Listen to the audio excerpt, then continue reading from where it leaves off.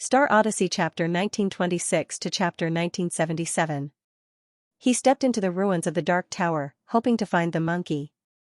There was a soft sound, and Luin stopped in his tracks and slowly turned around. A figure walked out from the corner of the ruins. Lu Yin's expression changed as he stared at the figure in shock. Undying Yushan.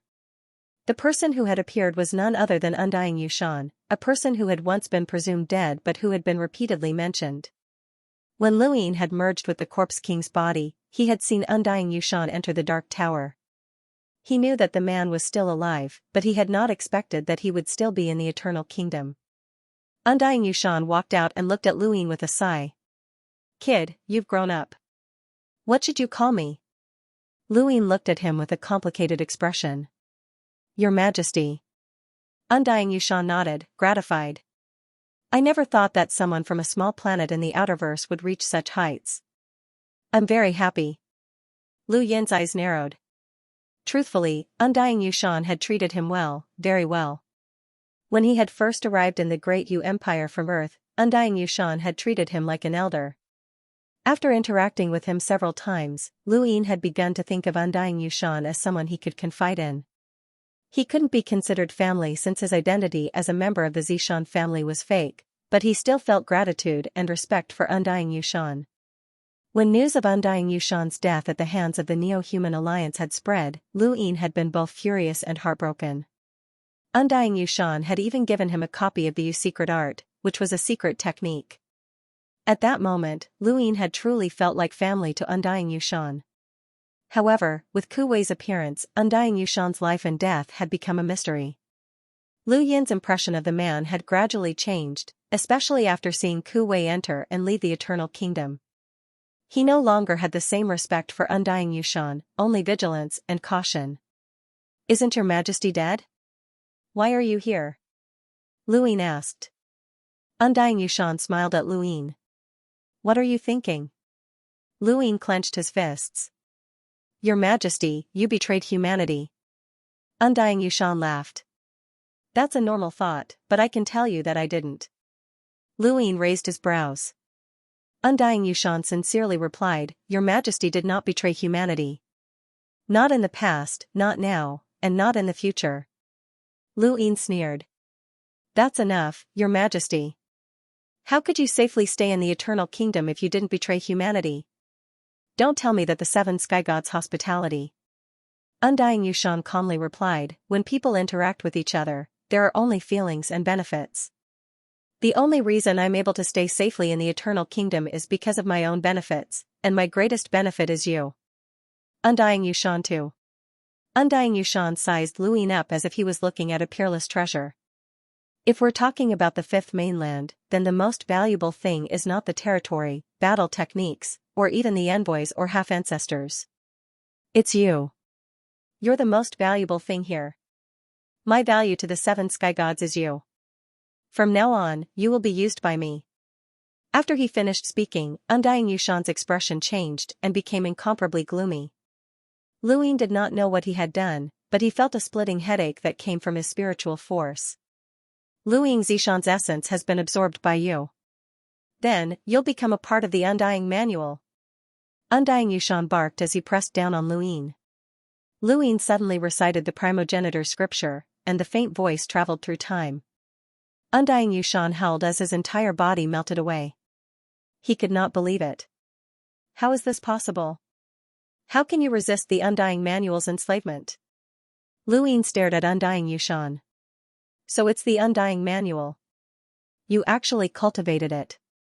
With it, you can control essence. Back in Kuan Swamp, you used essence to plan the rebellion." Undying Yushan clutched his head and held. He gritted his teeth and glared at Luin. "So it was you. You killed Cripple." Luin grabbed Undying Yushan's neck, but his hand passed through. His expression changed. "This isn't your true body?" Undying Yushan laughed bitterly. "Of course not. This is the Eternal Kingdom. How could my true body appear here? Kid, don't think that you can escape from the Undying Manual. Impossible, never. You don't know how terrifying the Undying Manual is." One day, you'll become its slave. His body then exploded. There was no flesh or blood, only essence scattered in all directions. Luin could have absorbed this essence, but he did not. He was full of misgivings. If not for the primogenitor's scripture, he would have been controlled. So it was the Undying Manual. Undying Yushan had really cultivated it. A body of essence, and spirit. What a strange technique. The head inquisitor's voice came from behind. Luin turned around and faced the head inquisitor with a solemn expression. He's Undying Yushan, and he cultivated the Undying Manual. He can use essence to control others and split them into millions. The head inquisitor was shocked. The Undying Manual from the Starfall Sea's legendary technique? Luin nodded. When the Undying Manual first appeared, the Hall of Honor sent people to search for it, but they couldn't find it. It was rumored that someone from the Outerverse obtained it, and they called them the Undying Duo. It must be him. Luin hadn't expected the head inquisitor to have heard of the Undying Duo. Senior, is the Undying Manual really that mysterious? Even you care about it? When the Undying Manual first appeared, it was rumored that cultivating this technique would grant one eternal life.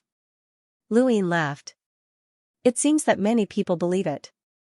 The Mavis clan, the Spectre clan, and the Seven Courts all sent people to the Great Yu Empire in search of the Undying Manual, but they couldn't find it. It is indeed mysterious, but eternal life is too absurd. Even progenitors don't have eternal life, the head inquisitor said as the ground beneath his feet cracked open and his body plummeted to the ground. The stronger someone was, the less they believed in this so-called eternal life. Otherwise, how could Undying Yushan have safely returned to the Great Yu Empire? Luin hurriedly followed him. It seemed that his senior had discovered something. This was a parallel spacetime, but it wasn't the same as the entire universe. There was only one eternal kingdom in this parallel spacetime. As the head inquisitor's body descended, the ground beneath Eternal Kingdom continued to crack open. Finally, a squarish object appeared at the end of the earth. It looked like a rock or a piece of metal, and there was nothing special about it.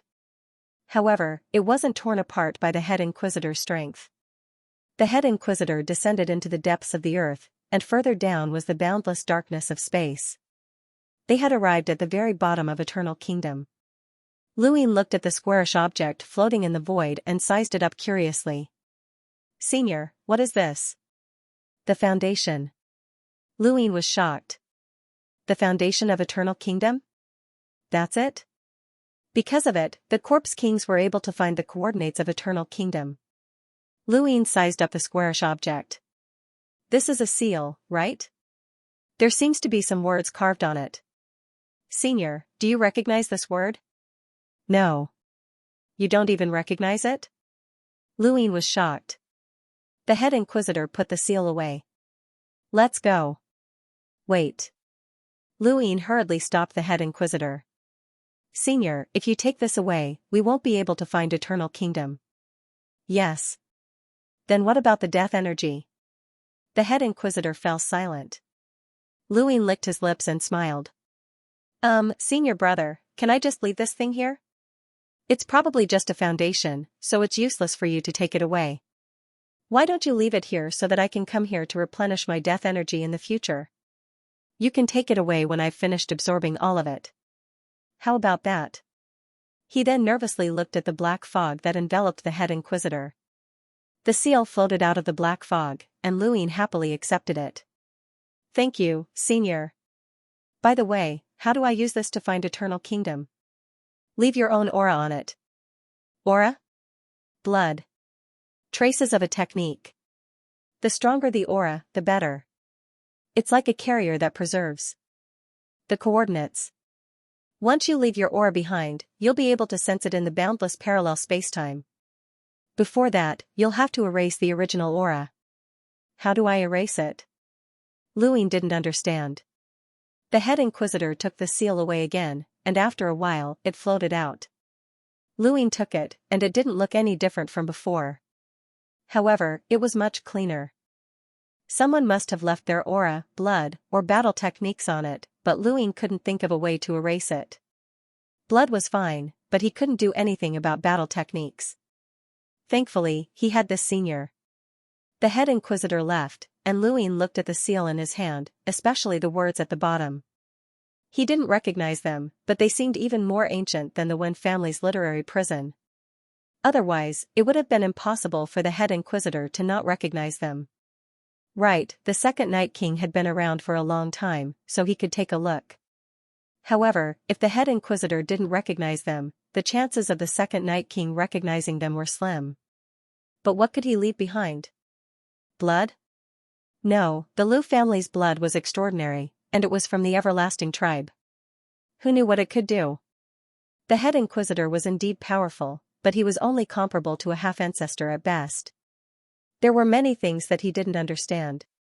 If blood didn't work, then it could only be a battle technique. Luin thought about it for a moment before raising his hand. Death Chi gathered in his palm and boiled before covering his face. This was Death Mask. After absorbing the Death Chi, Luin had seen the Death God's face, which was a fake face. At that moment, not only did he know the word, but he also knew how to use it. Death Mask could cover one's face with Death Chi, but it could also change one's appearance. This was the ability that Luin had been looking forward to the most. It was the Death God's battle technique, and he didn't know who would be able to see it clearly. This was his first time using Death Mask, so he wasn't too familiar with it.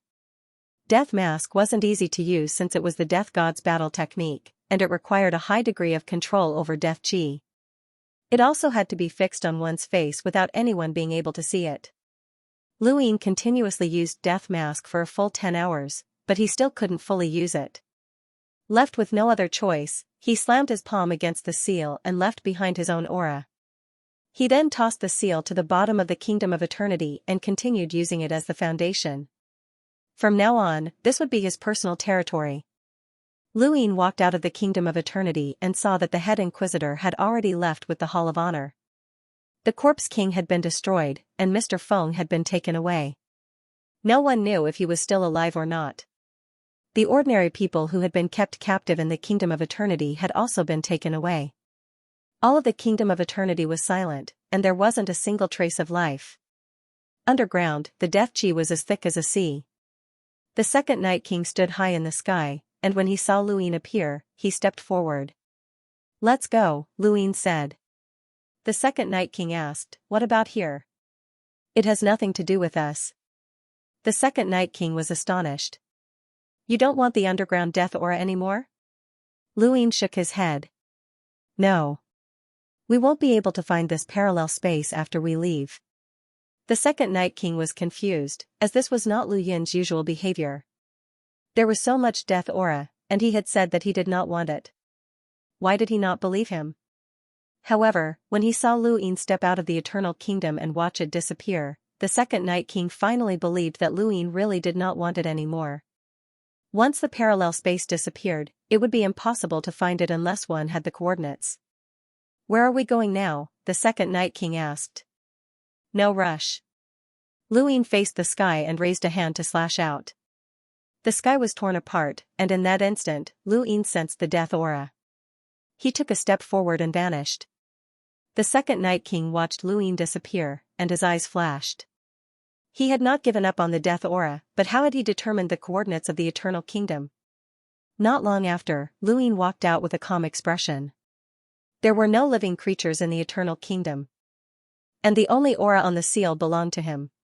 This meant that the Eternal Kingdom had become his private property in an entire parallel space, even though it was not as big as the outside world.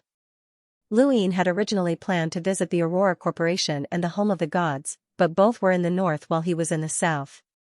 Perhaps visiting the Seven Courts would not be a bad idea. He wanted to visit the Ku family the most, and he was more interested in Ancestor Ku than anyone else. This progenitor, who had a very low presence, was 9 mountains and 8 seas.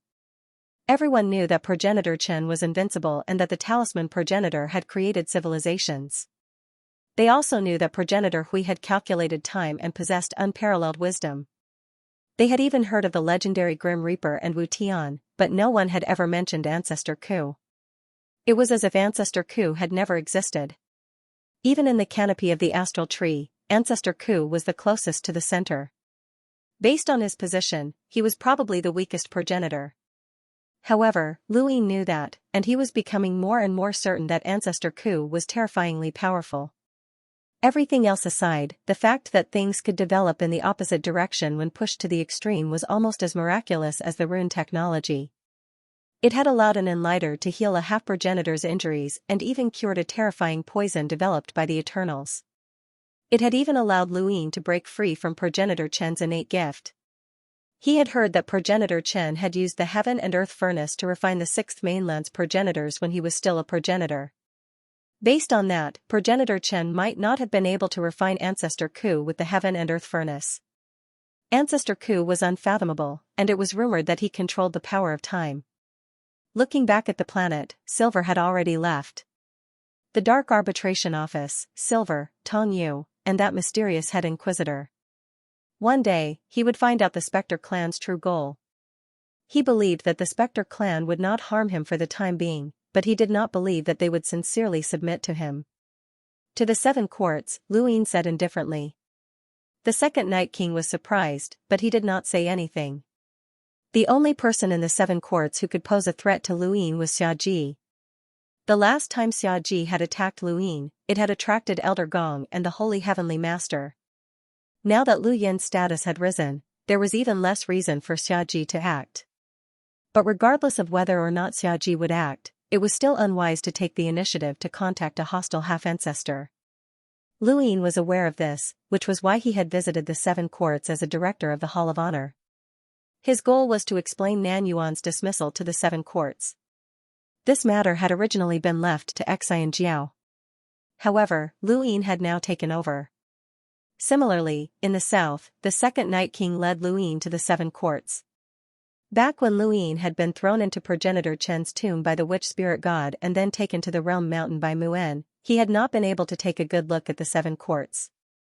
After so many years, he finally saw it clearly. The Seven Courts surrounded progenitor Chen's tomb from 7 directions. The Yu family's Great Styx River, the Ku family's Spirit Void Land, the Su family's Star Luo region, the Xia family's Summer Blade Continent, the Hui family's 10,000 Elephant Mountain, and the Shi family's Bone Plain. Only the Yu family was missing, as they had been replaced by the other 6 families. As he looked at the Summer Blade Continent in front of him, Luin recalled a rumor that the Summer Blade Continent was actually a blade that progenitor Chen had once used. He did not know if this was true, but he could not see any rune lines. It was not easy to see rune lines in the Neoverse, as they were all on guard against the home of the gods. If we go any further, we'll attract the attention of the Seven Courts, the second Night King said. Luin clasped his hands behind his back and said, "Knock." The second Night King was stunned, but then he raised his hand and made a knocking gesture. He pointed his middle finger at the void, causing layers of ripples to spread out and move towards the Summer Blade Continent. The second Night King's strength was shocking, and he was second only to a half-ancestor. His strength spread out, causing the entire Seven Courts to tremble. Deep within the Summer Blade Continent, Xiaji opened his eyes, revealing a cold and unconcealable killing intent. This brat actually dares to come? Luin had undergone his origin tribulation and defeated progenitor Chen, who was at the same realm as him. This had shattered Xiaji's belief that progenitor Chen was invincible, which had caused Xiaji to lose his composure and contact Luin.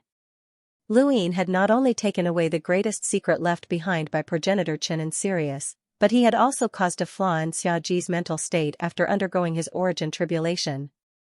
This hatred was even deeper than when the two family had been wiped out. It could be said that Luin had single-handedly suppressed Xiaji's hopes of breaking through to the progenitor realm. If possible, Xiaji would have killed Luin right then and there. However, he was a half-ancestor, and he could not openly make a move against a member of the Xia family. This was not as simple as lowering his status to deal with a junior. Even if he did not consider the fact that Luin was a half-ancestor, just his status as a member of the Xia family was enough for Elder Chan to make a move against him. A member of the Hall of Honor could be dealt with, but he definitely could not use such a method. Xiaji was still a half-ancestor, and he was the pillar of support for the Seven Courts. If he made a move against Luin, the Seven Courts would be doomed. Furthermore, the Seven Courts would not allow anything to happen to Luin. The Hui family and the Ku family treated Lu Ying completely differently from the Xia family. As he thought about it, the Xia family closed their eyes. Xia Ji could endure it. Back then, in order to obtain the jade annulus from Sirius, he had endured it for many years. He had even schemed against the small Big Sis mercenary group. Now, he could endure it all the same. The second Night King knocked on the door, drawing out all of the Xia family's experts. Besides Xia Yi, there was also Elder Xia Meng. When he saw Xia Yi appear, Lu Yin's eyes flashed. This old fellow had walked out of the blazing mist flow zone's burial gate in an attempt to destroy it and kill Emperor Luo and Shen Huang. If not for the Sea King's timely appearance, the Great Eastern Alliance would have suffered great losses, and Xia Yi himself would have been imprisoned in the Ross Empire's stronghold. However, Lu Yin did not know who had released him, and he guessed that it had been the Leaf King. So it's the second Night King. Alliance Head Lu, may I know why you've come to my Summerblade continent? Xia Yi asked in an unceremonious tone. The second Night King retreated, and Lu Yin smiled. Nan Yuan is from your Xia family, right? He kidnapped a director's grandson in an attempt to control the three elders and dominate the board. The board has already informed your Xia family of this matter, and I'm here to explain it to you. Xia Yi remained calm. There's no need for that. We already know, and we'll send someone else to replace Nan Yuan. There's no need for Alliance Head Lu to worry. Lu Yin did not care about Xia Yi, as this person existed only in name. He looked at Xia Meng, and she looked back at him. Senior, long time no see, Lu Yin said. Xia Meng looked at Lu Yin seriously. You've changed so much. Back when you schemed against Nine Nether, you were just a junior, but now, you possess such terrifying strength. Lu Yin was shocked. I can't be compared to Senior. Xia Meng looked deeply at Lu Yin. Did you meet him in that region of space? Lu Yin nodded and was about to say something when he glanced at Xia Yi. Xia Yi, you can go ahead if you have something to attend to. I don't plan on entering the Summerblade continent anyway. Xia Yi's eyes widened. Xiao Luo is my son. Can't I know about his matters? No, Lu Yin replied straightforwardly. He now had the confidence to say no to anyone, and there was no need for him to give face to certain people. Xia Yi was furious. Alliance Head Lu, please listen carefully. Xiao Luo is my son. Family head, please go back, Xia Meng said. Xia Yi glared at Xia Meng. Why can't I know about my son's situation? Xia Meng was disgusted. Go back. Don't force my hand. Xia Yi was furious, but he did not dare to resist. He was far weaker than Xia Meng, and there was no way he could retaliate. Helpless, Xia Yi could only leave. Before he left, he glared at Lu Yin. He should have killed this brat in the burial garden. Xia Yi has left. Alliance Head Lu, please speak your mind, Xia Meng said. Lu Yin replied, I did see Xiao Luo before I came back. He's doing well and has joined the Shenwu Plain. His status should be quite high. Xia Meng nodded, but it wasn't clear whether she believed him or not. Thank you, Alliance Head Lu. In the entire Xia family, the only one who cared about Xiao Luo was Xia Meng. She was also the only one who had wanted to save Xiao Jiuyo. Lu Yin did not have any ill feelings towards this woman, even if she was likely an enemy. Alliance Head Lu, is there anything else other than Nan Yuan's matter? Xia Meng asked. Lu Yin thought about it. There's another piece of advice. Xia Meng looked at him. Speak. Lu Yin's expression was solemn. Although the Board of Governors will always reserve a spot for the 7 courts, this spot can be filled by many people and can be constantly replaced. I hope that the person who replaces Nan Yuan won't cause trouble for me. Otherwise, I'll have a headache. Xia Meng replied, I'll pass on your message to the family head. There's no need for that. Just pass it on to Xia Ji. Xia Yi is just a useless piece of trash. Lu Yin's attitude changed when he mentioned Xia Ji. Xia Meng frowned. No matter what, Xia Ji is an ancestor of the Xia family. Alliance Head Lu, please be more courteous. Lu Yin smiled. Alright, I'll give you some face and not scold someone from your Xia family. Xia Meng didn't know how to continue this conversation. This youth was no longer someone she could bully. Luine was the only one who had ever scolded a Xia family half-ancestor outside of the Summerblade mainland. "Farewell, senior," Luine said. Xia Meng's tone was calm. "Alliance head Lu, regardless of whether you're a friend or foe, you've saved so many commoners in the Outerverse. I admire you for that." She then turned and left. Xia Meng's words surprised Luine. Very few people in the Neoverse cared about the life and death of the Outerverse people. There were even some people who didn't even know about the existence of the Outerverse. To them, the Innerverse and Outerverse were the same. He hadn't expected that this beautiful woman with a power level close to 1,000,000 would actually care.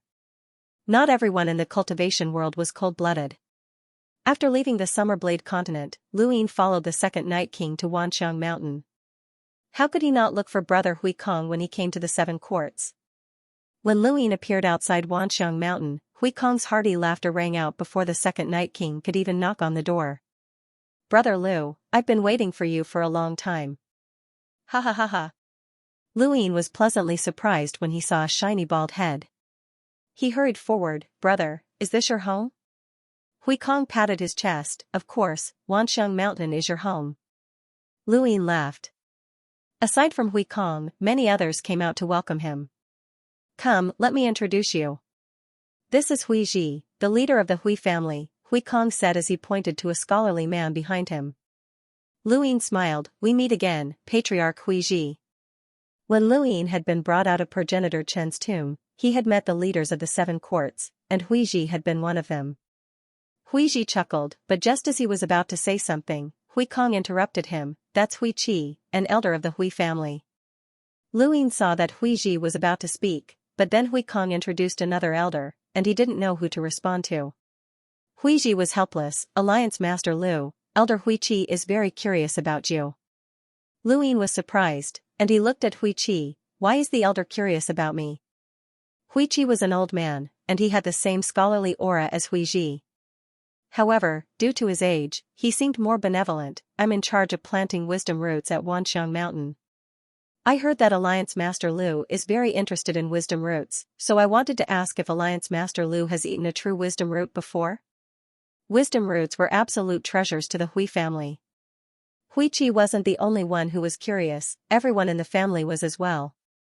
Luine didn't hide it. "I have, and more than once." Hui Kong was shocked, and he patted Lu Yin's shoulder. "Brother, I know that you've eaten wisdom roots before, but you didn't say that it's more than once." Luine shrugged. "Bro, you didn't ask." "I forgot." Hui Kong laughed heartily.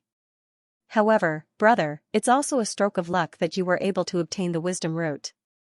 I wasn't wrong, you are indeed very talented." Hui Ji was speechless. Was this related to talent? Hui Qi hurriedly asked, "Alliance Master Lu, may I know where your wisdom came from?"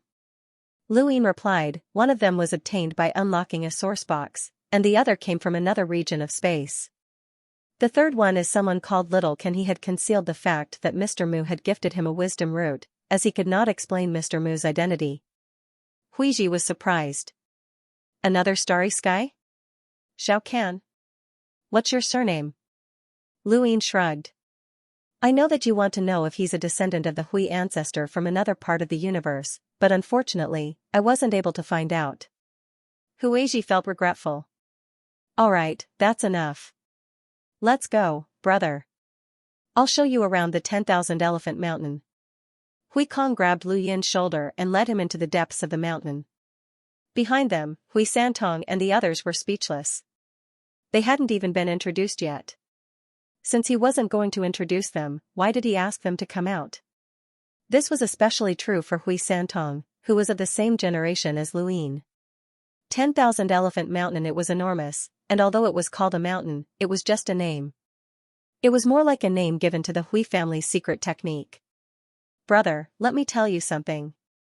When I left the Hui family, there was still an ancestor alive. That old man was of the same generation as Xia Ji, and he had almost broken through to become a half-step ancestor. Unfortunately, he died. Now, you are the Hui family's most senior member.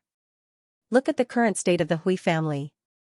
The patriarch isn't even an emissary, and the elders are only at 3 origin tribulations. Even they can't beat you. What a joke. Brother, look at this wisdom root. It's been planted in a mess. Luin followed Hui Kong around the 10,000 Elephant Mountain.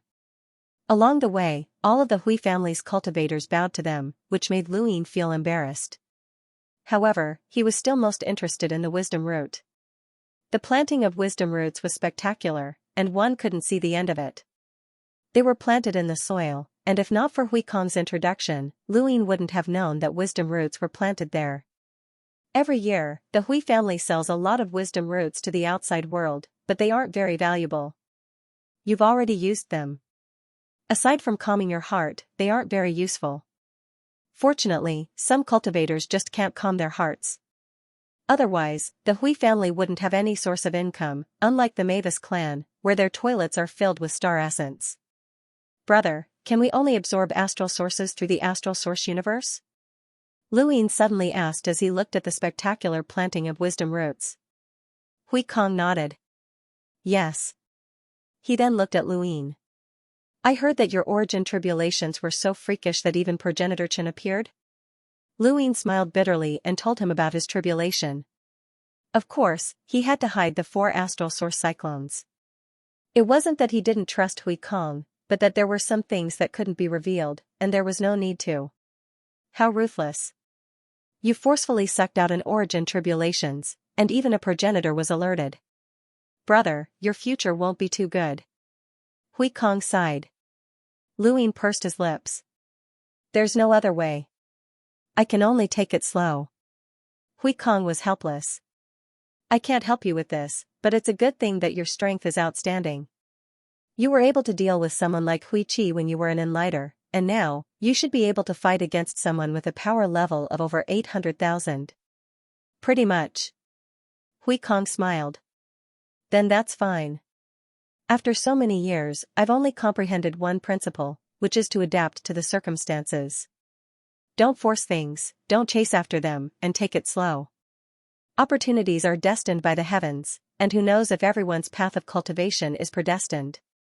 Luin looked at Hui Kong strangely. Brother, your words are very strange. Hui Kong looked up and sighed.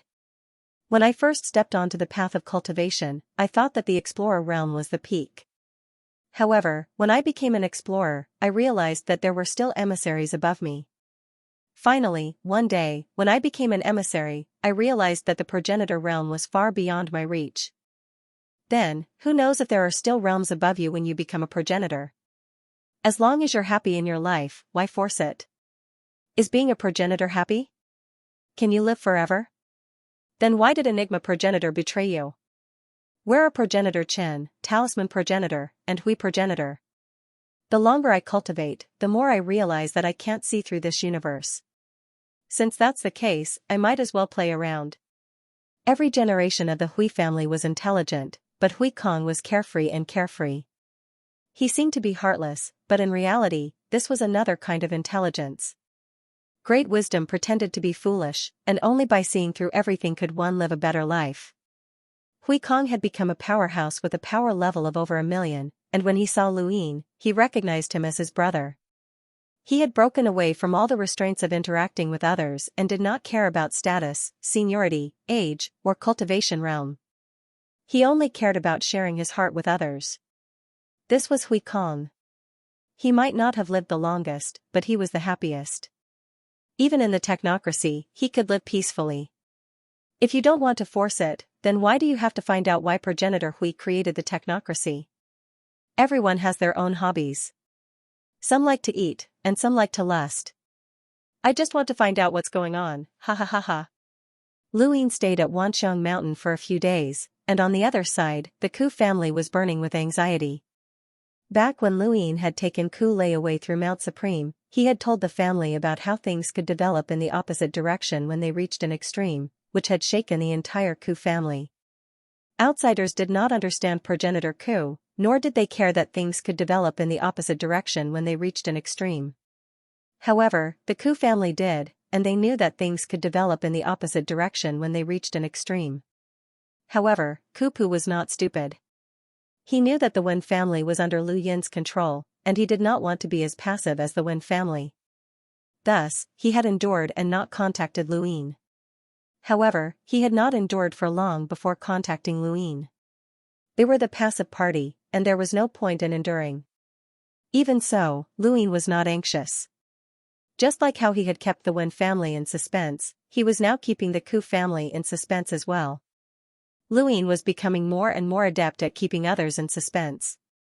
At the moment, Lu Yin was at Wanxiang Mountain, which was not far from the land of Spirit Void. Ku Pu thought about it for a long time before finally contacting Lu Yin and inviting him to the Ku family as a guest. Lu Yin's lips curled up when he saw Ku Pu's call, as he had been waiting for Ku Pu to contact him. "What is it, Patriarch Ku Pu?" Lu Yin picked up. Ku Pu smiled and pretended to be relaxed. "Alliance Master Lu, I heard that you went to Wanxiang Mountain as a guest?" "Yes, Brother Hui Kong invited me a few times, and I happened to pass by the southern border, so I decided to come. My family's land of Spirit Void is not far from Wanxiang Mountain, so I formally invite Alliance Master Lu to my family as a guest. Will you give me face?" Ku Pu smiled. Lu Yin replied, "Of course. How can I refuse an invitation from Patriarch Ku Pu? I'll head over as soon as possible. In that case, I'll wait for Alliance Master Lu. The Ku family will definitely welcome you." Ku Pu then ended the call. Lu Yin let out a long sigh. Ku Pu? The Ku family's patriarch? Hui Kong had heard the call. They were currently tasting wisdom root tea. Lu Yin nodded. "That's him. Ku Pu invited you to the land of Spirit Void as a guest? That doesn't seem like the Ku family." Hui Kong was puzzled. Lu Yin was pleased. "I have something they need." Hui Kong understood. No wonder. The Ku family has always been closed off, but they're also arrogant and rarely take the initiative to invite others as guests. "Brother, you should be careful when it comes to the Ku family." "What's wrong?" Lu Yin did not understand. Hui Kong muttered to himself, "The Ku family is not simple. I remember that old guy saying that he'd heard Ancestor Hui mention Ku Pu before. He said that Ku Pu was not simple and that anyone who underestimated him would be unlucky." "Right, I remember something else, but I forgot. Let me think." Lu Yin was not in a hurry. "Brother, have some tea." He obviously knew that Ku Pu was not simple, but he had not thought that he would be able to learn something from Hui Kong. "Oh, right." Hui Kong slammed the table. "I remember now. That old guy heard Ancestor Hui mention something. Anyone can die, but Ku Pu is the least likely." Lu Yin's gaze froze. "What does that mean?" Hui Kong shook his head. "I don't know. That old guy only said that. We weren't interested in Ku Pu at the time, so we didn't ask. If you hadn't wanted to go to the Ku family, I wouldn't have remembered." Lu Yin's eyes flashed.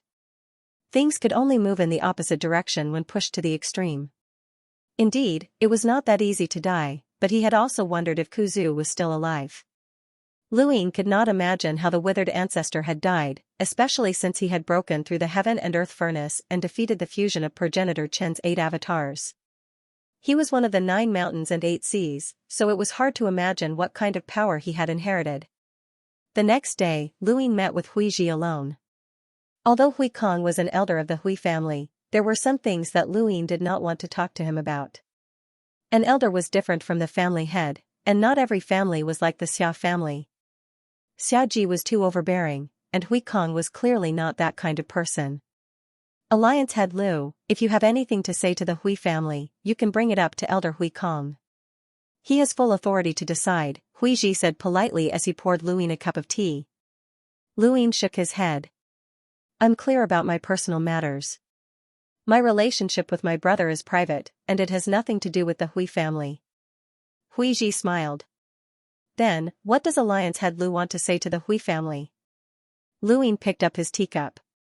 "The taste of a fake root of wisdom is indeed different from a real root of wisdom." Hui Ji was helpless. "I'm sorry, Alliance head Lu, but I can't bring out a real root of wisdom to entertain you. If I did, Elder Hui Kong would not have been stingy." "I know." Lu Yin put down his teacup. But does the Hui family really not have a root of wisdom? Huiji paused in the middle of picking up his teacup, but then he casually took a sip. No. I've heard Brother Hui Kong mention it before. When he left the Hui family still had the root of wisdom. Many years ago, when I first heard of the root of wisdom, someone told me that the Hui family should have preserved the true root of wisdom. How could the dignified Hui family, the successor of ancestor Hui, not have the root of wisdom? Huiji laughed and looked at Luin. Alliance head Lu, are you suspecting me or Elder Hui Kong? My brother definitely doesn't know, or he would have given it to me immediately. Huiji's face twitched. So my family doesn't have a root of wisdom. Luin sighed. I'm relieved to hear that. You're worried that Brother Hui Kong would give it to me directly, so the real root of wisdom doesn't exist. Huiji did not say anything, but he did not deny it either. No one could blame him. Hui Kong was a generous person, and he really could have just given it to Luin. To the Hui family, this would be a huge loss, but he could not openly object, so he could only do this. Have you ever drunk the real wisdom root tea? Luin asked. Huiji's eyes flashed with longing, but he shook his head and sighed. Of course not. I'll make a deal with the clan head. I've heard that planting a true wisdom root requires teardrop dust, and I just happen to have it, Luin said indifferently as he rubbed his teacup. Huiji was shocked and looked at Luin in disbelief. What did you say? Do you have teardrop dust? Luin took out the upgraded tear dust from his cosmic ring. He did not know whether the upgraded tear dust was the mother tear dust or not, but it was definitely not an ordinary tear dust. Huiji's eyes widened when he saw the tear dust that looked like jewels that Luin had taken out. Every grain seemed to be exquisitely crafted, and they were all perfectly round. Piled together, they looked beautiful and dazzling. That's right, this is tear dust, but... Luin raised an eyebrow. Was there a problem? But, how can there be so many? Huiji was in disbelief, as if he had seen a ghost. He stared at Luin in a daze. Ancestor Hui, I don't know how little teardrop dust there is, but regardless of whether it's records or species analysis, it's impossible to produce so many teardrop dust at once. Luin answered, a predecessor collected it, and I just happened to obtain it. This was the only explanation. Huiji looked at Luin deeply as he recalled everything that had happened to him. It was rumored that when the inner verse and outer verse had been separated, Luin had faced the pressure of an enlighter, but he had taken out one external item after another to turn the tables. Whether it was external items, power vessels, or natural treasures that could help one avoid danger, he had been able to obtain an endless supply of them. Many people had guessed that he had obtained a complete inheritance from some powerful ancient power. However, that was the outer verse, so what kind of powerful ancient inheritance could there be in that place? Because of this, the various powers of the universe had sent people into the Great Eastern Alliance to investigate the truth, but their efforts had all been in vain. However, according to Huiji's analysis, it was unlikely that there was an ancient inheritance hidden in the outerverse. Instead, it was more likely that there was a great world. No matter where Luin went, he would have external items that could help him deal with powerful enemies. All sorts of rare treasures had appeared, and he had even been able to escape from Xiaoji's attack.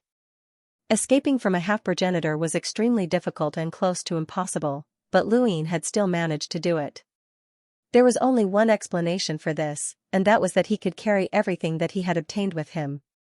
It was impossible for him to have a cosmic ring, and he had only obtained Mount Supreme after the Sovereign Tournament, which was also impossible. The only possibility was that he had obtained a complete inheritance from an incomparably powerful great world. If he wanted to obtain benefits from that great world, then it was very likely that it had something to do with star essence. It did not make sense for such a talented cultivator to view wealth as his life. This was the Hui family's guess about Luin. However, the Hui family had never publicly announced this guess. Of course, it might not be just the Hui family, as other powers had their own guesses as well. However, they were unable to verify them, as they no longer had the opportunity to do so. Luin had climbed too quickly and too high, to the point where even a half-progenitor would find it difficult to deal with him. Alliance Master Lu, how do you wish to trade? Huiji asked Luin, suppressing his desire for the teardrop dust. No matter how calm Huiji appeared, Luin could sense his desire. To the Hui family, the value of the teardrop dust was comparable to a secret technique. No, it was even more precious than a secret technique. With the teardrop dust, they would have the possibility of planting a true root of wisdom, which would be a blessing for generations to come. With a true root of wisdom, the Hui family's status would be upended, and the entire universe would have to curry favor with them. A little bit of teardrop dust would have limitless possibilities for the Hui family. Lu Yin's lips curled up. I want to know what the Hui family can give me. Hui Ji and Lu Yin exchanged glances. This young man was not just a cultivator, but also someone who stood at the peak of the universe. The Hui family might not be able to give him what he wanted. Alliance Master Lu, what exactly do you want? A true root of wisdom? Hui Ji asked.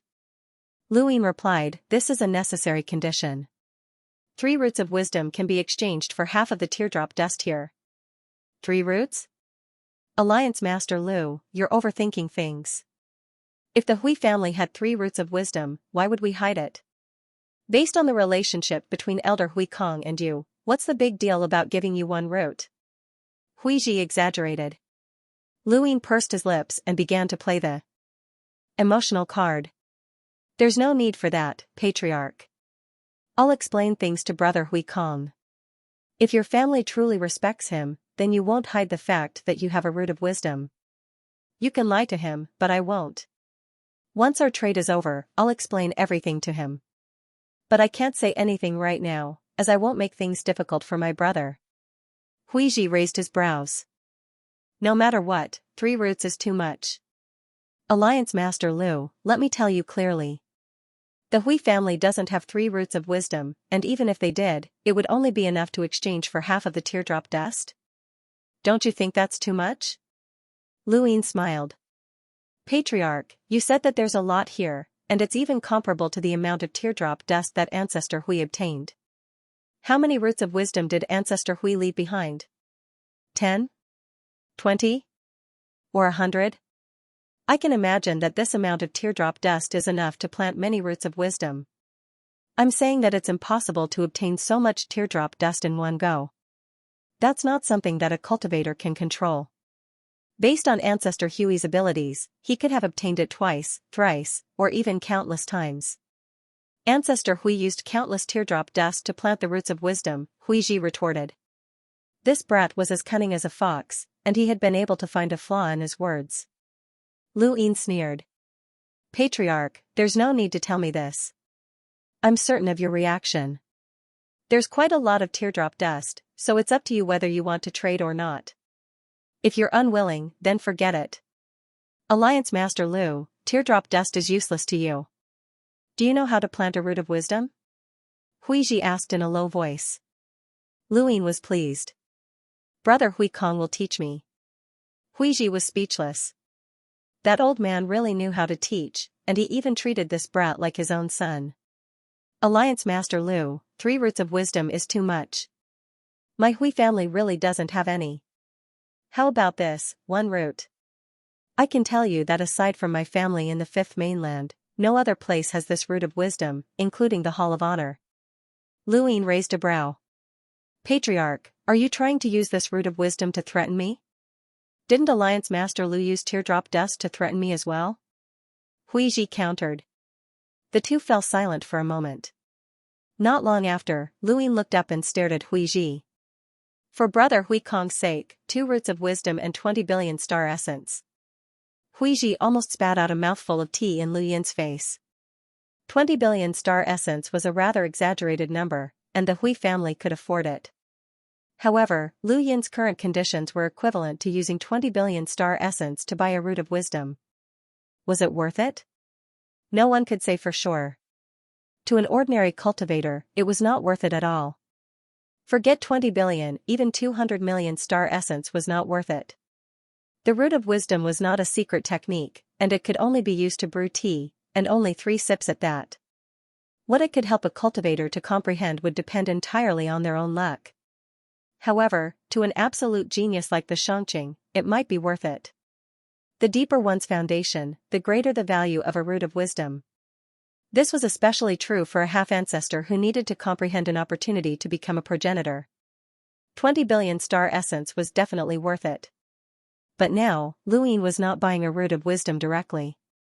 Instead, he was buying the teardrop dust along with 2 other roots of wisdom. Huiji did not know how to proceed with this transaction. He paused and looked at the teardrop dust. Alliance Master Lu, Elder Hui Kong has a close relationship with you, so I won't beat around the bush. He paused and then looked at the teardrop dust. There is indeed a lot of this teardrop dust. I don't know how you obtained it, but just the teardrop dust alone is not enough to plant a root of wisdom. You'll need many other precious materials, and even if you can plant a complete root of wisdom, you'll only be able to plant 5 baths of it at most. Don't even think about it. With your conditions and the benefits that the teardrop dust will bring to the Hui family, we're making a huge loss. If Alliance Master Lu insists on this transaction, then I can only see you out. He then took another sip of tea. Luin did not know whether Huiji was telling the truth or not. The Hui family was smart, and Luin could not see through Huiji. He did not know how much this teardrop dust was worth, but it was indeed useless to him. He urgently needed a root of wisdom to reverse time and use it to reach Progenitor Chen's realm, where he could reverse time and space. This was a huge temptation. Actually, this teardrop dust wasn't that rare, and he could upgrade it and obtain it. Luin sighed and sincerely said, I can feel Senior Huiji's sincerity. Alright, 1 wisdom root and 20 billion star essence. I'll give it all to you. Huiji was stunned and looked at Luin in shock. He's giving in? So easily? Luin replied seriously, this isn't just a transaction. I hope to use this opportunity to form a good relationship with the Hui family. Although the 7 quartz is one of the 3 dark hands, they haven't done anything evil. The only ones who are hostile towards me are the Xia family. I hope that the Hui family will stand on the same side as me on this matter. Huiji nodded and sincerely said, rest assured, Alliance Leader Lu. I don't know why the Xia family is hostile towards you, but the Hui family and the Xia family aren't united. The 7 quartz only joined forces to protect Progenitor Chen's tomb. Luin smiled. Alright. He then pushed the teardrop dust towards Huiji. Huiji was excited and carefully took it. He looked at the teardrop dust as if it were a peerless treasure. What he had said to Luin was an exaggeration. Planting a root of wisdom truly required many rare materials, but the Hui family had collected many of them over the years. The only thing they had lacked was the teardrop dust. Now that they had obtained the teardrop dust, the Hui family could truly plant a root of wisdom.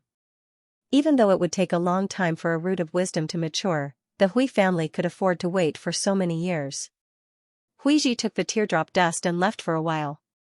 Not long after, he returned to Luin with a true wisdom root. Lu Yin's eyes lit up, and he quickly put the wisdom root away with a satisfied smile. Alliance Leader Lu, here are 20 billion star essence. Take care of them. Huiji handed Luin 10 cosmic rings with a pained expression. This was the Hui family, any other family might not have been able to take out so much money at once. 20 billion star essence was already an outrageous amount. The Hui family sold wisdom roots, and they were smart themselves. They had accumulated so many resources over countless years, but now that Luin had taken so much away, even Huiji's expression turned ugly. Luin took the cosmic rings and saw that there were actually 10 of them. These rings were too small, and he despised them a little. Alliance Leader Lu, I have a presumptuous request that I hope you can agree to, Huiji said. Luin was in a good mood. Go ahead. Huiji coughed. I hope that Alliance Master Lu won't tell Elder Hui Kong about this transaction. Luin looked at him and nodded. I don't want to make things difficult for you either. This is between me and the Hui family, and it has nothing to do with you. Huiji heaved a sigh of relief. Thank you, Alliance Master Lu.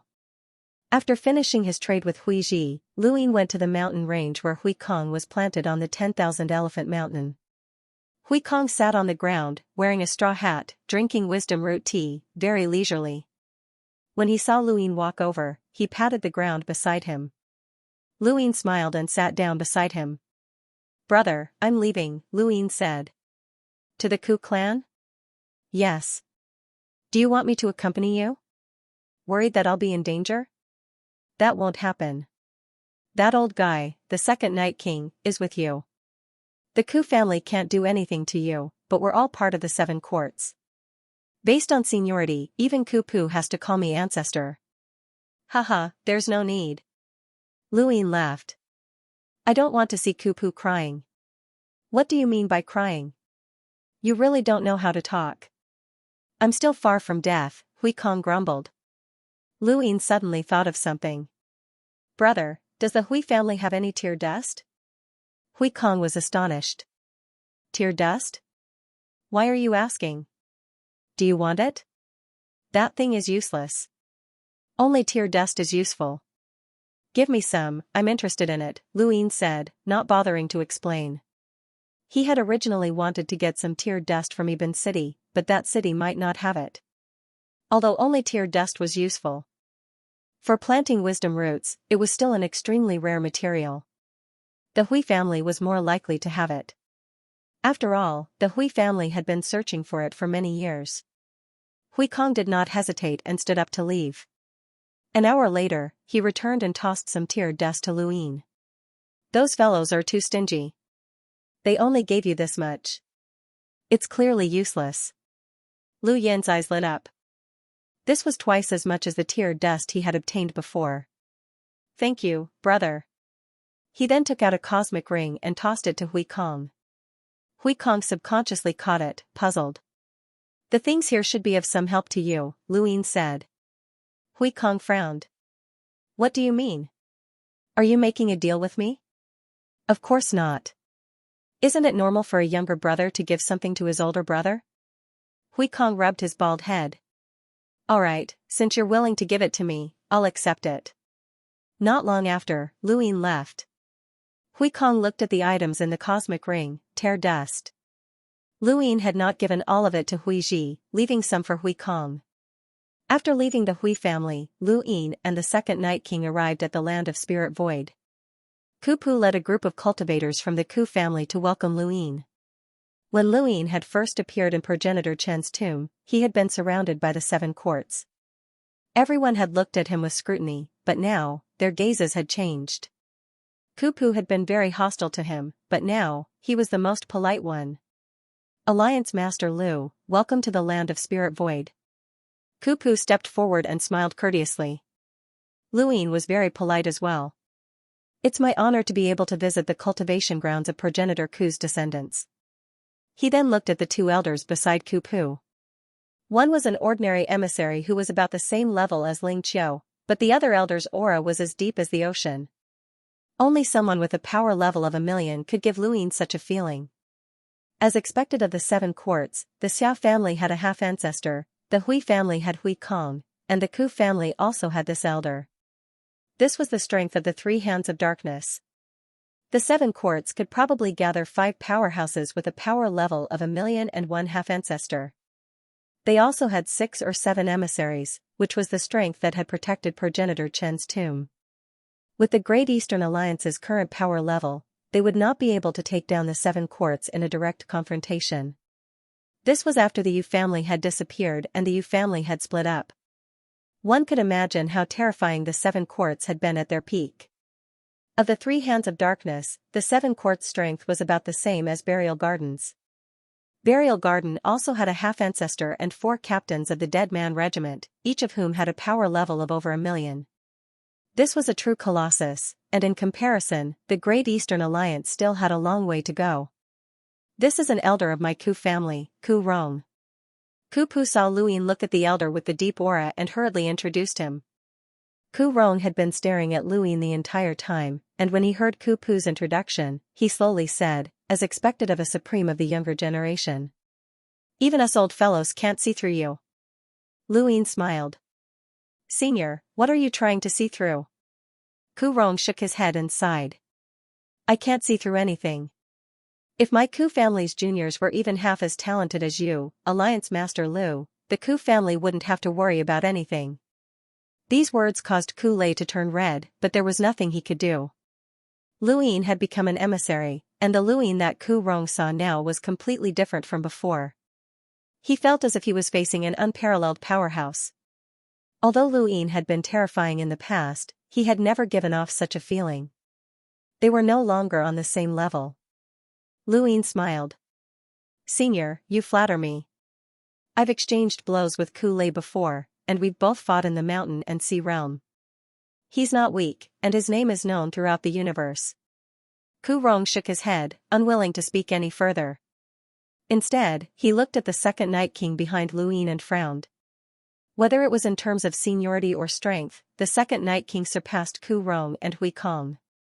However, when he stood behind Luin, people would unconsciously overlook him. This was a terrifying phenomenon, as it meant that Lu Yin's radiance was enough to cover up his own lack of strength. This was even more terrifying than Lu Yin's power level. Alliance Master Lu, please introduce the mister behind you, Ku Rong said. The second Night King looked up at Ku Rong. In that instant, Ku Rong felt a sense of pressure, and his expression changed. Luin raised a hand and waved. The second Night King's body suddenly vanished. There's nothing much to introduce. He's just a loser who wanted to come to the Neoverse but couldn't, Luin said. Senior, this junior is very interested in the Spirit Void Land. Can you show this junior around? He had completely ignored Ku Pu, the family leader. In terms of understanding of Ancestor Ku, no one could compare to an old fellow like Ku Rong.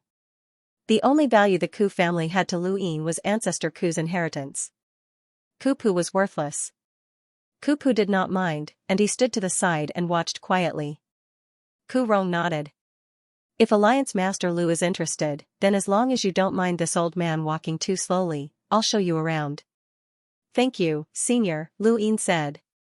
The Spirit Void Land was filled with star energy, and all living things thrived there. The environment was beautiful, but due to the frequent lightning strikes, many withered trees littered the land. These trees were not cleared away and were instead left behind. The older the tree, the more valuable it was, as it was the raw material used to create the time-withered tree. There was a crackling sound, and even though it was a clear day with no clouds in sight, a sudden bolt of lightning struck down and destroyed an ancient tree, setting it ablaze. I heard from Kuwei that the Spirit Void Land is filled with lightning all year round without any warning. It seems that it's true. Senior, where does this lightning come from? Luin asked as he followed Ku Rong around the Spirit Void Land. Ku Rong replied, it's just a natural phenomenon. It's not that mysterious. Is that so? Luin looked at the burning trees in the distance. Just a natural phenomenon? How was that possible? This lightning had come so suddenly that Ku Rong had not even noticed it. With his strength, he could easily dodge even an astral calamity, let alone a mere lightning strike. However, since Ku Rong did not want to talk about it, Luin did not ask further.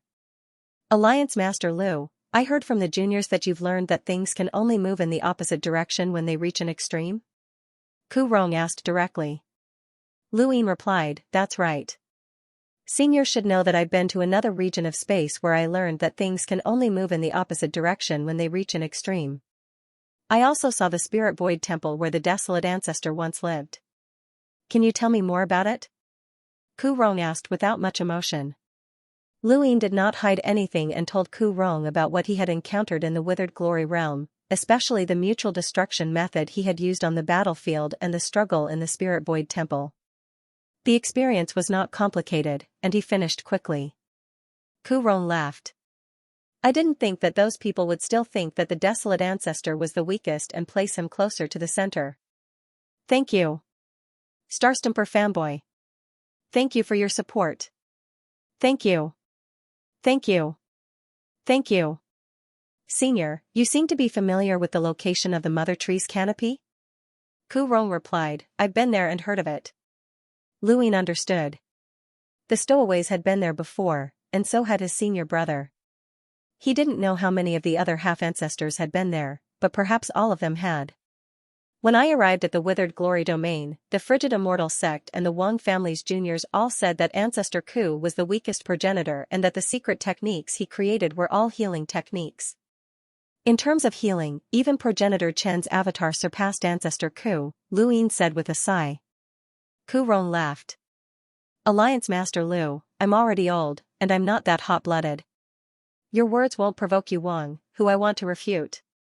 Luin pursed his lips. These old fellows were troublesome, their mentality was too stable.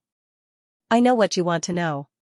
In fact, no one has ever really wanted to know about our ancestors. Since Alliance Master Lu is interested, I won't hide anything from you, Ku Rong said. Lu Yin's eyes lit up. Please speak, senior. Ku Rong clasped his hands behind his back. Lightning fell from the sky and ignited a mountain fire. This scene was too normal. My ancestor's original name was Ku Jia. It's a very ordinary name, but it's also a bit humiliating. Because my ancestor's body was withered when he was born, he was discriminated against. Even his own parents didn't want to come into contact with him, so he got this name. As for his innate talent, Ku Rong smiled bitterly, it was also very poor. Lu Yin was shocked. The desolate ancestor's cultivation talent was poor? He had never experienced such a feeling before. He had always been synonymous with extraordinary talent. But so what if he wasn't talented enough? He never gave up. Even if the path of cultivation was full of obstacles, he never gave up. He never accepted his fate. My ancestor changed when he started practicing withering meditation. Withered Zen wasn't created by the ancestor himself, it was passed down from ancient times. It wasn't a very powerful technique, but it was very suitable for the ancestor's state of mind. Because he practiced withered Zen, the ancestor almost died in meditation. In the end, he understood that when things reach an extreme, they will move in the opposite direction. If he hadn't understood that, he would have turned into a fossil. Lu Yin was shocked. He could not imagine how much willpower a person would have to have cultivated a technique to the point where he was close to becoming a fossil.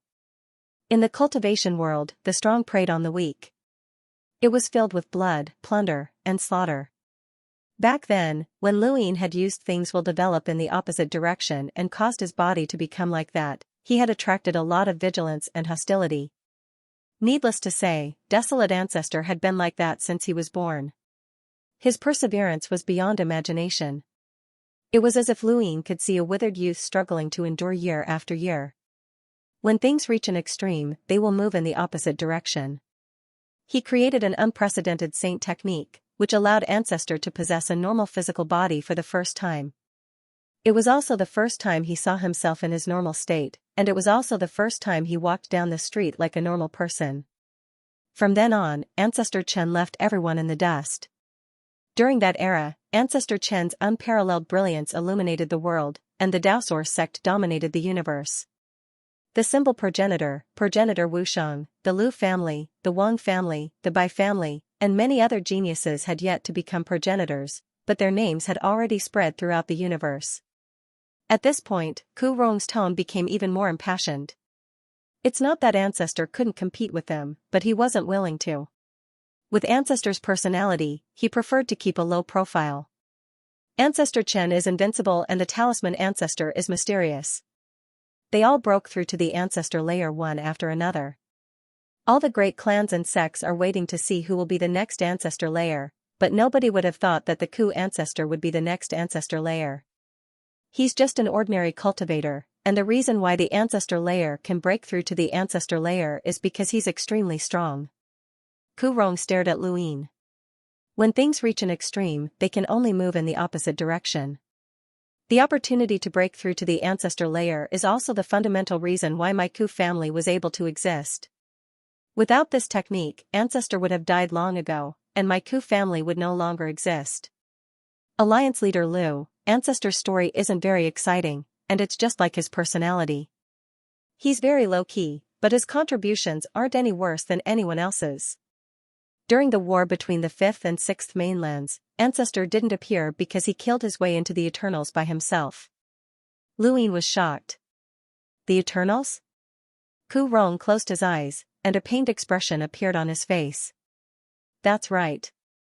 Ancestor killed his way into the Eternals by himself and never returned. If there's anyone who understood Ancestor during that era, it would be the Eternals. Although Ancestor's name never spread throughout the universe, his opponents weren't weak, especially the Eternals. Ancestor's opponents were the 7 Sky Gods, and only the 7 Sky Gods were qualified to fight against Ancestor. Lu Yin had never expected Ku Rong to disappear in such a manner. What about the ruler's realm's spirit void temple? It's said that Ku Rong died there. Ku Rong shook his head. There's no ancestor there. Perhaps it's his disciple, but ancestor himself charged into the Eternals, and his fate is a mystery. Why did Ku Rong charge into the Eternals? Luin did not understand. Even progenitor Chen, the symbol progenitor, and the powerhouses from the Lu, Wang, and Bai families had not done so, so why had Ku Rong done so? I don't know. Us descendants are useless, and we can't even find out if ancestor is dead or alive, Ku Rong said bitterly. Just as Ku Rong had said, Ku Rong had been too low-key. Even though he had been a progenitor, he had not had much of a presence during that dazzling era. If Xianxia had not told Luin about this, Luin would not have known that Ku Rong was one of the 9 mountains and 8 seas. What kind of concept was the 9 mountains and 8 seas? Only absolute powerhouses were qualified to occupy such a place, and it was not something that anyone who had become a progenitor could occupy. During the era of the Daosource sect, the 5th mainland had been overseen by progenitors all year round, and there had even been more than one. However, the 9 mountains and 8 seas had been empty most of the time, and they had only been fully occupied during progenitor Chen's era. Luin could imagine how shocked the 5th and 6th mainlands had been when Ku Rong had become a progenitor. When Ku Rong had occupied the 9 mountains and 8 seas, those people had been so shocked that they had doubted their lives. Since Ku Rong had been able to occupy one of the 9 mountains and 8 seas, he had been an absolute genius that could not be erased from that era. He had been a low-key, unconventional genius. It was unimaginable that no one would pay attention to someone who had cultivated to the progenitor realm, but Ku Rong had done it. If what Ku Rong had said was true, then Ku Rong had killed his way into the Eternals alone. His contributions would not be any less than progenitor Chen's, and he might even be more respected. Ku Rong looked at Luin solemnly. Alliance Master Lu, I know that my Ku family does not have a selfless relationship with you, and I've heard from Ku Pu that there have been some disagreements between us in the past. However, I would still like to shamelessly ask Alliance Master Lu for advice. No matter what the conditions are, as long as my Ku family can afford it, please feel free to state them.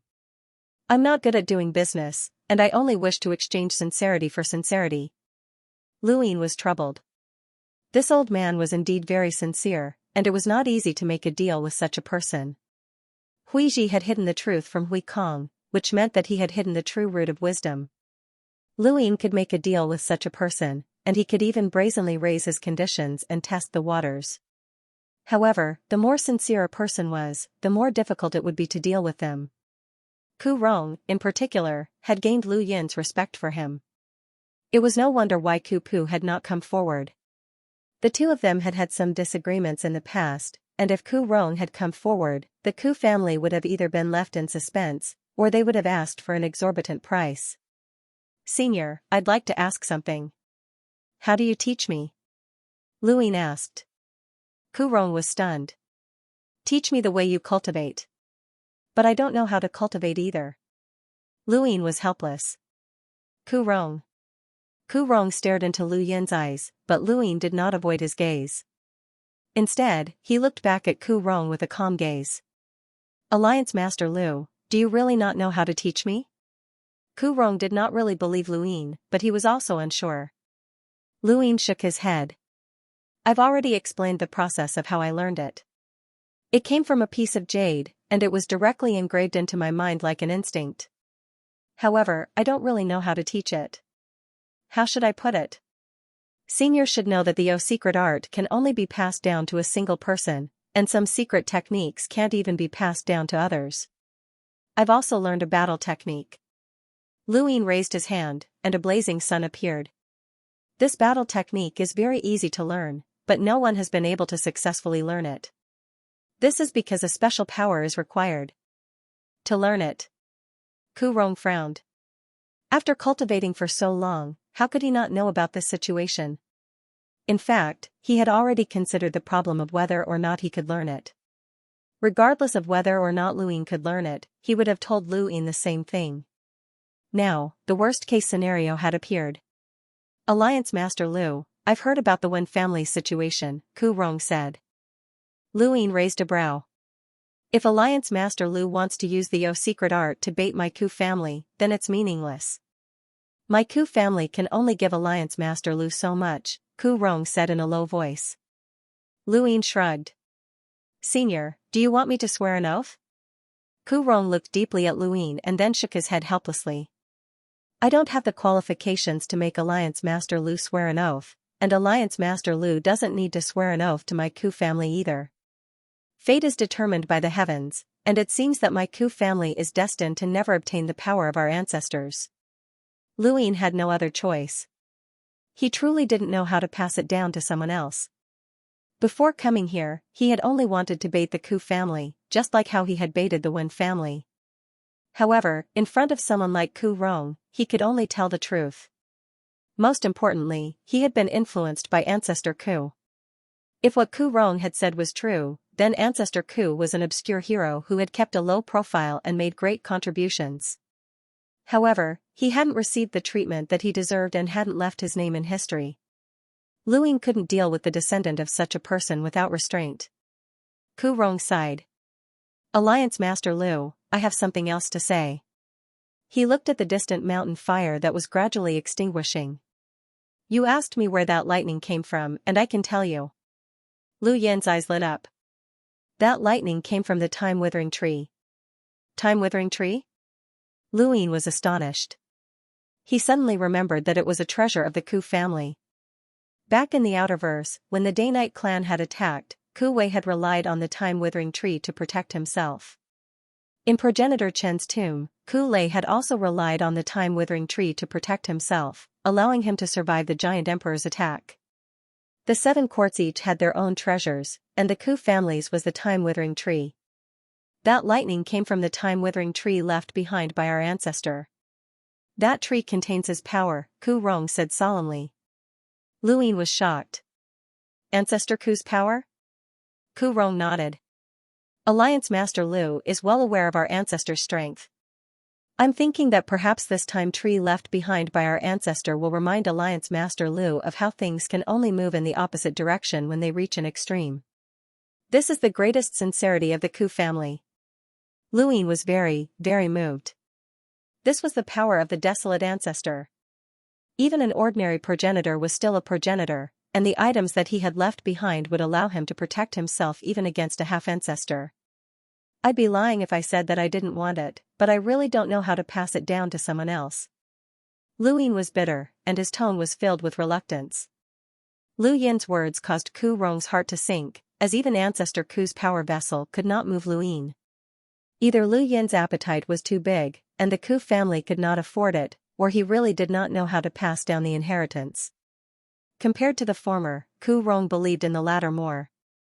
If it was so easy to pass down the inheritance, then Ancestor Ku would have left it behind, and it was impossible that his disciple did not know how to do it. What a pity! Senior, is Ancestor Ku's time-withering wood for sale? Lu Yin suddenly asked. This junior can exchange for it with some good stuff. Ku Rong was not in a good mood. Alliance Leader Lu, please rest well.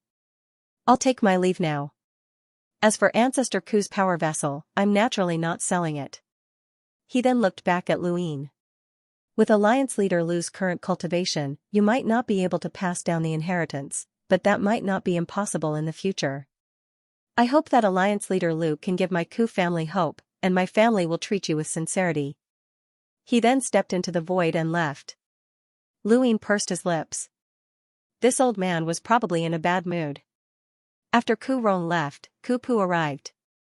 Given Lu Yin's status, it was only right for Ku Pu to receive him. Ku Pu already knew that things could not be passed down, but he still treated Lu Yin very well. The Ku family needed hope, and Lu Yin was willing to give it to them. This was different from the Wen family hanging around, as that was a literal literary prison. Here, however, there was only hope. Ku Pu had forgotten his past disagreements with Lu Yin, and he brought Lu Yin around the spirit void land. He also told Lu Yin about Ancestor Ku, and the two of them occasionally mentioned Ku Wei.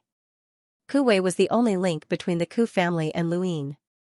Aside from that, there were only benefits. Ku Pu would never have dreamed that he would one day use Ku Wei to form a relationship with someone else. Fortunately, he had agreed to let Ku Wei go. Otherwise, his relationship with Lu Yin would be like that of the Xia family, and it would be difficult to salvage the situation. Lu Yin and the second Night King stayed in the Spirit Void land, and Lu Yin was very interested in the thunder. It was born from ancestor Ku's time-withering wood, and although it was not very powerful, it could continuously produce time-withering wood. It was a treasure trove. The next day, Lu Yin declined Ku Pu's offer to bring him around the Spirit Void land and walked alone. In the sky, lightning suddenly appeared and fell, bombarding the river. Lu Yin appeared, squatted down, and dipped a hand into the river. He felt a slight tingling sensation, but it was not very powerful. It did not even have the destructive power of an enlighter, and he could not sense anything special about it. Another bolt of lightning struck in the distance. Lu Yin tore through the void and left. Lu Yin's whereabouts couldn't be hidden from the Ku family. Ku Pu stood respectfully behind Ku Rong and looked in Lu Yin's direction. "Elder, is there really no way to teach this child that when things reach an extreme, they will move in the opposite direction?" Ku Pu couldn't help but ask. Ku Rong was helpless. "I don't know. I can't see through it." Ku Pu frowned. The dignified Seven Quartz Ku family couldn't even deal with a youngster. It was truly sullen. It doesn't matter whether or not he can teach it now. When things reach an extreme, they can only move in the opposite direction. As long as he continues to grow, he might be able to teach it in the future. That child has a very high chance of reaching the same level as Kuzu. "We have to be on good terms with him," said Ku Rong solemnly. Ku Pu was shocked. "He can reach the ancestors' level?" Ku Rong looked at Ku Pu. This child underwent his origin tribulation and defeated progenitor Chen. No matter how strong the ancestor is, progenitor Chen will always be synonymous with invincibility. Once this child becomes a progenitor, he might be able to rival progenitor Chen. At that time, it might not be impossible to teach him. When things reach an extreme, they can only move in the opposite direction. You have to look at the future. Why is this child protected by the Hall of Honor? It's because the Hall of Honor is able to see into the future. The Seven Quartz cannot exist forever. We are united because of progenitor Chen's tomb, but we might also fall apart because of it.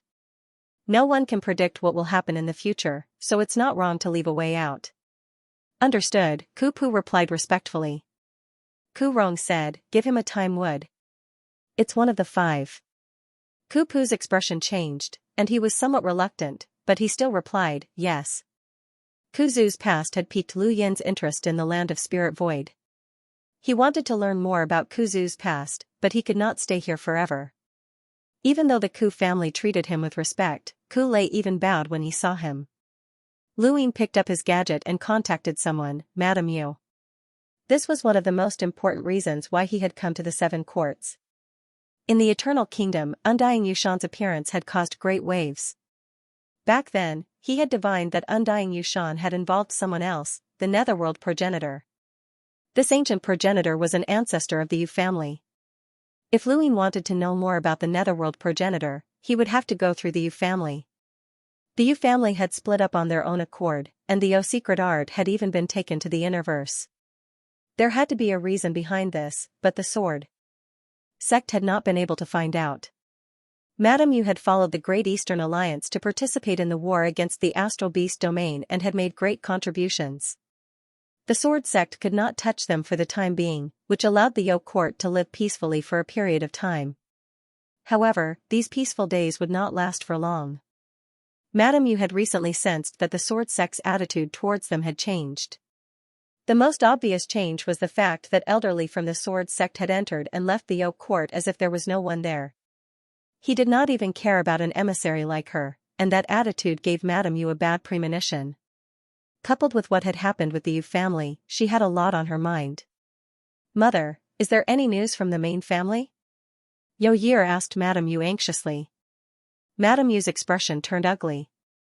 "Go and cultivate. This has nothing to do with you. If the main family is in trouble, then we'll really lose our foundation. The sword sect's attitude towards us is getting worse and worse. Mother, you just joined the war against the Astral Beast domain, but they're still acting like this? They're too impudent." Madame Yu's gaze turned cold. The Sword Sect's attitude directly reflected the Great Eastern Alliance's attitude, or rather, Lu Yin's attitude.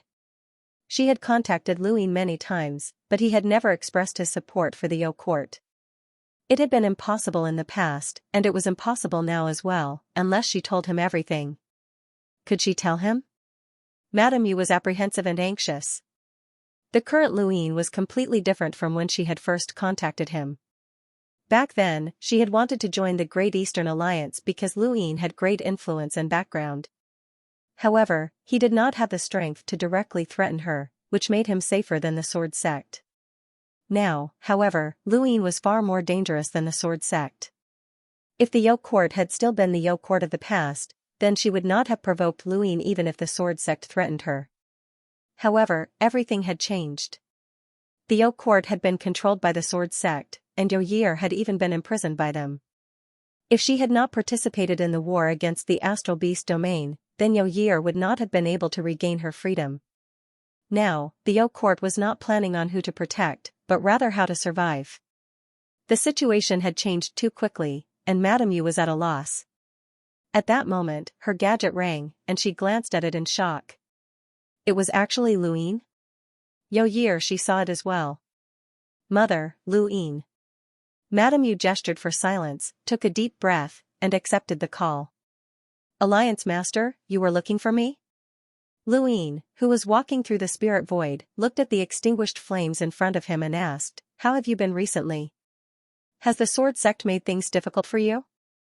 Madame Yu did not understand why Lu Yin was asking this, as it was impossible for him to not know about the Sword Sect's situation. What were his plans? It's the same as before, Madame Yu replied. Lu Yin was now far more terrifying than the Sword Sect, and she was subconsciously on guard. However, because of the current situation, she could not get rid of Lu Yin. This made her feel conflicted, and she did not know how to continue the conversation. Lu Yin could hear the resistance in her voice. All right, I understand. That's all. He then hung up. He wanted to know more about the Netherworld ancestor, but Madame Yu might not necessarily tell him the truth. The wariness in her voice told Lu Yin that it would take some effort to obtain the information he needed. Since that was the case, he decided to let the Sword Sect do it for him. Lu Yin was about to contact Lu Qianjue and have the Sword Sect pressure the Yo court. However, Madame Yu suddenly called him. Alliance Master, can you help us? When she said this, Madame Yu was filled with helplessness, and her face was pale. In front of her, Yo Year clenched her fists, feeling just as sullen. The current situation was very unfavorable for them, and if they were not careful, they would follow in the Yu family's footsteps. Lu Yin was puzzled. Didn't you say that it's the same as before? Then it should be fine. Madame Yu whispered, it's not the Yo court. It's the Yu family. Lu Yin did not understand. Explain. Madame Yu muttered to herself for a moment. Before the Astral Beast domain invaded, there was a strange change in Burial Garden. It was said that the 7 sky gods attacked, and it even led to Mystery Ancestor's betrayal. The one who lured the 7 sky gods into Burial Garden was Hidden Weep. Hidden Weep? Lu Yin was confused at first, but then he remembered. The Yu family? Yu Qin's younger brother? The Burial Garden Knight who used the Sword Sect's 13 swords to fight me in the mountain and sea realm? That's right. Madame Yu was not surprised that Lu Yin knew about this. With Lu Yin's current status, he knew too much. His body was used as a coordinate to attract the 7 sky gods. After Burial Garden was sealed, the Hall of Honor launched an investigation into the Yu family, and the Interstellar Arbitration Court sealed off the Yu family. Perhaps the Yu family will face a great calamity.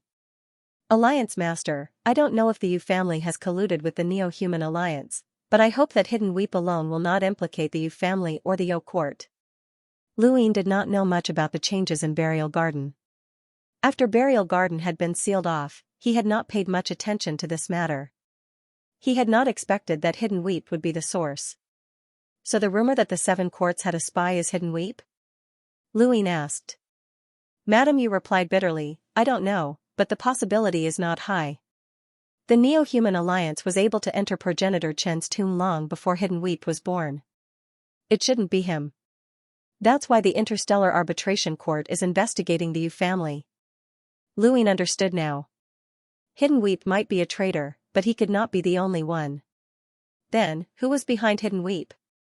When Luin had left progenitor Chen's tomb, the 7 courts had guessed that the tomb had been targeted by someone from the Neo-Human Alliance.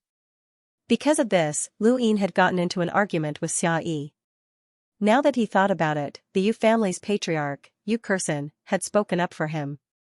He had been a 5-star perceptive intermediate lockbreaker at the time, and lockbreakers were famous for being protective of their own. If no one from the Yu family had colluded with the Neo-Human Alliance, then he would have to repay this favor. Why should I help the Yu family? Luin asked directly. He knew whether or not he should help Yu Kurson, but he couldn't say that to Madame Yu. Madame Yu bitterly replied, I don't know what the Yo court can give you.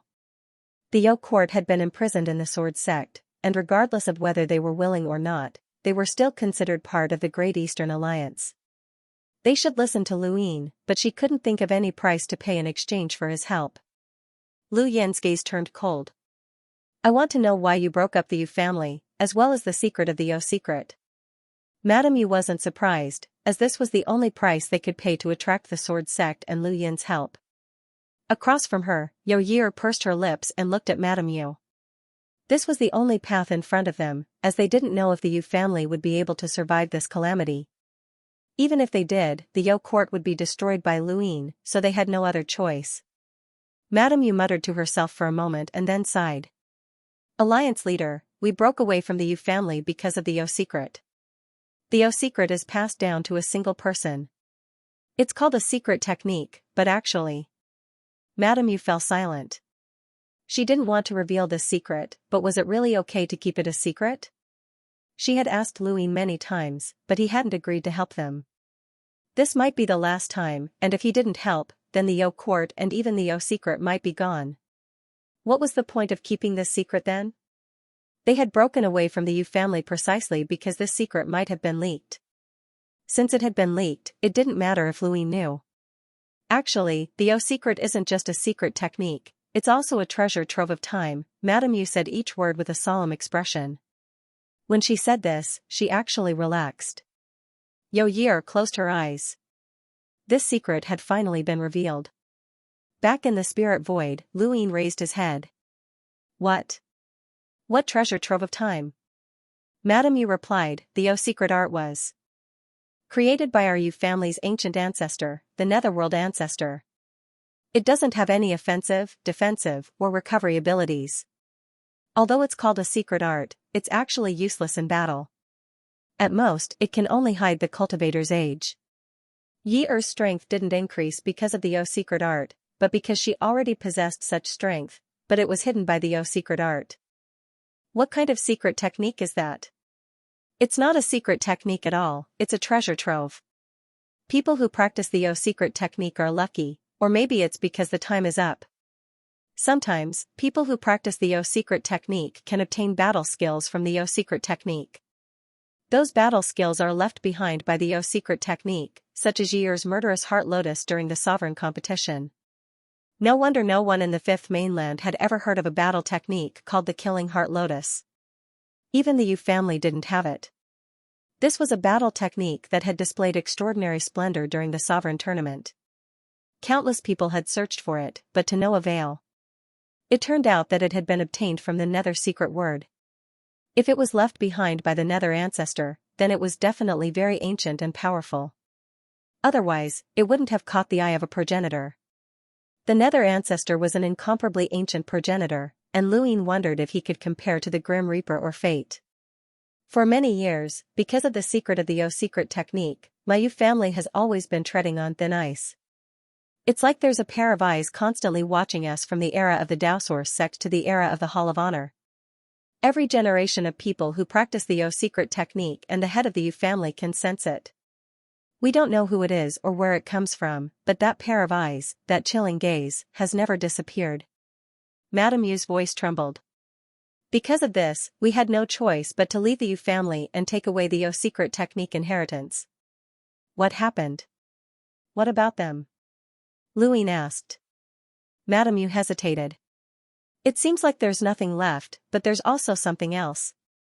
We don't know, and we don't know if that pair of eyes is still watching us. We can't be sure. Didn't you think that staying in the 7 quarts might be safer? After all, Xiaji is a half-progenitor. Luin didn't understand. Madame Yu bitterly replied, Xiaji? He's a half-progenitor from the Xiao family, and he has nothing to do with my Yu family. If the secret of the Yo secret technique is exposed, then Xiaji might be the first to act against us. Luin nodded, as Madame Yu was right. Xiaji was unscrupulous, and it was highly likely that he would act against them. Then why are you telling me now? Aren't you afraid that I'll act against you? Luin was curious. Madame Yu was dejected. Aside from telling you, we have no other choice. The Yu family is facing a crisis, and the Yo court has been imprisoned by the sword sect. So what if we guard the Yo secret technique? So what if we obtain a peerless battle technique from the Yo secret technique? We'll still be at the mercy of others. The Alliance Master underwent his origin tribulation and defeated progenitor Chen, who was at the same realm as him. Once he becomes a progenitor, he'll be unparalleled. Even the Netherworld progenitor might not be able to defeat the Alliance Master, let alone a mere Yo secret technique. No matter how extraordinary one's innate gift was, one's cultivation could not be too heterogeneous. Telling Luin the secret of the Yo secret technique was better than letting the sword sect or someone else obtain it. Luin had too many tricks up his sleeve, and he even had the legendary Death God's inheritance. He might not necessarily care about the Netherworld progenitor's battle technique. Madame Yu's guess was correct, as Luin had no interest in the Yo secret technique. This was especially true for a technique that was only passed down through a single lineage. He didn't even know how dangerous it would be. So what if he obtained a battle technique from the Yo secret technique? He had too many battle techniques, including the Death God's inheritance, progenitor Chen's reverse step, the symbol progenitor's universal evolution scripture, and so on. He also had the 9 cauldrons fusion, which was said to be invincible. I'm not interested in the Yo secret technique, but I want to know more about the Netherworld progenitor, Luin said. Madame Yu relaxed when she heard that Luin wasn't interested in the Yo secret technique. However, when she heard about the Netherworld progenitor, she was puzzled. Alliance Master, are you interested in the progenitor? Tell me everything about the Netherworld progenitor, Luin said. He realized that ever since he had undergone his origin tribulation, he had reached the progenitor realm instead of the envoys and half-progenitors. He had the strength of progenitor Chen's 9 clones, the experiences of progenitor Ku, and now, the Netherworld progenitor. Madame Yu was put in a difficult position. Alliance Master, the Netherworld progenitor is too ancient. During that era, the 6 continents didn't seem to have shattered. We only guessed that he was a descendant of the Netherworld progenitor, but we have no proof. The only thing we can rely on is the Yo secret technique. We don't know much about the Netherworld progenitor, and all we know is that he belongs to the 2nd continent and has a name, the multiform Netherworld. The multiform Netherworld? This was the first time Luin had heard of such a name.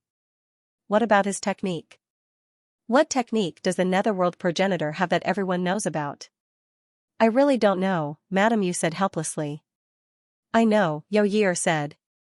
Madame Yu looked at her daughter in astonishment, as she hadn't expected her to interrupt. Yo Year? Luin was astonished. Madame Yu looked at Yo Year with confusion. Yo Year walked over to Madame Yu and spoke into her gadget. The technique that the Netherworld progenitor cultivates is called the demonic scripture. It's an all-encompassing technique that she created by collecting countless techniques. The murderous heart lotus originated from one of the chapters in the demonic scripture. I don't know anything else.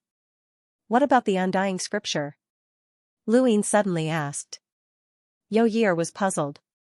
The undying scripture? I don't know, but I think I've heard of it before. Madame Yu was astonished. The legendary ancient scripture from the Starfall Sea? It said that cultivators are immortal, and it was obtained by someone from the Outerverse. The Xiao family even sent people to the Outerverse to obtain it. Right, it's the Great Yu Empire. Is this related to the Netherworld progenitor? Her tone didn't sound like she was faking it.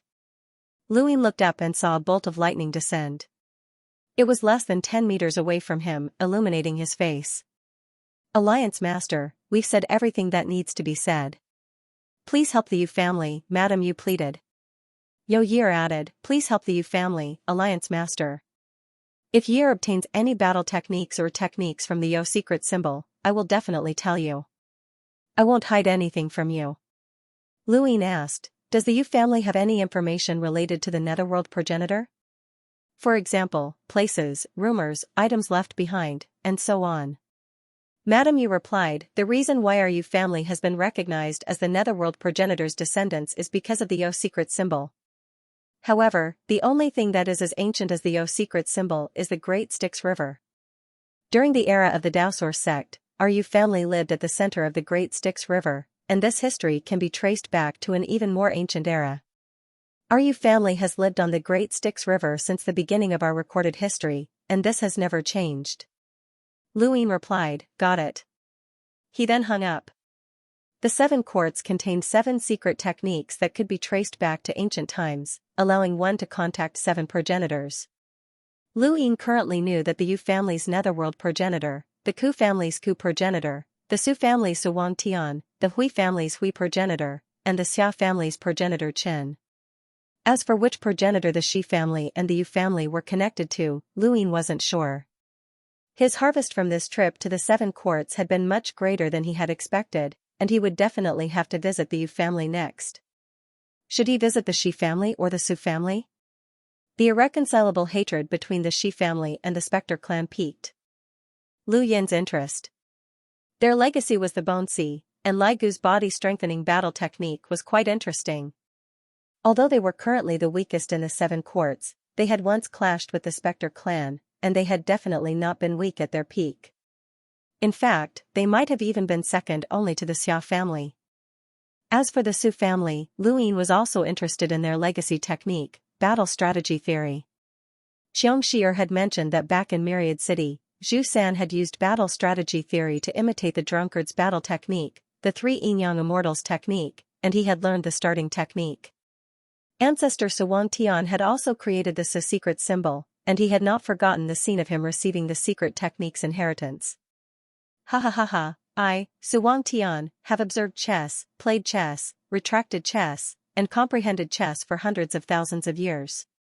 Finally, I created the secret technique, Scattered Stars Chess.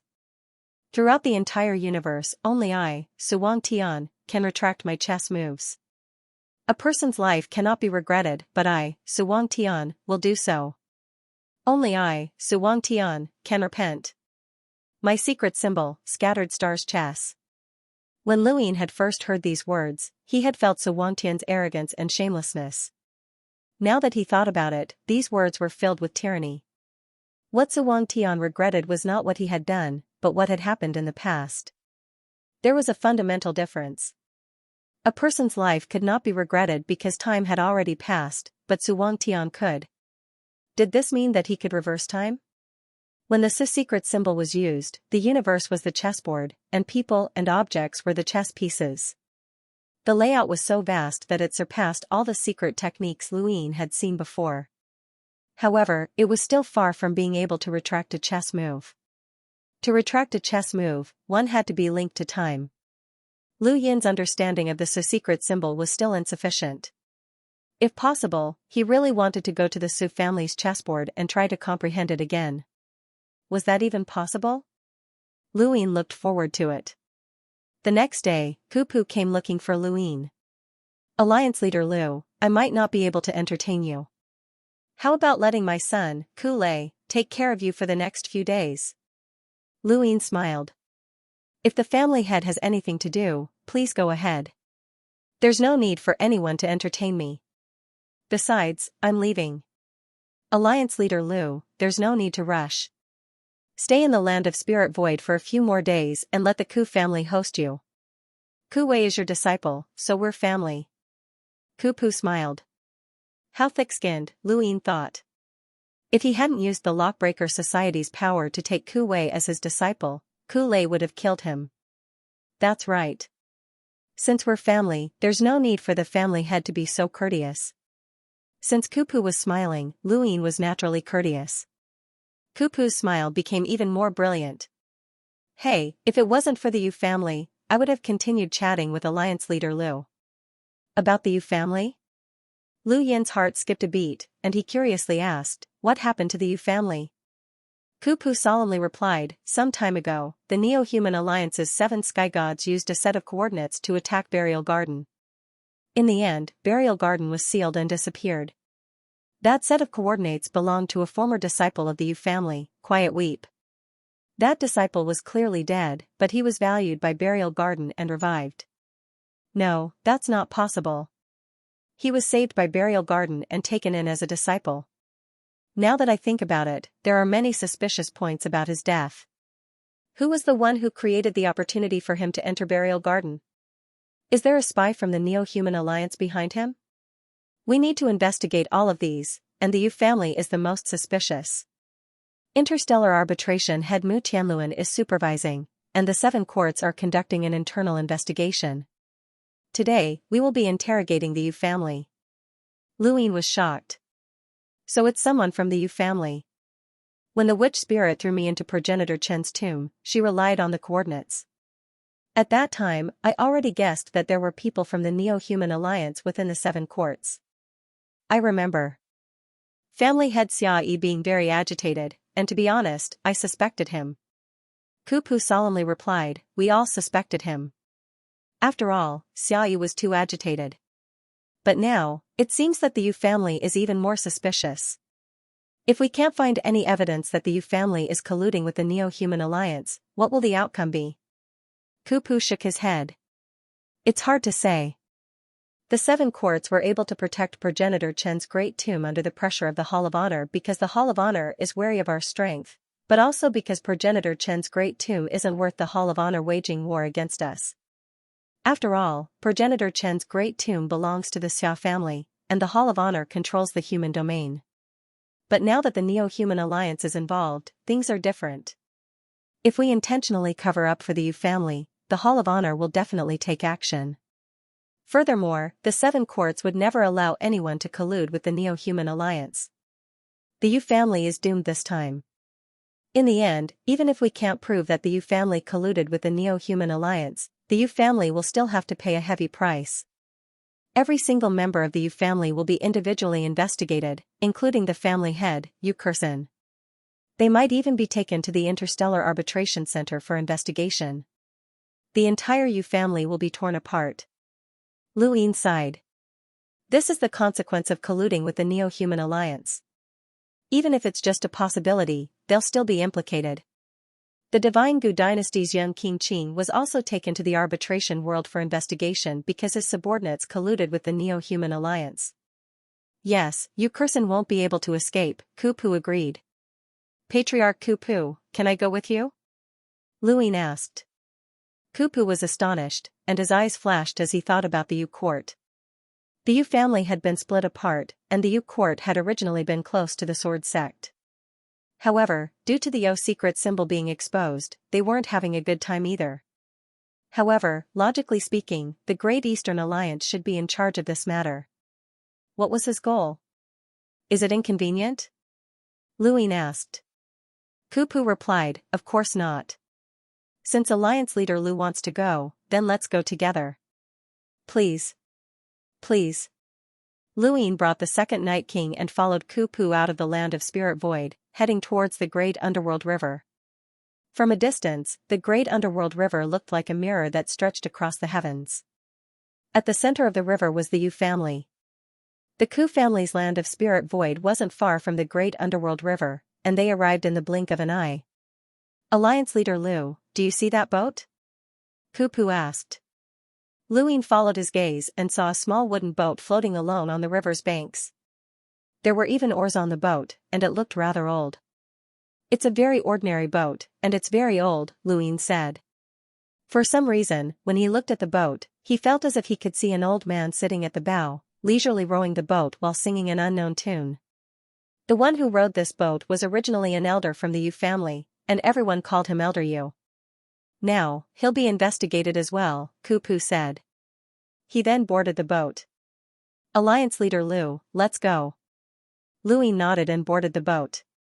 The 3 of them then headed towards the center of the Great Underworld River. As they approached the Yu family, Kupu hesitated for a moment before taking out a cosmic ring and handing it to Luin.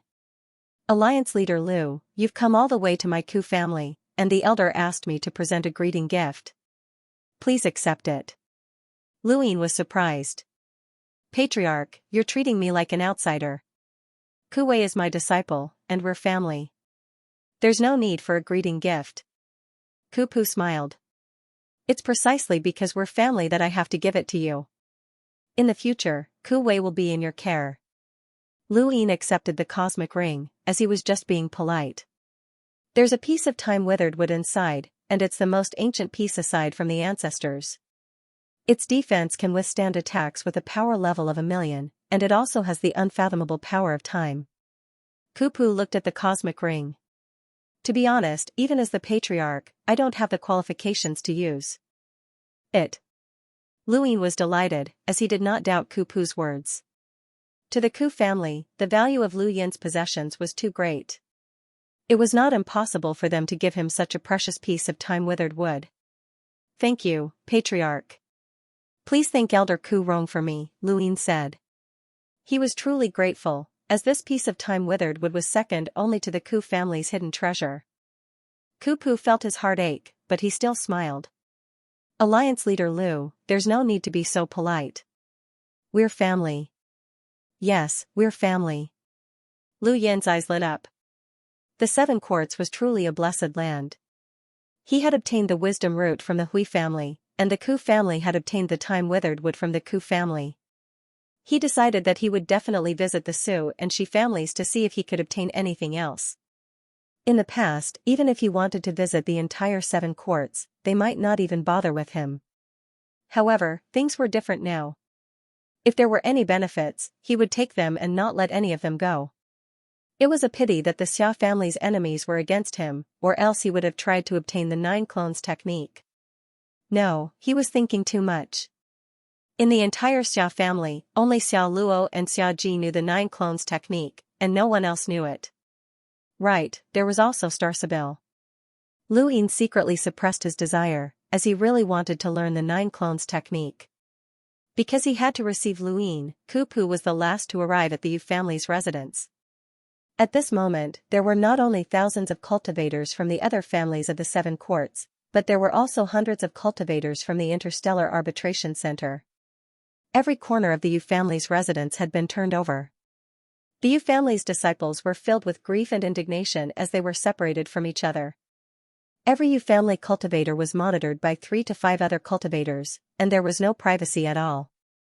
Clan leader Yu Kurson, daughter Yu Qin, elder Yu Ren and the others, a total of 12 or so people, formed a circle with their backs facing each other. Everyone was isolated. They could not see each other, nor could they hear the words of the people next to them. However, their every word and action could be seen by everyone in the surroundings. This was an investigation of the entire Yu family. It was very embarrassing for the Yu family, but it was unavoidable. This was only because the Hall of Honor was apprehensive of the Seven Quartz. Otherwise, the Yu family would have been collectively taken to the arbitration world, and no one knew what they would have gone through. Young King Qing hated Luin, especially when he found out that the second Night King had long since submitted to Luin. His hatred for Luin had reached a monstrous level, but after the trial at the arbitration world, he no longer dared to provoke Luin. One could only imagine how unforgettable his experience must have been. When Kupu arrived, the 6 family heads of the 7 Quartz were all present. There was also Mu Tianluan and Luin. No one had expected Luin to come. When Mu Tianluan saw Luin, his eyes flashed, and he smiled faintly. Alliance leader Lu, why have you come to the 7 Quartz? Right, I almost forgot that you've been to Progenitor Chen's tomb before. If I remember correctly, you were captured by the Neo-Human Alliance. Luin looked at Mu Tianluan, as this person made him uncomfortable. He had once supported the Day-Night clan and had even wanted to support them when the Great Eastern Alliance had joined forces with Leon's armada to attack the Day-Night clan. Later on, Mu Tianluan had repeatedly asked the Inquisitor to judge Lu Yin's cultivation of Death Qi. When it was confirmed that Luin would not be affected by Death Qi, Mu Tianluan had also informed the unaging man, which had caused Luin to be at a disadvantage in their dispute. If not for Mu Tianluan, Lu Yin's first trip to the Realm Mountains would have been much smoother. This person was very hostile towards Lu Yin. What are you trying to say? Just say it. I don't want to hear any nonsense, Lu Yin said. Hui Ji and the other family heads were astonished, as these two did not seem to get along. Mu Tianluan raised his brows. Alliance leader Lu, you seem to be dissatisfied with me. Lu Yin stared at Mu Tianluan. Not dissatisfied, but extremely dissatisfied. More accurately, I feel disgusted by you. Mu Tianluan's expression changed, and he became gloomy and filled with killing intent. How dare you insult the Inquisitor, a middle-aged man behind Mu Tianluan shouted at Lu Yin. Lu Yin frowned. Crack. There was a loud sound as the middle-aged man was sent flying. The second Night King had attacked, and the middle-aged man immediately fainted. Half of his face had been shattered, and he looked extremely miserable. Mu Tianluan was furious. You dare attack me, Lu Yin? Lu Yin calmly replied, I don't like people interrupting when I'm speaking. It's just a small lesson. Some people just can't see themselves clearly. Don't regret it when you're dead. Mu Tianluan's eyes narrowed, and his gaze turned cold. Is Alliance leader Lu threatening me? I'm an Inquisitor of the Interstellar Tribunal. Does Alliance leader Lu know what crime it is to threaten an Inquisitor? Lu Yin sneered. Then do you know what crime it is to slander a director? Mu Tianluan's eyelids twitched, but he did not speak. Hui Ji smiled. The two of you are here to jointly interrogate the Yu family. Please calm down and take a seat. It wouldn't be good if others saw this as a joke. Lu Yin smiled nonchalantly and walked to his designated seat. Not everyone was qualified to interrogate the Yu family. Even if Ku Pu had brought Lu Yin here, he could only stand to the side and watch without a seat. Since he had a seat, it meant that he had the right to ask questions. However, Lu Yin's status was special, as he was a director of the Hall of Honor. Mu Tianluan's expression relaxed when he saw Lu Yin sit down. His expression was no longer cold, and he sat down as well. Yu Kursen saw all of this. Before these people had even taken their seats, they had been sitting right in front of her, and she had seen the conflict between Lu Yin and Mu Tianluan. The important members of the Yu family who were being interrogated were seated back to back in a circle. Similarly, Lu Yin's group also sat in a circle, facing these people. Across from Lu Yin was Yu Kursen's daughter, Yu Qin. Yu Qin looked at Lu Yin with a complicated expression. This was someone from the same generation that she had once competed with, but now, he was looking down at her from above and even had the qualifications to question and interrogate her. This was an uncomfortable feeling, especially since this person had defeated Yu Qi in a direct battle. That battle had shocked many people, including Yu Qin herself. She had once thought that Yu Weep was invincible among those of the same generation. Yu Kursen, tell us about Yu Weep's history and everything he's been through, Hui Ji said. The Hui family was in charge of this trial, and Mu Tianluan was only a supervisor to prevent the 7 courts from harming Yu Weep. Yu Kursen looked up at Hui Ji. There's nothing much to say. We've already investigated everything about him. Hui Ji frowned. Yu Kursen, I hope that you understand the severity of this matter. This is only an internal trial of the 7 courts. If you're brought to the interstellar court, things will be different. That's right, Sister Kursen. Tell us what you want to know. Xia Hua rubbed her chin and blinked. She then looked at Lu Yin and smiled seductively. Lu Yin glanced at her, especially at her clothes. They were very revealing, and he thought of Xianxia. That woman liked to borrow other people's battle techniques for her own use, and he had met her in the mountain and sea realm. Yu Kursen calmly explained everything about Yu Weeping. Yu Weep's history was not complicated. Everyone wanted to know what he had come into contact with and who was most likely to be the traitor. They also wanted to know if they could find a weakness in the Neo-Human Alliance through his experiences. Half a day later, Yu Kursen finished. You're his mother. How did he die? Hui Ji asked. Yu Kursen's eyes flashed with pain. He's not dead. Hui Ji was surprised. He's not dead? Yuka thought to herself, he never died. How can a dead person be revived? So, he faked his death? Hui Ji asked. Yu Kursun looked at Huiji. Whether or not he faked his death, he's dead now. Tell me how he faked his death, Huiji said. Yu Kursun calmly replied, I told you before. Say it again in detail, Mu Tianluan said sternly. Yu Kursun was silent. She had a proud and aloof personality. Moreover, she was recalling the process of her son's death. Mu Tianluan said in a low voice, it seems like there's no need for this joint trial. Just take her to the arbitration world. She'll tell us everything there. Huiji, Su Lao, Yan, and the others frowned. Yu Kursun was, after all, the head of the Yu family in the 7 courts. If she was brought to the arbitration world for trial, it wouldn't be a good thing for the 7 courts. In this joint trial, they hoped to prove that the Yu family hadn't colluded with the Neo-Human Alliance in order to deal with the Interstellar Arbitration Institute. But, looking at Yu Kursun's attitude, it wouldn't be easy to help even if they wanted to. Elder Yu, do you know anything about Hidden Weep? Huiji asked another person, the elder of the Yu family. Luin looked over and saw a kind-looking old man with a tired face. His hands were full of calluses. He was the owner of the wooden ship. Hidden Weep? That's a good kid, Elder Yu said in a hoarse voice, as if he didn't understand the situation. His words left Huiji speechless. A good kid? A good kid would betray humanity? Elder Yu, you have to understand the situation. Hidden Weep betrayed humanity. He's a traitor. Mu Tianluan shouted. Elder Yu looked up in shock. A traitor? No way, he's still a kid. Mu Tianluan frowned and looked at Huiji. This old man was pretending to be stupid. At that moment, Luin spoke up, Elder, why would you say that Hidden Weep is a good kid? Mu Tianluan was dissatisfied. Alliance Master Lu, Hidden Weep betrayed humanity and provided the coordinates to the burial garden. You can't be thinking that this kind of person isn't a traitor, right? Luin calmly replied, what does my question have to do with you? Just shut up and listen. Mu Tianluan was furious, as Luin wasn't giving him any face at all. Xia Hua smiled.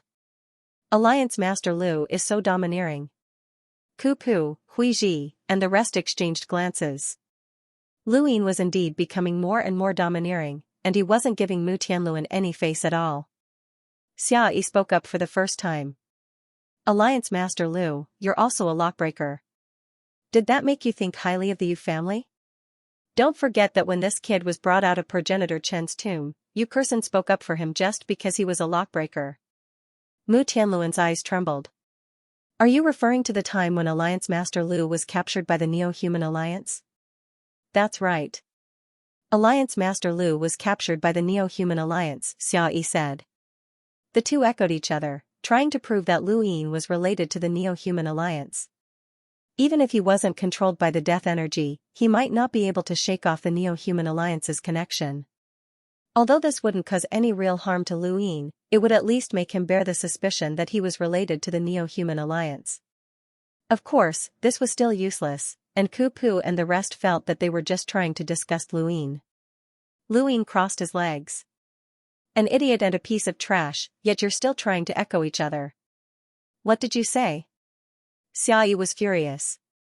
Mu Tianluan stood up and gritted his teeth.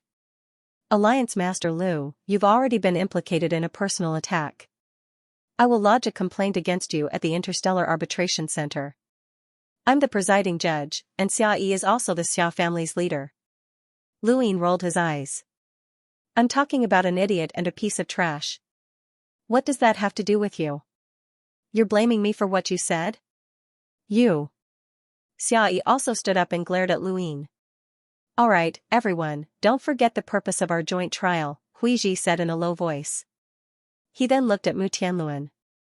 Presiding judge, is this how you casually interrupt a suspect's trial in the Interstellar Arbitration Center?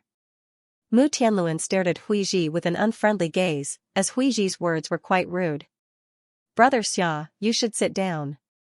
To be honest, you can't beat Alliance Master Lu, Xia Hua said with a smile, her words angering Xia Yi. Ku Pu added, Brother Xia, we're from the 7 courts. Don't forget. Xia Yi glared at Lu Yin and sat down helplessly. The Xia family was the head of the 7 courts, but that didn't mean that the other families would listen to them. They could listen to Xiaji, but it had nothing to do with Xiayi. Xiayi was only the leader on the surface and could be removed at any time. Alliance Master Lu, please continue your questions, Huiji said politely. Luyin nodded and looked at Elder Yu. Elder, you can speak now. Why is Yochi a good kid? Elder Yu was facing Mu Tianluan, and when he heard Lu Yin's question, he looked up and asked, "Are you done arguing? Who won? I'll give you some candy." Everyone. Lu Yin was amused and thought of Astral Ten's trial master. Elder, what do you think of Yochi? Elder Yu stroked his beard.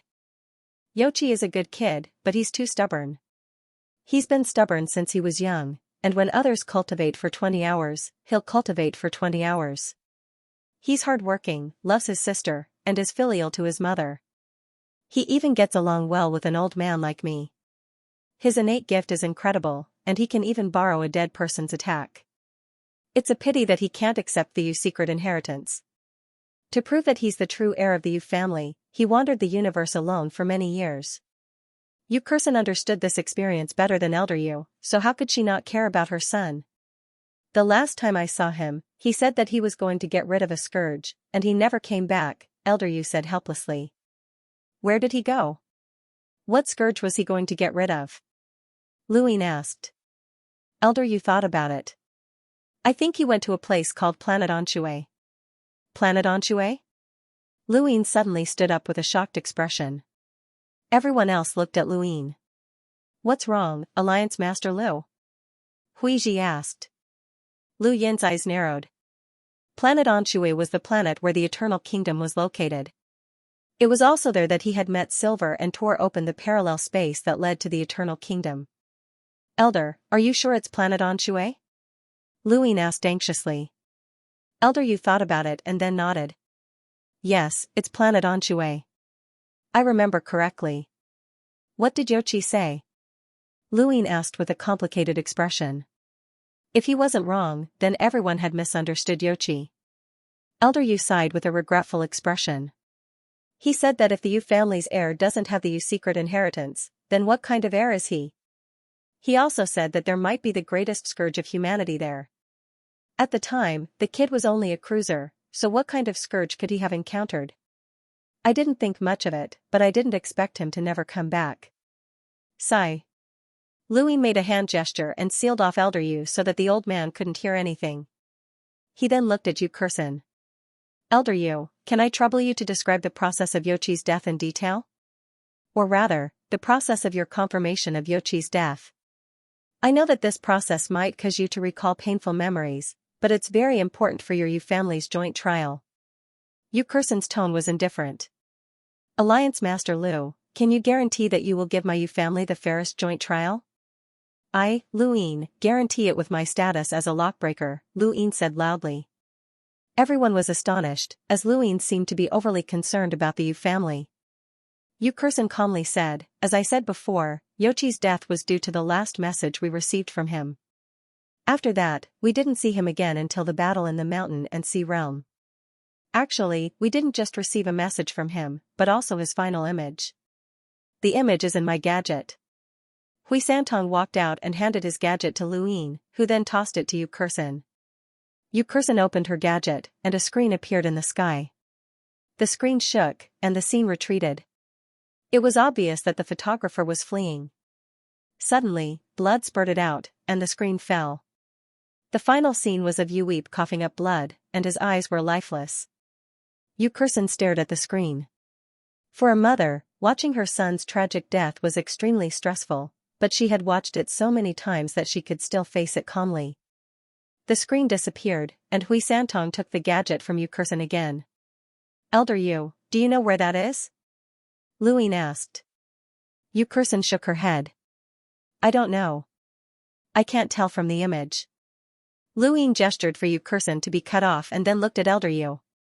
Elder, have you told Elder Yu about Anxue planet? Elder Yu shook his head. No. After I found out about Yu Weep's death, I went to Anxue planet, but it was very normal. I stayed there for half a year and didn't discover anything. Don't you think that the space around Anxue planet is very similar to the one captured by Yu Weep? It's not similar. It's there to begin with. Then why didn't you tell Elder Yu? There's no need. Even I couldn't detect anything strange, so what's the point of others going there? Elder Yu sighed. There were too many cruisers in the universe, and they couldn't find the culprit in Yuweep's death. There weren't even any traces of battle, so it was impossible to find the enemy. Anshue planet was indeed a very ordinary planet. This was also why it could hide the Eternal Kingdom. Alliance Master Lu, you've mentioned Anshue planet time and time again, and you suddenly stood up when you heard its name. Do you care about this place? Silao asked. Luing cautiously replied, please dismiss your attendants. Do not spread what I'm about to say, or you will be judged by the Interstellar Tribunal. Mu Tianluan was shocked. Luing was a director, and while he could influence the Interstellar Tribunal, he couldn't directly decide who should be judged. Only the board of directors had the right to decide. Since he dared to say such a thing, it meant that this matter was indeed very important. It was important enough to directly skip the board of directors and let the Interstellar Tribunal decide. Huiji and the rest grew solemn, and they waved their hands to dismiss everyone. Only the 7 courts family heads and Mu Tianluan could hear Lu Yin's words. Anshue planet is the Eternal Kingdom. Everyone's expression changed drastically. Eternal Kingdom? The Neo-Human Alliance's Eternal Kingdom? Huiji was stunned. Lu Yin nodded. That's right. The Eternal Kingdom is located in a parallel universe, and the first thing I saw after I came out was planet Anshue. That place has always been the headquarters of the Neo-Human Alliance, where the 7 sky gods are located. That's where I was captured and transformed by death energy. No one had expected to hear this news, and they all looked at Lu Yin with strange and puzzled expressions. Alliance Master Lu, since you know that planet Anshue is an eternal kingdom, why didn't you report it to the Hall of Honor? Mu Tianluan shouted. Lu Yin looked at him like he was an idiot. I'm not the one who knows. It was the head judge who told me. Mu Tianluan was stunned. Chief Judge? Huiji said solemnly, Alliance Master Lu, please explain yourself. Lu Yin will lead the Inquisitor to destroy eternity. Many people knew about this matter, but they did not spread it. Mu Tianluan would know about it when he returned to the Judgment Great World, so there was no need to hide it. The Eternal Kingdom has been destroyed. Because it's located in a parallel universe, it will never be found. If you don't believe me, you can ask the head judge for confirmation, Lu Yin said. Everyone looked at each other with complicated expressions. They knew that the Neo-Human Alliance's headquarters was hidden in the Neoverse, but they had never imagined that it would be so close to them. Mu Tianluan thought even further. The Interstellar Arbitration Institute's operation should have been enough to destroy the Eternal Kingdom by himself, so why did he have to bring Lu Yin along? What was his relationship with Lu Yin? Huiji's eyes flashed. Since planet Anshue is the location of the Eternal Kingdom's parallel universe, does that mean that Hidden Weep was referring to the Scourge? Lu Yin replied, that's very likely. If Hidden Weep betrayed humanity, then why did he mention planet Anshue to Elder Yu? Isn't he afraid that Elder Yu would tell the Yu family that they would send people to target planet Anshue? He couldn't have predicted that Elder Yu wouldn't say anything, and he definitely wouldn't have cooperated with the Neo-Human Alliance to put on a show of death. The reason why he died, no, he faked his death, is very likely because the Neo-Human Alliance used some method to control him and make him join the burial garden. If this speculation is true, then Hidden Weep didn't betray humanity on his own accord. Of course, there's also another possibility. She might have predicted that Elder Yu wouldn't say anything, or that Elder Yu wouldn't be able to discover anything on Anshue planet. As for why she would do this, Lu Yin shrugged. It's meaningless. Everyone looked at Yu Kursin. Indeed, it was meaningless. What was Hidden Weep's goal in using planet Anshue to lure Elder Yu over? It was completely meaningless. If he had betrayed humanity, then there was no need to lure Elder Yu over. The most likely reason for this was that Hidden Weep had discovered the secret of planet Anshue and wanted to explore it on his own. Before leaving, he had accidentally mentioned it to Elder Yu. However, he had overestimated himself, and in the end, he had been controlled by the Neo-Human Alliance and sent to the burial garden as a set of coordinates. Even Mu Tianluan found it hard to refute this.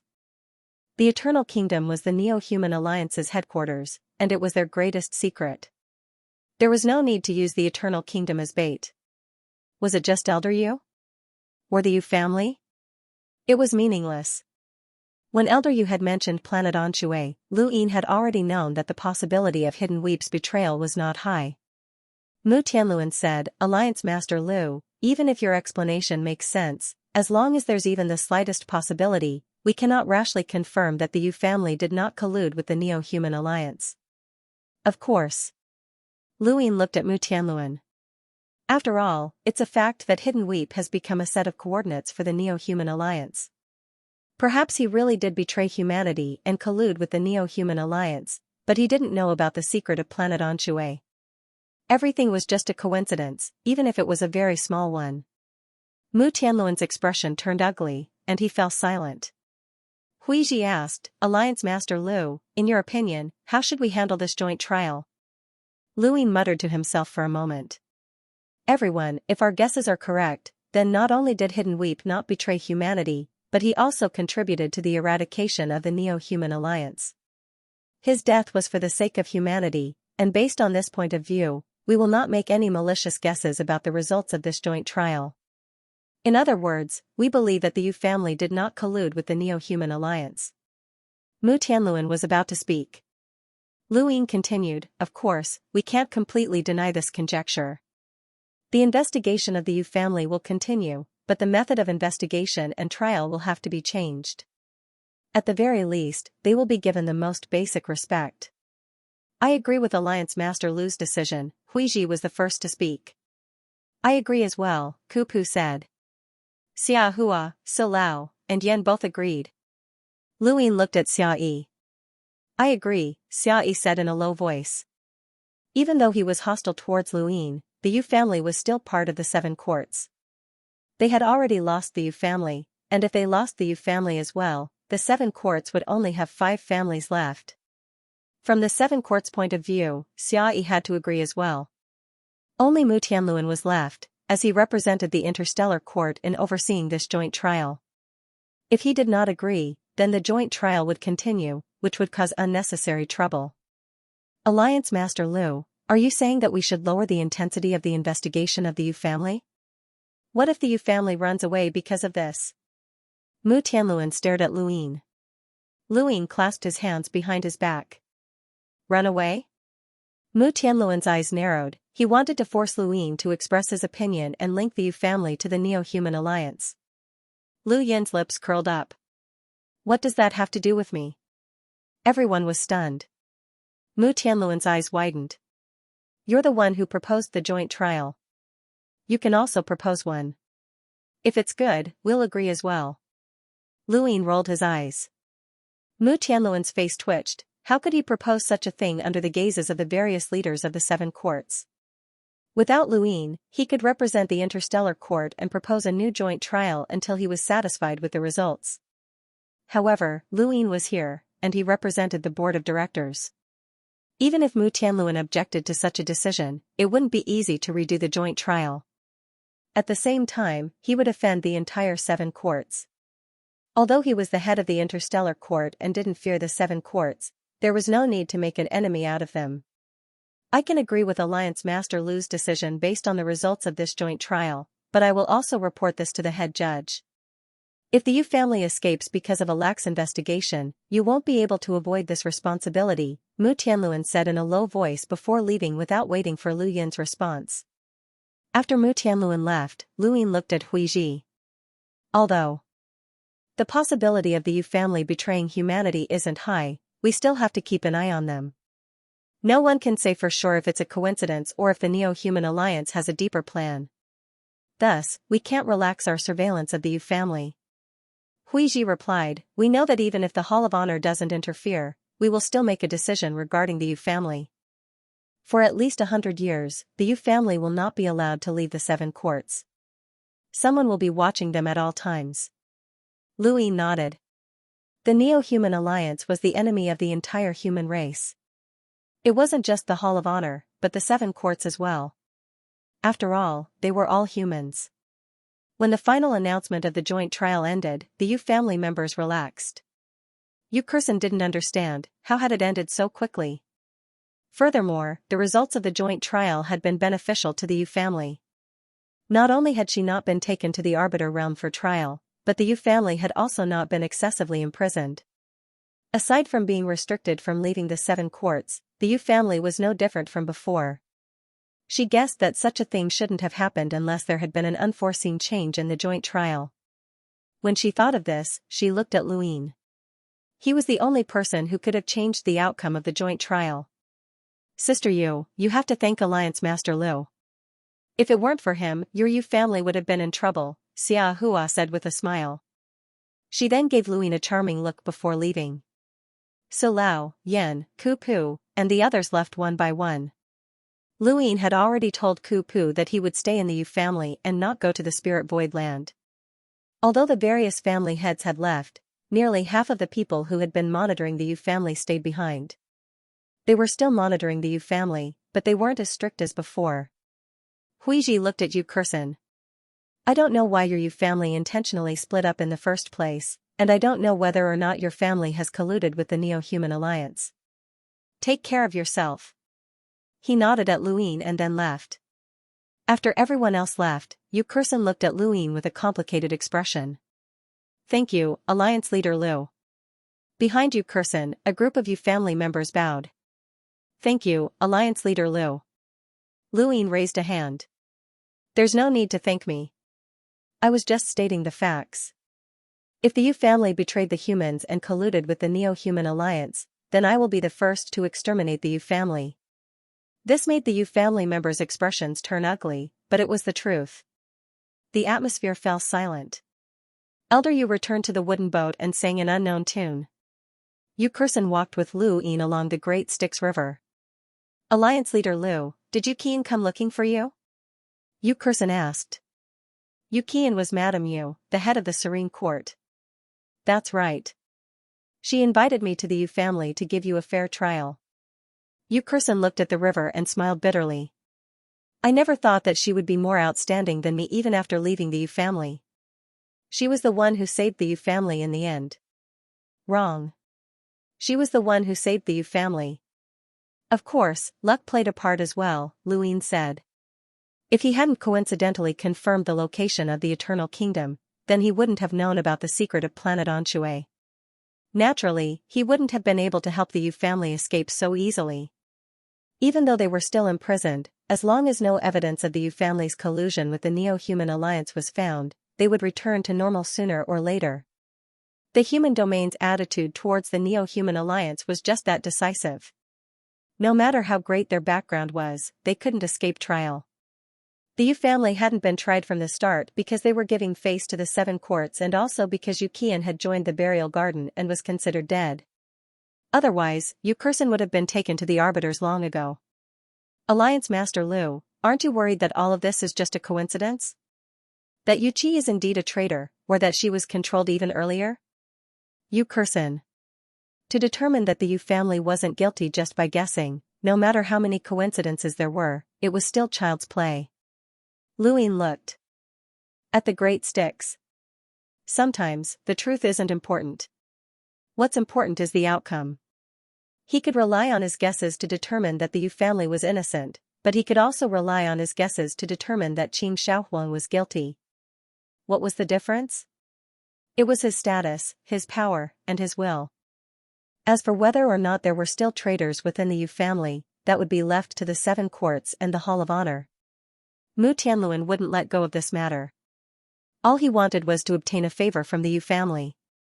However, there was one thing that was strange. Why wasn't the head judge's brother here? Only sent Mu Tianluan? Mu Tianluan alone wouldn't be able to distinguish the elders of the Yu family. The only person in the entire Yu family that couldn't be easily distinguished was Elder Yu. The head judge's senior brother hadn't come, and Xiaji was in seclusion. Previously, everyone's attention had been drawn to Hidden Cry, and no one had suspected Elder Yu.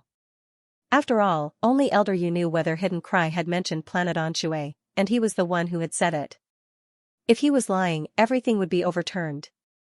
The unknown tune was getting closer and closer, and Luin looked at the Great Styx River. The wooden boat was approaching, and Elder Yu was rowing. We need to take the boat. Yes? Luin stared at Elder Yu for a while before smiling.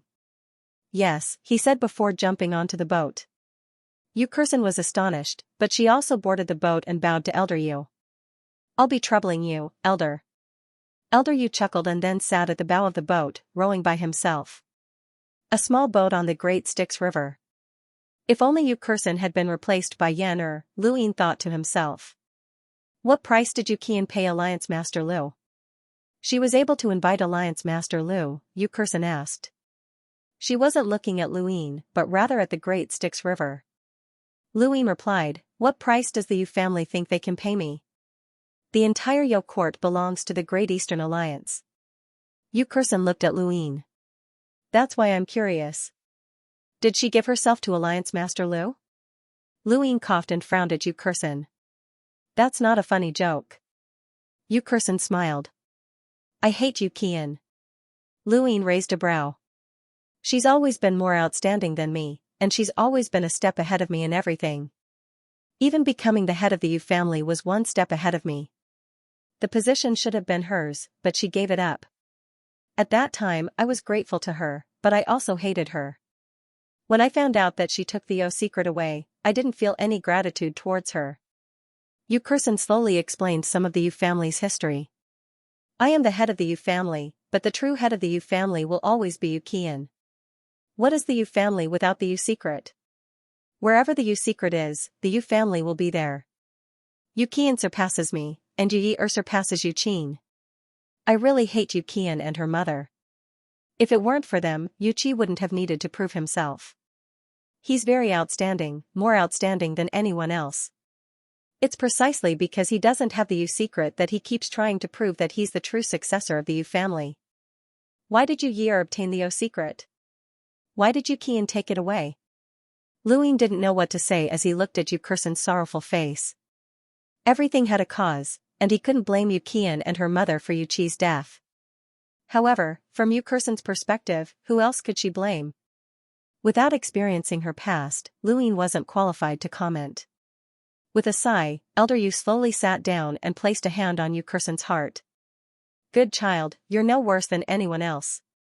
Yu Kursen wept loudly, releasing all of the pain and suppression that had accumulated over the years. As a woman, she couldn't compare to Yu Qian, and as a mother, she couldn't obtain the best inheritance for her children. As the head of the Yu family, she couldn't decide the fate of the Yu family. She had watched her son die without even being able to find the murderer. Even if her son appeared again, she wouldn't be able to recognize him. This pain was unbearable. Yu Kursen had endured too much, and her life had been too painful. Elder Yu was helpless, and he consoled her as if she were a child. Luin felt a little awkward, but he also sympathized with her. After a while, Yu Kursen finally calmed down. I'm sorry, Elder. Elder Yu shook his head. Good child, someone has to be sacrificed in a family, and her sacrifice isn't any less than yours. At the very least, your name is still on the family tree. Yu Kursen's body trembled, and most of her hatred and disgust for Yu Qian melted away. There was no punishment more severe than having one's name removed from the family tree. Yu Qian had obtained everything, but she had lost the Yu family. Elder Yu continued to row. Yu Kursen slowly bowed to Luin. I'm sorry, Alliance Leader Lu. I went overboard. Luin raised a hand. I'm fine. As long as you're happy. Yu Kursen smiled. I feel much better. Alliance Leader Lu, I really want to know what price Yu Qian paid for you to help her. Luin replied, there's no price. The Yu secret is passed down to only one person, and I can't obtain it. This secret technique is also related to one's bloodline, so it can't be passed down to anyone who isn't a member of the Yu family. The most precious thing to you is the Yu secret. But I understand Alliance Leader Lu. The Yu secret might be valuable to others, but it probably isn't attractive to you. What does Alliance Leader Lu want from my Yu family? Yu Kursen stared at Luin, regaining her composure and wisdom. Luin leaned against the boat and said, everything about the Netherworld ancestor. The boat suddenly stopped. Yu Kursen looked at Luin in shock. Elder Yu slowly turned around and looked at Luin with a deep gaze. Luin looked at Elder Yu. I'm very curious about the Netherworld ancestor. I know the secret of the O secret and the reason why the Yu family was separated. However, there's one thing that I didn't learn from Madame Yu and the others, the connection between the Undying Manual and the Netherworld ancestor. Yu Kursen did not understand. She did not know as much about the O secret as Madame Yu or Yo Year. After all, she had not inherited the O secret. Elder Yu, on the other hand, was different. As the Yu family's elder Di Yun, Luyin guessed that he must have inherited the O secret before. His understanding of the O secret far surpassed Yo Year's. This was also why Luyin had boarded the boat. Elder Yu put down the oars. So Alliance leader Lu is interested in the ancestor. Luyin solemnly replied, more accurately, I'm interested in the Undying Manual. Elder Yu shook his head. The Undying Manual? The legendary technique from the Starfall Sea that can grant immortality? What does that have to do with the ancestor? Lu Yin's eyes narrowed. Senior, you really don't know? Elder Yu replied, I really don't know. Luyin looked at the Great Styx River and fell into deep thought. The Star Sibyl sect's divination should have been correct, as they had divined that Undying Yushan was the Netherworld ancestor. Undying Yushan cultivated the Undying Manual, so this was the only possible connection between him and the Netherworld ancestor. Luyin could not think of anything else. Senior, how is the relationship between the Yu family and the Yu family? Luyin suddenly asked. Yu Kursen definitely did not know much, as the Yu family had long since broken away from the Seven Courts. Luyin could only ask Elder Yu. Elder Yu recalled, the Yu family? They're more or less the same. The Seven Courts have always worked together to protect progenitor Chen's tomb. Apart from that, they aren't very close. Has the Yu family come into contact with the O secret art? Luyin asked. Yu Kursen immediately answered, of course not. The O secret art is passed down to only one person, so how could the Yu family come into contact with it? Elder Yu looked at Luyin. I heard that you've learned the Yu family's Yu secret art and have a deep relationship with them. Now, you're asking about the Yu family and the ancestor. Can you explain why? There's a person in the Yu family called Undying Yushan, and he cultivates the Undying Scripture. I once asked the Star Sibyl sect to perform a divination on him, but the result was that he was the progenitor of the Netherworld. Undying Yushan's divination ended up with the progenitor of the Netherworld, which is what I'm most curious about. Elder Yu and Yu Kursen exchanged glances. How is that possible? How could someone from the Yu family be related to the Yu family's ancestor? This is also what I'm curious about. Elder Yu also recognized the severity of the situation.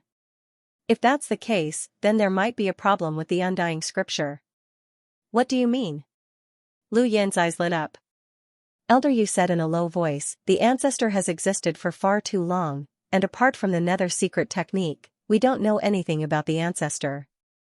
If it wasn't for the Nether secret technique, we wouldn't even have dared to believe that the Nether ancestor existed.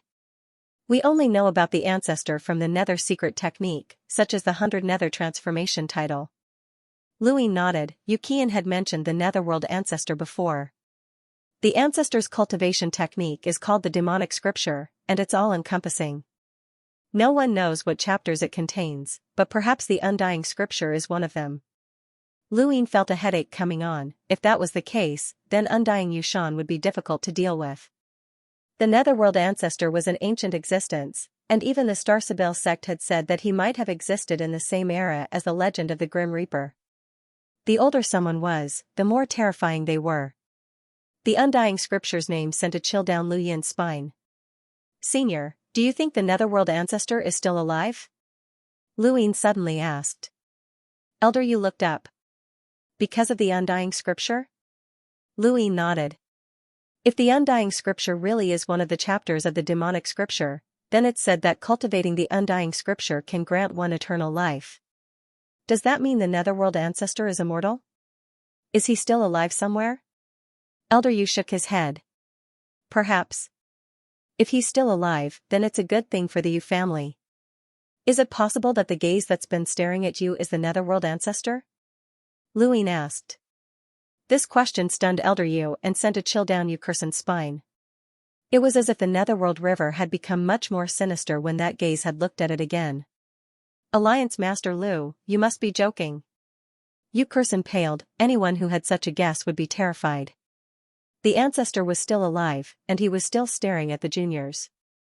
Lu Ying saw that she wasn't faking it and said indifferently, whether or not he's the netherworld ancestor, he hasn't done anything to you for so many years.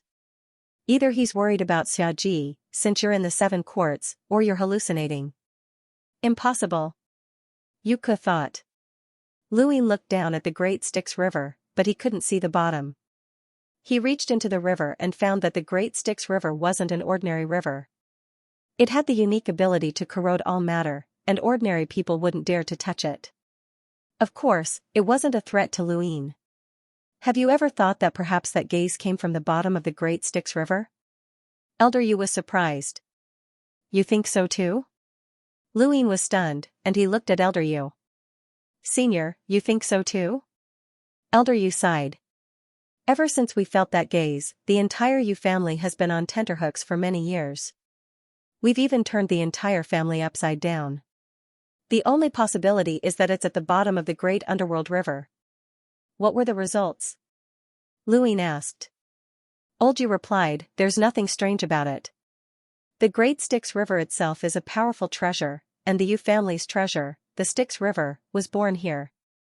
However, I've gone to the bottom of the river countless times, and I haven't been able to find anything. That's why I've been here all this time.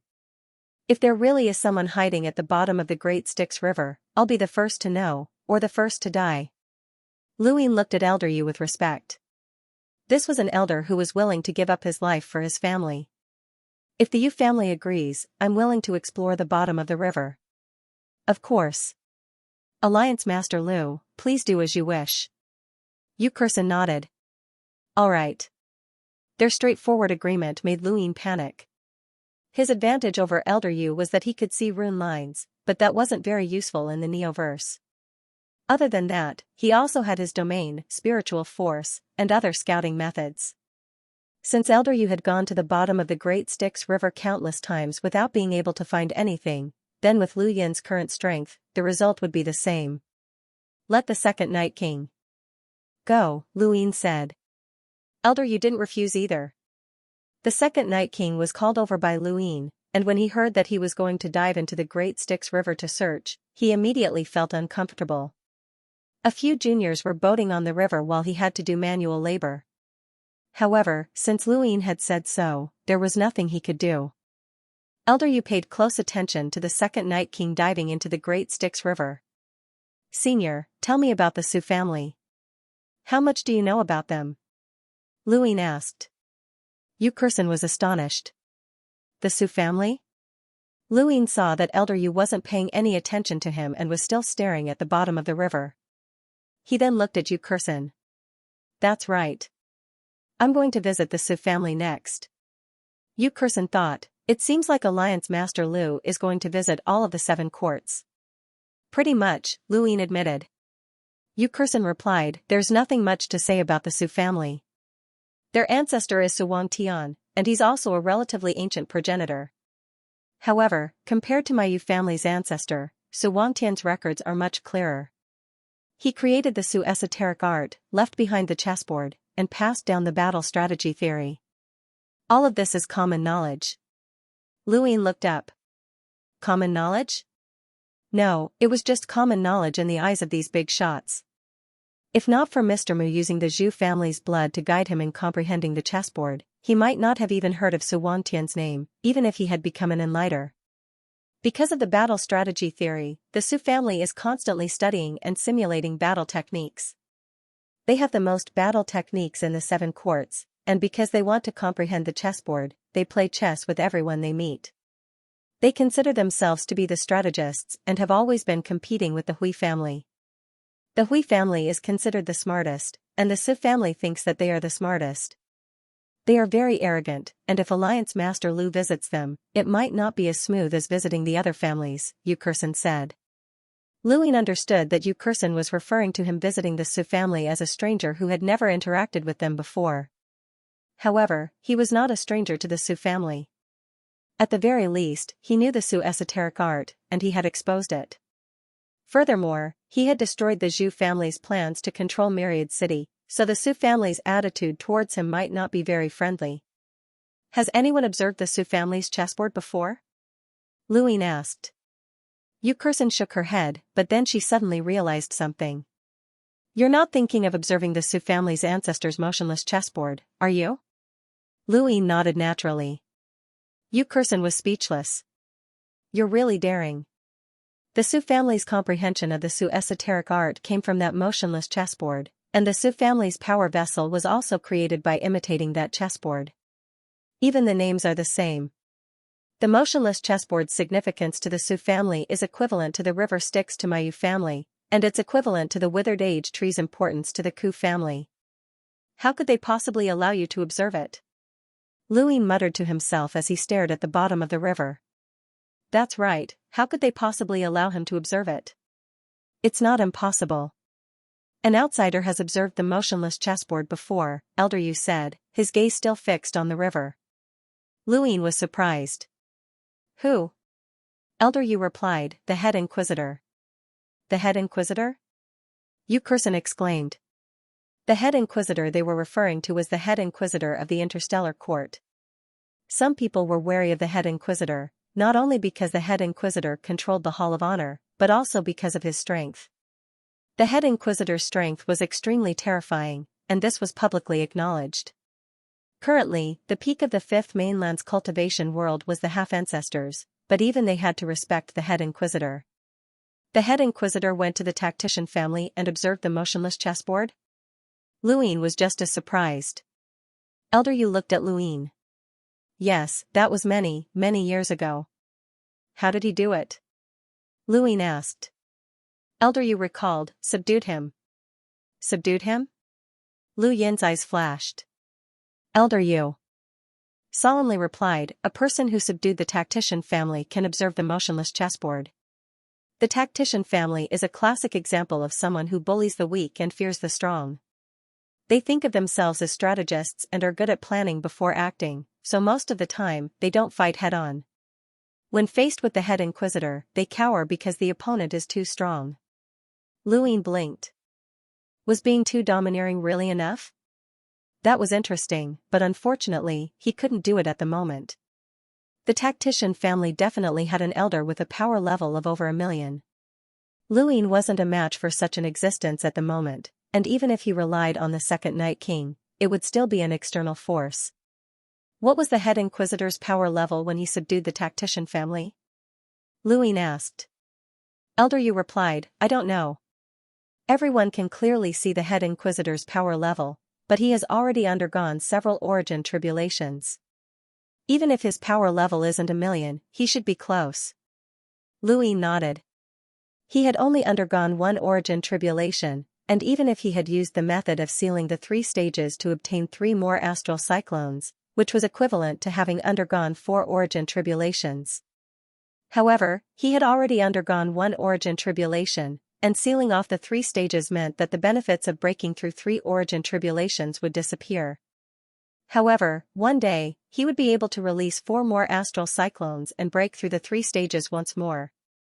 At that time, his power would soar to an unknown level. Yu Kursen looked at Luin and then at Elder Yu with a confused expression. She didn't know about this, but why had the elder told Luin? At that moment, the second Night King rushed out of the Great Styx. Lu Yin's trio looked over. The second Night King replied, there's nothing out of the ordinary, but there's a strange flow of water that seems to ignore space. That's the Styx, Elder Yu said. He then waved his hand, causing the Great Styx to boil. Following that, a stream of water was pulled up and placed in front of Luin. Under Lu Yin's puzzled gaze, the elder said, Alliance Master Lu, this Styx is a power vessel of my Yu family. Although it's not a particularly powerful treasure, it has been nurtured in the Great Styx for many years. I'm giving it to you. Luin had not only heard of the Yu family's Styx, but he had also seen it before. Back in progenitor Chen's tomb, Sujiu had used it, and it had left a deep impression on him. Normal Styx treasures can only travel through space with astral energy, but this Styx can move through the astral source universe and travel endless distances in an instant. It's extremely helpful to emissaries, Yu Kursen said enviously. Even she didn't have the sticks. The sticks was born from the great sticks, and the longer it was nurtured, the better its effects would be. The sticks that had been given to Suzhou's juniors was the most ordinary one, but it could still help them. However, the one that had been given to Lu Yin was second only to the great sticks, and not even Yu Kursan had the qualifications to use it. This was a power vessel that the Yu family had given to Lu Yin as thanks for his help. Lu Yin's eyes lit up, and he quickly put the sticks away. He had already profited greatly from this trip to the 7 courts. The Hui family's wisdom root, the Ku family's time tree, and the Yu family's sticks. Now, he still had to go to the Su family. If he could smoothly observe the motionless chessboard, then this trip would truly be worth it. The Su family would never allow him to observe the chessboard without moving. Should he imitate the head judge? He couldn't do it alone. Yu Kursan left, and Elder Yu paddled. Lu Yin sat alone in the wooden boat and swam through the Great Styx River. The Star Luster region was a rather peculiar region. The Su family had operated there for countless years, and they used planets as chess pieces. The entire region was like a chessboard, and no matter how one looked at it, it was a neatly arranged chess game. The further away one was from the 7 courts, the more surprised one would be at the strangeness of the 7 courts. The Yu family's Great Styx River was like a mirror that reflected bright light. The Ku family's Land of Spirit Void flashed with lightning, and the Su family's Star Luster region was like a chessboard that seemed to be played by a giant. The Hui family's 10,000 Elephant Mountain contained countless golden meteors, and the Xia family's Summer Blade continent was like a saber that rested in the starry sky. The Xia family's bone plains were filled with white bones that gave off an oppressive aura. The 7 courts surrounded progenitor Chen's tomb, forming the most terrifying behemoth in the Neoverse southern region. On a planet in the Star Luster region, Zhu was drinking gloomily. His vision was blurry, and he was drunk. This was a brothel, and there were beautiful women everywhere, but no one greeted him. At this moment, the clamor caused the entire brothel to become excited. Beautiful women walked out from the back courtyard, rooms, and even outside, their eyes shining as they looked at the entrance. A few young men entered with humble expressions, but they couldn't hide the arrogance in their eyes. After entering the brothel, each of them hugged 2 beautiful women and laughed as they played around. The surrounding people were envious. That's the Illusory Merchant Alliance's leader, Xianxia. As expected of the genius who helped his family set up the Illusory Merchant Alliance and eventually took control of it, someone commented loudly. When the leader of the group, who was hugging 2 beautiful women, heard this, the corners of his mouth curled up in a complacent arc. He became more and more impudent, and the charming laughter that entered his ears made his mind sway. The master of the Illusion Merchant Alliance, Xianxia, the master of the Guangyuan Consortium, Zi Shu, and the master of the Ming family, who married the princess of the sealed Qi Great World. These 3 are the most outstanding geniuses of the Su family. Our Su family pays attention to strategy and layout. We don't advocate strength, and we're good at using the smallest price to obtain the highest value. These 3 geniuses have controlled the Illusion Merchant Alliance, the Guangyuan Consortium, and the sealed Qi Great World for their families. Their fame has even overshadowed the geniuses of the Su family of the same generation. Indeed, there are hundreds of thousands of people with different surnames in the Su clan. Very few people can do what they did, but I've heard that there are even more hidden people with different surnames who are plotting big things. It's just a rumor. Who would believe it? Without using their family's resources, the 3 of them have already reached their limits, and that's only because the 3 of them have been supporting each other. Look at that drunkard, Zhu from the Zhu family. He probably tried to take over some city in the Outerverse, but he failed and returned. He's Zhu? I've heard that the family has high hopes for him, and they even gave him a war strategy thesis, but he still failed. And in a trashy place like the Outerverse. How shameful. I've also heard that he went to the burial garden, but he quickly escaped. He's as timid as a mouse. Compared to him, Master Qianyi and the others are too outstanding. Qianyi, who was walking into the room with 2 beautiful women in his arms, suddenly stopped and looked back. He saw Zhu in the hall, who was already drunk.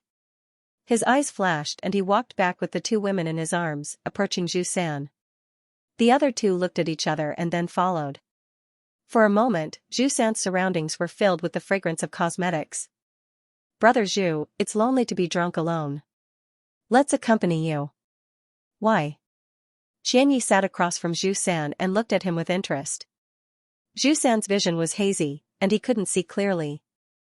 Who are you? Brother Zhu is really drunk. You don't even recognize us three brothers. Zishu laughed. He walked behind Zhu San and rudely grabbed his hair and lifted his head. Zhu San felt a sharp pain in his neck, and he subconsciously slapped at Zishu. Zishu's gaze was fierce, and he dodged the attack while kicking out with his leg. They were both explorers, and Zishu's power level was not weak. However, he was still unable to suppress the drunken Zhu San. Even though Zhu San was drunk, he could still use his war strategy thesis to easily dissolve Zishu's attack. He turned around and raised his finger, forming a strange diagram that pressed down on Zishu. Zishu's pupils shrank. He didn't know how to dodge this attack, and it seemed like he couldn't dodge it no matter how hard he tried. At this moment, the Ming family's young master took out a strange weapon that resembled a gun and shot something at Zhu San. Zhu San's body froze, and his fingertip stopped right in front of Zishu's forehead. I sealed his movements. Zishu, are you alright? The Ming family's young master asked. Zishu's face turned ugly, as he had almost been finished. He looked at the drunken Zhu San in front of him and couldn't hold back his anger. He kicked out and sent Zhu San flying. Zhu San slammed into the wall and spat out a mouthful of blood.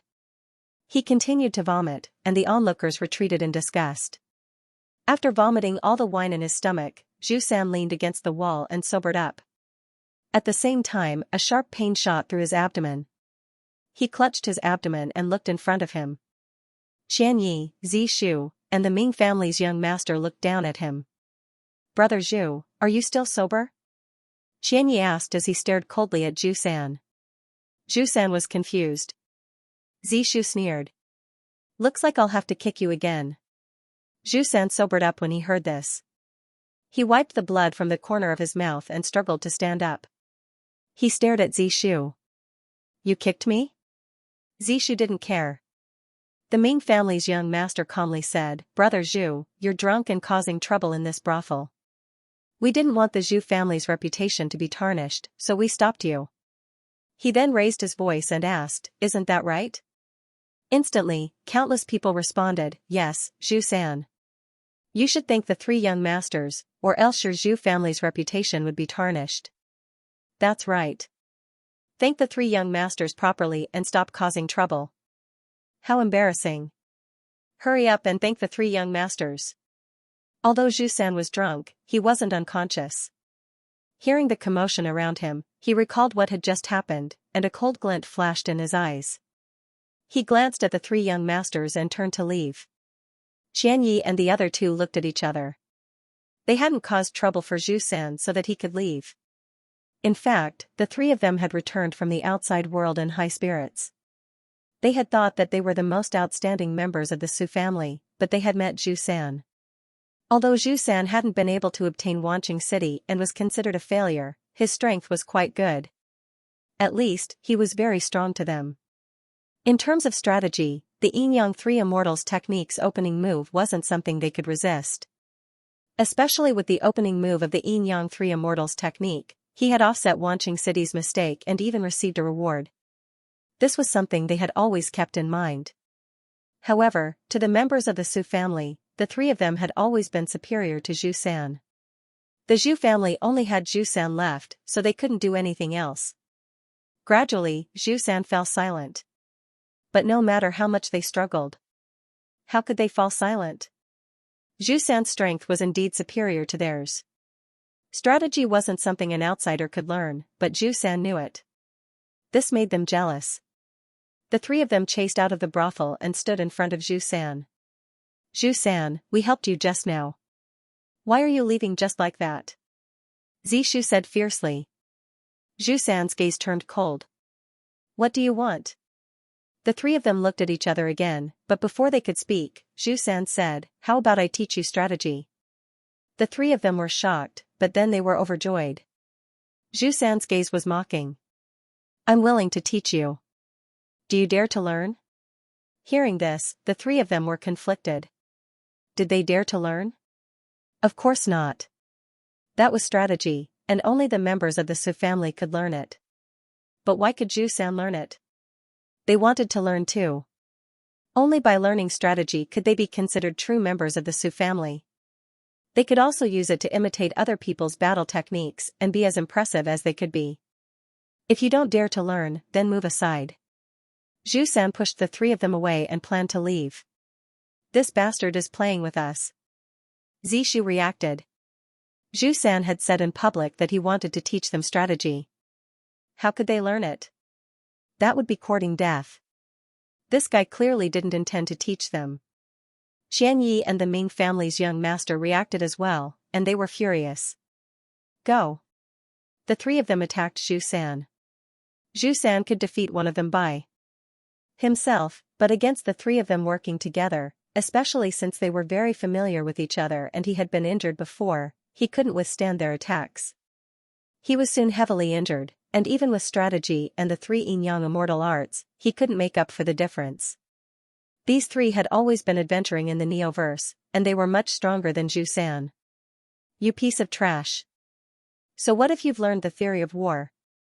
I heard that back in the Outerverse, you were tricked into dressing up as a woman. You're the disgrace of my Su family. Xianxia kicked Zhu head and sent him flying. Zishu stepped forward and viciously stomped on Zhu. Trash, wear women's clothing for me to see again? I want you to dress up as a woman in this brothel. How interesting. You're quite hardworking to complete your mission. Unfortunately, you don't have a brain, the Ming family's young master mocked and slapped Zhu. Everyone on the street watched, but no one helped Zhu. In the Astral Sift region, this planet was inhabited by outsiders. Xianxia and the other two were the most outstanding outsiders, and they even had elders from their families behind them. Zhu was just one person, so how could he possibly be their match? No one dared to interfere. Zhu coughed up blood as anger and hatred accumulated in his heart. He no longer cared about the Su family after he had used them. He had entered Burial Garden in hopes of securing a future, but he had encountered Luin and was being chased down by others. In his panic, he had been forced to retreat. Now that he thought about it, he should have stayed in Burial Garden instead of being bullied in the Astral Sift region. While they were beating him up, a giant ruler fell from the sky and forced Xianxia and the other two to retreat. This was a force field, and it was so oppressive that they almost vomited blood. Who is it? The three looked up, and a young man had appeared in the sky at some point, staring at them coldly. When they saw the man's appearance, they were shocked and quickly bowed. Greetings, young master. Everyone on the street also bowed. Greetings, young master. Greetings, young master. The person who had appeared was Suzhou. No one had expected Suzhou to come here, as the Su family's disciples usually did not come to the territories of outsiders, especially the young master. Zhu spat out a mouthful of blood and looked up at the sky. Suzhou's gaze landed on him, and he frowned. You're Zhu? Zhu stood up with difficulty and bowed. Greetings, young master. Suzhou replied, I'll give you an hour to wash up and follow me to see the patriarch. He then tossed a pill onto the ground. Everyone knew that this was no ordinary pill due to its medicinal fragrance. Xianxia's mouth fell open, and his mind trembled. He recognized this pill, it was the Su family's best pill. Only those who were severely injured were allowed to take it. How could Zhu take such a pill? He looked miserable, but he wasn't actually injured, so he didn't need such a pill. Zhu was also shocked and looked at Suzhou in confusion. Suzhou said, hurry up. Zhu was startled, yes. An hour later, Zhu left with Suzhou under the complicated gazes of Qianyi and the rest. They were heading towards the center of the astral mesh to see the patriarch. Many people looked at Qianyi's group with schadenfreude in their eyes. The three of them had beaten up and bullied Zhu, and it seemed that he was about to make a comeback. Once he did, their days would be miserable. Don't look at how they obtained some things for the clan, but those things were far from the contributions of the Su clan's direct descendants. Moreover, Zhu was personally taken away by the young patriarch, Suzhou. Looking at his attitude, Suzhou was very polite to him. This was not simple. Xianxia and the other two looked at each other, and their bodies went limp. They felt as if a great disaster was about to befall them. There were rumors that Suzhou treated them with respect, but that was a lie. Their subordinates had purposely made it up to raise their status. Now, Zhu-san had really been taken away by the young master and even given a precious pill. Who would have thought that Zhu-san, who had been silent for so many years, would rise again? In outer space, Suzhou transformed his domain into a ruler and brought Zhu-san to the center of the astral mesh. Zhu-san nervously asked, "Young master, may I ask why the patriarch is looking for me?" He didn't feel that he had the right to meet the patriarch, nor did he have the value. Suzhou glanced at him. "You know Luin, right?" Zhu-san was astonished. "Luin?" Seeing Suzhou staring at him, he thought for a moment and said, "When I tried to take Wan Qianqing, I failed because of Luin." Zhu-san told him a lot of things in the past. In fact, he had made a detailed record of these things. Regardless of whether the plan succeeded or failed, it had to be recorded. This was the style of the Su family. Looking at the vast planet in front of them, this planet was the center of the star Luo region and also where the clan leader, Su Laoyan, was. Luin wants to visit the Su family because he wants to meet a friend he hasn't seen in a long time. "Get ready," Suzhou said and stepped onto the planet. Zhu-san was stunned. Luin, it was actually Luin. No wonder Suzhou had personally gone to pick him up. Luin had wanted to meet him. But when did he become friends with Luin? Long time no see. Friends? Luin and the second Night King stood in space outside the Astral Mesa domain. In front of them was the Su family's strategy elder Yen. "I didn't expect Alliance Master Lu to visit my Su clan.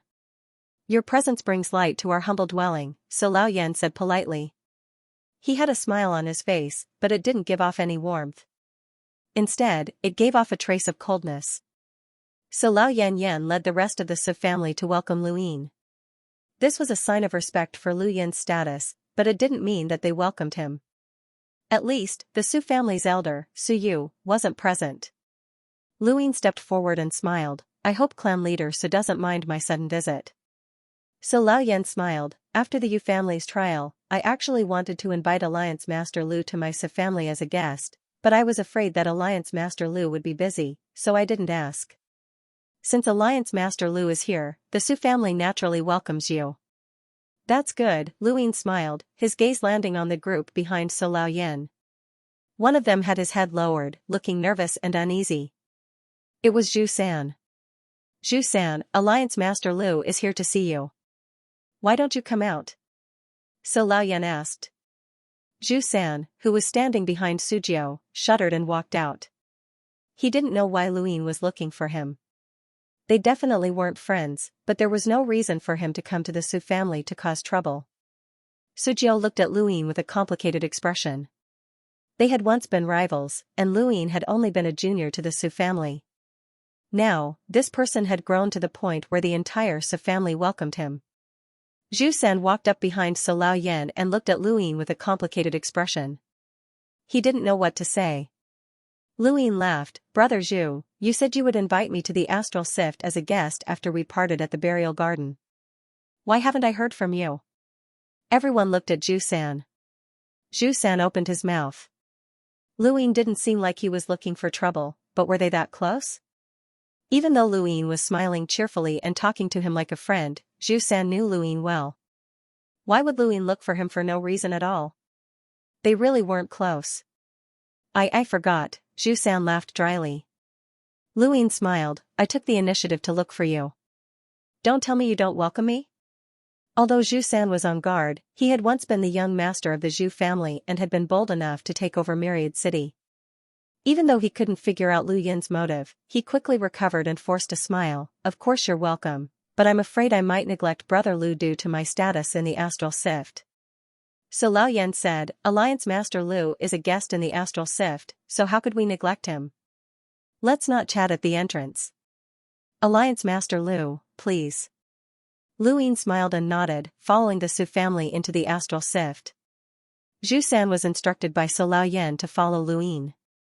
The Astral Sift's arrangement reminded Luin of the Star Sift sect, as the planets were all arranged in a regular pattern. Along the way, he asked many questions about the astral sift, as if he was very curious. No one could tell his motive, as if he really was just a guest. So Lao Yan received Lu Yin while contacting Huiji and Ku Pu. He wanted to find out Lu Yin's motive, but he couldn't find anything. Lu Yin was no longer a junior, and even the Su family felt pressured when facing him. If not for the 7 courts having a half-ancestor like Xiaji, even so Lao Yan would feel pressured given Lu Yin's influence. As the head of the Su family, So Lao Yan took the initiative to receive Lu Yin and show him around the astral sift. Zhu San, Su Jiu, and the rest followed along, and it wasn't until a day later that So Lao Yan allowed Zhu San to receive Lu Yin. After all, Lu Yin had come to find Zhu San. The second Night King had been following them the entire time. The Su family cared about Lu Yin's influence, but they didn't care about his strength. Only the second Night King could arouse their vigilance. Fortunately, the second Night King had been very normal the entire time, just like an ordinary person. "Father, why don't you ask Lu Yin how he learned the Su family's secret character?" So Lao Yan couldn't help but ask. So Lao Yan asked, "What do you think of Lu Yin's relationship with Zhu San?" Su Jiu thought about it. "I don't think they're very close." "Then why did he come to find Zhu San?" So Lao Yan asked. Su Jiu replied, "I've thought about it before. Could it be that he wants to use Zhu San as an excuse to visit the Su family?" So Lao Yan solemnly said, "Lu Yin is a very scheming person. If he uses Zhu San as an excuse to visit the Su family, then he must have some ulterior motive. It's not like he doesn't know that the Su secret word has been exposed, but he still dares to come here. He must be prepared. So father doesn't want to act rashly before we know his goal?" Su Jiu suddenly understood. So Lao Yan turned around and looked deeply in Lu Yin's direction. "The universe is a game of chess, and there's no time limit. It all depends on who can endure it. Lu Yin can't stay in the Su family for long, so his goal will be clear soon." He then ordered, "Bring me the information on Zhu San." "Yes, father." After So Lao Yan and the rest left, only Lu Yin, the second Night King, and Zhu San were left behind. Lu Yin looked at Zhu San. "You didn't expect me to come looking for you?" Zhu San was puzzled, full of apprehension and vigilance. "Alliance leader Lu, we've never interacted before. Why are you looking for me?" Lu Yin raised a hand and slowly patted Zhu San's shoulder. "Let's talk as we walk. Take me around the astral mesh and the planet you live on." Zhu San didn't understand, but he still did as he was told and brought Lu Yin to the planet he lived on. His residence wasn't too far from the street where the brothel had been located. Zhu San's eyes flashed when she saw the bustling crowd and the various beauties in the brothel. She brought Lu Yin along and landed on the street. "Alliance Master Lu, my residence isn't too far from here. Let's walk over to avoid attracting attention." Lu Yin nodded, "As you wish." Zhu San took a deep breath and led Lu Yin to the street where he was often looked down upon and bullied. This planet was where the Su family's outsiders spent their time, and those who could walk on this street were the more capable ones. Among them, Qianyi and a few others were the most eye-catching. Although Zhu San had failed in his attempt to take over Wanqian City, he had accumulated a lot of resources over the years and often came here to spend. Most people recognized him. His goal in bringing Lu Yin here was simple: to intimidate others. Although he didn't know why Lu Yin had come looking for him, he didn't want to know. Even if Lu Yin wanted to use him, he wanted to collect some interest first. No one was stupid, especially someone like Zhu San who was good at seizing opportunities. In order to take over Wanqian City, he had even dressed as a woman. There was nothing he didn't dare to do. The streets were bustling with activity, and from time to time, there would be people talking loudly with beautiful women accompanying them. Occasionally, there would be people spending money like it was nothing. When Zhu San brought Lu Yin and the second Night King down the street, they immediately attracted a lot of attention. At this moment, Qianyi and the other two were drinking gloomily on the 5th floor of the brothel. They had been here since yesterday and had stayed the entire night. They were uneasy and didn't know what had happened to Zhu San, that the young patriarch had personally come to take him away. "Brother, what should we do if Zhu San really gets close to the young patriarch?" the Ming elder asked with a gloomy expression. Zishu frowned. "Ever since Zhu San returned from the outerverse to the astral mesh, we've bullied him too many times. It won't be easy to reconcile." Xianxia slammed his cup on the table, his gaze fierce. He's just a lucky bastard. Maybe the young master was just tricked. His entire Zhu family is dead, and he failed his mission. What right does he have to be valued by the young master? But he knows battle strategy, and he even handed over a supposedly powerful battle technique, the Ming family's young master said hesitantly. They all fell silent. Zishu suddenly said, "We've always known that he failed his mission, but do you know what kind of mission it was?" Xianxia and the Ming family's young master looked at each other in confusion. How could they possibly know about the Su family's mission? Although I don't know what kind of mission it is, there shouldn't be any major missions in the Outerverse, the Ming family's young master guessed. Zishu's eyes flashed. Logically speaking, the missions in the Outerverse are far less important than those in the Neoverse. However, the Zhu family was able to obtain battle strategy while carrying out a mission. This is something that even you and I, including her, can't enjoy. What right does Zhu-san have? There's only one possibility, the Zhu family's mission is more important than ours. The Ming family's young master was bewildered. I remember now. 1,000 years ago, a disciple with a different surname carried out a mission and obtained a battle strategy inheritance. Apparently, that person's mission involved an emissary and was very important. The Outerverse has emissaries? Xianxia was astonished. Zishu's eyes flashed. What's the first thing that comes to mind when the Outerverse is mentioned? The Great Eastern Alliance. The Ming family's young master and Xianxia spoke at the same time. Zishu said, could Zhu-san's mission be related to that Luin? Come to think of it, Zhu-san returned to the astral sift after the Innerverse and Outerverse were reconnected. At that time, the Great Eastern Alliance had already unified the Outerverse. Impossible. How could Zhu-san be related to that Luin? He's the young supreme of the entire universe, the ruler of the Great Eastern Alliance. He's someone who can shake the entire universe with a stomp of his foot, Xianxia refuted. At that moment, a clamor could be heard. It grew closer and closer, and they could vaguely make out Zhu-san's name. The three looked over, and their expressions changed. Zhu-san led Luin and the second Night King down the street, shocking countless people along the way. They did not recognize the second Night King, but they recognized Luin. Lu Yin's appearance was etched in their hearts. No one had expected that Luin would actually come here one day. When Xianxia and the other two saw this, their faces turned ashen. It was true, Zhu-san was actually with Luin. They thought of the Zhu family's mission, which definitely had something to do with Luin.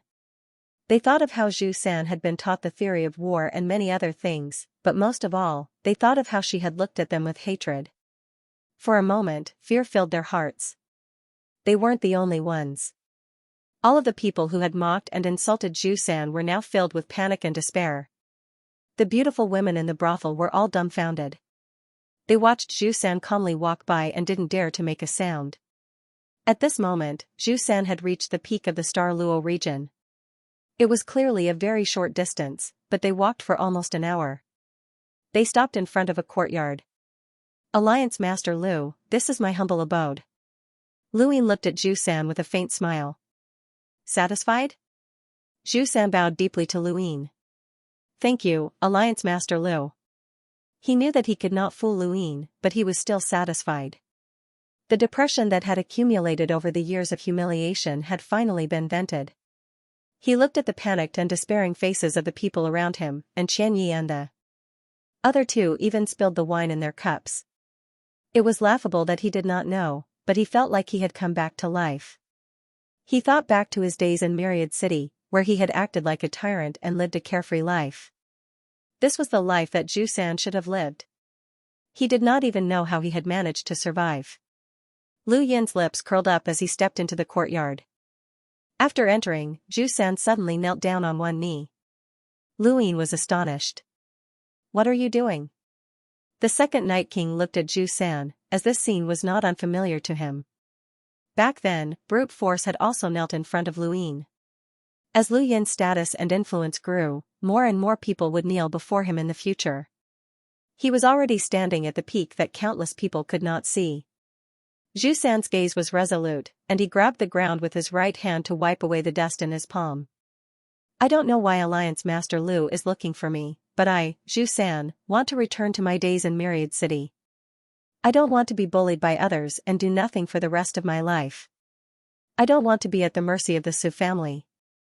I once thought that returning to the 7 courts would allow the Su family to rise to the top and surpass most people. I didn't care about the 10 arbiters, but I was wrong. No matter how influential the 7 courts are, I, Zhu San, am still a nobody. I might be sent on a certain death mission one day, and even if I don't die, I can only muddle along in the astral mesh region for the rest of my life. Alliance Master Lu, I admit that when I left Myriad City and returned to the Su family, I had thoughts of taking revenge on you. Because of you, my Zhu family's plan to seize Myriad City failed. However, these thoughts have long since disappeared. I, Zhu San, am just a nobody, and I cannot compete with Alliance Master Lu for anything. I only hope that Alliance Master Lu can accept me and allow me to return to the Great Eastern Alliance. At this point, Zhu San raised his head and looked hopefully at Luin. His eyes were bright and filled with an unprecedented conviction and determination. I will do whatever Alliance Master wants me to do. I, Zhu San, do not wish to retire in the astral mesh region. I do not wish to die in some corner of the universe without anyone knowing. Please accept me, Alliance Master. Zhu San's other leg also knelt down, and he completely prostrated himself before Luin. Without experiencing some things, a person would never be able to grow up.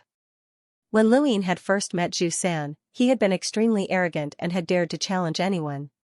He had hidden his true intentions and wanted to marry Xianxia and seize Myriad City, but he had failed. All of his ambitions had been reduced to nothing, and all that had been left behind was his desire and hatred for the 7 courts. After that, he had returned to the Su family. However, this was a decision that he regretted to this day. Since he had failed his mission, what right did the Su family have to put him in an important position? His surname was not Su, but Zhu, and he was not part of the Su family. There were too many people like him in the Su family. Back then, Zhu San had thought that they were all Su family members who had accidentally wandered into Myriad City. It was only after he returned to the astral mesh region that he realized that this had all been part of the Su family's plan. There were too many people who had experienced the same thing as them. He was just one of the many pitiful people who had failed their missions. People like him were only fit to serve as cannon fodder. However, he had more ideas than those pitiful people, which was why he had charged into Burial Garden the moment it had appeared. Unfortunately, he had run into Xianxia, who had been chasing after Luin, and he had been forced to flee. He had been lucky that he had ended up in the Neoverse when he had exited. Otherwise, he might not have been able to make it back. All of the grievances he had suffered in the astral mesh region were finally released. Seeing Zhu San's surrender gave Luin a headache. He had originally come to the Su family to use Zhu San's secret knowledge of the 3 Immortals Yin-Yang technique to cause trouble for the Su family. He wanted to observe the Su family's motionless chessboard, but now that Zhu San had surrendered, Luin could no longer cause trouble for him. It was not that he cared about Zhu San, but rather that Zhu San was a member of the Su family. If Zhu San sincerely surrendered to Luin, it would be of great help to him in the future. Deep in his heart, Luin also wanted to return a favor to the Zhu family. The reason he had been able to learn the Su secret art was because of the Zhu family. His bloodline and the Su secret art had been of great help to him on his cultivation path. Why should I believe you? Luin asked. Zhu San raised his head. I can give the war strategy theory to Alliance Master Lu. Lu Yin's eyes flashed. The war strategy theory was a technique of the Su family that could simulate many battle techniques. The 3 Immortals Yin-Yang technique had been simulated by Zhu San through the war strategy theory. In theory, this technique could not be leaked to outsiders, and it would be difficult for others to learn it. Even if they did learn it, they would be afraid of the Su family's revenge. However, Luin did not have such worries. Regardless of whether he could learn the war strategy theory, it was a fact that Zhu San had leaked it to outsiders. To the Su family, this was an absolute capital offense. Once the war strategy theory was leaked, Zhu San would become the Su family's mortal enemy. There would be no way for him to return. Go find Su Laoyan, Luin said. Zhu San did not understand and looked at Luin. Luin looked at him and slowly spoke. That night, Zhu San met Sujiu. "Where is Luin? Why did you come to the Su family?" Sujiu asked. Zhu San hurriedly said, "Young master, quickly report to the family head and hide the three immortals yin yang technique." Sujiu was puzzled. "What do you mean? The three immortals yin yang technique? Isn't that the battle technique you obtained by imitating Xianxia?" Zhu San's face paled. "I'm not familiar with Luin at all. In fact, we were enemies when we tried to steal Wan Xianxia. Luin is not here as a guest. He has a motive." Sujiu's expression did not change. Of course, he knew, the entire Su family knew. They could tell that Zhu San was not familiar with Luin, which was why Sujiu had come to find him. "Speak clearly," Sujiu said in a low voice. Being targeted by Luin was a headache even for the Su family. Zhu San said, "It's all my fault. I learned the three immortals yin yang technique through the war strategy theory and taught it to the family. Luin is using this as a reason to cause trouble for the family. I don't know his real motive, but it's definitely because of the three immortals technique." "Why are you so sure?" Sujiu was puzzled. Zhu San gritted her teeth. "I'm too familiar with Luin, and I understand him too well. I can guess his every move." Sujiu frowned and looked at Zhu San. "You can see through Luin?" Zhu San smiled bitterly. "I can roughly guess what he's thinking." "You can't find out his motive?" Sujiu was unwilling to give up. Zhu San thought about it. "If I'm not wrong, it has something to do with the Su family's ancestral chessboard." Sujiu immediately denied it. "Impossible, Luin knows the Su secret art. There's no need for him to have any ideas about the chessboard." Zhu San was certain, "It definitely has something to do with the chessboard. I know Luin too well, so please tell the family head that once Luin has set his sights on a target, he won't give up. Quickly hide the three immortals technique and take away everyone who knows it. We can't give him any excuses." He then left, but before he left, he said, "Young master, based on my understanding of Luin, it definitely has something to do with the chessboard. You have to be careful." Not long after, Sujiu told Sujiu about his conversation with Zhu San. Sujiu frowned and looked at the sky with his hands behind his back. "Do you think Zhu San is right?" Sujiu said, "Nonsense, the only use of the chessboard is to comprehend the Su secret art.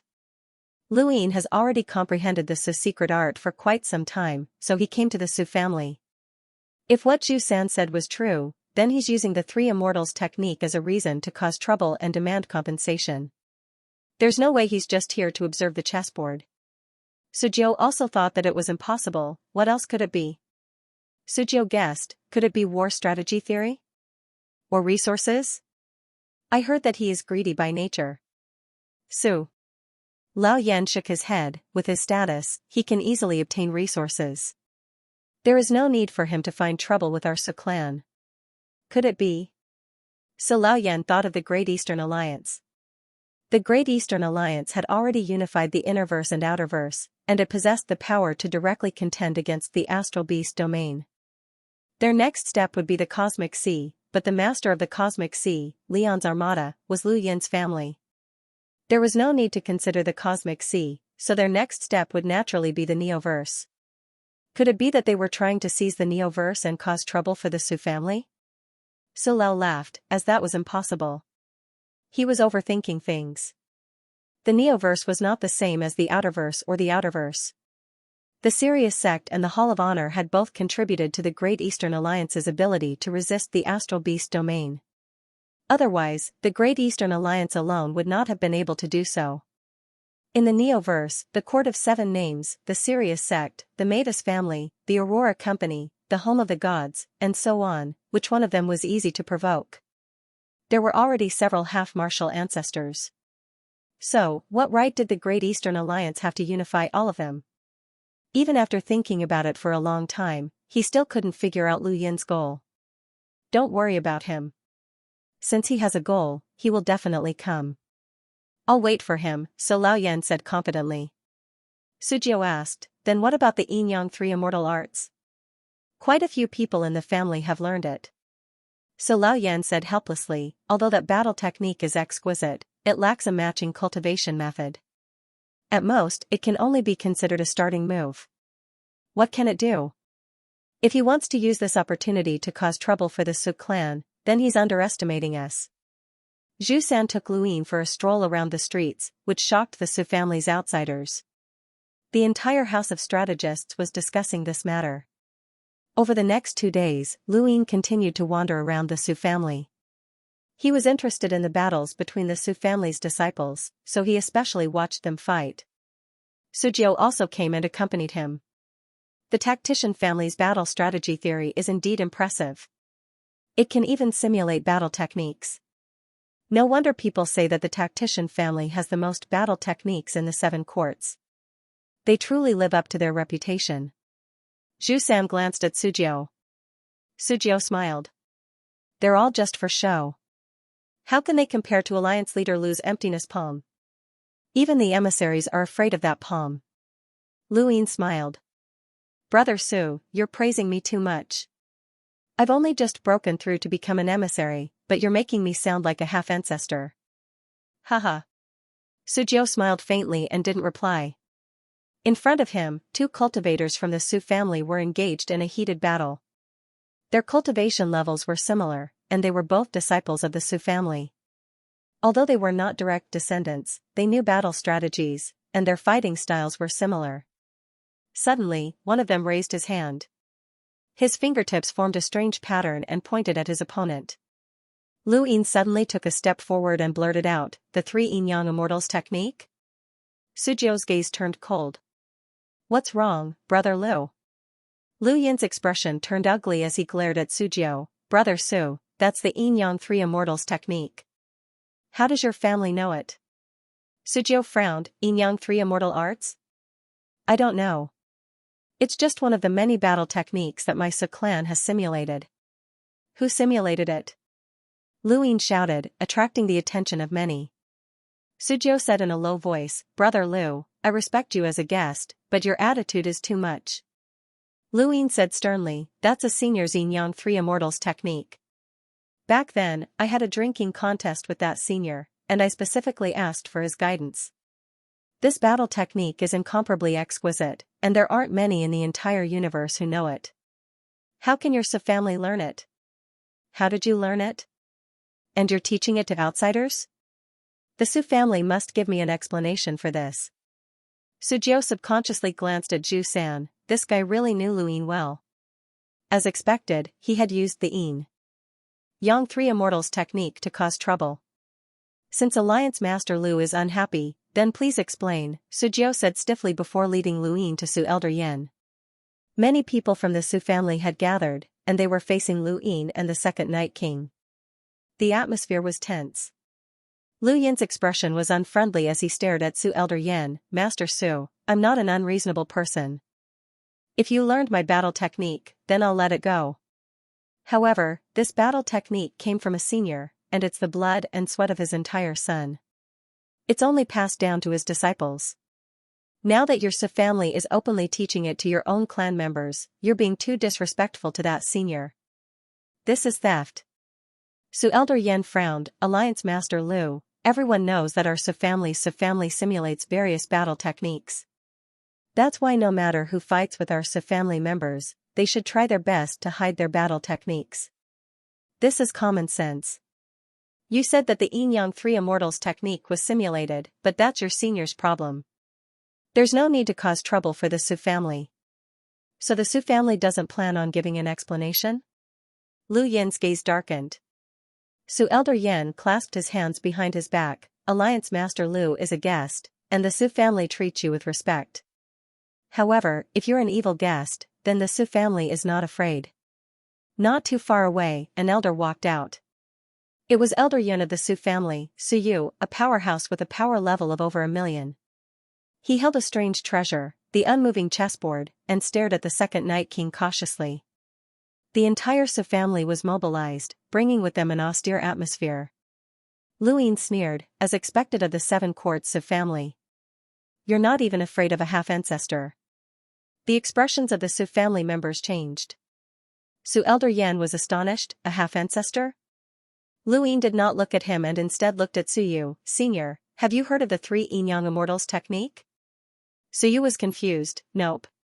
Lu Ying nodded. Then, what about Jiu Qi? Su Yu's expression changed. Half-ancestor Jiu Qi?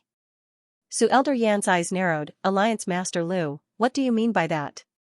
Lu Ying raised his head. The three Yin-Yang Immortals technique is a half-ancestor Jiu Qi's ultimate technique, and he passed it down to his disciple, Xianxia. Now, your Su family is openly spreading it. Family head Su, I think that your Su family wants to exchange blows with senior Jiu Qi. Su Elder Yan's expression turned ugly, and Su Yu looked at him. What's going on? All of the Su family members had ugly expressions. Who would have known that the three Yin-Yang Immortals technique was a half-ancestor's ultimate technique? If they had known, they would not have dared to spread it so brazenly, as it was akin to someone spreading war strategies. No, it was even more serious than that, as the Su family did not have a half-ancestor. Su Jiu was shocked. This was actually a half-ancestor's ultimate technique? Even Zhu San had not expected this, as the three Yin-Yang Immortals technique was clearly an imitation of Xianxia's battle technique. Could Xianxia be a half-ancestor's disciple? How was that possible? If she was a half-ancestor's disciple, how could she be so weak? Alliance Master Lu, do you think that you can threaten my Su family by linking the three Yin-Yang Immortals technique to half-ancestor Jiu Qi? Who can prove that this battle technique belongs to half-ancestor Jiu Qi? Su Elder Yan asked sternly. He had originally not cared about Lu Ying using this battle technique to threaten him, but if this battle technique belonged to a half-ancestor, then things were different. Lu Ying smiled. You can ask Xia Ji. Su Elder Yan's heart sank, as Lu Yin's attitude showed no fear. Could it really be a half-ancestor's battle technique? Su Yu's eyes flickered, as asking Xia Ji was naturally the best way to verify this, but if he did so, then Lu Ying would not be the only one who could use their weakness against them, but also the Xia family. They were all part of the seven courts, but they were not as harmonious as they seemed. All of you, leave, Su Yu ordered, dismissing everyone aside from Su Elder Yan. As he watched the crowd leave, Lu Ying knew that he had succeeded. The Su family did not even have the courage to ask Xia Ji. Of course, regardless of whether they tried to verify it or not, the three Yin-Yang Immortals technique was indeed Jiu Qi's battle technique, so there was no problem. Alliance Master Lu, how do you plan on resolving this matter? Su Yu asked Lu Ying. Lu Ying met Su Yu's gaze. Senior, do you believe that the three Yin-Yang Immortals technique is a half-ancestor battle technique? I believe it for now, Su Yu replied. Then, Senior, please verify it, Lu Ying said. Su Yu frowned. As a rising star, even I, who was in seclusion all year round, have heard of Alliance Master Lu's great name. You unified the inner verse and outer verse, looked at the Neoverse from afar, led the Great Eastern Alliance to resist the Astral Beast domain, underwent a tribulation that caused the Astral Source universe to erupt, and even attracted the Blood Progenitor. All of these accomplishments are admirable, and my Su family has never disrespected Alliance Master Lu. I heard that Alliance Master Lu even knows the Su family's secret word plan. Has the Su family caused any trouble for you while you were in the Astral Luster region? Lu Ying answered seriously, learning the secret word plan was a coincidence. If Senior could learn the Xia secret word plan and the Hall of Honor secret technique, would you not learn it out of fear of the Xia family and the Hall of Honor? Besides, I didn't know that the secret word plan belonged to the Su family. At that time, I didn't have the qualifications to come into contact with the seven courts, and I had never even heard of it. Su Elder Yan interrupted. It's a fact that Alliance Master Lu learned the secret word plan. Are you trying to deny it? Lu Ying looked at Su Elder Yan. I was the one who learned the secret word plan.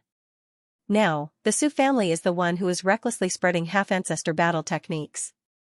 You can cause trouble for me because I learned the secret word plan, but that's your right. Now, I want to resolve this matter. What do you want? Su Elder Yan gritted his teeth. At the end of the day, one's fist was bigger. If Lu Ying was just a minor character, then he would not have dared to say such a thing. He would not have even dared to reveal that he had learned the secret word plan.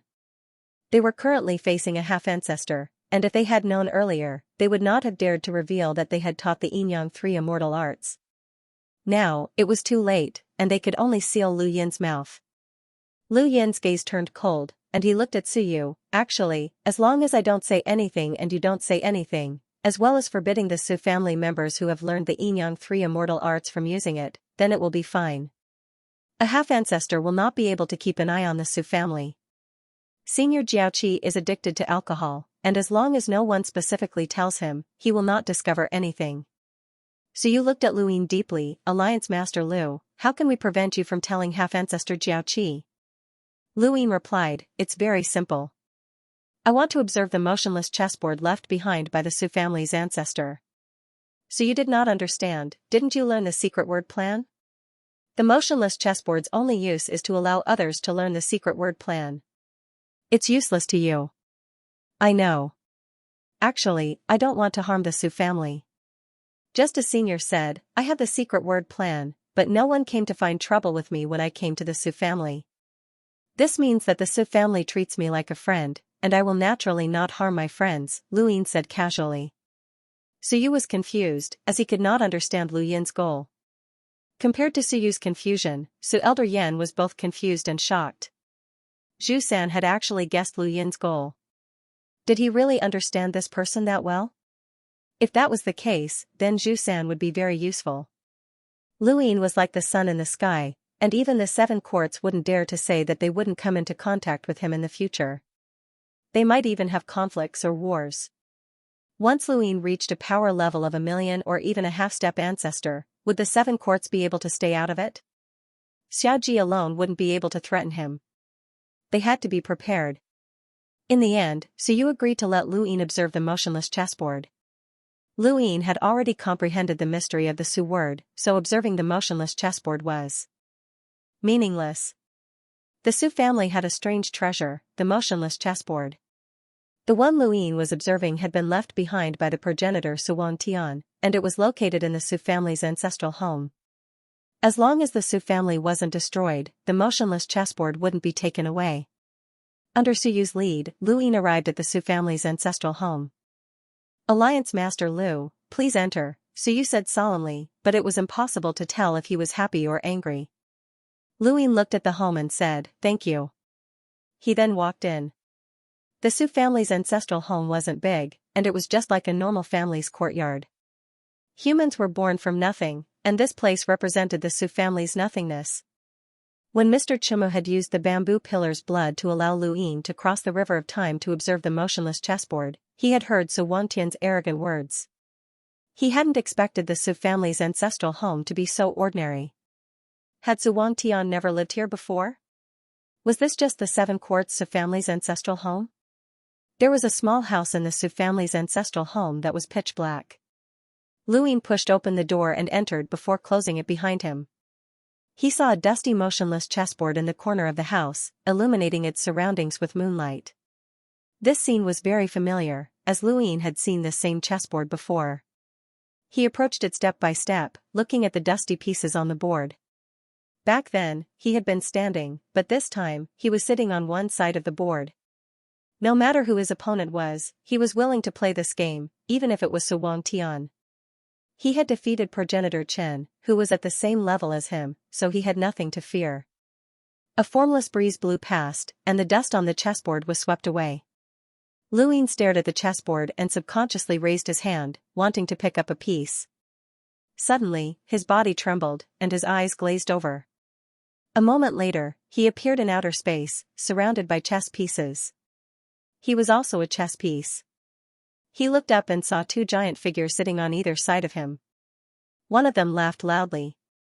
You're definitely going to lose this time, ha ha ha ha. I don't think you've ever won against me, you're terrible at chess. Another deafening voice rang out, almost shattering Lu Yin's brain.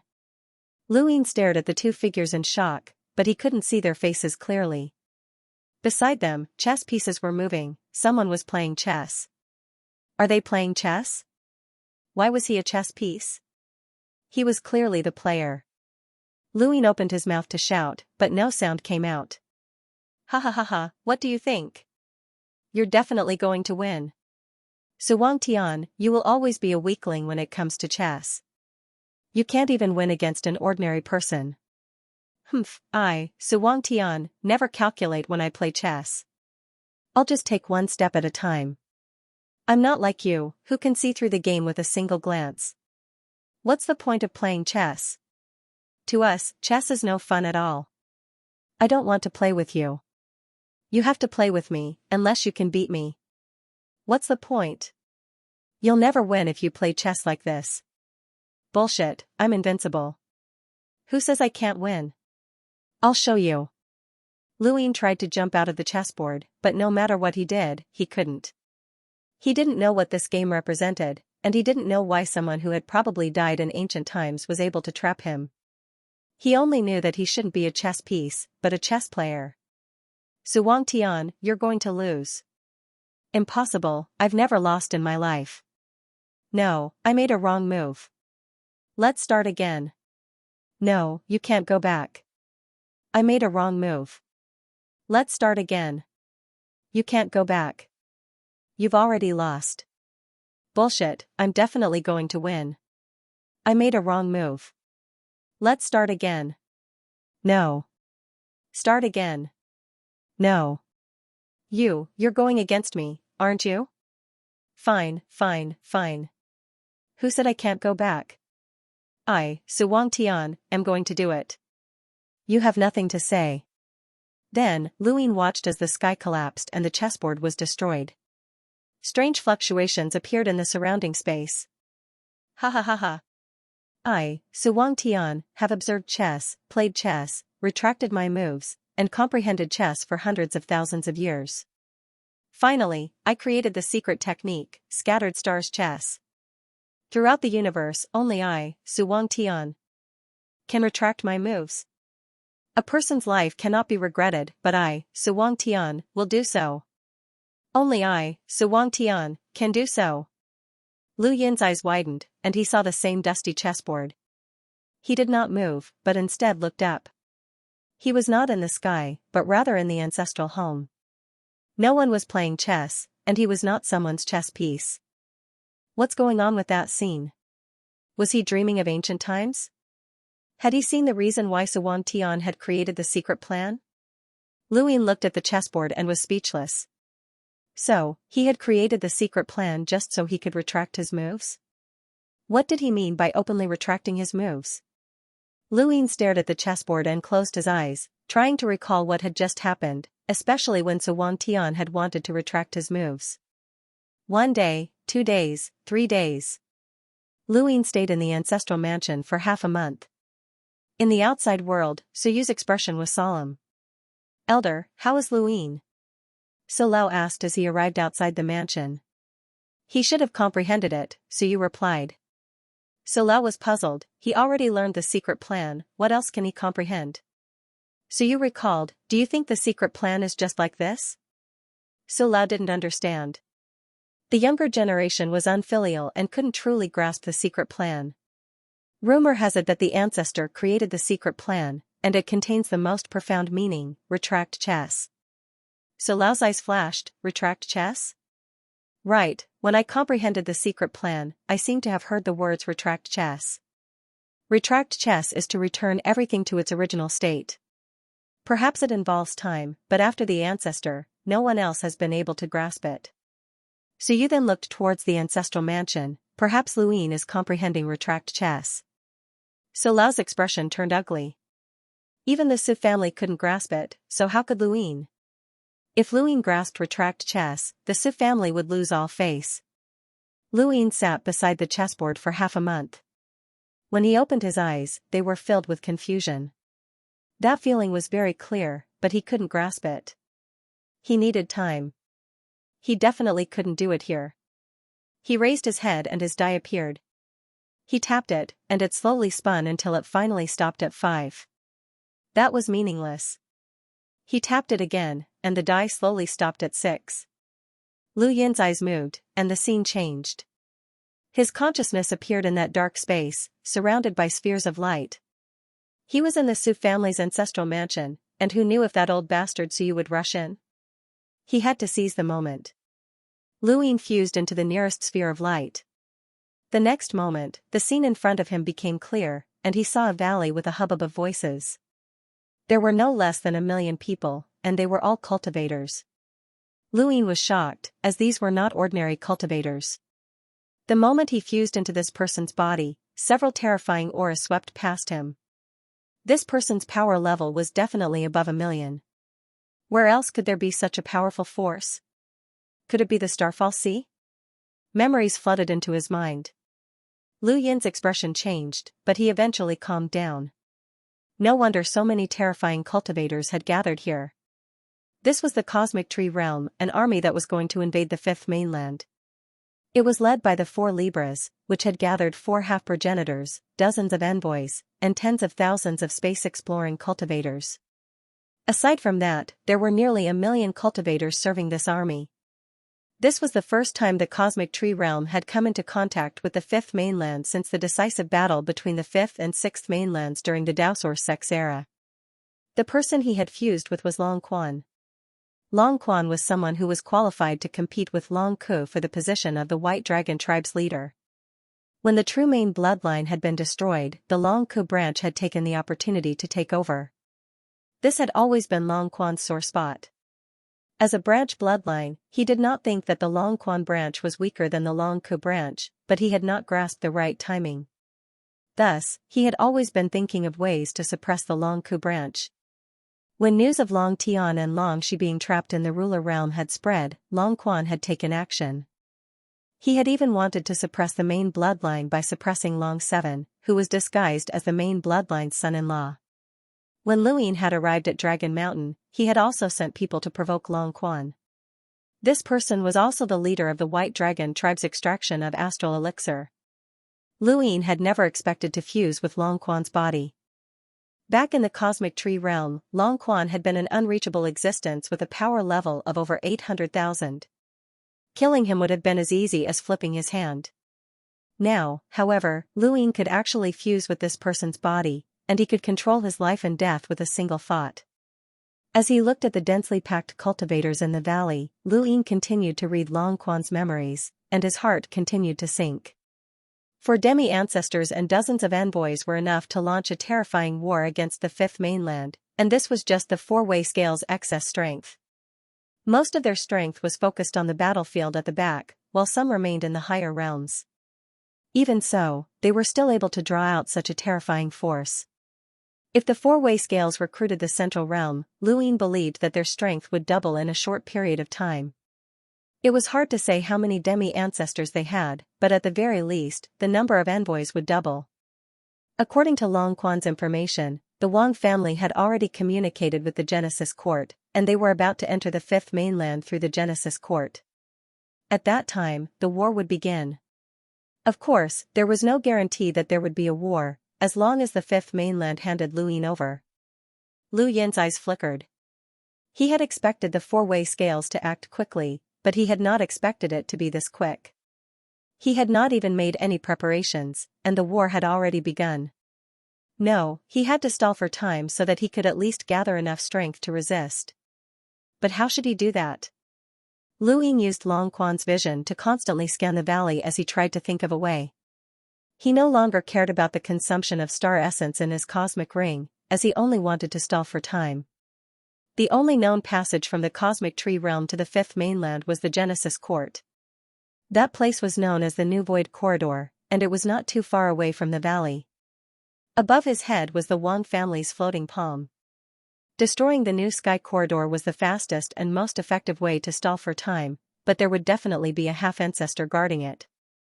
No one would underestimate the Lu family's status in the Astral Tree Realm. Even after being exiled, there were still loyalists who were willing to sacrifice their lives for the Lu family. These people would do everything in their power to destroy the New Sky Corridor and prevent the expeditionary army from going to the abandoned lands.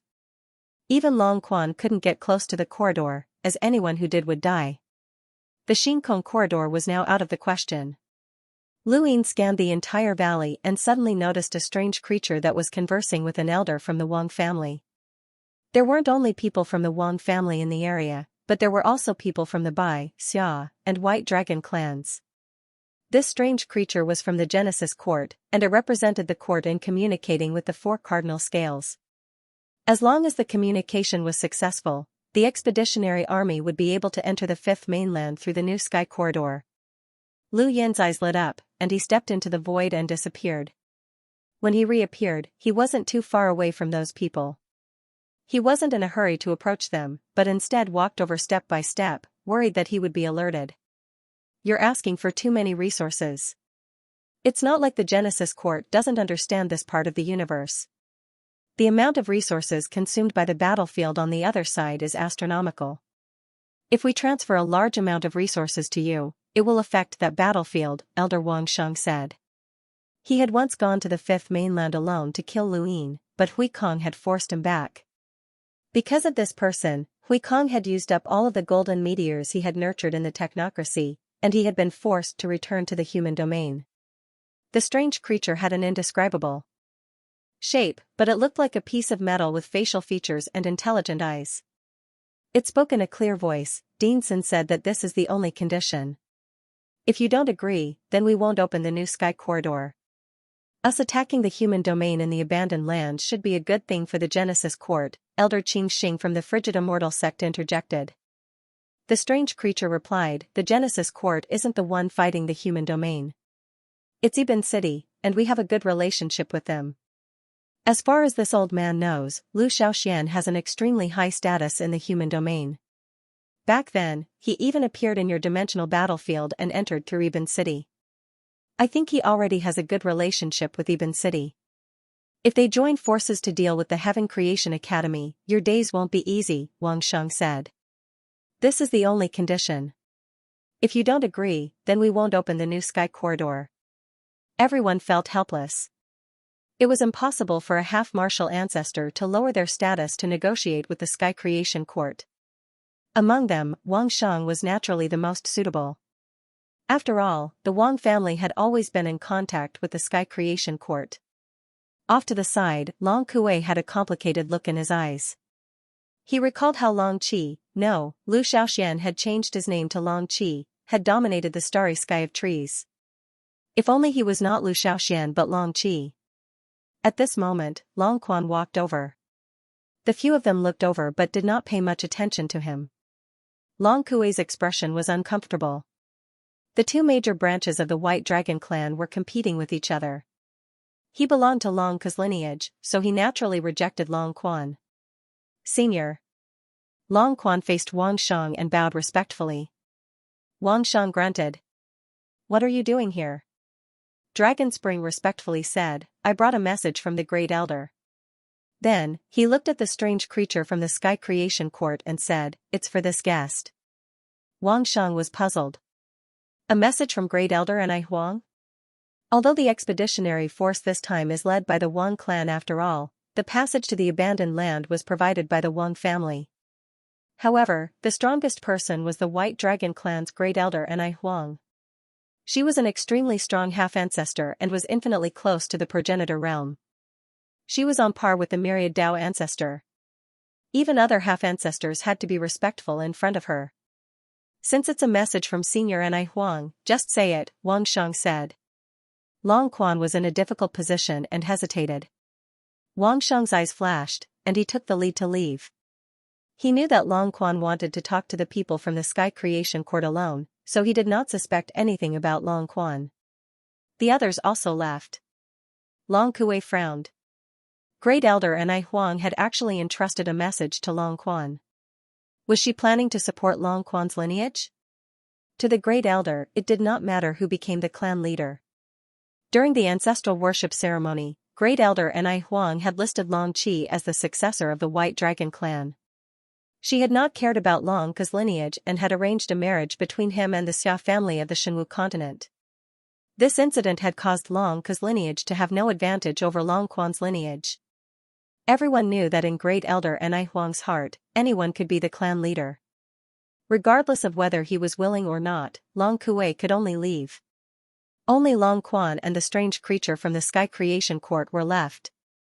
No matter what you say, the condition is the condition, the strange creature said as it glanced at Long Quan.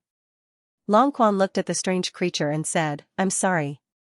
With that, he struck out with his palm, hitting the strange creature's body without any hindrance and breaking it into pieces. This scene shocked countless people. Wang Sheng was the first to see it. His expression changed drastically as he shouted, Long Quan, what are you doing? Near and far, many gazes looked over. Long Quan shouted angrily, what Lu Xiaoxian? What Luin? It's all fake. It's a trick that your frozen immortal sect, the Wang family, and the Shenwu continent have teamed up to deal with my White Dragon clan. Who doesn't know that Long Qi's innate talent is extraordinary and that he's going to be accepted as a disciple by ancestor Mu Xie? Even the formation masters in Jiayuan are amazed by his lock-breaking talent. It's all because you're afraid that my White Dragon clan will rise, so you set up this trap and made Long Qi carry the title of a dead man. Long Quan's words made Wang Shang, who had been about to attack, pause. Long Quan was not even afraid of death, just to expose a lie? Generally speaking, people who said such things were telling the truth. If they were not afraid of death, why would they lie? Unless they were forced, but who would force Long Quan? He was someone who was qualified to compete for the position of the White Dragon clan's leader, and he was a powerhouse who had undergone 4 origin tribulations. More importantly, was this Long Quan's idea or Great Elder Anai Huang's? Elder Long Quan, what nonsense are you spouting? Long Kuei shouted. Long Quan shouted, shut up, you've all been deceived. Long Qi is Long Qi, not Lu Xiaoxian at all. What general appointment platform talent? What Wang clan's identification? They're all fake. The 3 great clans of the 4 direction scales worked together to deceive even our White Dragon clan. Only I, Long Quan, discovered the truth. Long Quan then shouted, Great Elder, this junior knows that you're watching, so please investigate the truth. Long Qi is Long Qi, not Lu Xiaoxian. He's Long Qi, the son-in-law of our White Dragon clan's main bloodline. Impudent. Nonsense. Wang Si walked out, her eyes filled with rage. She raised her hand and slapped down. At that moment, Great Elder Anai Huang walked out and stopped Wang Si. Wait. She then looked at Long Quan with a gloomy expression. Do you know what you just said? The truth of the ancestral worship was revealed long ago, and even Long Qi himself admitted it. Not only is he Lu Xiaoxian, but he's also a stowaway from the abandoned land. Who didn't see his provocation to the 4 direction scales when he broke through to the emissary realm? Long Quan was sorrowful. He was betrayed by his own clan. How sad is that? Can't he provoke them? Great Elder, Long Qi needs the clan's protection the most right now, but the clan still wants to kill him? How much pain must he be in? This is all a scheme of the Bai, Wang, and Xia clans. They're the ones who faked everything. Otherwise, how could there be such a coincidence? Long Qi's identity was exposed just as the old ancestor was lured away. They wanted to prevent the old ancestor from seeing the truth so that Long Qi would be killed. They're trying to kill the genius of our White Dragon clan. Great Elder, this junior is willing to die to prove the truth. After speaking, he slapped his forehead and died under everyone's shocked gazes. Great Elder Anai Huang didn't expect Long Quan to be so decisive. He really did want to die. This scene shocked everyone. Was it really as Long Quan had said? He really did look like a pitiful person who had been wronged and didn't hesitate to die to prove his innocence. However, it was also true that Long Qi was Lu Xiaoxian.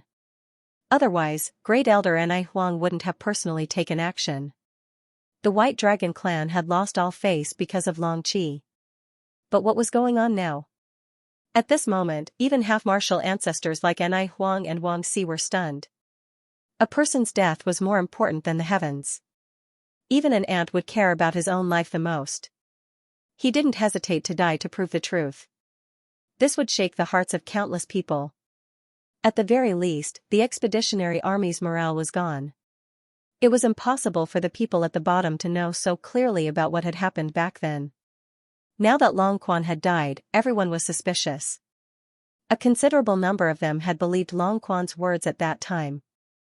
They had never seen Lu Xiaoxian before, nor had they seen the battle of the 4 sides on the general appointment stage. They had only seen Long Quan seeking death.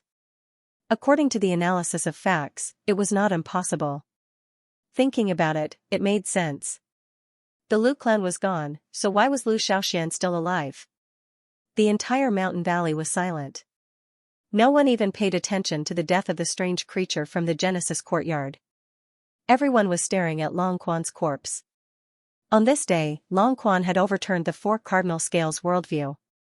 Not only that, but Long Quan had also killed that strange creature from the Genesis courtyard. How would he explain this to the Genesis courtyard? The negotiations for resources had already reached a stalemate, and now, they were even more difficult to negotiate. The expeditionary army had yet to leave the mountain valley, but their morale was completely gone. Long Kuei stared blankly at Long Quan's corpse. When had this branch family head become so unyielding? Elsewhere, Lu Yin had controlled Long Quan's body to commit suicide. The moment of his death, he didn't feel good either. His consciousness returned to his body through the dark space, and the black and white fog in his chest surged as if it had been stimulated. It took a lot of effort to calm down. Lu Yin's lips curled up. This time, the cosmic trees were lively. Back then, he had been confirmed as Lu Shaoxian, and the 4 cardinal scales had confirmed this. It was impossible to overturn this theory. He had only used Long Quan to annoy the 4 cardinal scales. Everything else aside, he had at least been able to stall for time.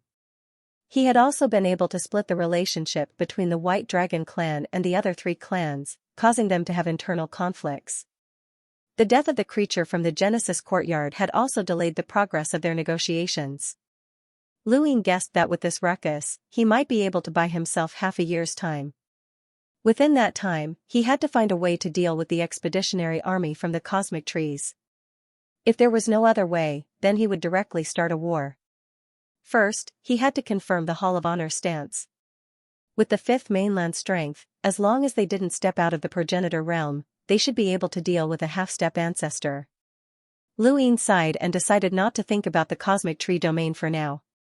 Right, he checked his cosmic ring to see how many star essence he had spent. He had wasted a lot of time in that valley, and he had even taken control of Long Quan's body to commit suicide. 20 billion. Lu Yin's face twitched, and his expression turned ugly. It wasn't that he had 20 billion left, but that he had spent 20 billion. That was 20 billion. 20 billion, and it was gone just like that. Lu Yin closed his eyes in pain. He was out of money again. The only consolation was that this money had been well spent. It had definitely been well spent. He put down his cosmic ring and stopped thinking about this annoying matter. He raised his hand, and his die appeared. He tapped it, as cultivation was still more important. This time, things went smoothly. At 4 o'clock, he entered the time-stop space. After entering the space, Lu Yin immediately extended the time to nearly a year. He then sat down cross-legged and recited the primogenitor scripture. At the same time, he recalled the time when he had played against Su Wangtian and the feeling of wanting to regret a move. 1 month, 2 months, 3 months. Finally, half a year passed. Lu Yin suddenly opened his eyes, as he still felt like he was missing something. Although reciting the primogenitor scripture had allowed him to touch upon a thread, it would take him a very long time to fully comprehend it. He didn't have that much time to waste. When he thought about this, Lu Yin reluctantly took out the root of wisdom. The astral source in his palm boiled, and he used the root of wisdom to brew tea. A complete root of wisdom could only be used to brew 3 cups of tea. After the first sip, Lu Yin recalled that feeling, and it immediately became much clearer. It was as if he was experiencing it himself. He had thought that the planned secret arts regret move was related to time, but in reality, it had nothing to do with time. Instead, it was related to space. After drinking the root of wisdom tea, it was as if he had been enlightened. At the same time, he recited the primogenitor scripture and used the hazy voice to impart enlightenment. Lu Yin finally grasped that thread, but it still wasn't enough. He drank another sip of the root of wisdom tea, and after a month, his eyes shone with a divine light. He stood up and waved his hand, distorting the void. At the same time, the star-scattered chessboard appeared beneath him. Planned secret art, scattered star chess, regret move. Lu Yin stared at the distorted void, and the star chessboard, the star chessboard. The star chessboard's regret move. He had clearly distorted that part of the void, but he had used the secret of plan to perfectly restore it. This was the secret of plan's repentance. The so-called retracting move was to use its influence on space to perfectly restore it. Anyone who made a move would definitely affect the space around them. Even the weakest ordinary person would affect the air around them. Retracting chess was to restore this effect. This was retracting chess, reverting to the previous step. It had to be said that Su Wangtian was truly a genius. He had created such a terrifying secret technique just to reverse a move. Luyin suddenly developed a great interest in countermeasure Wangtian. Now that he had comprehended the strategy secret, regretful chess, there was only one last sip of wisdom root tea left. Luyin drank it all in one gulp, recited the primogenitor's scripture, and then began to cultivate the art of serious. Serious art was the inheritance of progenitor Chen. He wanted to cultivate it to the highest level as quickly as possible so that he could unravel the secret of the pattern beneath his feet. When he'd become an emissary, he'd use the primogenitor's scripture to cultivate the serious art to 10,000 stars. Now that he had the wisdom root tea, he didn't know how many stars he could cultivate. As the scenery changed, Luyin returned to the Su family's ancestral home with an excited expression. With the wisdom root, the serious art could now revolve 35,000 stars, which was an increase of more than 20,000 stars. With the wisdom root and the primogenitor's scripture, there had been a qualitative change. If he had 2 more wisdom roots, he was confident that he could reach the peak of the 5th level in the shortest amount of time and advance towards the 6th level of the serious art. It had only been 20 years since he'd started cultivating the serious art.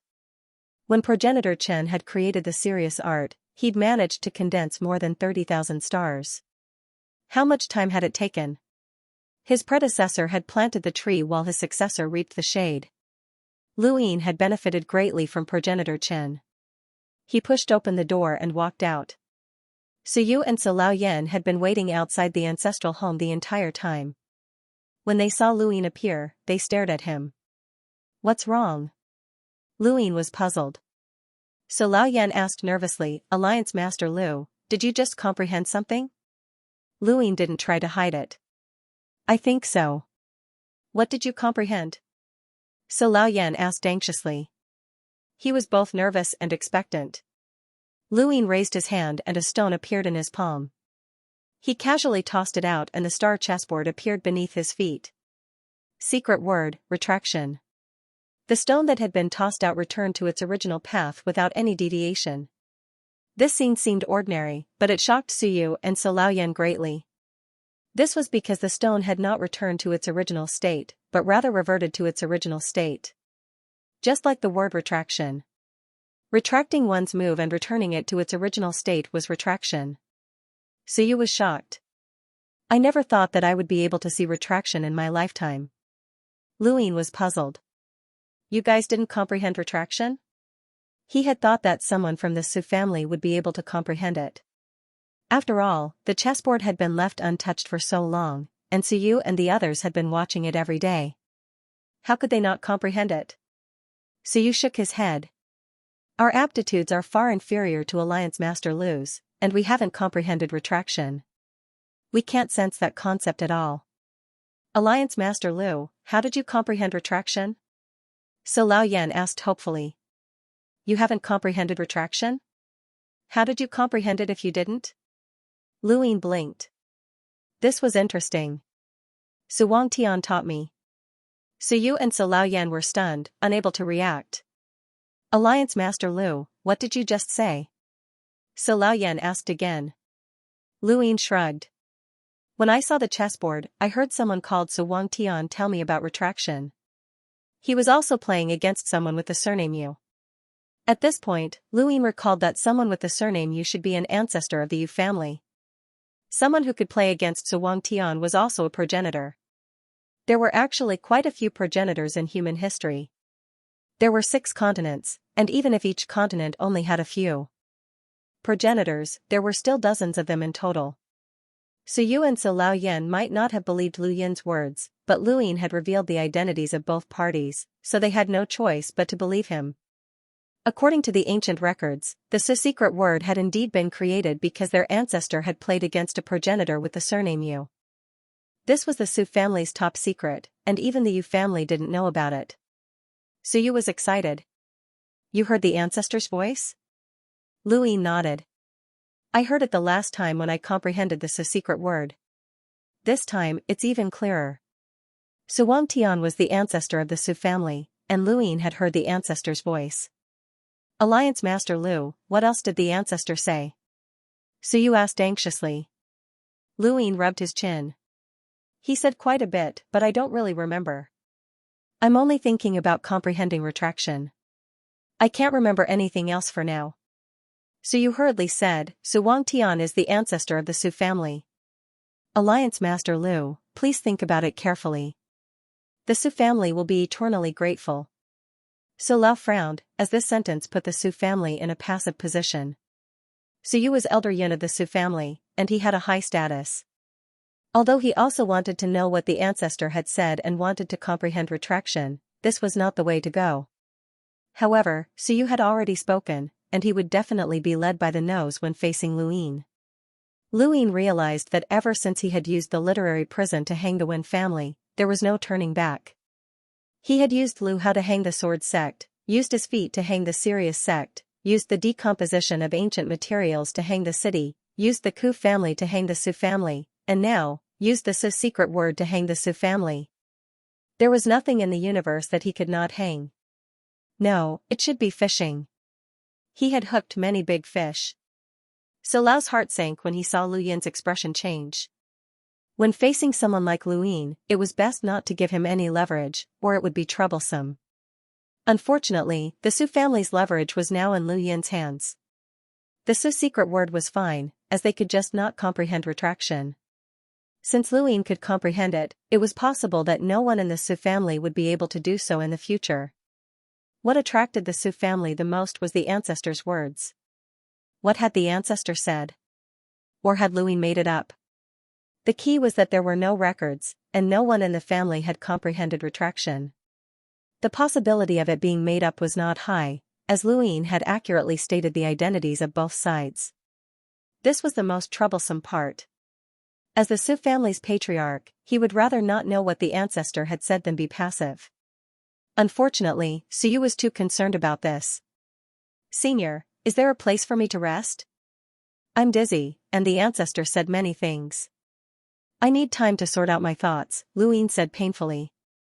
Su Yu hurriedly replied, all right. Immediately arrange a place for Alliance Head Lu to stay. So Lao was helpless, Alliance Head Lu, please. By the way, why does the Su family like to play chess? Luin suddenly asked. Su Yu was stunned, and his expression turned solemn. The ancestor liked to play chess. Chess is like life, so the ancestor must have wanted the younger generation to find the true meaning of life through chess. Every Su family member is adept at chess and scheming. So Lao nodded. This was why the Su family could compete with the Hui family. In terms of influence, the Su family even surpassed the Xia family in the 7 courts. This was because there were many outsiders in the Su family, and this was one of the benefits of playing chess.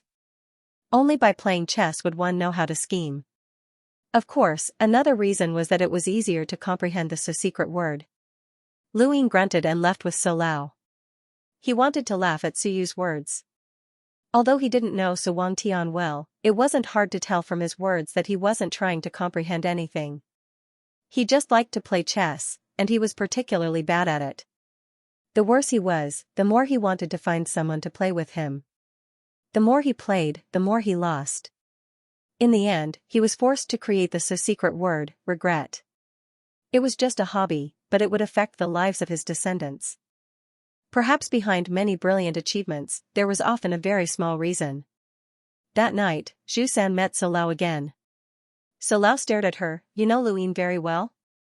Zhu San panicked, but she nodded. Yes, I know him very well.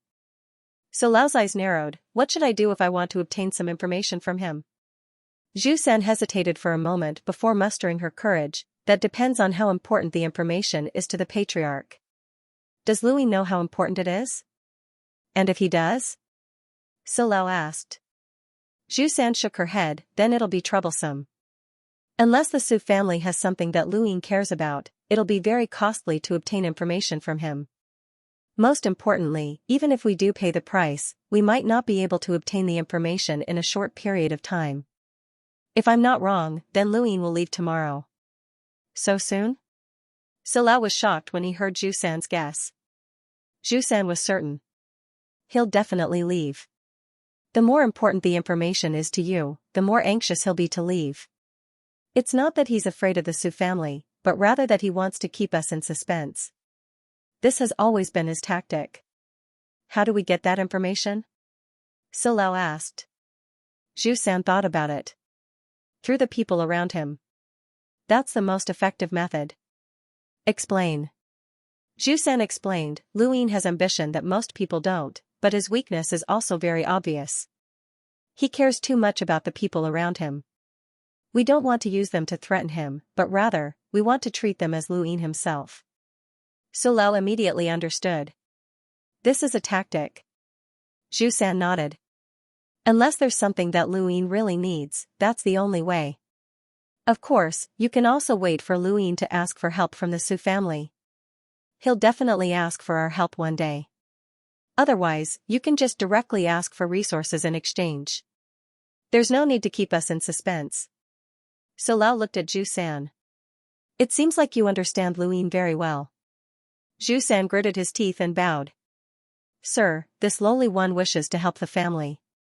I once thought that I had no chance, but if the family wants to deal with Lu Ying, this lowly one has a way. I placed someone by his side. So Lao was shocked. You can place someone by Lu Ying's side? Zhu San replied, she's not someone important, and she can't directly contact Lu Ying. However, she can obtain quite a bit of information about the Great Eastern Alliance. She's little Nan, Xianxia's personal maid. No one knows that she's been working for me for a long time. So Lao did not interrupt Zhu San, and Zhu San relaxed. He knew that his words were valuable, so he continued, when the Zhu family wanted to take over Myriad City, the easiest way was for me to marry Xianxia. In order to move her, I had to understand her, so I used many methods to obtain little Nan. Through her, I knew Xianxia's every move. If the family wants to know about the Great Eastern Alliance, I'll have little Nan pay close attention. So Lao sized up Zhu San, as he had not expected this person to be so useful. Zhu San spoke in a low voice, Lu Ying lied about being my friend and used my name to visit the family, but in reality, he was just looking for an excuse to attack the family.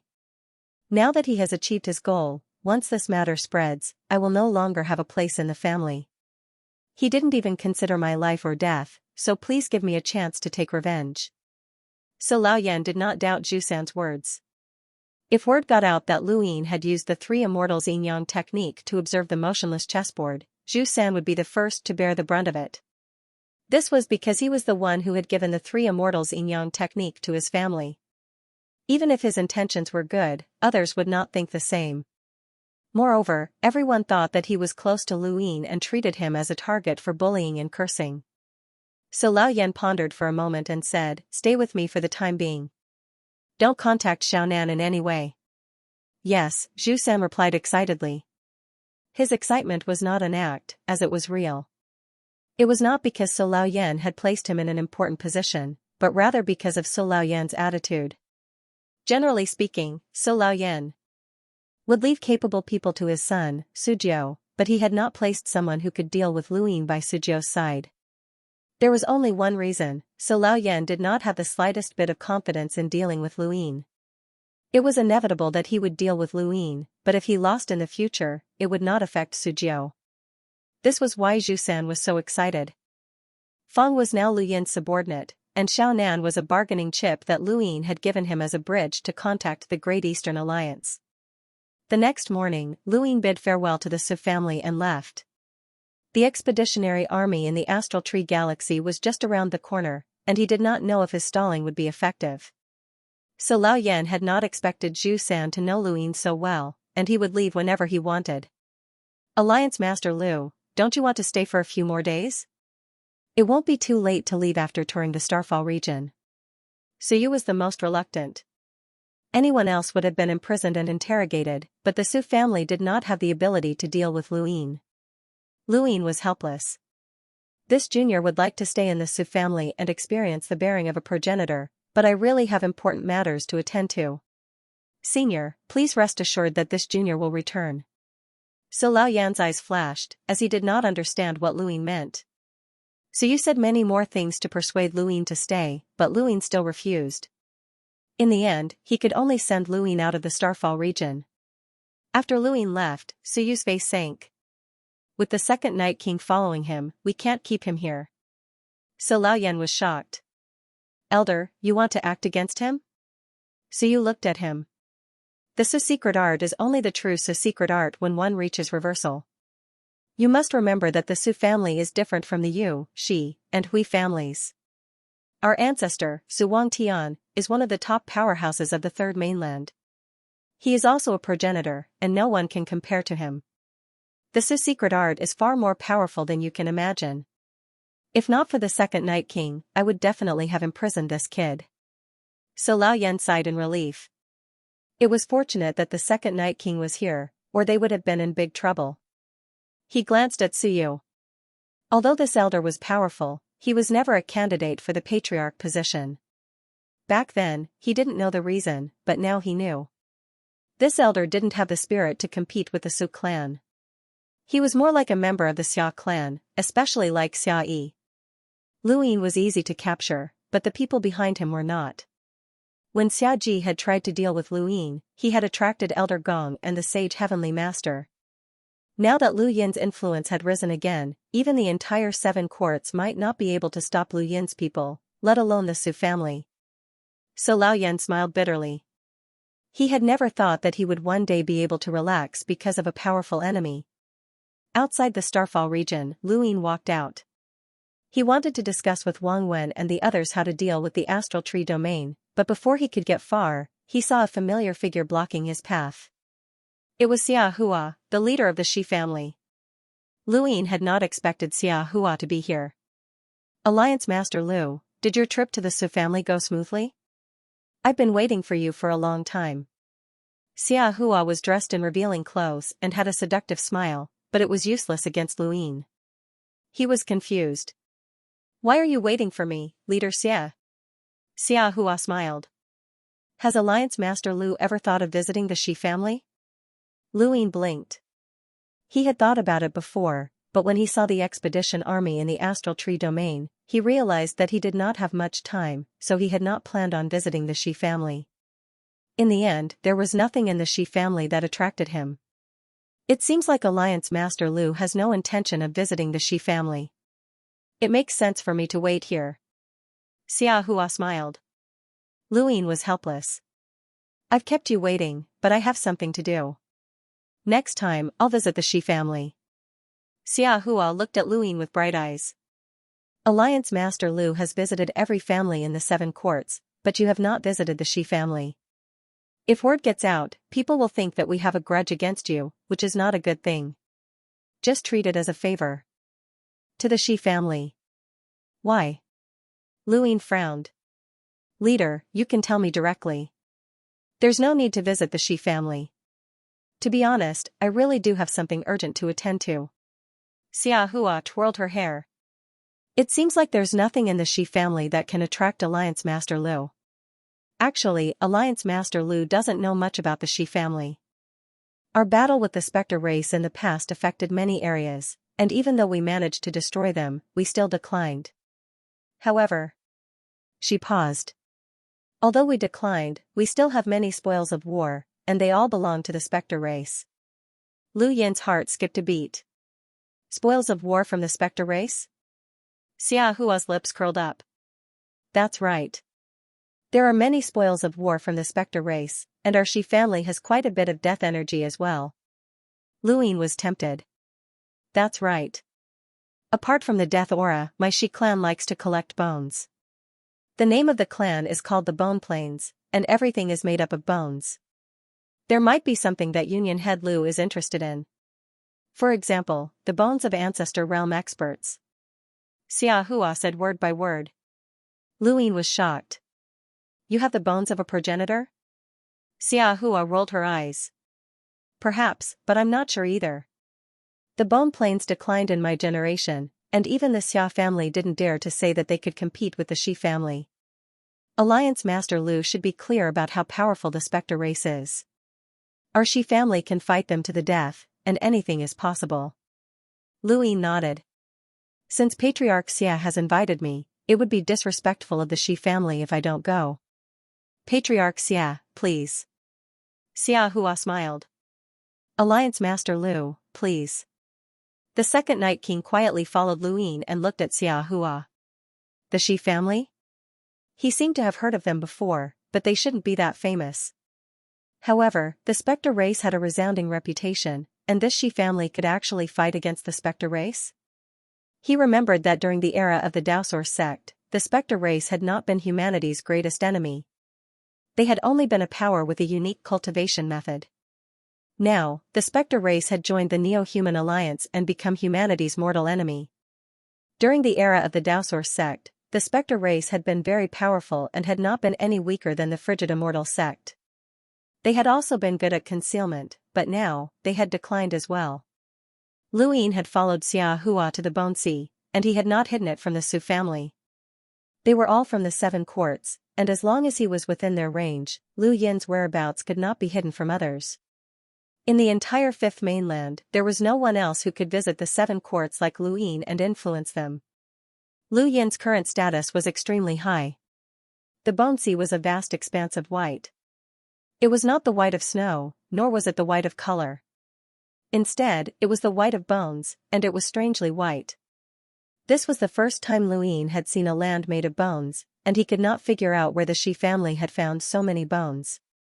"Where did you get these bones from?" Lu Yin asked as he thought about it. Xiahua replied, "They were collected." When the Shi family was at its peak, there were many people, and there were many powers that were loyal to the Shi family. It was normal for us to collect some bones, and they only gave us bones as gifts. They're not ordinary bones. Lu Yin sighed. Xiahua smiled. Of course, they're all bones of cultivators. Otherwise, how could they support the Shi family? Alliance Master Lu, please. Lu Yin scanned the Bone Sea and then followed Xiahua inside. Although the Shi family had declined, they still had some experts, and one of them was a cultivator named Xia Senator. However, he was still far inferior to the other families, and Xia Sen's power level did not even reach 900,000, which disappointed Lu Yin. Although there were many cultivators in the entire Shi family, the only direct descendant was Xia Xiaoxian.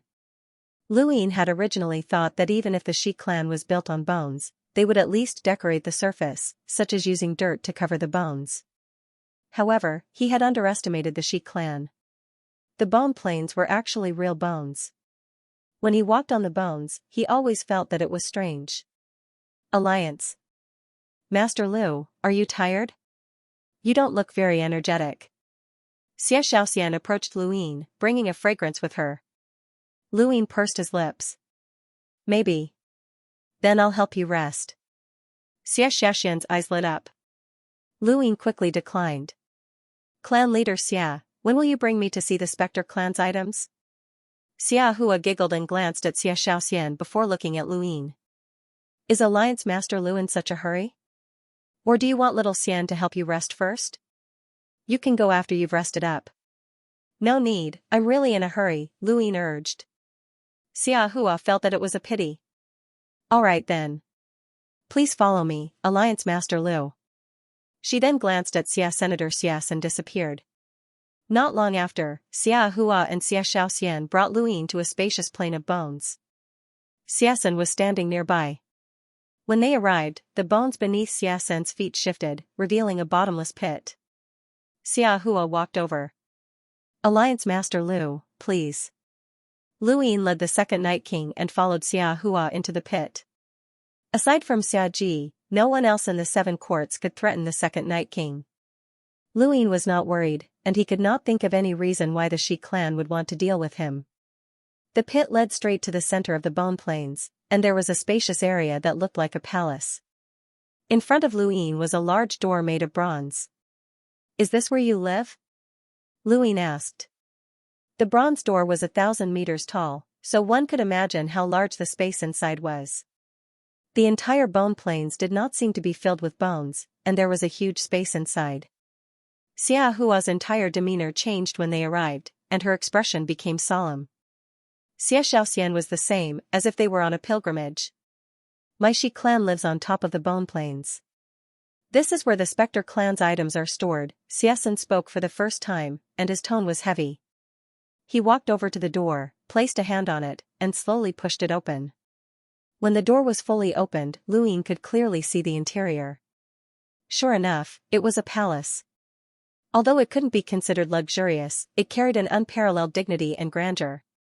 One couldn't see the end of it, but the strange thing was that there wasn't a single person in it. As the door opened, the entire palace lit up.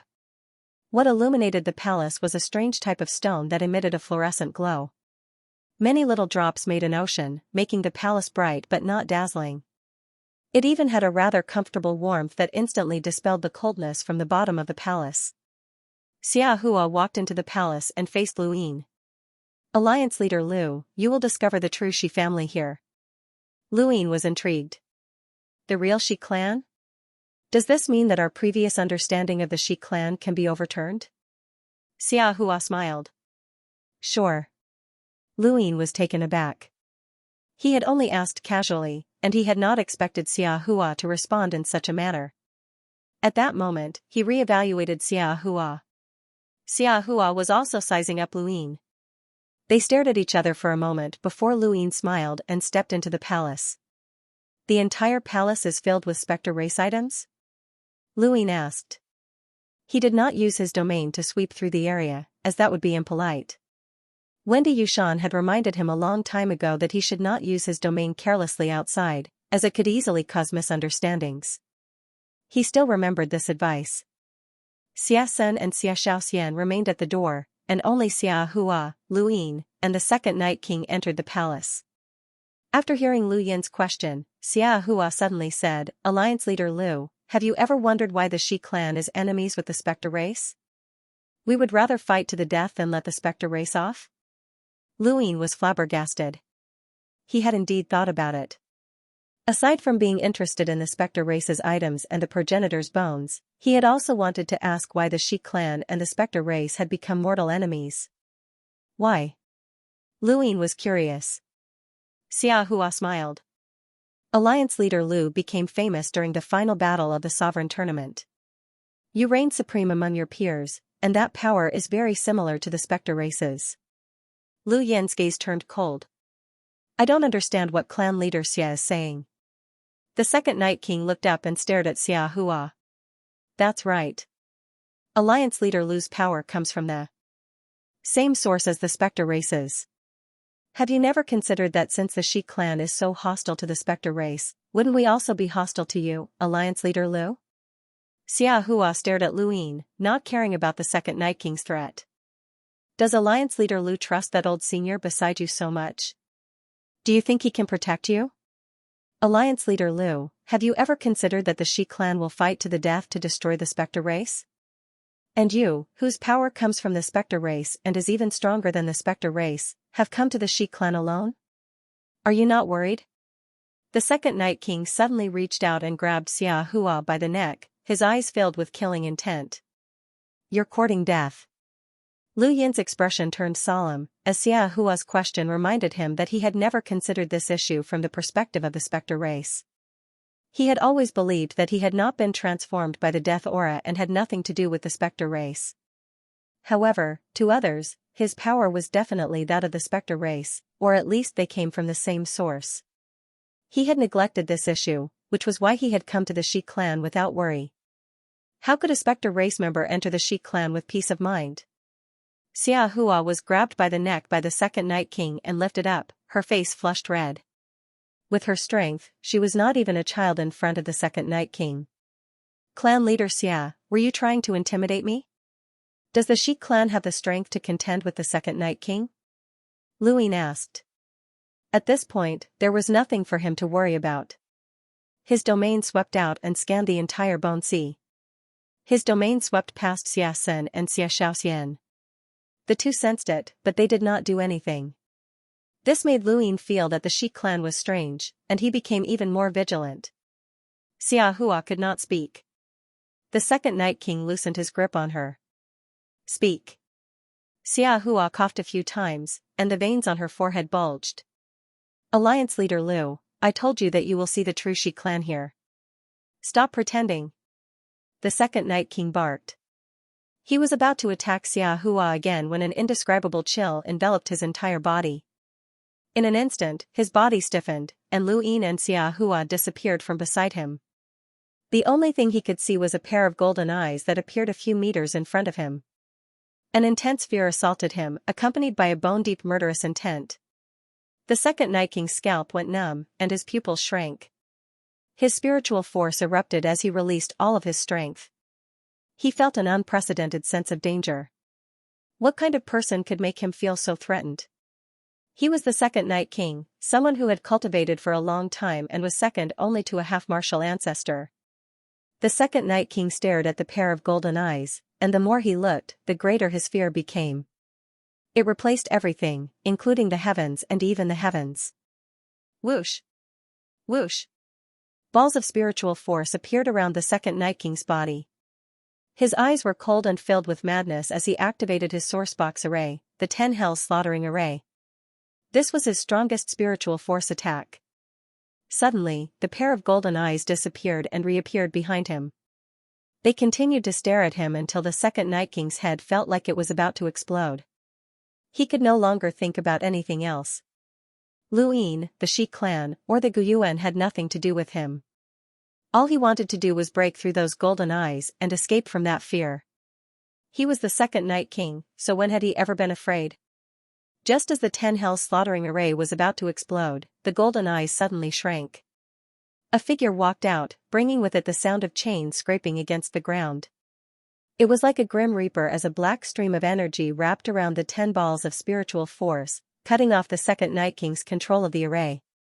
The second Night King tapped out with his finger, using the Night King's immortal finger to freeze everything.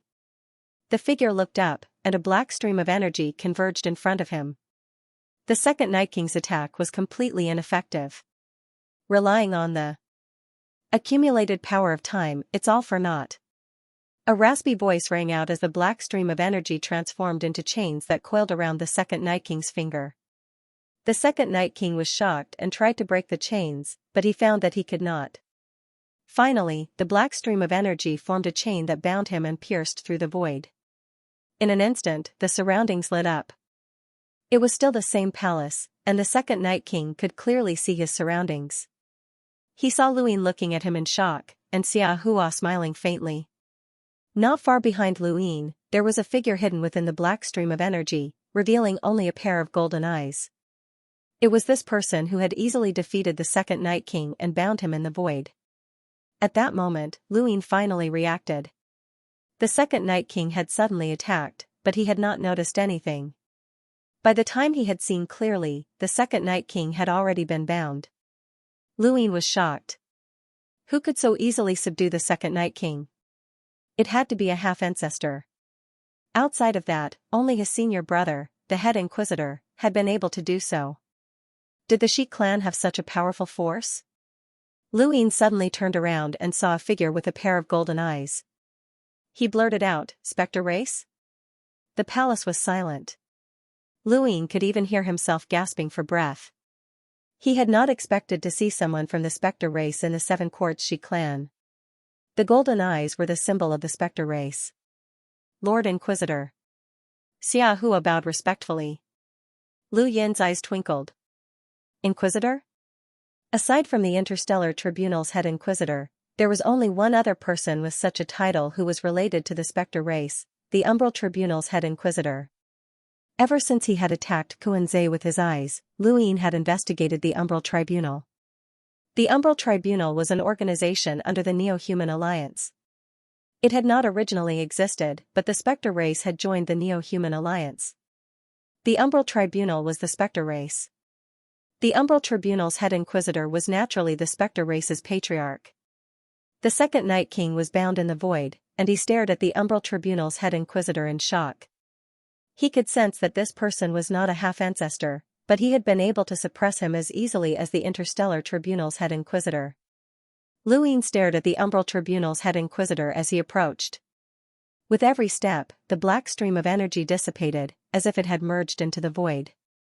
When the Umbral Tribunal was less than 3 meters away from Luin, the black stream had completely dissipated, revealing a middle-aged man with a scholarly expression. This person's temperament was indescribable. There was a hint of wickedness in his elegance, but there was also an indescribable sense of trust in him. His black hair had a few strands of white, and he held a black scythe that was wrapped in chains. As he walked, the chains clanged against each other. He was the Umbral Tribunal's head judge. My name is Tian. The head judge met Lu Yin's gaze and spoke slowly. His voice was deep, and there was no sense of oppression. Even so, Lu Yin did not dare to relax. He was the strongest member of the Spectre clan, someone who could easily subdue the Second Night King. However, after some thought, he realized that there was no point in being vigilant. He could only blame himself for being careless and coming to the Spectre clan's base alone. No one would have thought that the Spectre clan's mortal enemy, the Shi family, would actually be the Spectre clan's base. The 7 courts helped you cover your tracks, Lu Yin sighed. The head judge smiled. The more unimaginable something is, the more we need to do it. For example, no one would have thought that the Great Eastern Alliance's Alliance Master has protected countless lives in the Outerverse and is praised by the Fifth Mainland. The Hall of Honor's director is also the master of the Spectre clan. The Second Night King's eyes widened, and he looked at Lu Yin in shock. This person was actually the master of the Spectre clan? Lu Yin's eyes narrowed. I didn't admit it. Tian smiled. She made it very clear. She didn't say that you were in the Shi family. Tian looked at Lu Yin. Is there something you're unhappy about, master? Lu Yin frowned. We didn't tell you because we didn't want to make things difficult for you. My Spectre clan defected to the Neo-Human Alliance in order to survive. If you know where we are, shouldn't you tell the Hall of Honor? If you don't, doesn't that mean that you're betraying humanity? Lu Yin asked, how can you be sure that I won't tell the Hall of Honor? Because you're our master. The Spectre clan needs to be loyal, protected, and served our master for life. Our destruction won't affect you at all, but our existence can help you do things that are inconvenient for the Great Eastern Alliance. You'll know when you use us, Tian said. Lu Yin did not believe that the Spectre clan would be loyal to him just because he had obtained the Death God's inheritance. He was more willing to believe that the Spectre clan had intentionally approached him in order to obtain the Death God's inheritance. He was the only one who had successfully cultivated the arcane art of life and death. Therefore, the secret only existed in his body. If you're afraid of making things difficult for me, then why reveal yourself now? Lu Yin asked cautiously. Celestial Do smiled. Because our master needs us. What do you mean? Lu Yin raised an eyebrow. Death aura spread out from beneath Tiando's feet, and a star chart of the Fifth Mainland appeared in the void. My lord currently occupies the Innerverse, and the Cosmic Seas Leon's armada is like a family to my lord. My lord will either reclaim the Outerverse and chase away the Sixth Mainland, or enter the Neoverse and look at the Hall of Honor from afar. Regardless of which option it is, neither of these are things that the current Great Eastern Alliance can accomplish. Only we, the Spectre clan, can help you, master. With our broken bodies, we will protect your majesty's great ambitions. On the surface, the Shi family and the 7 courts can be used at your majesty's will. Whether it's to reclaim the Outerverse, enter the Neoverse, drive away the Sixth Mainland, start a war between the mainlands, assimilate the Hall of Honor, or even attack the Astral Beast domain or the Technocracy, the Spectre clan will obey your majesty's orders. As the head judge of Heaven Do's Tribunal of Darkness, he could easily subdue the Second Night King. His bow to Lu Yin could be said to be very solemn. From what Lu Yin could see, Tiando's strength was about the same as Qing Ping's, and he could easily suppress the Second Night King. Tiando's strength was terrifying, but Tiando was still bowing to Lu Yin. Either Tiando had truly joined the alliance, or Tiando's ambitions were so great that he was willing to give up his dignity. Regardless of the situation, Lu Yin did not dare to fall out with Tiando. Lu Yin hurriedly stepped forward and supported Tiando with both hands. Senior, please rise. Tiando stood up. I know that it won't be easy to gain your majesty's trust. After all, the only way for us to join the Neo-Human Alliance is through time. Please trust us, your majesty. No matter what, we will never betray your majesty, because your majesty is the foundation of our survival. At that moment, the chains around the Second Night King's body disappeared, and he stood behind Lu Yin, staring at Tiando warily. Tiando looked at him. The only reason you have your current cultivation is because of the accumulation of time. With your innate gift, you shouldn't have such strength. Still, it's enough to protect your majesty. The Second Night King was enraged. He had lived longer than anyone else, and he felt aggrieved that he had been easily suppressed by two head judges. "The Spectre clan lives here?" Luin asked as he looked into the depths of the palace. Tiando answered, "Yes." "What about her? Is she from the Shi family?" Luin was asking about Xiahua. Tiando answered, "The Shi family is still a member of the Shi family, but they are under the control of my Spectre clan. They are using their identities to conceal my Spectre clan's movements."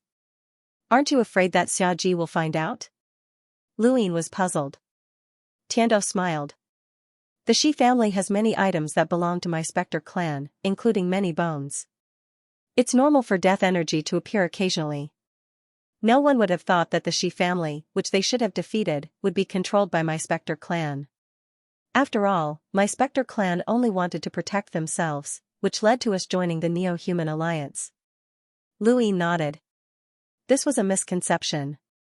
Although Xiaji was powerful, he could not have seen through everything. Following that, Luin followed Tiando into the palace. The palace was also just a cover, as the Spectre clan did not actually live here. Instead, they lived in a forest behind the palace. That forest was in a hidden space, like a mysterious sect. Luin was shocked when he saw the Spectre clan members living peacefully in the forest. He had thought that the Spectre clan's lives were oppressive and that they only knew how to cultivate. He had even thought that they were part of an assassin organization like Aegis, but he had not expected that the Spectre clan he saw would be completely different. There are only a few tens of thousands of Spectre clan members left, and most of them are their family members. The real Spectre clan members are either cultivating or hiding in the outside world. "Master, although our numbers are small, we are not any weaker than any of the major powers," Tiando explained. Luin laughed.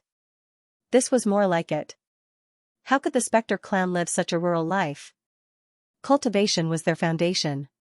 "What about the death energy?" Luin asked. Tiando was helpless.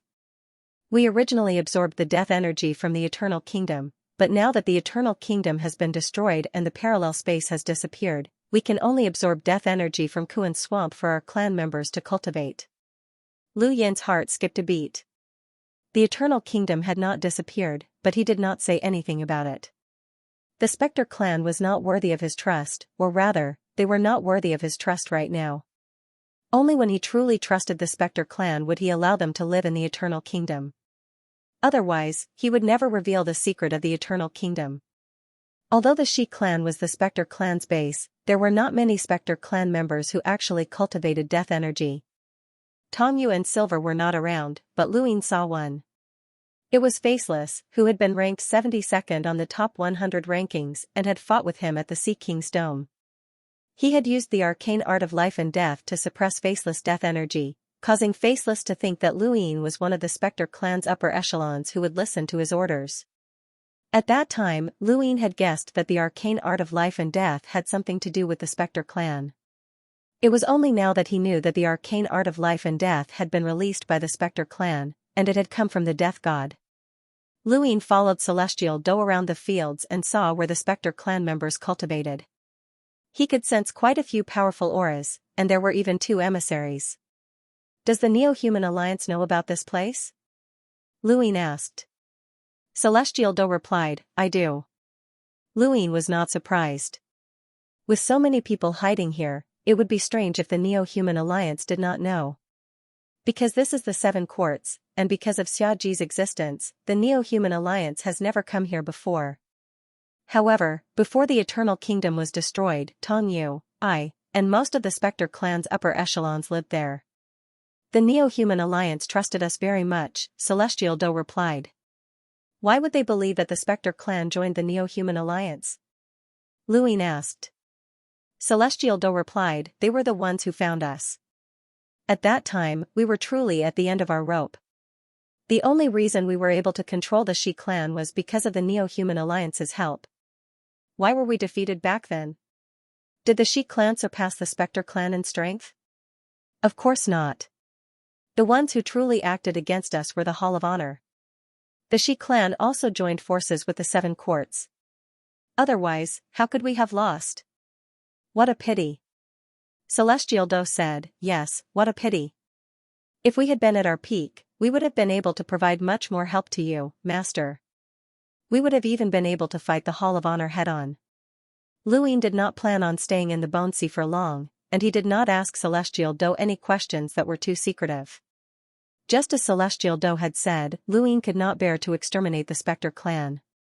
Back then, he had dared to challenge the Day-Night clan as a melder, dancing on the edge of a blade. Now, he was even more confident, and he was not afraid of losing to the Spectre clan. If you wish to leave, Master, your subordinate will not stay. Before you leave, would you like to take a look at the battle techniques that my Spectre clan has been researching regarding Death Chi for many years? Celestial Do made a very tempting suggestion. Luin agreed without any hesitation. Battle techniques were always tempting. After using the Death God transformation, Lu Yin's battle style had become more monotonous, and he did not have any battle techniques that were specifically compatible with Death Chi. He had only learned the Death Mask battle technique when he had absorbed Death Chi in the Eternal Kingdom, but it had only been a disguise and not a battle technique. He was also curious as to what battle techniques the Spectre clan had developed. Wherever Luin went, the Second Night King would follow him. Celestial Do was not afraid that the Second Night King would learn any battle techniques. Without Death Chi, these battle techniques would be useless and meaningless. The Spectre clan's battle techniques were recorded in many books, and there was no need to protect them. Everything was based on Death Chi, and with Death Chi, one would be a member of the Spectre clan. Without Death Chi, learning them would be pointless. Luin flipped through the books and saw battle techniques one after another. Some of these battle techniques were indeed exquisite, but unfortunately, they were not very useful in battle.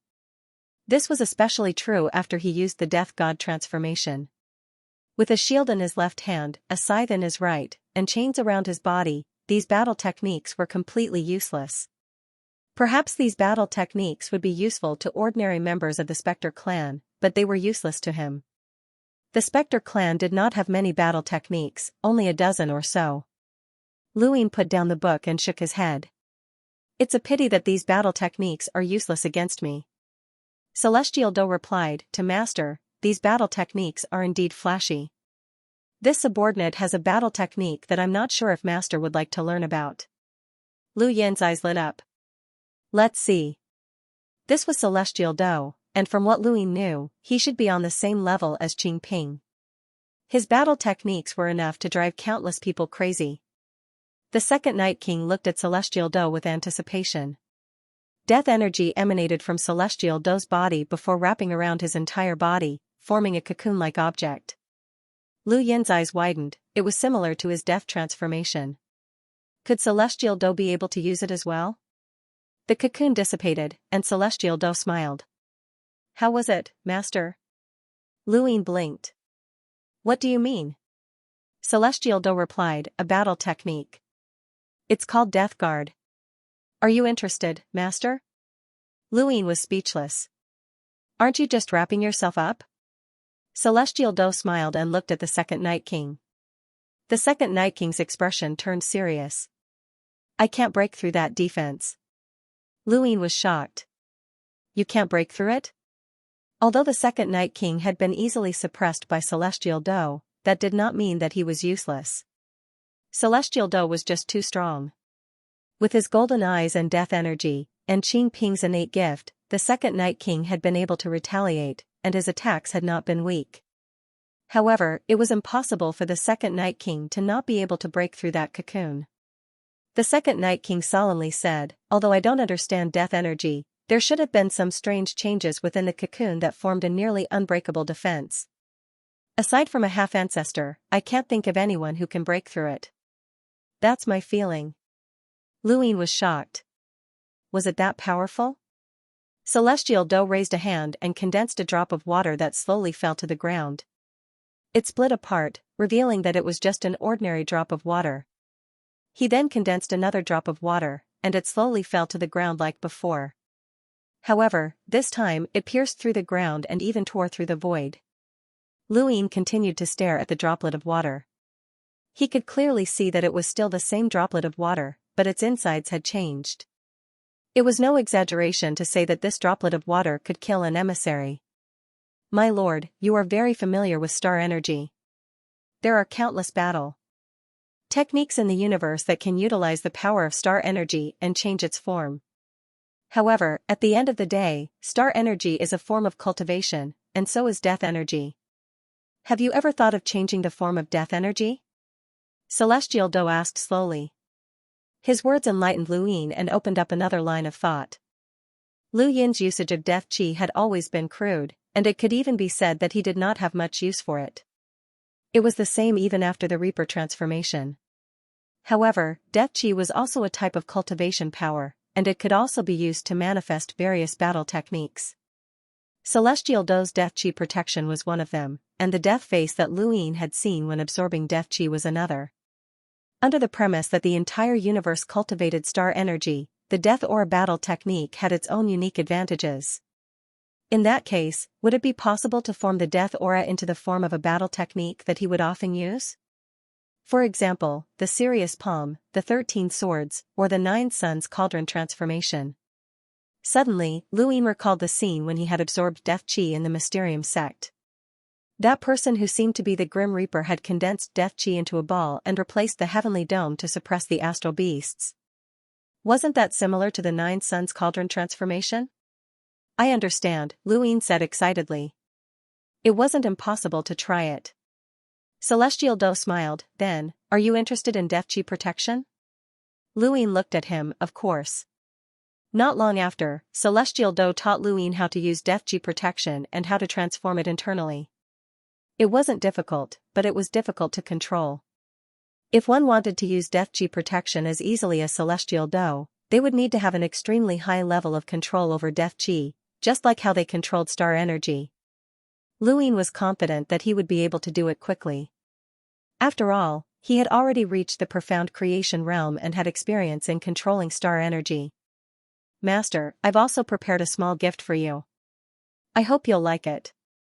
After Celestial Do finished teaching him the battle technique, he raised a hand and a bone appeared in the void. There was nothing special about it, but it contained a black death qi that was similar to what Xianxia had used when she had used the slither bone strengthening technique. The Shi family has fought with us for many years, so they understand us the best. Not only have they come up with various methods to resist the death qi, but there are also people who want to use it to deal with us. I have to say that the Shi family has produced geniuses. Someone used the slither bone strengthening technique to forcefully contain the death qi and gain an advantage against us. This bone is made from the Shi family's slither bone strengthening technique, and it contains a large amount of death qi. Master, you can place it in your cosmic ring to prevent the death qi from running out. Lu Yin's eyes lit up. Then I won't stand on ceremony. He looked at the bone in his hand. The Shi family really did have some skills. Celestial Do then took out a 2-meter-tall object. Eh? An egg? Lu Yin blinked and looked at the white oval in front of him. No matter how he looked at it, it looked like an egg. The second Night King was also astonished. Celestial Do solemnly said, Master, this is an egg. I can see that, Lu Yin said. Celestial Do explained, this is a dead egg that comes from a creature called the clam. That creature looks like an insect, but it's incomparably large and ancient, and it has brought about disasters in the past. The clam's defense is invincible, and it's rumored that only progenitors can deal with it. The eggs it lays are difficult for even someone with a power level of 1,000,000 to break through. Lu Yin was shocked. Only progenitors could deal with this insect? He couldn't help but touch the egg and exert some force, but it didn't budge at all. This egg has existed for many years, and there's no longer any life inside. It was modified by our Spectre clan, and there's nothing but an outer shell left. It's like a personal spacecraft, and if Master encounters any danger, you can hide inside. Generally speaking, even the second Night King wouldn't be able to break through it easily. Celestial Do explained. Lu Yin put it away. It was a good item, but he lacked defensive items. After putting it away, Lu Yin looked at Celestial Do with a hopeful gaze. If there was a defensive item, then there should be an offensive item as well. Celestial Do did not disappoint, and with a wave of his hand, a needle appeared in the void. It wasn't accurate to call it a needle, as it was too long. It was at least 1 meter long, but its appearance was that of a needle, and it was very thin. When the needle appeared, Luin felt an inexplicable chill, and he could faintly smell the stench of blood. The entire space felt like a balloon that could be pierced by the needle at any moment. Luin was shocked, and he raised his hand to touch the needle. It was cold to the touch. This is a needle, and it's not a power vessel. However, it has once killed a half-ancestor, Celestial Do said solemnly. Luin and the second Night King Luin was shocked. Killed a half-ancestor? In an era where progenitors did not appear, half-ancestors were synonymous with invincibility. Aside from senior brother Qing Ping, Luin had never heard of anyone who could challenge a half-ancestor. This was just a needle, and it wasn't even a power vessel, but it had actually killed a half-ancestor before. Master, don't underestimate this needle. That's because the material used to make it has long since gone extinct. It's the toughest metal, and it was very difficult to find even during the Daosaur Sex era. I don't know who actually used that material to make this needle, but even my Spectre clan can't melt it down and use it again, Celestial Do said. Luin held the needle. The Spectre clan couldn't melt it down, but he could. His Dai's possession was specialized in dealing with metal materials. However, since this needle had killed a half-ancestor before, it would be a pity to melt it down. Could it be upgraded? Lu Yin's eyes brightened. Celestial Do had given him 3 external items, and Luin was satisfied with all of them. Luin felt that this trip had not been in vain, and he prepared to bid farewell to Celestial Do. No matter what the Spectre clan's attitude towards him was, whether they were sincere or not, at least they would not harm him for now. Once he confirmed that he was no longer threatened by Celestial Do, he would be able to propose some conditions to the Spectre clan, such as resources. I heard that Master needs resources, and my Spectre clan has some as well. How much do you need? Celestial Do said just a second before Luin was about to leave. Luin immediately stopped talking. How much do you have? Celestial Do smiled. The Spectre clan doesn't need star essence for cultivation, but many materials and external items require star essence. Thus, we can't give Master too much at the moment. Luin understood. How about we give Master 50 billion star essence for now? Celestial Do asked. Lu Yin's face twitched. 50 billion? Does Master think that's too little? Your subordinate will think of a way to obtain more star essence as soon as possible and give it to Master as soon as possible. Please rest assured, Master, Celestial Do hurriedly said, thinking that Luin thought that it was too little. Of course, Luin did not think that it was too little. He had never expected that a hidden Spectre clan would be able to take out 50 billion star essence. It was not 500 million, but 100 times more than the Blaze realm. Where had they gotten so much money? Could it be from the Shi family? It was not impossible. Cough, cough. Alright, 50 billion it is. Although it's not much, it should be enough for now, Luin said calmly. Celestial Do relaxed. That's good. Rest assured, Master. My Spectre clan will gather everything you need as soon as possible, whether it's resources or battle techniques. Lu Yin's heart skipped a beat. Do you have Fate San? Celestial Do shook his head. We haven't collected that. Do you need it, Master? I'll immediately give the order to collect it. Whatever. Lu Yin's mind was immersed in the 50 billion star essence, and he suppressed his excitement. With this 50 billion, his total assets would reach 60 billion, and he would be able to make up for his previous expenses by doubling them. The stronger one was, the faster one could earn money. This was the hard truth. Xia Hua and the other 2 were waiting at the entrance of the palace. Luin was about to leave when he suddenly stopped and turned back to look at Celestial Do.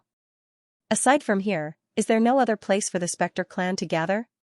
He had not intended to ask a question that was too secretive, as he was worried that Celestial Do would attack him if he revealed any flaws. But after thinking about it, this question was not too secretive. Even if Celestial Do was lying, Luin would not be able to tell. After all, he did not know much about the Spectre clan. Celestial Do smiled. Master, you're much more at ease with me now. Lu Yin's eyes flashed. You don't have to answer this question. Celestial Do raised a hand, and a rather simple stone appeared in his palm. Do you recognize this, Master? Luin looked at the stone and felt that it looked familiar, but where had he seen it before? He could not recall where, but he was sure that he had seen it before. A world creation stone, the second Night King said. Luin had a flash of inspiration. A world creation stone used to create a world? Celestial Do replied, that's right, but to be precise, it's not creating a world. It's just providing coordinates. The creation of a world requires hundreds of millions of materials, and it also requires a complete ecosystem. A world creation stone is used to locate the coordinates of the void. My Spectre clan owns one of the 3,000 Great Worlds. Luin didn't know much about the 3,000 Great Worlds, both because he didn't have the time and because they didn't leave the Glory Realm, which meant that they didn't have much influence on the outside world. Master, in ancient times, the universe was filled with parallel spaces, and most of these parallel spaces were great worlds. For example, some ancient sects were hidden in the void. The Eternal Kingdom that you visited before was also considered a great world. Celestial Do continued, the Hall of Honor controls the fifth mainland, and in order to make it easier to manage, they drove all the known great worlds into the Glory Realm. If they didn't comply, they would be destroyed. In fact, after the Daosor sect's decisive battle with the sixth mainland, there were far more than just 3,000 great worlds. Today, the 3,000 great worlds above the Realm Mountain are not allowed to leave. The Hall of Honor is responsible for creating, selling, and supervising the great worlds. There's a place called the World Alliance that the Hall of Honor sends people to oversee, and the 3,000 great worlds can do so on their own. It's a department of the Hall of Honor that deals with the 3,000 great worlds, and its responsibilities are similar to the interstellar tribunals. It's also known as the Hall of Honor's money bag. Luin was astonished, as this was the first time he had heard of this department. He had been to the Realm Mountain many times, so why hadn't he heard of it before? He suddenly recalled something and activated his gadget. He opened the director's list and found an introduction to the World Alliance. He hadn't paid much attention to it before, but it turned out that there was such a department. It seems that Master doesn't know much about it, but it doesn't matter. The World Alliance can't affect the fifth mainland's situation, and there are less than 10 envoys in the 3,000 great worlds. It has little influence on the Hall of Honor, so there's no need for Master to be overly concerned. Luin sighed and curiously asked, the Hall of Honor's money bag? Tiando wasn't surprised that Luin had focused on this topic.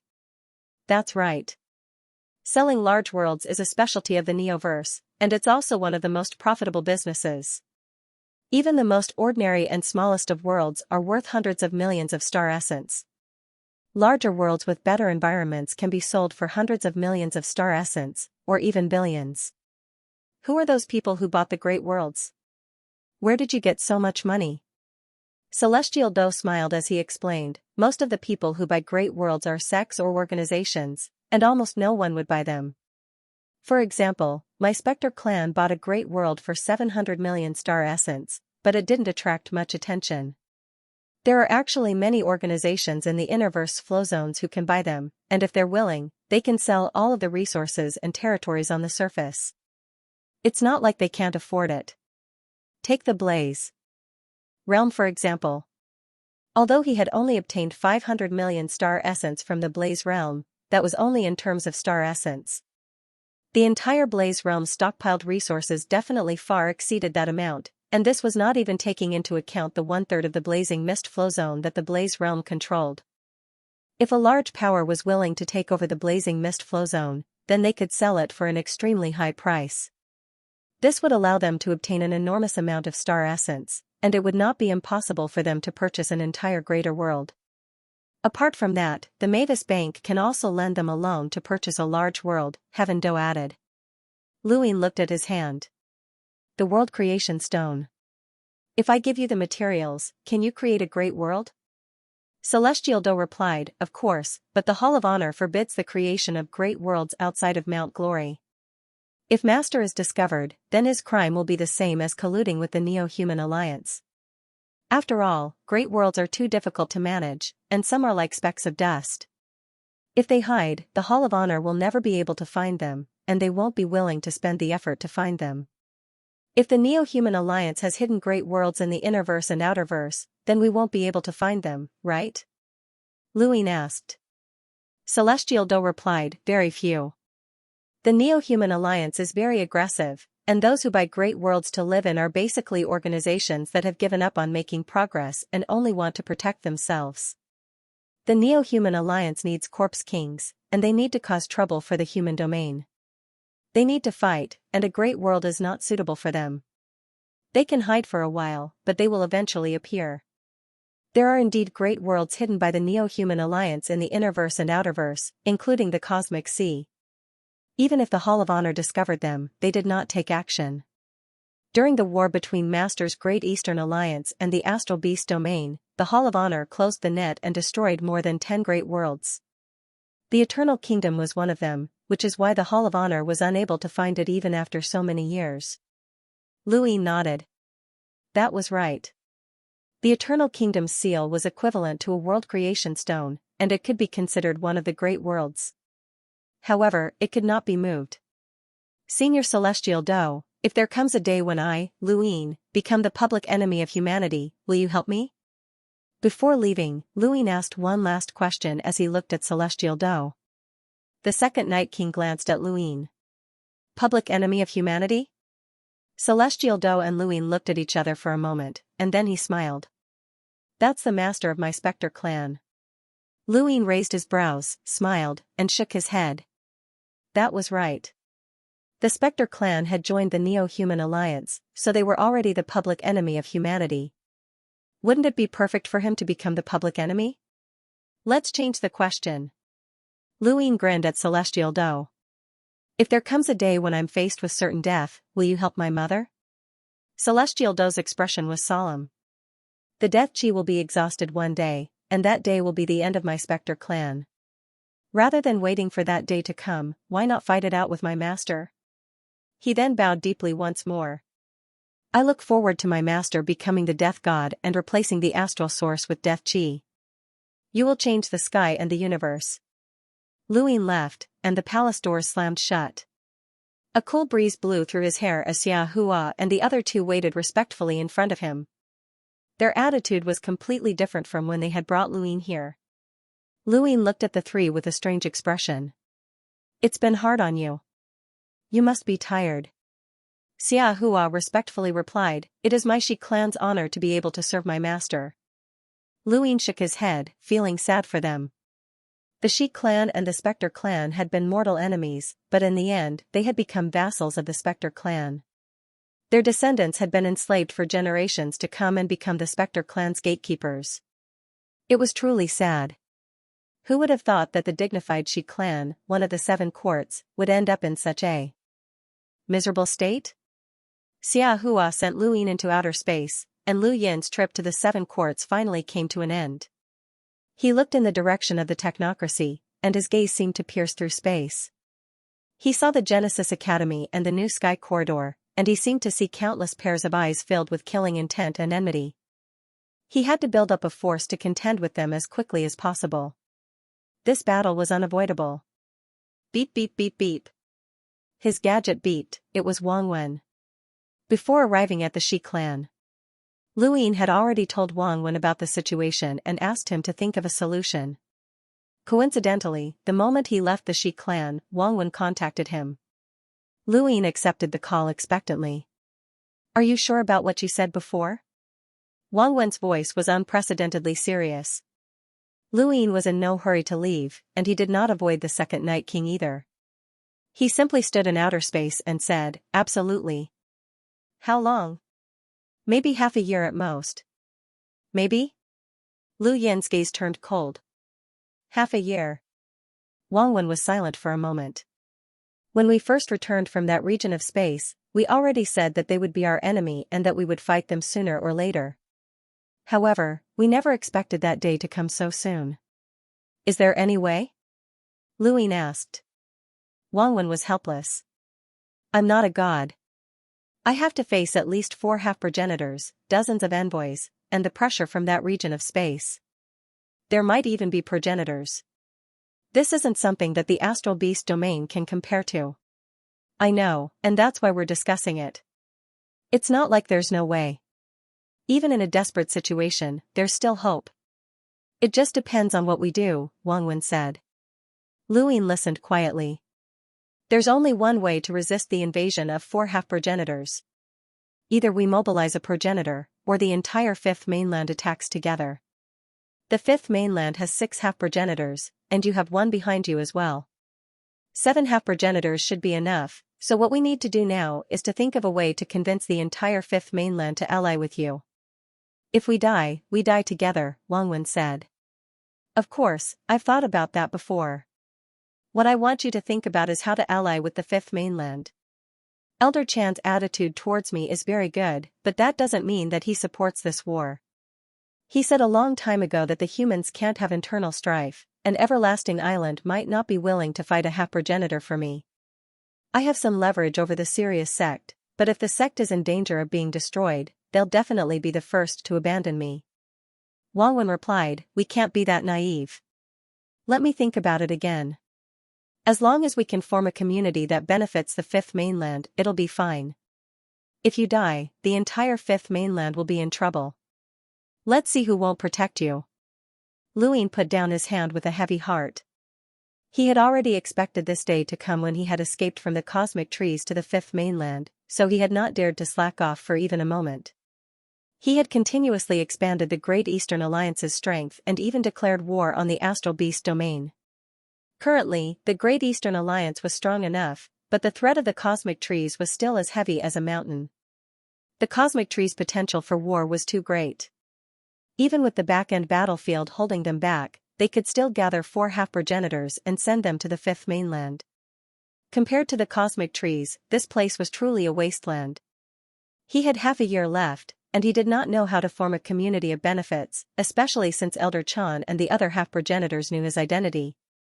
They would be able to tell what he was doing, and none of them were stupid. Luin was not naive enough to believe that the fifth mainland would definitely protect him. He would rather believe in the Neo-Human Alliance's schemes and the Spectre clan's hopes for him. Sometimes, people did not want to fall, but rather, they had no choice. If he was truly forced into a dead end, and the cosmic trees chased after him, the fifth mainland would give up, and the Great Eastern Alliance would collapse, then what would he do?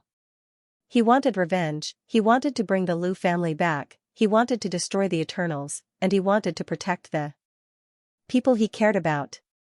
There were too many things that he wanted to do, and he could not die. When he looked back at the 7 quarts, the Summer Blade mainland's sharpness was unparalleled. When Progenitor Chen had been invincible, he had beaten the 6th mainland into silence. Wanxiang Mountain was full of wisdom and vitality, and Progenitor Hui had been calculating for years. He was an enemy that had not been spared even after billions of years had passed. The Spirit Void continent had been struck by lightning, and Progenitor Ku had been unknown, but he had killed his way into the Eternals alone and never returned. Who would remember him? He needed praise, and he only wanted a clear conscience. He only wanted to fight to the death. Even a progenitor could die in battle, let alone Luin. Enemies, clansmen, give up, struggle. Luin thought of too many things in an instant. In the end, he let out a long howl that reverberated through the heavens. He was a direct descendant of the Lu family, and he was a human. He had silently embarked on the path of cultivation from Earth and had become the leader of the Great Eastern Alliance. His life was not something that could be taken by anyone. He would not place his life in the hands of others, nor would he count on others to be kind. Only by taking the initiative would he have a chance at survival. The Xia family had been wary of the 7 quarts, and the Hui family had expressed goodwill. The Ku family, Su family, and even the Yu and Shi families had placed their hopes on him. If the 7 quarts were treated like the 5th mainland, then he might be able to join forces against the astral trees. But what if he expanded the scope? Luin remained in place for 2 full days. During these 2 days, no one disturbed him, and he did not contact anyone. He simply stood there and looked at the 7 quarts.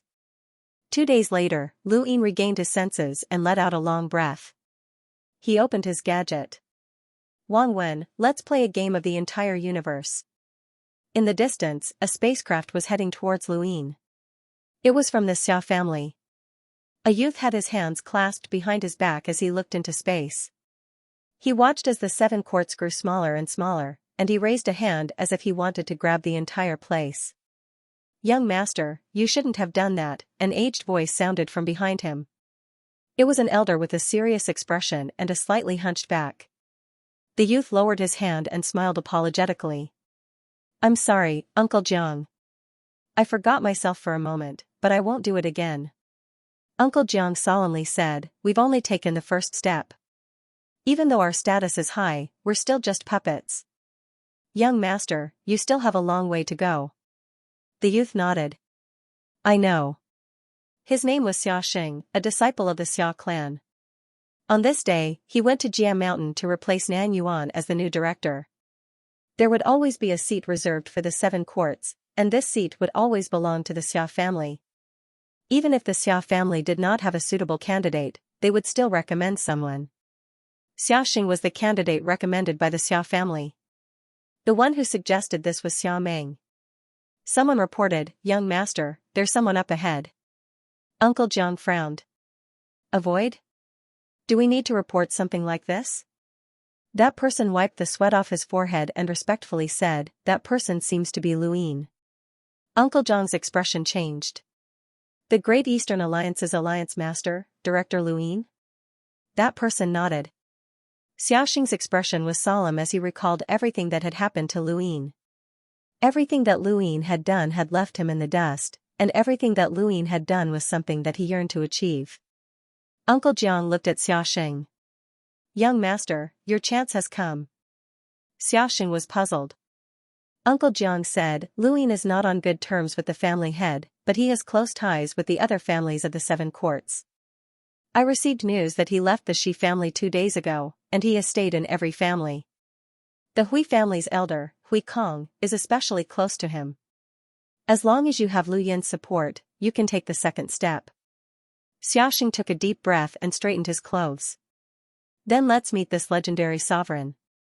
As the spacecraft drew closer to Luyin, Xiaoxing grew increasingly nervous. He had great ambitions. But he did not have the strength to match them. Luyin was the same as him, the only difference was that Luyin had the strength to match his ambitions. As he watched Lu Yin's figure grow clearer and clearer, Xiaoxing's breathing quickened, and the light of ambition in his eyes grew brighter. There would be a day when he would reach Lu Yin's level, and he would definitely be able to do so. At that time, he would return all the unfairness and oppression that the Xia family had imposed on him. This person in front of him was the most important step. "Young master, let's go," Uncle Jiang said softly. Xiaoxing nodded, and just as he was about to exit the spacecraft to greet Luyin suddenly disappeared. Xiaoxing stared blankly at the empty space. Where did he go? Regardless of how complicated Xiaoxing and the others' emotions were as they prepared to greet Luyin did not notice them at all. He had received a message from little Leo and was heading directly to the Aurora stronghold in the north. Back in Ibin City, Luyin had disguised himself and entered the stronghold, forming a friendship with little Leo.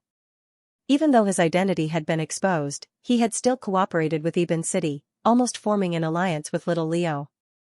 Just now, little Leo had contacted Luyin and told him that he had accidentally developed a new type of universal armor. This new universal armor not only had the ability to protect the wearer while traveling through outer space, but it also had the ability to accelerate the wearer's movements. Even a Lemmeter would be able to move much faster if they wore it. If a normal person wore it, the increased speed would be so fast that they would not be able to adapt to the changes in their environment. Without the protection of the universal armor, the sudden acceleration could crush a normal person to pieces. Luyin was led by the second Night King towards the north, looking at the designs of the universal armor along the way. Not only could this armor increase the wearer's speed, but it also had a way for the wearer to release attacks. It was completely different from the previous universal armor. Little Leo was an expert in the field of modified humans, and as the most creative and genius inventor in Ibin City, the things that he had accidentally developed were all very valuable. When Luyin saw this new universal armor, his first thought was to incorporate the smoke from the Smokescreen mountain range and combine it with microarray technology. If it could be done, then a Lemmeter would be able to solo an explorer. No, if the microarray technology was successful, then the destructive power it could unleash would not just be at the level of an explorer. The more Luyin thought about it, the more excited he became, and he could not help but urge the second Night King to speed up.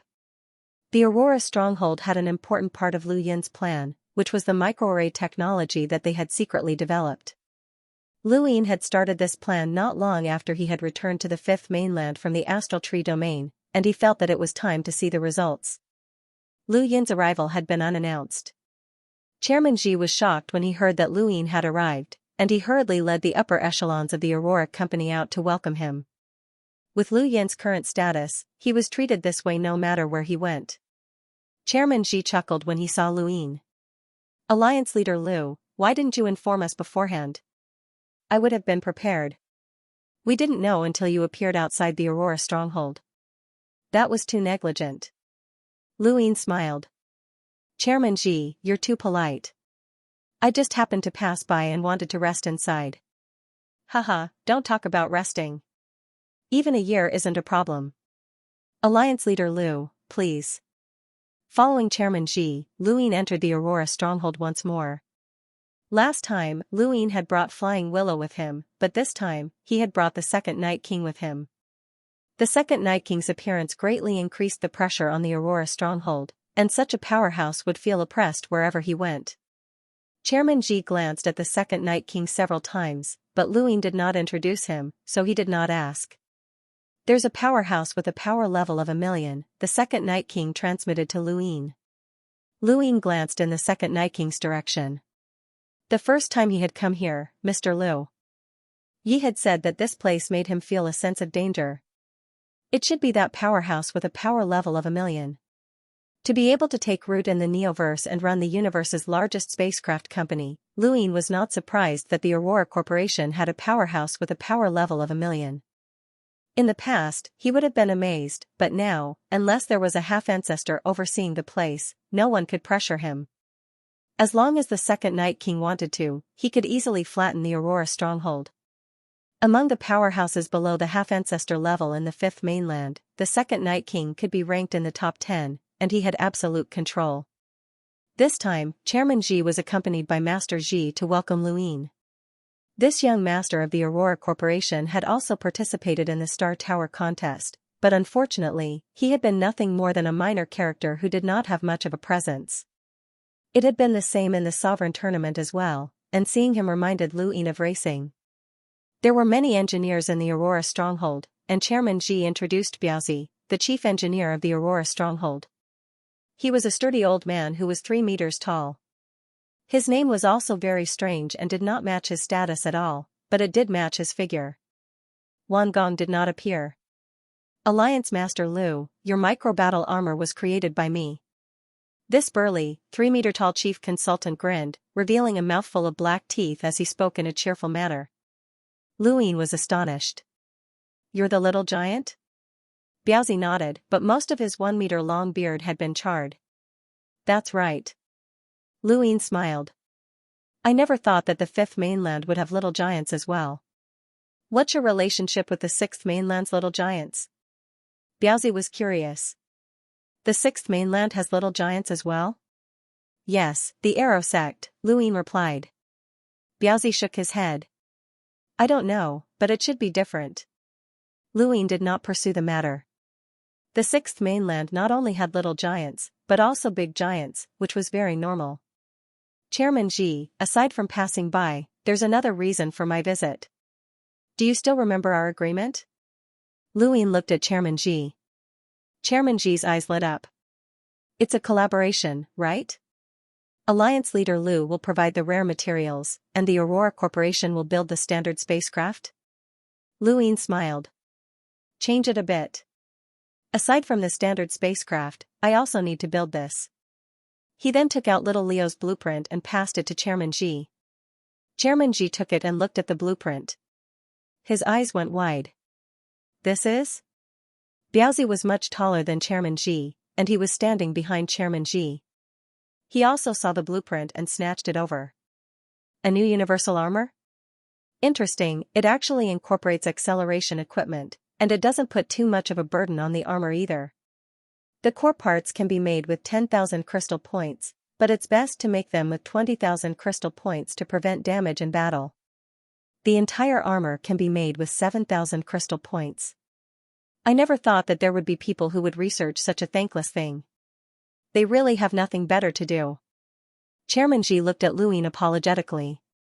My apologies, Alliance Leader Lu. Elder Biaozi is obsessed with manufacturing, and he fell for the new blueprint when he saw it. Please don't mind him. Luin smiled. Of course not. I'd like to ask Aurora Cosmos to help me mass-produce this universal armor. The price is negotiable, so feel free to name it. Before Zhidong could reply, Biaozi tossed the blueprint to him. It's already bad enough that someone is researching universal armor, but Alliance head Lu wants to mass-produce it? Don't you know that there's no point in producing something like this? Universal armor is just for ordinary people to wear while mining on planets. It's unrealistic to expect it to be used in battle. Even a Lemeter wearing universal armor can't defeat an explorer. Even if that Lemeter is a genius and can challenge those of a higher realm, how many of them are there? It's meaningless. A normal set of universal armor only costs 10 star crystals, but your set costs tens of thousands of star crystals. That's not a normal amount of money. Luin asked, if I say that I need better materials and incorporate some other components, how much can it cost? Biaozi did some calculations and rolled his eyes. That depends on what you incorporate. Let's just say it's 10 times more expensive. That means that the cost of a set of universal armor is 1 star essence, right? Luin asked. Zhidong was curious. Alliance head Lu, are you really going to make it? Luin nodded. It's very difficult for cultivators below the explorer realm to play a role in a high-end battlefield. If I can rely on this universal armor to raise a Lemeter's strength to the level of an explorer, then it's worth the price. Impossible, Biaozi retorted. A Lemeter challenging an explorer? Unless that cultivator is a genius, then even if the universal armor can increase their overall speed, they won't be able to adapt to that speed. Escaping will be a problem, let alone fighting. Elder Biao, Zhidong growled unhappily. It was fine if Biaozi refuted Lu Yin's words once or twice, but if it happened too many times, Zhidong would be dissatisfied. Luin did not mind, as the chief consultant was right. Under normal circumstances, even a Lemeter wearing the new universal armor would not be able to challenge an explorer. However, if the smoke from the smokescreen mountain range and the fusion microarray technology were added, then things would be different. Half of a battle depended on the cultivator's own strength, while the other half depended on equipment. This was equivalent to using equipment to raise a normal cultivator into a genius who could challenge an explorer. Luin himself was such a genius, so he had his own standards. Not long after, Luin shared his thoughts with Chairman Xi and the other higher-ups of Aurora Cosmos, asking them to think of a way to integrate the smoke into the smoke-gulping mountain range. Zhidong sighed. Alliance leader Lu was actually able to obtain a large amount of that peculiar smoke from the smoke-gulping mountain range. Smoke-ingesting mountain range had always been selling that type of smoke to the outside world. It could indeed save one's life during critical moments, but it was sold in very small quantities. Luin was able to obtain it in bulk, which made Zhidong sigh in admiration at his influence. Luin took out 10 million star essence and handed it over to Chairman Xi. This is the down payment. I hope that your company can develop the new universal armor as soon as possible. I want to mass produce it, and there's no limit to how much it can produce. Chairman Xi took the money. Don't worry, Alliance Master Lu. The Aurora Stronghold will accept this deal. The Aurora Corporation was a commercial organization, and as long as there was money to be made, they would accept whatever research he did, even if it was lunchboxes. It wasn't that Luin hadn't thought of letting Banjo research it, but compared to the Aurora Corporation, Banjo paled in comparison. No matter what, he was just an outerverse cultivator, and no one knew what kind of talents the Aurora Corporation had. Especially since many of their technologies came from ancient times. Most importantly, he had no time to waste. Wangong turned on the light and lay down on his bed, exhausted. He was in a sealed room with no windows, so he couldn't see the outside world. His gadget couldn't receive any information from the outside world either. He was isolated from the outside world, and there were many others like him. They were all in the Aurora Corporation's core microarray technology department. A soft voice sounded from outside the door. Come in. 2 women entered. One of them was extremely beautiful and young, and she had a bashful smile on her face. The other was the complete opposite. She wore revealing clothes, had a sexy figure, and had a seductive gaze. Wang Gong swallowed his saliva. Here, he could enjoy everything that he had never been able to before. As long as he asked, the Aurora Corporation would agree, and the only condition was that he couldn't interact with the outside world. 2 hours later, the two women left. Wang Gong was even more exhausted now, but he was still in high spirits. Someone else entered, bringing all sorts of delicacies. Wang Gong was indeed hungry, and he started eating. "You've been doing well," a calm voice said from behind him. Wang Gong's expression changed, and he turned around to see a familiar face. The meat in his mouth fell out, and he hurriedly stood up. "Lu, Alliance Leader Lu?" Lu Ying looked at the delicacies behind Wang Gong. "These are all rare ingredients. Do you know that this meal is equivalent to an explorer's annual income?" Wang Gong hurriedly wiped his mouth and bitterly said, "Alliance Leader Lu, I'd rather not enjoy this. Ever since I returned to the microarray department, I've been isolated from the outside world. Previously, I could still occasionally contact the outside world and send messages to the directors, but with the breakthrough in technology, I can't contact them anymore. I've had enough of these days, and I haven't seen my son in a long time. Alliance Leader Lu, can you help me out and let me out?" Lu Ying looked at him. "How's the microarray research going?" Wang Gong replied, "It's been successful." Lu Yin's eyes went wide. "You've succeeded?" Wang Gong nodded. "The technology has been successful, but there are no materials that can withstand it. No matter how hard a metal is, it can't stabilize the energy form.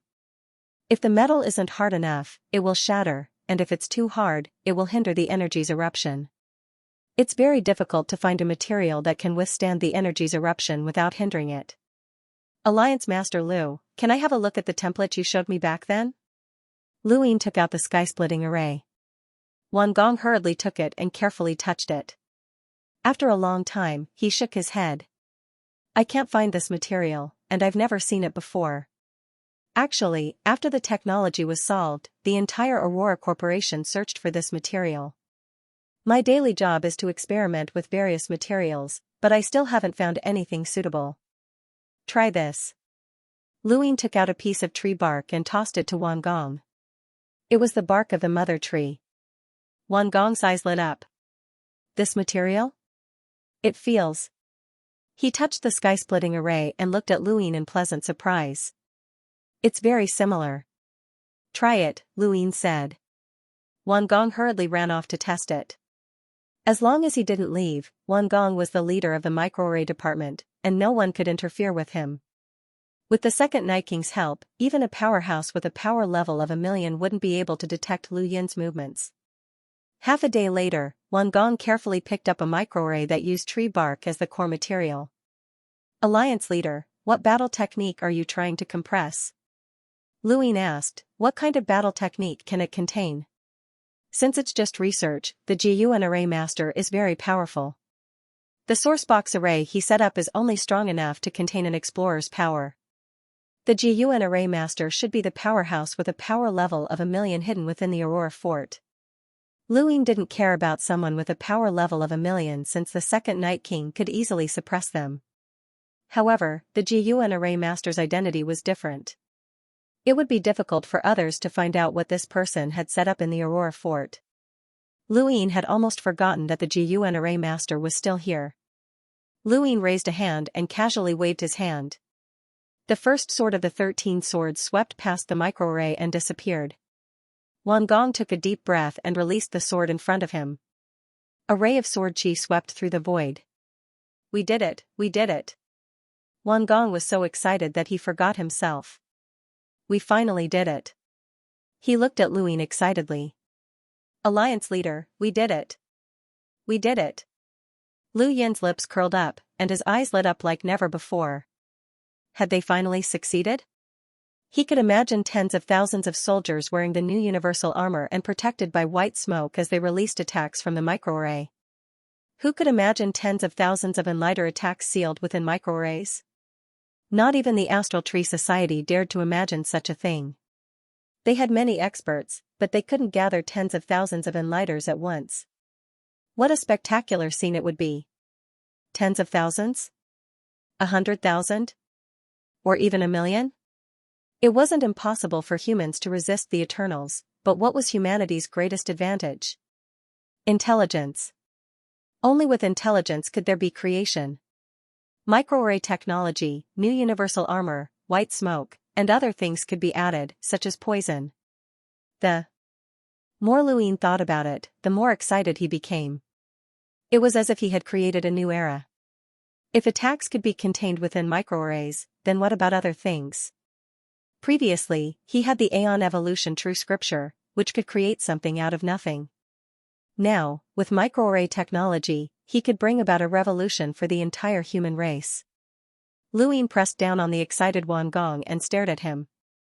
You've created a new era. Wan Gong's eyes widened and narrowed. A new era? Luyent's lips curled up. Work hard. Humanity's future is beautiful, and this universe will eventually belong to us humans.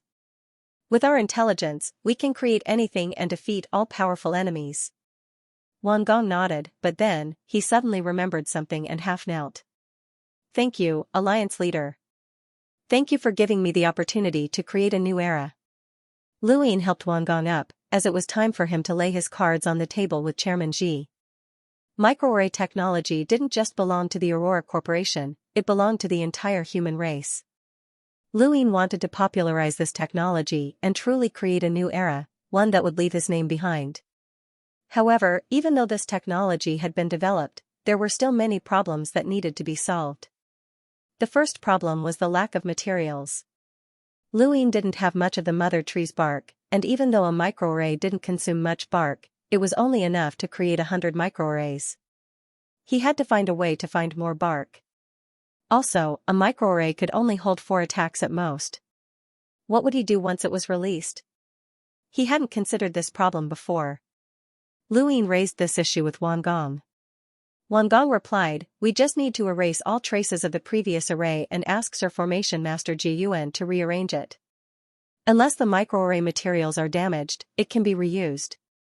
Luyện asked a few more questions about microarray technology before finally asking, have you found out anything about the relationship between the Aurora Corporation and the Sirius sect? Wan Gong's expression changed at Luyent's words. Alliance Master, the Aurora Corporation has an unusual relationship with the Sirius sect. I saw someone in the microarray department. Luyện was curious. Wan Gong solemnly replied, Yuan Xiong. Luyent's expression changed. The Sirius sect master, Yuan Xiong?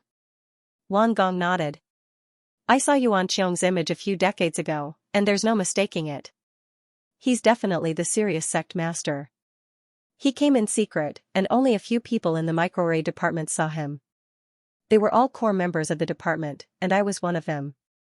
If not for the fact that I couldn't communicate with the outside world, I probably wouldn't have seen him. Luyện subconsciously tapped the void and fell into deep thought.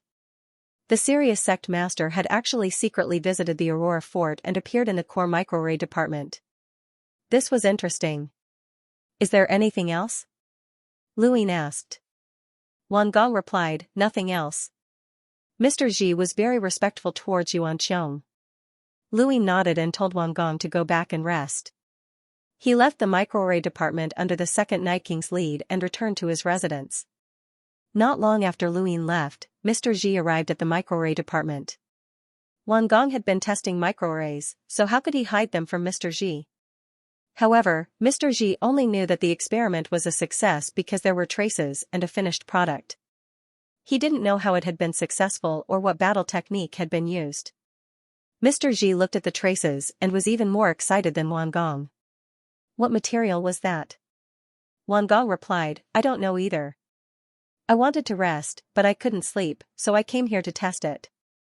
I took out some random materials and didn't expect it to succeed. Mr. Ji ordered an inventory of all the materials in the microarray department. They had to find the materials needed to succeed. At that moment, a middle-aged man with a gloomy expression walked out of the void. Mr. Ji and the rest bowed when they saw him. Master Xian. This was the powerhouse with a power level of over 1,000,000 that the Aurora Corporation worshipped. He was also a formation master in Jiayuan. In the entire Aurora fort, even Mr. Xi was extremely respectful to this Master Xian and didn't dare to slight him. Master Xian's domain swept past the microarray department, and his gaze changed. Sword techniques. Mr. Xi looked at Wang Gong. Wang Gong's heart sank. At the same time, Master Xian looked at Wang Gong. The battle technique used to test microarrays is a sword technique. Have you ever learned a sword technique? Wang Gong respectfully replied, yes, I have. Is that so? Let me see. Master Xian stared at Wang Gong. His gaze was imposing even though he wasn't angry.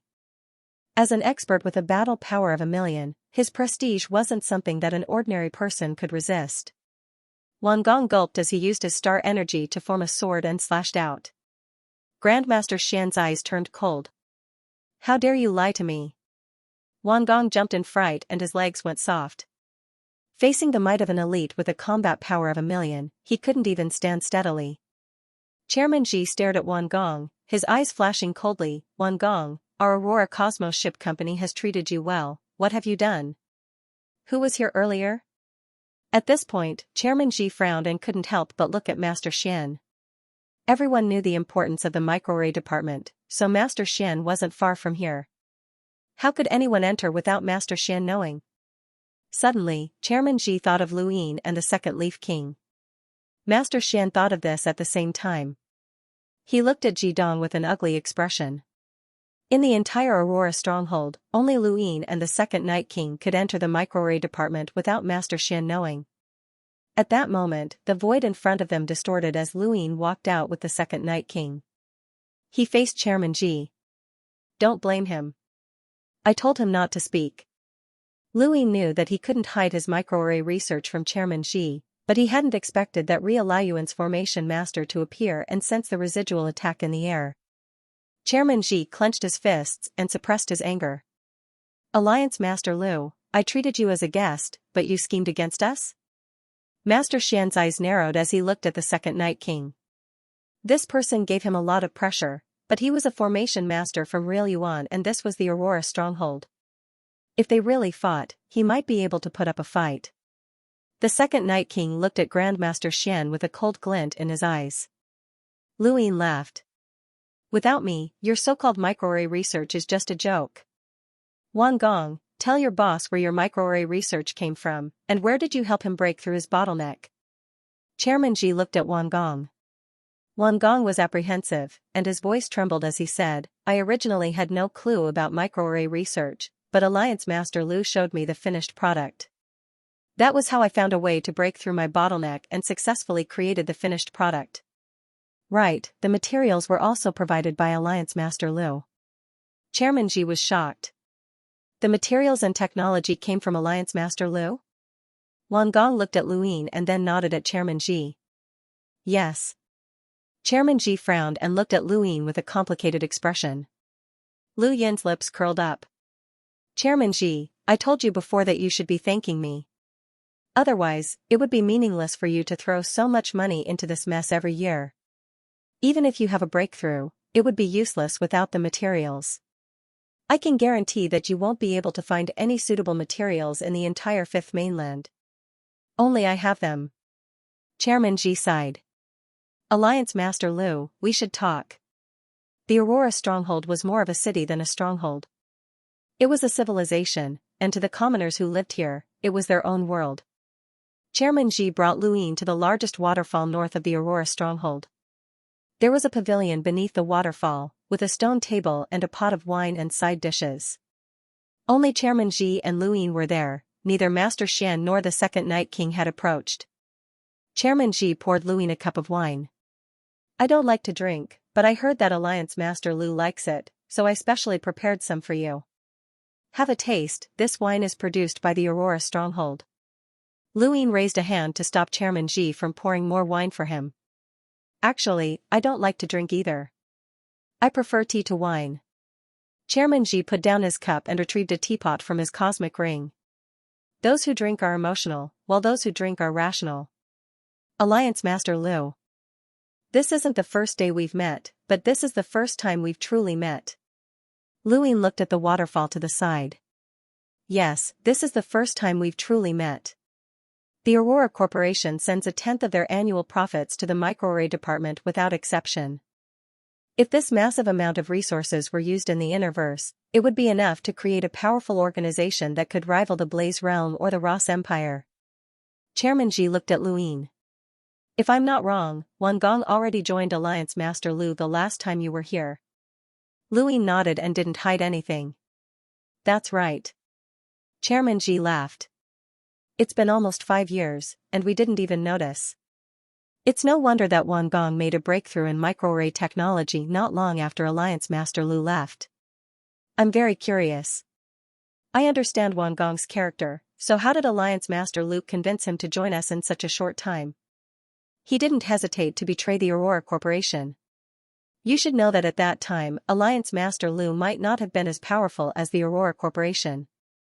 Luin reached out to take the teacup and swirled it around. No comment. Chairman Ji downed the tea in one gulp. Microarray technology is the Aurora Corporation's core secret. It can be said that the Aurora Corporation was founded because of microarray technology, and it was to research it that the Aurora Corporation was founded. Alliance Master Lu, you should understand its importance. Luin didn't say anything and just listened quietly. Over the years, the Aurora Corporation's ancestors have invested an astronomical amount into microarray technology, and it wasn't until my generation that we succeeded. Alliance Master Lu, do you understand how I feel? My father's generation, my ancestors, and countless resources have been invested, and now we're only one step away from success. Alliance Master Lu, what do you think I should do? Chairman Ji grew more and more agitated as he spoke. He stared at Luin. If it were you, would you share this success with others? Luin slammed his wine glass onto the stone table. Chairman Ji, if it weren't for me, even your grandchildren wouldn't have succeeded in their research. Then we'll wait. Chairman Ji shouted, the veins on his forehead bulging as he gritted his teeth. This is the fate of the Aurora Corporation. No matter how long it takes, no matter what price we have to pay, we must succeed. This success shouldn't be shared with outsiders, and it can't be shared with outsiders. Alliance Master Lu, you've gone too far. Luin sighed and looked at Chairman Ji. I thought you were a rational person. Chairman Ji's eyes narrowed, and his eyelids trembled. I am, which is why I've been discussing this with Alliance Master Lu. That's why I brought Alliance Master Lu here. No one else has ever come here, not even my son. Alliance Master Lu is the first. How are you going to do this? Luin asked slowly. He didn't want to easily control the Aurora Corporation, as microarray technology was their life. Luin was already used to controlling other people's weaknesses, such as the 13 swords, the Ku families. When things reach an extreme, things move in the opposite direction, and the Wen families. When things reach an extreme, things move in the opposite direction. However, compared to the Ku family and the Wen family, the Aurora Corporation was different. They had never given up on microarray technology, and the Ku family had always thought that things could move in the opposite direction, but they had never been able to find any clues. Before Luin had returned to this region of space, the Wen family hadn't even known that there were multiple literary prisons. The 13 swords were extremely important to the Sword Sect, but the Sword Sect had its own secrets as well. The only thing that was similar to the Aurora Corporation was the Tactician family, but the Tactician's secret character was something that had been obtained through cultivation. The Tactician family didn't spend much time and resources to research it, and they didn't even know where to start. However, the Aurora Corporation was different. They had researched microarray technology for too many years, and their obsession was too deep. This obsession could easily drive them crazy. Chairman Ji panted heavily. I forgot about microarray technology. I'm willing to compensate Alliance Master Lu with 80 billion star essence. Lu Yin's eyelids twitched, and his eyes were filled with shock. 80 billion? Just how rich was the Aurora Corporation?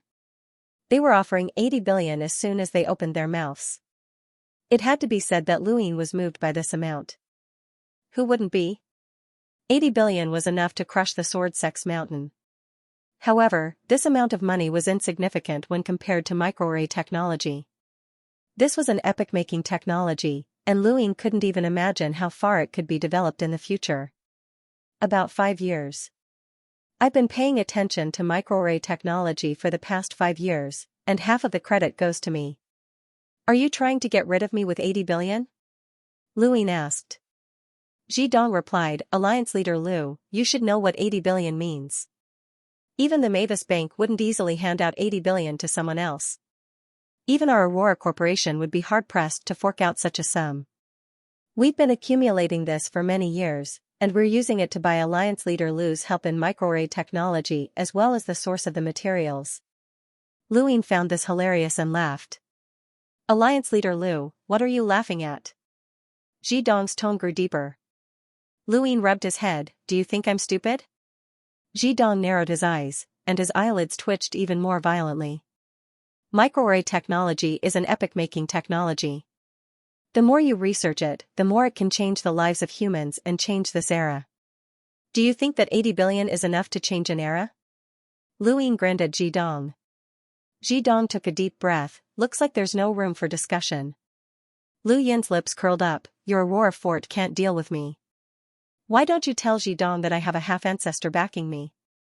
Zhidong closed his eyes and lowered his head, deep in thought. Luin didn't disturb him. With his current strength, he didn't fear the Aurora Corporation at all. Even if the home of the gods joined in, it wouldn't matter. As long as a half-ancestor didn't interfere, he didn't care. Let's talk to someone else. Zhidong suddenly stood up and left. Luin was stunned. So decisive? Talk to someone else? Was there someone in the Aurora Corporation who was more important than Zhidong? Could it be Master Xian? At that moment, Luin felt a familiar aura. He looked up at the sky and his eyes flashed. Was that Elder Jioshen? At the same time, not far from the waterfall, the second Night King also saw Elder Jioshen.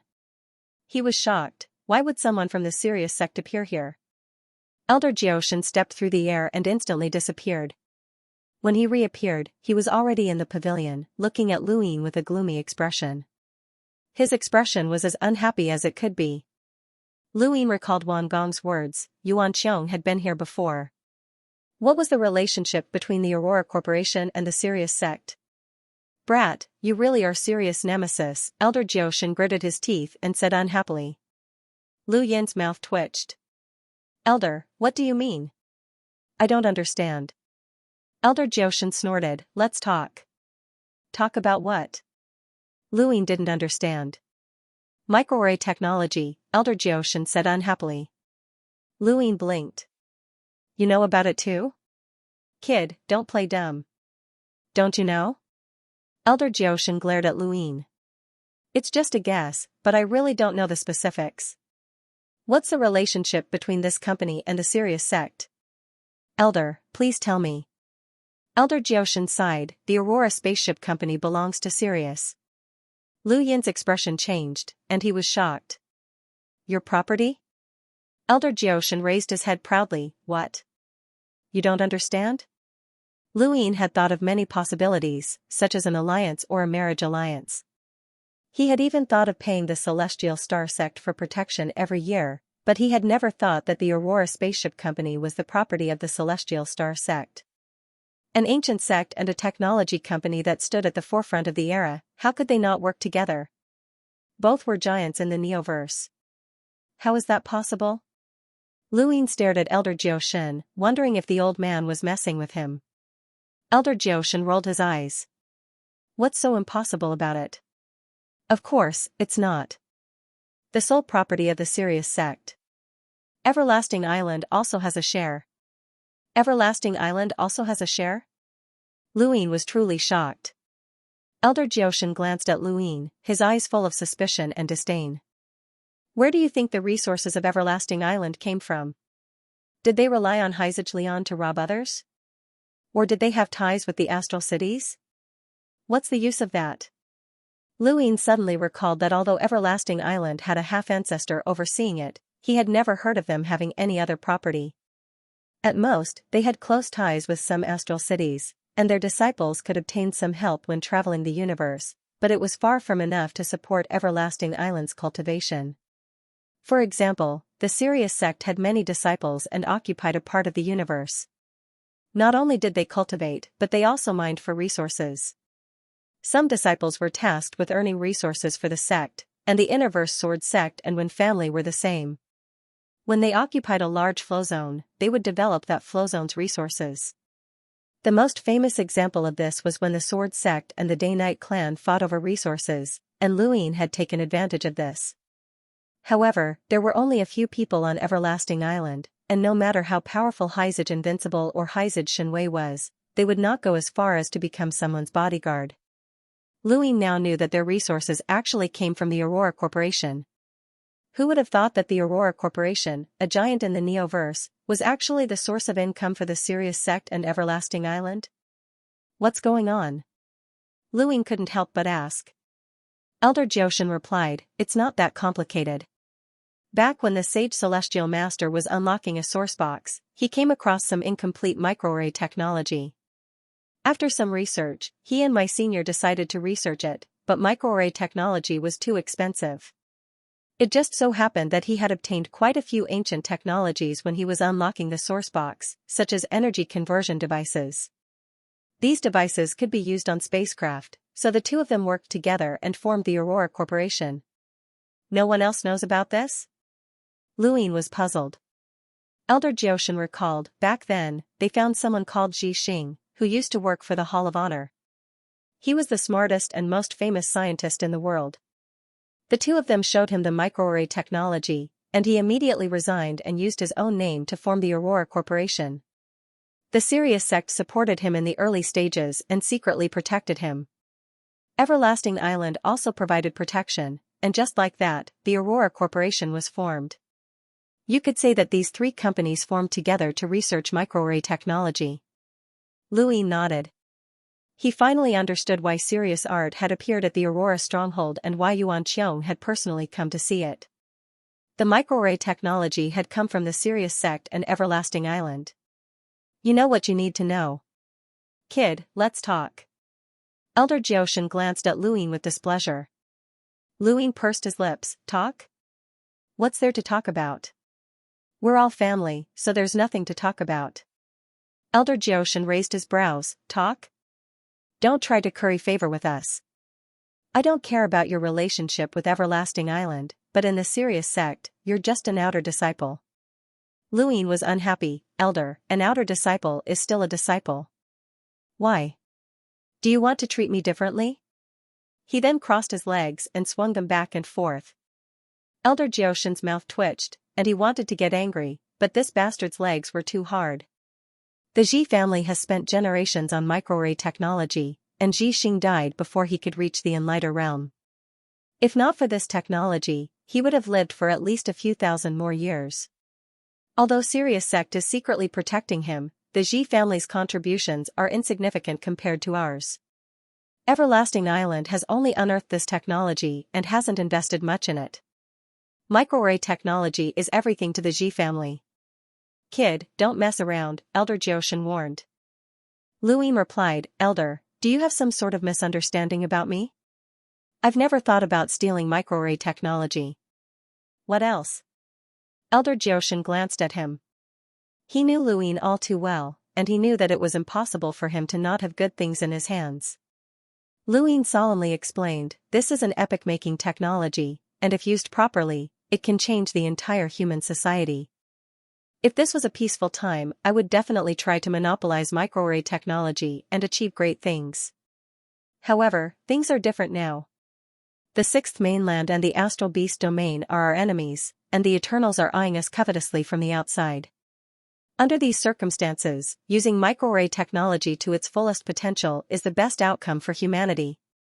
If I monopolize microarray technology, I don't know how long it will take to change the human society. Perhaps the Eternals will invade and destroy us before we succeed.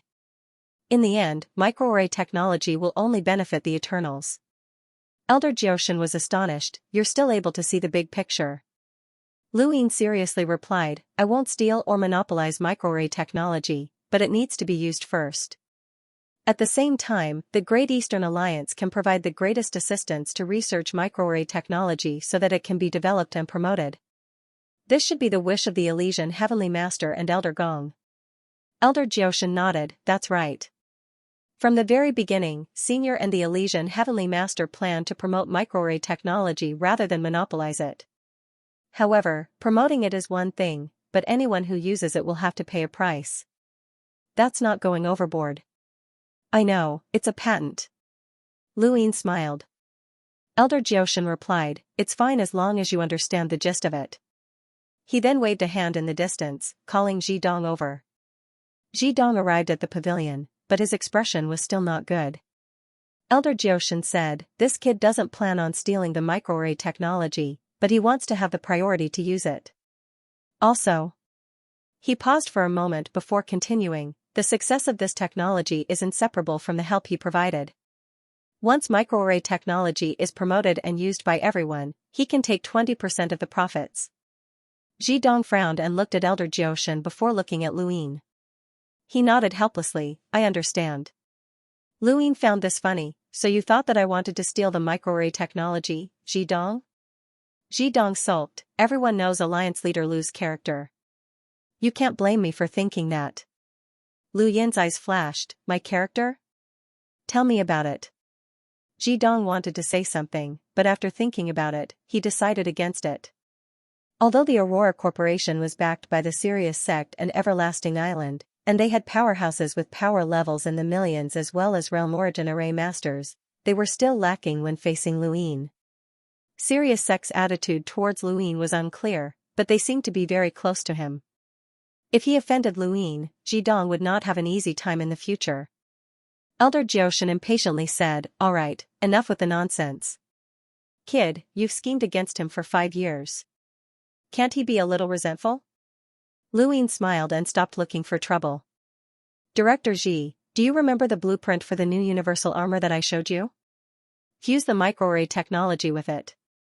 Director Ji's attention was quickly diverted. Fuse the microarray technology? Luin answered seriously, the new universal armor will be fused with the smoke from Smokescreen Mountain Range and the microarray technology. I want to create an invincible army. You've been planning this since 5 years ago, Director Ji blurted out. Luin casually replied, that's not for you to worry about.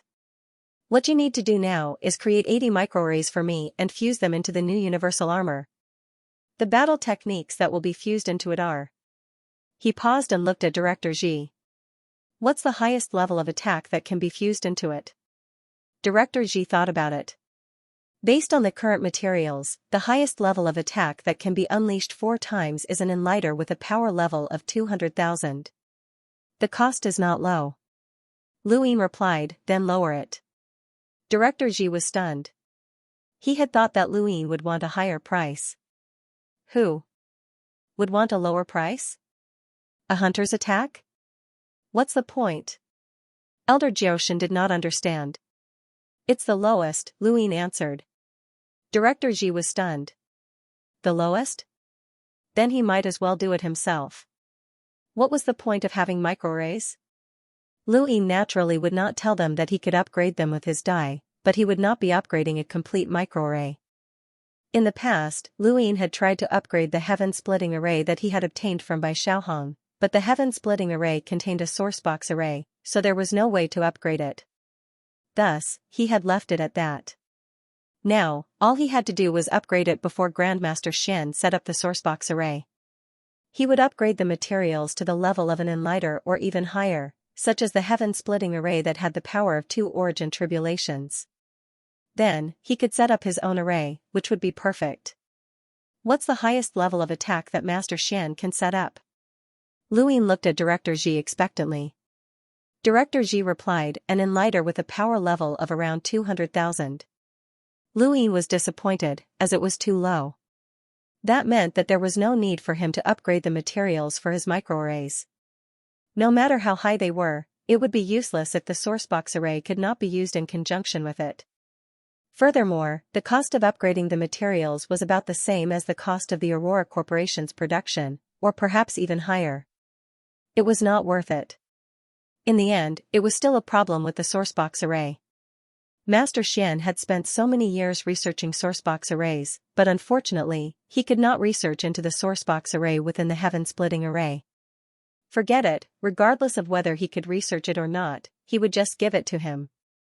When he thought about this, he took out the splitting heaven array that he had obtained from the frigid immortal sect's secret collection. There was still one more formation left. Give this to Grandmaster Xian for me. The sourcebox array inside can withstand the power of 2 origin tribulations, and it's quite terrifying. Chairman Ji's eyes narrowed, and he snatched the book from Lu Yin's hands. Did Wan Gong make a breakthrough in his technology after seeing this? Lu Yin did not confirm or deny it. Make the microarrays according to your highest standards. Also, I hope that Master Xian can develop a sourcebox array that contains a higher level of attack power. That will be effective against the Eternals. There's also this. Lu Yin handed the mother tree's bark over to Chairman Ji. Elder Jioshan was astonished. This is... Ji Dong was excited. Is this the material? Lu Yin nodded. I should be able to create more than 100 microarrays, but I only need 80 of them. I won't ask you for the materials, and I'll keep the rest for my own research. It feels like tree bark. Ji Dong took it and was a little confused. Elder Jioshan gave Lu Yin a deep look. It will be difficult to find such a material even if you search the entire Fifth Mainland. Ji Dong was astonished. Elder, you know about this material? Elder Jioshan was second only to Elder Gong, so it was not surprising that he knew about the mother tree's bark. Lu Yin replied, I'll think of a way. It's not impossible. Elder Jioshan shook his head. It'll be difficult. Alliance Master Lu, what is this material? Where is it produced? Our Aurora Corporation is spread throughout the universe, so we might be able to find it. Lu Yin smiled bitterly and was about to speak when he suddenly thought of something. He took out a stack of white paper. Chairman Ji, this material is tree bark, and these white papers are also made from tree bark. See if they can be used. Ji Dong was confused. Tree bark had already been made into paper, so how could it still be used? Try it. It might be useful, Lu Yin said. He had quite a few pieces of paper on him, especially in Mount Supreme. Long Shi and the others might have some as well. It would be great if they could be used. Ji Dong was helpless and took the paper to Wan Gong. After Ji Dong left, Elder Jioshan said, I never thought that the most important material would be the bark of the mother tree. Where did you get it? From the ruins of the frigid immortal sect. Elder Jioshan continued, if there are ruins of the frigid immortal sect, then the Fifth Mainland might not have them as well. We still have to look. That's unlikely, Lu Yin said as he waited for the results of the experiment. Half a day later, Lu Yin couldn't take it anymore. The two of them sat there in silence, feeling a little awkward. Elder, is the Sirius sect that close to Eternal Sky Island? They even share secrets. Elder Jioshan replied, Eternal Sky Island disciples can challenge the Sirius sect to become core disciples. Don't you think that's close? That's true. Sirius sect disciples can also use the bridge of Eternal Sky Island, Lu Yin said. Suddenly, Lu Yin remembered something. Elder, what kind of existence is the Fog Ancestor? Elder Jioshan was astonished. Fog Ancestor? You mean the Smoke Ancestor? He used to be one of the 9 mountains and 8 seas, the Fog Ancestor. This information had been given to him by Maiden Xian. Fog Ancestor, Smoke Ancestor. Some call him the Smoke Ancestor, while others call him the Fog Ancestor. Lu Yin said, the smoke on the bridge should be from the Fog Ancestor. Elder Jioshan replied, yes. Not much is known about the Smoke Ancestor. All we know is that he likes to create all sorts of smoke with mysterious effects. As for the reason, no one knows. The Smoke Ancestor inherited a trace of his power from the Smoke Ancestor, but it was only obtained by chance. The Smoke Ancestor has no successor. Lu Yin felt that it was a pity. After all, the Ancestor was one of the 9 mountains and 8 seas, and he wasn't an ordinary progenitor. Elder, do you know what power each of Progenitor Chen's 9 clones have? Elder Jioshan shook his head. No. Elder, you should know that the 9 mountains and 8 seas really have an inheritance. Elder Jioshan was astonished. Really? Lu Yin was stunned. Elder, you really don't know? Elder Jioshan rolled his eyes. How would I know? Then do you know who the most powerful Eternals are? No. Have you heard of the human progenitor? You believe in such a legend? I do. We don't have anything in common. Elder, do you know? Luin wanted to ask more, but Elder Jioshin grew impatient. Alright. You know more than me. Ask. I'm leaving. He then left impatiently. Luin was speechless. How did he cultivate in the first place? Master Yuan was right, this guy's realm might be high, but he could easily destroy his own people's confidence at critical moments. Not long after, Ji Dong came looking for Luin with an excited expression. Alliance Master Lu, it's a success. Luin was delighted. It worked? Ji Dong nodded. It worked, but it consumed a lot of energy. What are the specifics? Luin hurriedly asked. Ji Dong replied, 5. 5 sheets of white paper can replace 1 piece of bark for the microarray. 5 sheets? Luin was shocked. These sheets of white paper could be made into anything, especially flying devices such as birds, beasts, or even spacecraft. Thus, each sheet was very large and was about the size of a complete piece of bark. 5 sheets were needed to replace just a tiny bit of bark. There's no other way. Although these sheets of white paper are made from bark, they can't be restored. We can only extract a portion of the material and fuse it together to form a new material. This new material isn't bark, but something that can carry microarrays. It takes about 5 sheets of white paper to fuse into 1 microarray, Ji Dong explained. He then looked at Luin expectantly. Alliance Master Lu, how many of these sheets of white paper do you have? Luin checked. About 200. Where did you get them? I picked them up. Ji Dong choked, not knowing what to say. He couldn't force Luin to tell him where the sheets of white paper had come from. He also wanted to know where the bark had come from, but Luin wouldn't tell him. Luin calculated. 130. Ji Dong was confused. What? Luin looked at Ji Dong. I'll give you all the bark and paper in exchange for 130 microarrays. I'll install all of them into the new universal armor. Ji Dong frowned. You want us to work for you? The extra bark and paper can be considered as payment. Without me, you won't be able to make any breakthroughs in your technology. Even if you succeed, you won't have the materials to manufacture it, and all your years of research will be wasted. I'll bring my own technology and materials for you to manufacture, so it's reasonable to consider the extra materials as payment, Luin said. Ji Dong hesitated. It sounded reasonable, but he still wanted to work for Luin. He wanted to use money to buy out the technology and materials. You're still unwilling? Luin raised a brow. If I remember correctly, your son doesn't seem to be focused on cultivation. Ji Dong's expression changed, and he glared at Luin. What are you trying to do? Are you threatening me with my son? Luin laughed. Relax, I'm not doing that. I'm just giving your son something to save his life. He then took out the life-extending butterfly and tossed it to Ji Dong. Ji Dong caught it, but his anger still hadn't subsided.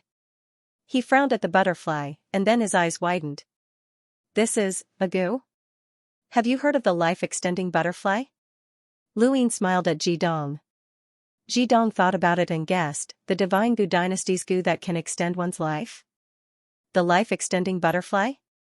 Since Chairman Ji already knows, then I don't have to say anything more.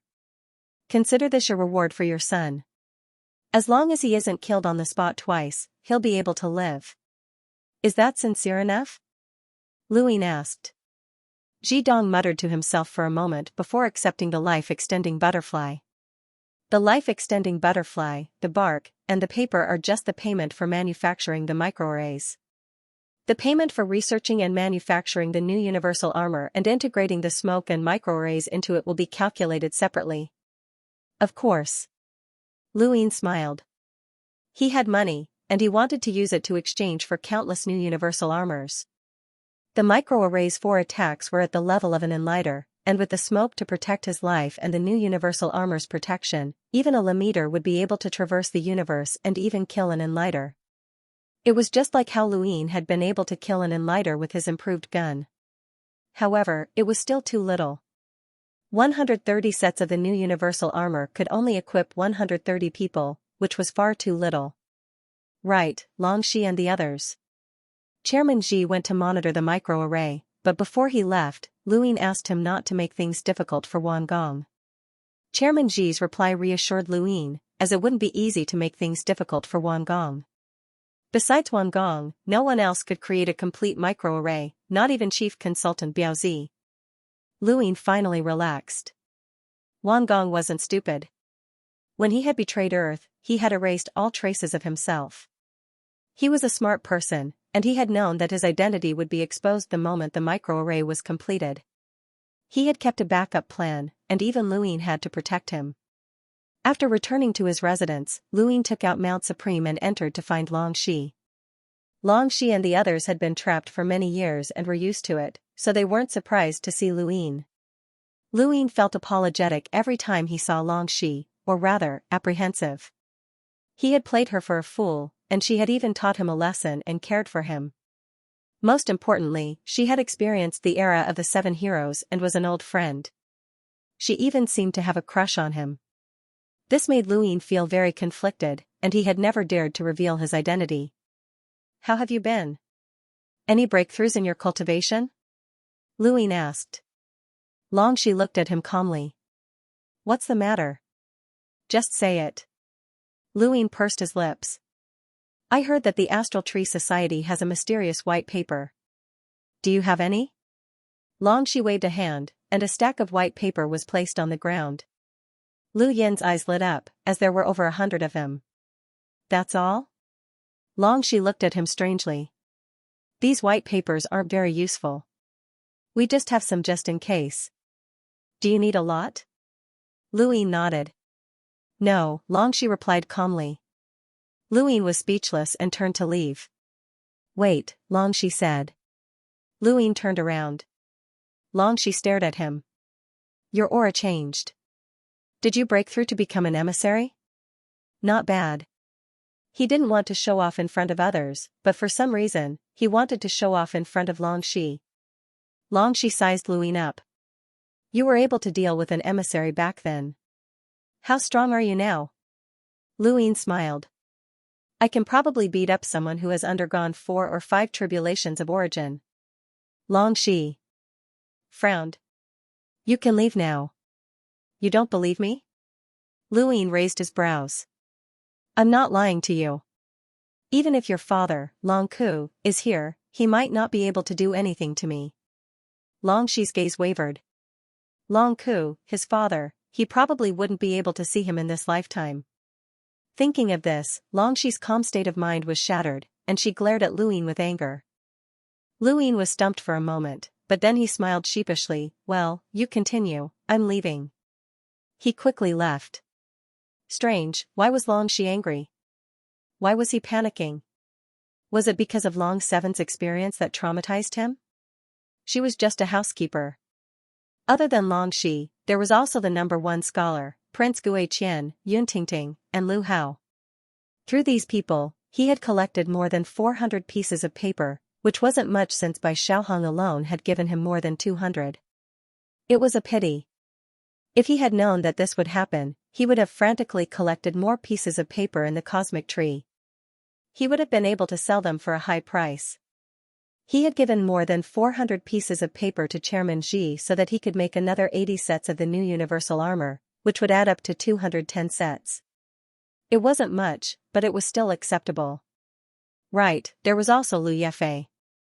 Luyin was filled with anticipation as he contacted Mr. Lu Yi.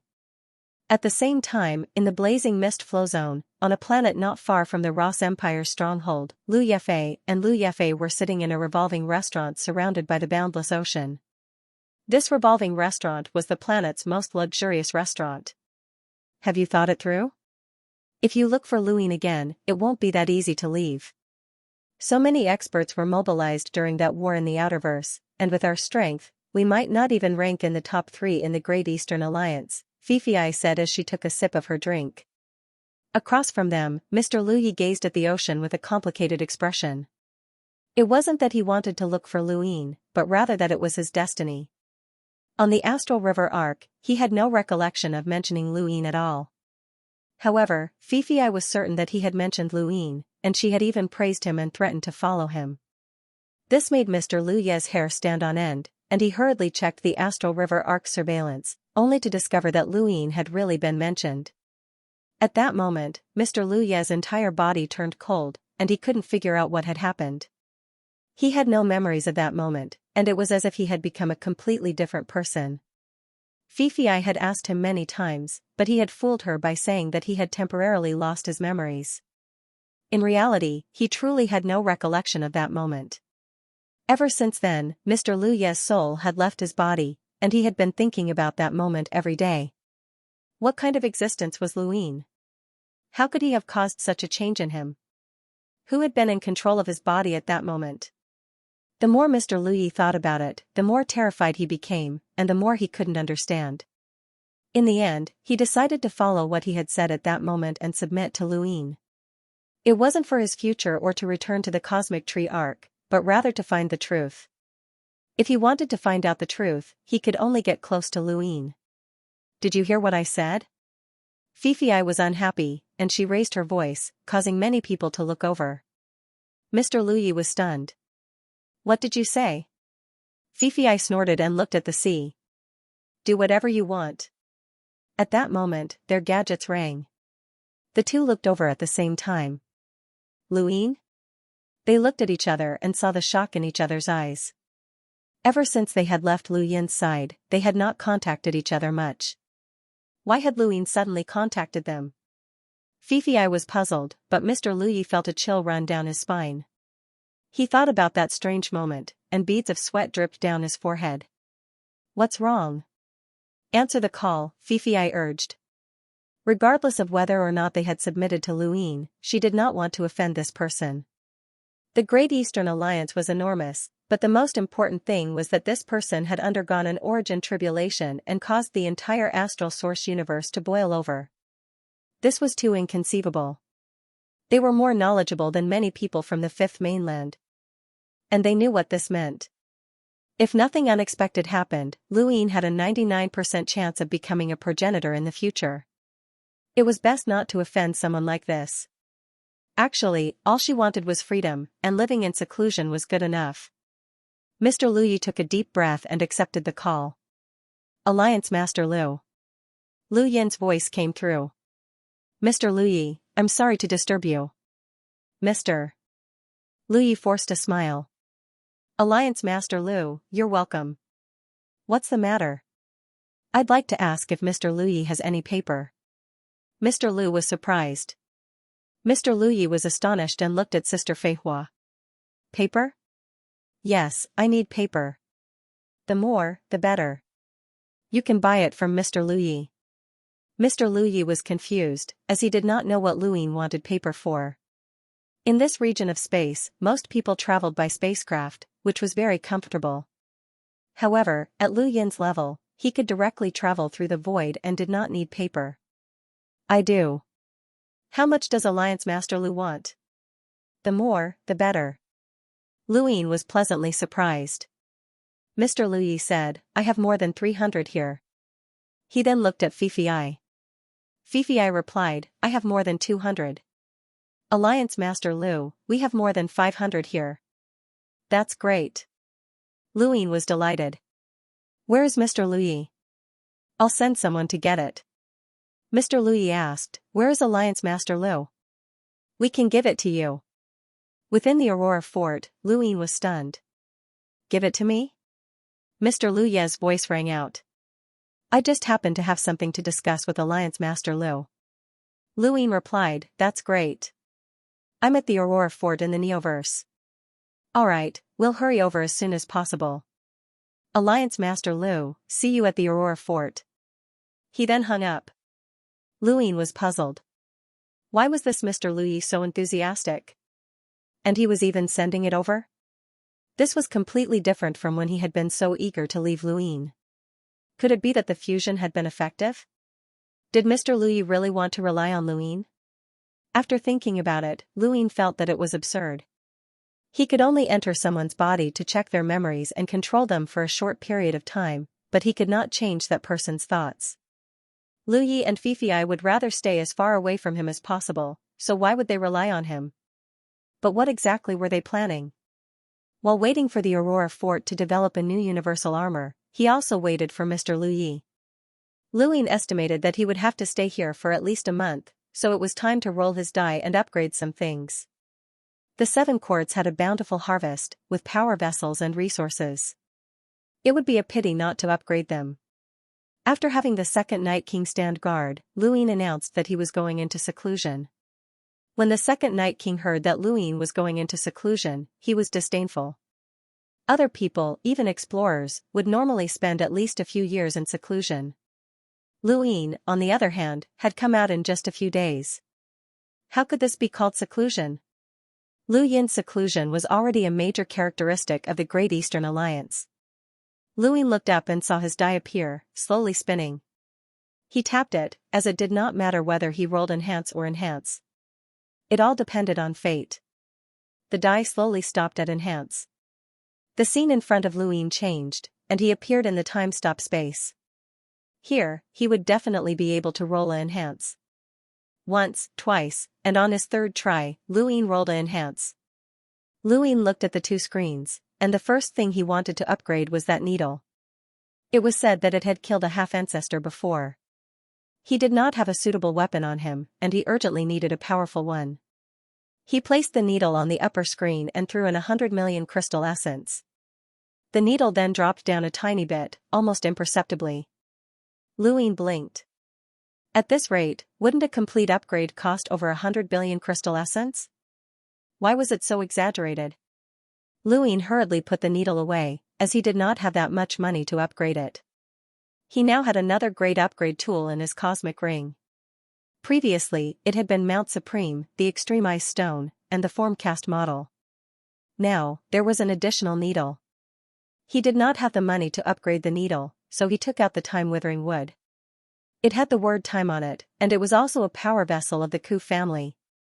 So it should not be simple. Lu Yin tossed the time-withering wood onto the upper screen and then began to crazily smash star essence into it.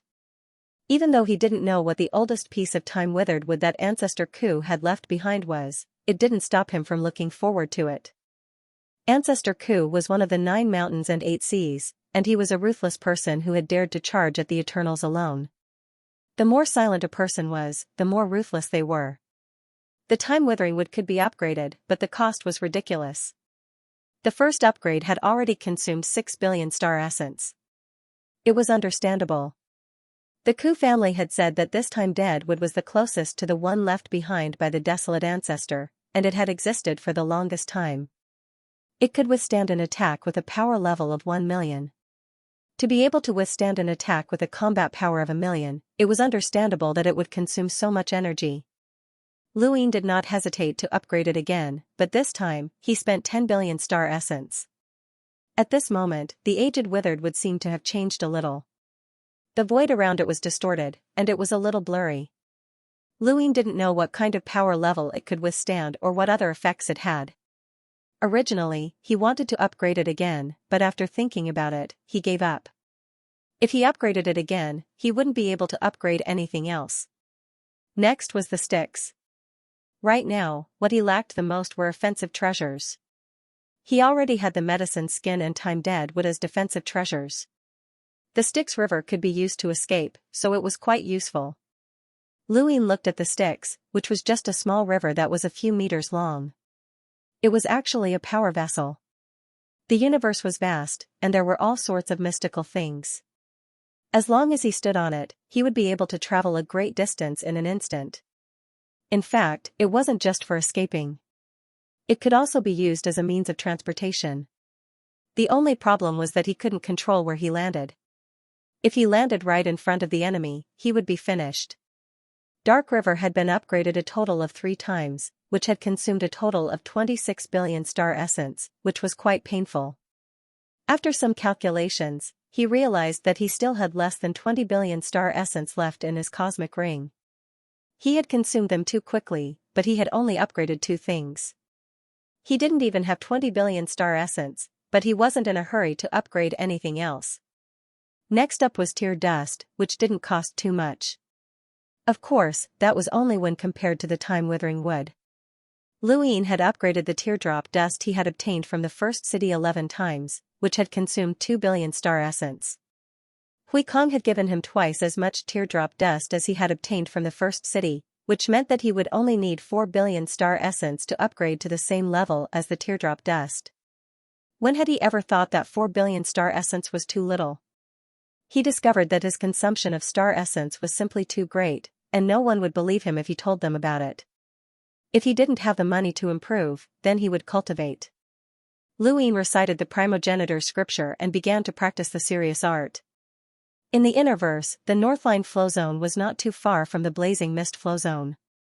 There was still less than a month before the Northline flow zone's Northgate platform competition. The Northgate platform contest was held once every 15 years. However, due to the separation of the inner verse and outer verse, the Sixth Mainland's attack, the Great Eastern Alliance's invasion, and many other matters, the Northgate platform contest had been delayed. The Northgate family, Lily family, and Barth Shock family were currently having a secret meeting. Every time the Northgate platform competition is held, we always invite important figures to attend. Northgate family chief, who are you planning to invite this time? Barth Shock family's patriarch, Hoba, asked. Behind him stood Harrow. His other successor, Barnicho, had died during the Sixth Mainland's invasion. As for the Scarlet mercenary group that was employed by the Barth Shock family, half of them had died. The head of the Lily family, Lily Liana, also looked at Northgate Kong curiously. Lily and Lily Shuer were standing behind her. Northgate Kong solemnly replied, Kuwei of the Great Eastern Alliance. Lily Liana and Hobo were shocked. Even Northgate Lai, who was standing behind Northgate Kong, was shocked. Kuwei? That bootlicker? Lily Liana was flabbergasted. Northgate Kong nodded. Don't underestimate him. Although he's a bootlicker, he's from the Seven Quartz Ku family. He's very powerful at such a young age, and I don't know why he's able to command the Giant Legion. He's also Lu Yin's disciple, so it's appropriate to invite him to attend the competition. Hoba replied, I know this person. He's arrogant, but he has the ability to be arrogant. During the Sovereign Tournament, even if he wasn't as strong as the 10 Arbiters, he was still quite strong. He fought to the first level and lost to Wang Yi. Although he's a bootlicker, that's only towards Lu Yin. He's arrogant to everyone else and doesn't hold back at all. Northgate family chief, how did you manage to invite him? Northgate Kong replied, he likes to be in the limelight. As the most dazzling guest of the Northgate platform competition, it wasn't difficult to invite him. Most importantly, during the previous Northgate platform competition, Lu Yin was the one who represented the 10 Arbiters Council. Since his master was there, he naturally wanted to go as well. It would be great if we could invite Lu Yin to attend the competition, Lily Liana sighed. Hoba laughed. Lu Yin? What kind of status was that? How could he possibly come to a tiny Northline flow zone to attend the competition? Forget about the Northgate platform competition, he might not even be interested in the internal struggles of the 8 great flow zones. Where's Afan? Northgate Kong suddenly asked. Lily Liana replied, he's taking the students from Shangwu Academy to train. Afan was originally just a normal student from Shangwu Academy and wasn't worth their attention. However, Afan had managed to get close to Lu Yin and had a special status in the Northline flow zone. Let him host the Northgate platform competition this time, Northgate Kong said. The other 2 families did not object.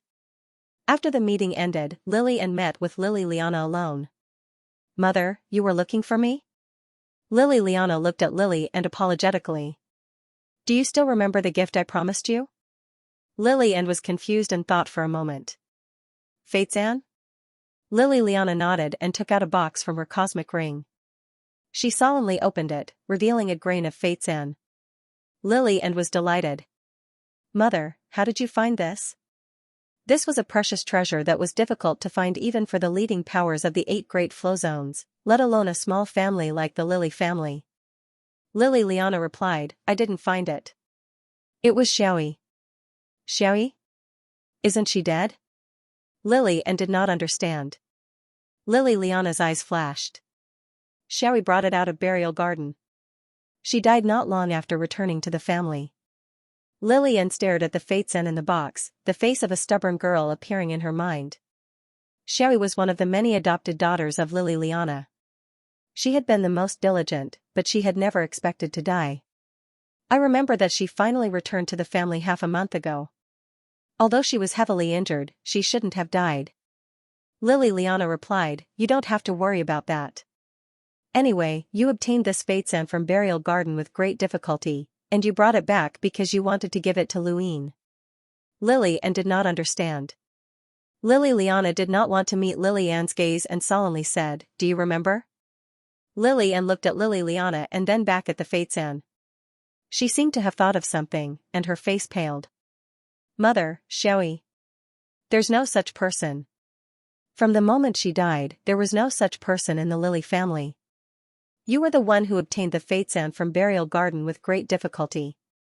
The Great Eastern Alliance has been collecting it all this time, and when Luin returns, you will personally give it to him. This is the best opportunity for our Lily family to establish ties with him. Remember, Lily Liana said in an unpleasant tone. Lily Anne nodded silently. I understand. Lily Liana watched Lily Anne lead with a bitter expression. For the family and for her daughter, she was willing to sacrifice anything. The Fatesan was supposed to be a gift for Lily Anne, but it was not her who had wanted to give it to her, but rather Xiaoyi. The two of them had a very close relationship, and Xiaoyi had risked her life to escape from the Innerverse Western Flow Zone for the sake of the Fatesan. But how could this sisterly love compare to the family business? Xiaoyi, don't blame me. Lily Anne arrived at a courtyard in a daze. A stubborn girl had once lived here. Although her innate talent had not been high, she had still persisted in her cultivation. The two of them had grown up together, but in the end they had been separated by life and death. The Fatesan in her hands had become scalding hot, to the point that Lily Anne could no longer hold it. If not for the Great Eastern Alliance collecting it, Xiaoyi would not have died. Xiaoyi would personally give this gift to Lily Anne with a beautiful smile. She looked up at the sky with a complicated expression. The young man she had met by chance was now standing at the peak of the clouds. In order to meet him, countless people had sacrificed countless precious things. This was power. One day, she would also reach such heights and make everyone look up to her for herself and for Xiaoyi. Beep beep beep beep. Her gadget beeped, and Lily Anne glanced at it. Her expression changed, and she hurriedly returned. Lily Liana was currently in her study, looking at the screen in front of her with a grave expression. Lily Anne returned and looked at the screen as well. On the screen, a spacecraft had exploded. That spacecraft belonged to Shangwu Academy, and there were several corpse kings attacking the instructors from Shangwu Academy. Many of them had already fallen to the ground and died. The screen continued to tilt, occasionally looking in another direction. There was also the sound of heavy breathing. Evidently, the person who had recorded this scene was fleeing and was getting further and further away from the spacecraft. There was a loud boom as the spacecraft exploded. Many students from Shangwu Academy were incinerated and died miserable deaths. The instructors had also died tragically. Only one person had managed to escape and pushed the corpse king away with a single palm strike. That was the combination of overlaying stacks and battle force. Countless people had seen this scene before. It was Lu Yin's standard battle technique, but now, it was being used by another person. It was this palm strike that forced the corpse king back, allowing the person to escape. He looked back at the spacecraft and said, I'm sorry, I can't teach you battle techniques. I'm sorry. At the end of the video was a pair of scarlet eyes that were getting closer and closer to the person who had recorded the video. It was obvious that this person would not have a good ending either. It was just a short video, and there was nothing special about it. There were too many such incidents in the universe, but because one of them was a corpse king, it had attracted a lot of attention. Only Ah Fan escaped, Lily Liana said in a low voice. Lily and heaved a sigh of relief. It's good that Ah Fan escaped. When did this happen? Lily Liana looked at Lily Anne. Not long ago, this video wasn't that big of a deal. More than 1,000 people from Shangwu Academy die every year. After all, there's no such thing as absolute safety in the world of cultivation. However, This video has gone viral on the internet, and countless people are arguing about it. Take a look for yourself. Lily and was surprised. What was there to quarrel about with such a video? Lily and turned on her gadget and took a look. Currently, the most popular video on the internet was not the video itself, but the words that Ah Fan had said before he escaped. "I'm sorry, but I can't teach you battle techniques. I'm sorry." These words caused an uproar among countless people, as they believed that if the instructors and students of Xianxia Academy had learned Ah Fan's battle techniques, they would not have died so tragically. This conjecture caused the entire internet to follow suit. This was especially true for the independent cultivators, who went crazy. If they had battle techniques and resources, they would not be doing so poorly. Countless people hoped that the various sects would share some battle techniques for them to learn instead of keeping them to themselves. More and more people joined in, and some people even uploaded videos of tragic deaths. Some had been killed by corpse kings, some had been killed by astral beasts, and some had died due to celestial phenomena. Every video was followed by a discussion. If these people had learned some battle techniques, then they would not have died. If these people had some resources, then they would not have died either. In a short period of time, it was as if the entire Fifth Mainland had joined in the discussion. Some disciples from the powerful sects also joined in the discussion and refuted these comments. After all, the battle techniques belonged to the sects themselves, and there was no need to share them. Some disciples from the powerful sects even ridiculed these independent cultivators for being useless and only coveting the strength of others. Now, the entire internet was discussing this matter, and there were too many people participating in the discussion. Many independent cultivators had joined together in hopes that the Hall of Honor and the various sects would share some battle techniques, even if they were from outer sect disciples. The Great Eastern Alliance was also used as a comparison. After all, Ah Fan had relied on Lu Yin's battle techniques to escape. Overlaying stacks and battle force were Lu Yin's techniques, and Ah Fan's last words had been directed at Lu Yin for not teaching others. Lu Yin had become the topic of discussion. "Mother, this..." Lily and did not understand. Lily Liana solemnly replied, "It's very serious." Ah Fan's last words were directed at Lu Yin. Many people on the internet have attributed the deaths of the Xianxia Academy students to Lu Yin's self-preservation. If Lu Yin blames them, then our Northline flow zone will be in trouble as well. Lily Ann's face paled. Then what should we do? Is someone targeting us? Using Ah Fan to plot against Lu Yin? Lily Liana shook her head. It's hard to say, but there's definitely someone guiding him.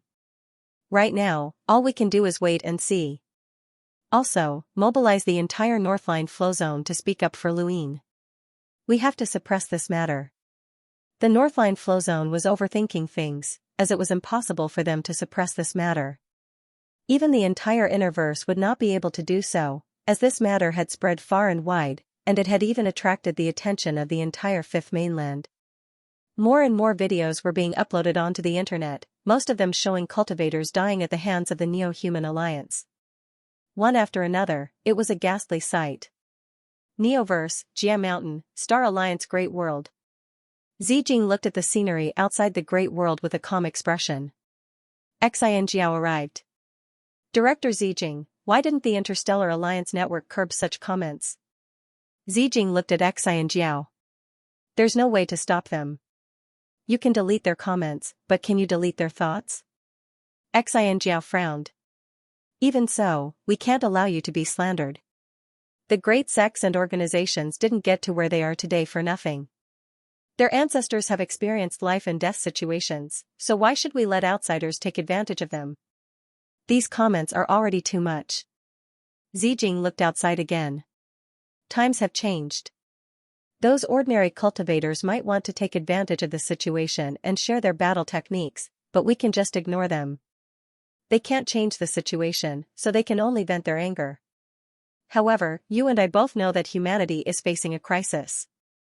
The crisis outside the Starfall Sea is getting closer and closer, and if humanity is destroyed, these battle techniques will disappear into history. What do you mean? Xianxiao did not understand. Zijing's lips curled up. The essence of humanity is to pass down their legacies. Only by passing down their legacies can they become stronger. Xianxia shook her head. No one will agree with your thinking. Even the Hall of Honor would not share their battle techniques for no reason. Zijing did not reply, and she just looked outside quietly. Over the next few days, the internet was in an uproar.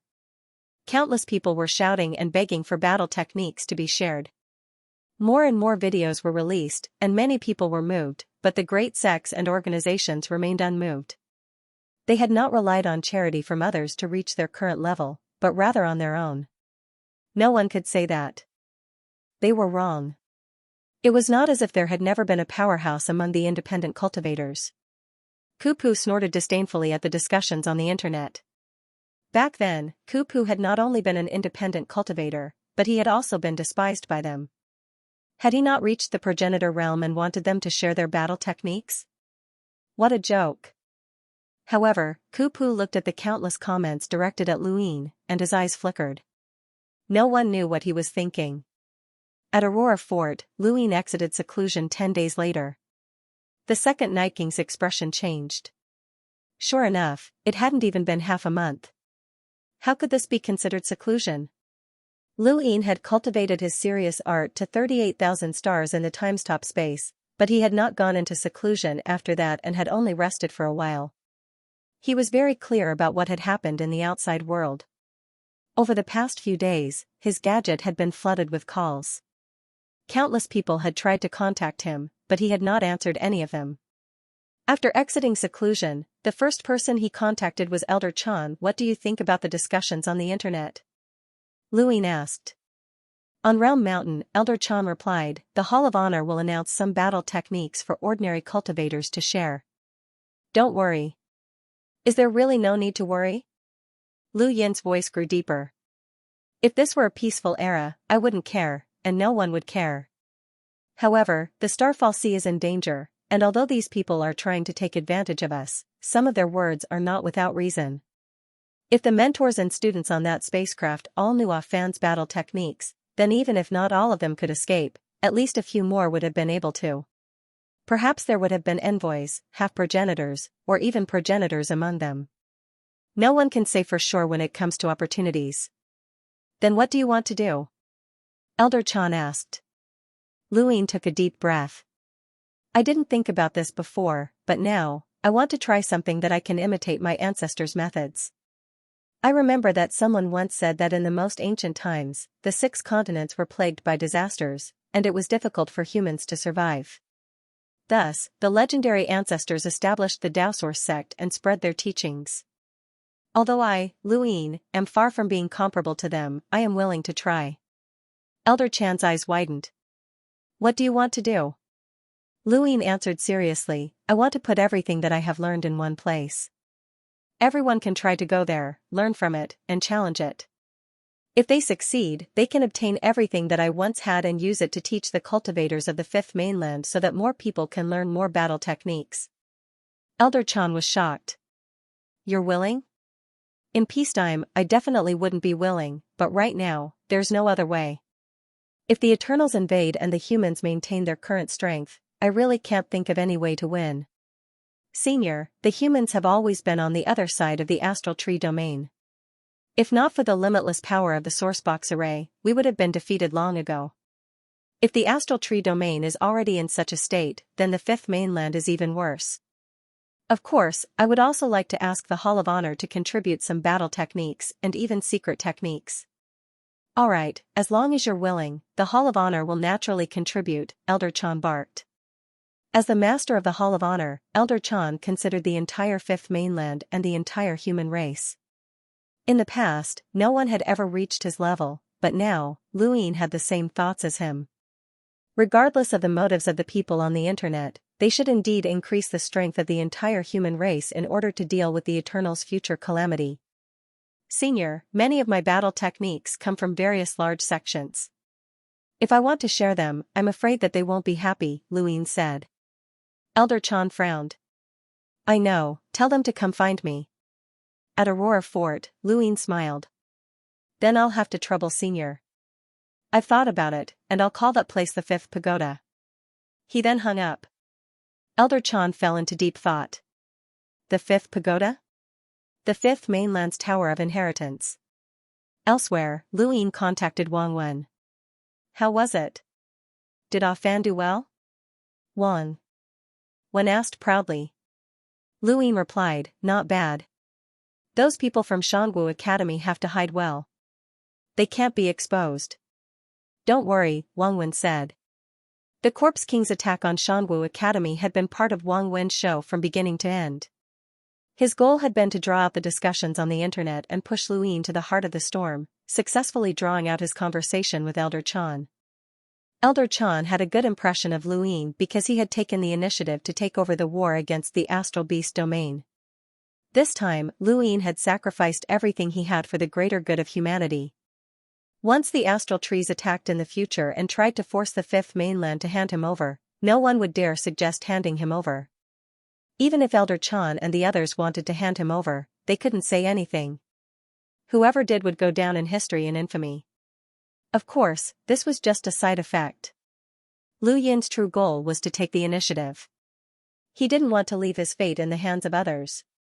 If the astral trees attacked and the fifth mainland couldn't handle the pressure and wanted to hand him over, he would take the fifth pagoda with him. Not only did the tower contain the battle techniques that he had contributed, it also contained the people who had learned them. The Ku family, the Sword sect, the Su family, and the Wen family, who wouldn't want to go? Those who could go were all direct descendants, and he would take them all with him. Let's see who would still want to hand him over. This was just what he wanted at the moment.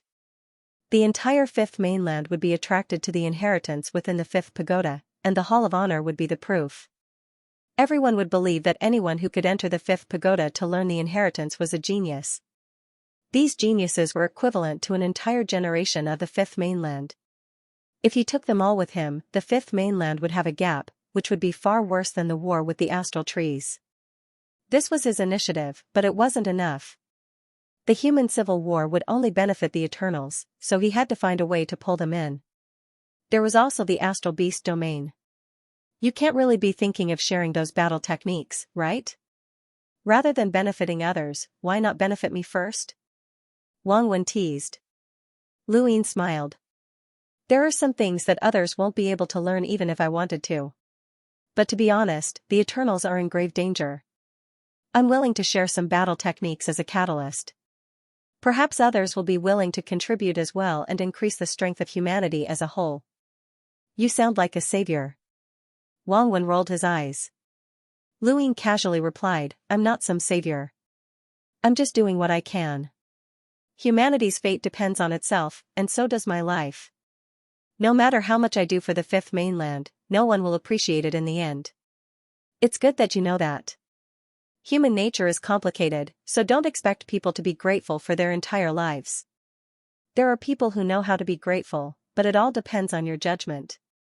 Will Elder Chan be grateful to you? Who knows? I don't want to reach the final step. Let's begin, it's your turn to perform. You must design the fifth pagoda well, and I'll give you the materials, Lu Yin said solemnly. This was related to whether or not they could trap the people in the fifth pagoda at the final step. It was very important. Wang Wen smiled. Don't worry. Also, whether you're a savior or not, I'll make sure everyone sees you as one. Your Highness chess piece, just wait for countless people to erect a monument for you. He then hung up. Lu Yin put down his gadget. With Wang Wen handling these matters, he felt reassured. After ending the call, Lu Yin went to look for Zhidong. Zhidong and the rest did not care about what was happening in the outside world, as they were all focused on creating microarrays. This was the Aurora Corporation's long-cherished wish, and it had finally been realized. Even though Lu Yin's interference meant that they were only working part-time, this did not stop them from fervently researching microarrays. Master Xian was more tired, as he was constantly setting up sourcebox arrays on top of microarrays. Even a real Yuan formation master could not take it anymore. Creating a microarray was not complicated, especially since the Aurora Corporation had made many preparations in the early stages. Once the core materials were found, it was basically an assembly line. Zhidong watched as a cultivator experimented with microarrays, and his eyes lit up. This technology would eventually change humanity, and his name would be recorded in the annals of history. How many have you made? Luin asked from behind. Zhidong was surprised. You're done? So soon? Luin replied, that's normal. How many microarrays have I made? Zhidong felt uncomfortable when he heard this. He felt uncomfortable when he thought about how most of the microarrays would be given to Luin. A few dozen. What about the new universal armor? Luin asked. Zhidong replied, I'm not sure.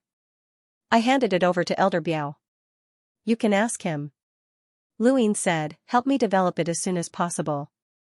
Another batch of materials have arrived. Zhidong was delighted. Tree bark? Paper. Zhidong was disappointed. What a pity. If only it was tree bark. Tree bark is very difficult to obtain, so don't even think about it for now. You'll be lucky if you have some paper, Luin said. He wanted to obtain tree bark as well, as there were too many trees in the cosmic astral tree. Bark from the mother tree often fell off, and any random cultivator in the cosmic astral tree would have some paper in their cosmic rings. Those were all made from tree bark, and just thinking about it made Lu Yin's heart ache. How many? Chairman Ji asked. Luin replied, about 500, and I'll leave the rest for you guys to study. I want 100 microarrays. Chairman Ji frowned and looked at Luin. He wanted to say something, but in the end, he didn't say anything. Luin knew what he was thinking. Although the microarray technology had been successfully developed, only the Aurora Corporation could mass-produce it. No one else, not even the technocracy, would be able to do so. The Aurora Corporation had made too many preparations and had too much data to work with. It was unrealistic to expect the Aurora Spaceship Company to work for him. How is the remuneration calculated? Give me a total price. Chairman Ji's eyes flashed. Tell me where the tree bark came from, and the Aurora Corporation can make microarrays for you for free for a period of time.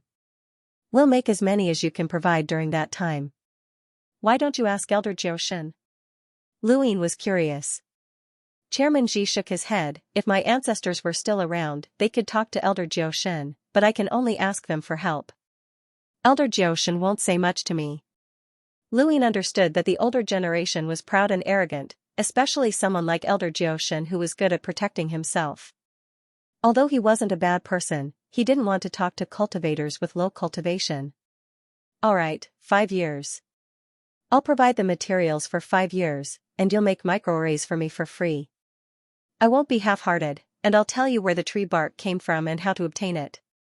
2 years, Chairman Ji said seriously. You want the Aurora Corporation to work for you for just one piece of information? 2 years is a long time. Then forget it. I'll continue to provide the materials, and you can calculate the remuneration. Luin turned to leave. Chairman Ji was speechless. That's it? He was a businessman and was used to haggling with others, but Luin was different. Only Luin could tell him this information. This was a monopoly. In the end, Chairman Ji relented and agreed to help Luin make microarrays for free for 5 years. Of course, Luin had to provide the materials, and the Aurora Corporation couldn't do it for him. The mother tree. That tree bark comes from the mother tree, Luin said. Chairman Ji was confused. What mother tree? Luin knew that the man didn't understand. No matter how rich or influential Chairman Ji was, there were some things that he didn't know. Even a powerhouse with a power level in the millions might not know about the mother tree. Luin introduced the mother tree to the Daosaur sect and also mentioned the war between the 6th and 5th mainlands. Only then did Chairman Ji know what the mother tree was. Then you said that there's a way to obtain it? Chairman Ji asked anxiously. Luin said, Elder Chan, go find Elder Chan. He can send you to the cosmic tree. That's the way. Chairman Ji's face twitched, as he felt like he had been played by Luin. He didn't even know what the mother tree was, so how could he ask Elder Chan to send him to the cosmic tree? If what Luin said was true, then the cosmic tree was far more powerful than the 5th mainland. What was the point of going there? After leaving the microarrays department, Luin found Chief Consultant Elder Biao and asked about the progress of the new universal armor. He learned that the new universal armor had already been successfully developed. After all, the armor design that little Leo had given Luin only needed to be modified slightly since it was already a finished product. Luin immediately contacted Chairman Xi and asked him to work on the universal armor together with the microarrays. What he needed was a finished product that could fuse microarrays and smoke together and allow cultivators to wear it in battle. Suddenly, Luin thought of something and contacted Banjo. Create a virtual combat system as soon as possible, Luin ordered. He wanted to create a game that would allow people to wear the new universal armor in the virtual space and continuously practice in the game. Otherwise, he wouldn't have so many microarrays in the real world. For Banjo, this wasn't a problem and was very easy to create. It'll take 10 days at most, Banjo promised. Luin ended the call and looked to the west. The cosmic tree was eyeing him covetously, and time was running out. Everything had to be done quickly. The discussions on the internet were still boiling over, and they were becoming more and more intense. Even if the various large sects participated in the suppression, they couldn't stop the discussions from spreading throughout the universe. Independent cultivators were always at a disadvantage when faced with powerful sects, and they desperately wanted to make a comeback. This was a rare opportunity, and the Hall of Honor was even willing to share a portion of their battle techniques. Under these circumstances, the Great Eastern Alliance made an announcement that shocked the entire Fifth Mainland, including the Sixth Mainland and the Astral Beast domain. In order to increase the overall combat power of the human race, the Hall of Honor's director and Great Eastern Alliance leader, Luin, will construct the fifth pagoda in the Cosmic Sea to store the inheritance that will be available for all humans to study, explore, and research. This announcement caused the Fifth Mainland to boil over. The scale of the fifth pagoda's construction and the items that would be passed down were also included in the announcement. Everyone in the universe who saw this announcement stared at the blueprint of the fifth pagoda in shock. The fifth pagoda had a total of 9 floors, and each floor contained battle techniques, cultivation techniques, resources, power vessels, and so on. The further one went, the more items were added. Now that the information had been confirmed, many people were shocked. The first floor contained the 30 stacks cultivation method, battle force cultivation experiences, and introductions regarding tribulation crystals, battle force levels, domain levels, and so on. The core inheritance was the serious technique's first layer. The second floor contained insights on domain cultivation, the 50 stacks cultivation method, and the core inheritance was the first sword of the sword sect's 13 swords. The 13 swords were not something that just anyone could learn, and the first sword had been placed here for everyone to try and see who could learn it. The third floor contained the 100 stacks cultivation method, the sourcebox array, and the core inheritance, the day-night restoration technique. The fourth floor contained the sourcebox array diversion diagram. Although there was only one sourcebox array, the diagram's power had been fully displayed during the Supreme Tournament, and it had attracted the attention of countless people. The fifth floor contained insights on Golden Battle Force cultivation and the Arcane Creation Realm Star Energy Control. The sixth floor contained the 3 stacks cultivation method, the sourcebox array, and the core inheritance was Lu Yin's famous battle technique, the Emptiness Palm. The seventh floor contained the complete 13 swords inheritance, the Yu secret art, and the core inheritance was the Night King Heaven Splitting technique. The eighth floor contained insights on the strategy secret art, repentance, and the core inheritance was reverse step. The reverse step was specially labeled as Progenitor Chen's invincible battle technique. The ninth floor contained the reverse step and the Reaper's transformation. Every level was labeled with Lu Yin's legacy, and the highest level, the 9th level, even included the Reaper's transformation. Countless people recalled the final battle of the Sovereign Tournament, where Lu Yin's invincible might had been the Reaper's transformation. When they saw the numerous inheritances within the fifth tower, the eyes of countless people on the Fifth Mainland turned red. Their blood surged as they walked out of their homes and headed for the Cosmic Sea. They were not worried that these inheritances were fake, as they were labeled with the Hall of Honor supervising the construction of the fifth tower. This meant that everything listed was real, and as long as they could reach the 9th floor, they would be able to obtain all of Lu Yin's inheritances. Who was Lu Yin? He was a paragon of his generation, and he had unified the innerverse and outerverse in just a few short decades. Who would not want to become the next Lu Yin? This was an opportunity. The fifth tower was an opportunity for everyone. In the history of the universe, there had never been anyone like Luin who had taken out all of his inheritances to educate the masses. Even those independent cultivators who had been guiding public opinion on the internet and sharing battle techniques with the various large sects had never thought of doing so. However, Luin had done so. He would either not do it, or he would go all the way. The appearance of the fifth pagoda had completely changed Lu Yin's reputation. No matter what others had thought of him before, countless people now praised him, worshipped him, and prayed for him. This was just the beginning, and the fifth pagoda had yet to be built. Once it was completed and people learned the battle technique inheritance, their worship of Lu Yin would reach a whole new level. At that time, it would be just as Wang Wen had said. Countless people would build statues of him, and countless people would be grateful to him. He would truly be the savior of the world. Of course, this only applied to independent cultivators and ordinary cultivators. The various large sects had different thoughts. They could dominate their own regions because of their strength, but once these ordinary cultivators increased their power level through the fifth pagoda, it would be difficult for them to suppress them like they had in the past. Fortunately, everyone could enter the fifth pagoda, including the disciples of the various sections. Compared to the ordinary cultivators, it was easier for them to receive the inheritance. It was not easy to receive the inheritance in the fifth pagoda, as every level had its own test.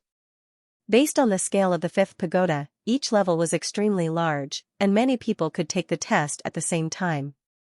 It was still difficult for ordinary cultivators to compete with the disciples of the various sects, but there was still hope. The sect with the worst expression right now was the Serious sect and the Sword sect, whose own inheritance had been placed in the fifth pagoda. Yuan Qiong was the first to contact Luin. Luin did not accept the call, but instead contacted Elder Chan and had him speak with the Serious sect. The Su family contacted Luin right after, as there were insights on the planned secret on the 8th level of the 5th pagoda. Alliance Master Lu, my family doesn't care if you educate the masses, but you actually placed the planned secret on the 5th pagoda. Doesn't that mean that everyone can learn it? What is the meaning of this, Alliance Master Lu? Su Elder Yan asked angrily, as anyone would be enraged in such a situation. Luin replied, calm down, Master Su. Please take a good look. That's the insights of the planned secret on reversal, not the planned secret. Su Elder Yan was stunned. Beside him, Sujiu took a look and nodded. The planned secret on reversal? Su Elder Yan was puzzled. Luin smiled. There is no immovable chessboard. Who can learn the planned secret? Can I teach it to others? How? Please teach me, Master Su. Elder Yan felt awkward. He coughed dryly and said, Alliance Master Lu, why did you place the comprehension of the planned secret on the 8th floor of the 5th pagoda? Luin continued, if you don't understand the Su esoteric secret, then obtaining the insights from repentance is meaningless. This is a gift for your Su family's descendants. As long as they can reach the 8th level, they will be able to obtain the insights. Are you satisfied with this, Su family head? Su Laoyan was pleasantly surprised and satisfied. Of course, they were satisfied. Previously, Luin had been observing the motionless chessboard and had reached the realm of regretting move. They had no idea how they could obtain that insight from Luin, and now, that insight had been placed on the 8th floor of the 5th tower. Even though they knew that it wouldn't be easy to obtain, it was still better than being left hanging by a thread by Luin. So that's how it is. Thank you, Alliance Leader Lu, Elder Yan said. Since Alliance Leader Lu is so magnanimous to announce your inheritance, the Su clan is impressed. We're willing to contribute many battle skills to the 5th pagoda for everyone to learn. Lu Yin's eyes lit up. The 5th pagoda had been built by him, and it had only been a catalyst. Only by having the 5th mainland's other sects and organizations join in and contribute battle techniques would the pagoda become a land of inheritance for the entire 5th mainland. Even if those sects and organizations only contributed mediocre battle techniques, it would still be enough to attract the 5th mainland's most talented cultivators. Go. Thank you, Clan Leader Su. I'll have someone mark the pagoda, and the Su clan's battle techniques will be explained. Su Laoyan smiled. There's no need for that. Are you looking down on me, Clan Leader Su? The Su clan's contributions belong to the Su clan, and I don't want to be greedy. Clan leader Su, just tell me the names of the battle techniques. With Lu Yin's actions, so Lao Yan couldn't bring himself to use inferior battle techniques. Fortunately, the Su clan had accumulated quite a few battle techniques over the years, and he chose 2 superior ones for Lu Yin. Lu Yin immediately sent them to Wang Wen and had him add them to the picture of the 5th pagoda. Not long after, 2 new inheritances were added to the picture of the 5th pagoda, the 7 Swords Manual and the Heaven's Art. The 7 Swords Manual was stored on the 2nd floor, while the Heaven's Art was stored on the 3rd. This was not to say that the Zhongtian technique was comparable to the 3rd level of the Day-Night Restoration technique and the Origin Opening Array. Every level required a large amount of inherited battle techniques and resources, and the Day-Night Restoration technique and the Origin Opening Array were the most precious. The Su clan was just the beginning, and under Wang Wen's control, many inner-verse sects added battle techniques to the 5th pagoda. Most of them were on the 1st floor, and a few were on the 2nd floor. In just half a day, over 100 battle techniques and many resources were added to the 1st floor. The Ku clan also contacted Lu Yin to ask about the reverse effect. Lu Yin had previously said that he couldn't pass it on to others, and he had even said it in front of Ku Rong. Now that he had placed the reverse effect in the 5th pagoda, it was an insult to the Ku clan. If the reverse effect could really be passed on to others, then Lu Yin's previous visit would have been a joke and a humiliation to the Ku clan. Lu Yin could only tell them that the reverse effect could not be learned, but when his cultivation deepened in the future, he might be able to pass it on. This was a gift for the Ku clan, and no one else besides them understood how precious the reverse effect was. The Ku clan was skeptical, but even if they didn't believe him, they couldn't stop Lu Yin from placing the reverse effect in the 9th pagoda. However, the reverse effect was placed on the same level as the Reaper's transformation, which was a form of respect to the desolate ancestor. Although the various inheritances were placed in the 5th pagoda and could be obtained through hard work, how hard would one have to work? The price would be completely up to Lu Yin to decide. He was simply using a different method to keep these powers in suspense. The simplest example was that even if someone obtained the Reaper's transformation inheritance, would he be able to learn it? He wouldn't be able to learn the arcane art of life and death. Next, he would place the literary prison, the 14th sword, and the statue in the home of the gods in the 5th pagoda. He wanted to use the 5th pagoda to bait the entire 5th mainland. This was a game of chess, and he could only be the player. There was no need to worry about the safety of the 5th pagoda. Lu Yin had already discussed this with Elder Chan, and he had asked Ancestor Mo to oversee the pagoda as another layer of insurance. If anyone attacked the 5th pagoda, all of the inheritances in the 5th pagoda would be instantly destroyed. These inheritances would all be marked on the map of the 5th pagoda to put an end to some people, such as Xia Ji and the Neo-Human Alliance. There were many inheritances in the 5th pagoda, and everyone paid attention to different things. Some were interested in the overlaying stacks path, some were interested in the Sirius technique, and some were interested in the sourcebox array. However, most people were interested in the Empyrean palm and the secret technique. As for reversal step, it attracted a lot of discussion. Why should it be placed on the 9th pagoda?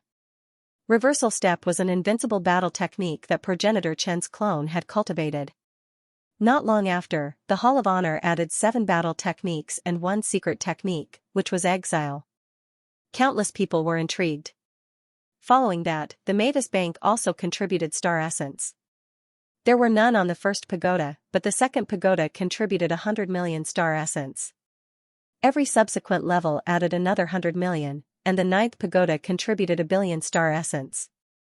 To the ordinary cultivators, star essence was something that they had never even seen before. They only knew about star crystals. When they found out about the exchange rate between star essence and star crystals, countless people went crazy, and even more people wanted to go to the cosmic sea. Some people lacked battle techniques for their cultivation, while others lacked resources for their cultivation.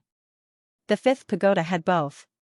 The entire network was in an uproar, and the entire 5th mainland was discussing this matter. The entire network was filled with praises for Lu Yin. Lu Yin turned off his gadget, as there was no need to look anymore. With the Tactician School, the Hall of Honor, and the Mavis Bank as a catalyst, the number of battle techniques and cultivation techniques in the 5th pagoda would dazzle everyone. He knew that he had succeeded in constructing the 5th pagoda, and the fifth mainland would be restrained by him. No one wanted the inheritances within the fifth pagoda to be destroyed, especially when Luin was going to take the entire fifth pagoda, along with the geniuses. He did not want to take this final step, and he hoped that no one would force him. It would be good to leave behind a reputation for enlightening the fifth mainland. Ji Dong found Luin and looked at him in surprise. You're really going to construct the fifth pagoda? Enlighten the fifth mainland? Luin smiled. Are you surprised? Ji Dong was in disbelief. That's not like you. Luin sighed. Many people misunderstand me. Misunderstand? Ji Dong laughed. How could there be a misunderstanding? The Great Eastern Alliance had gone through a lot of bloodshed to reach this point.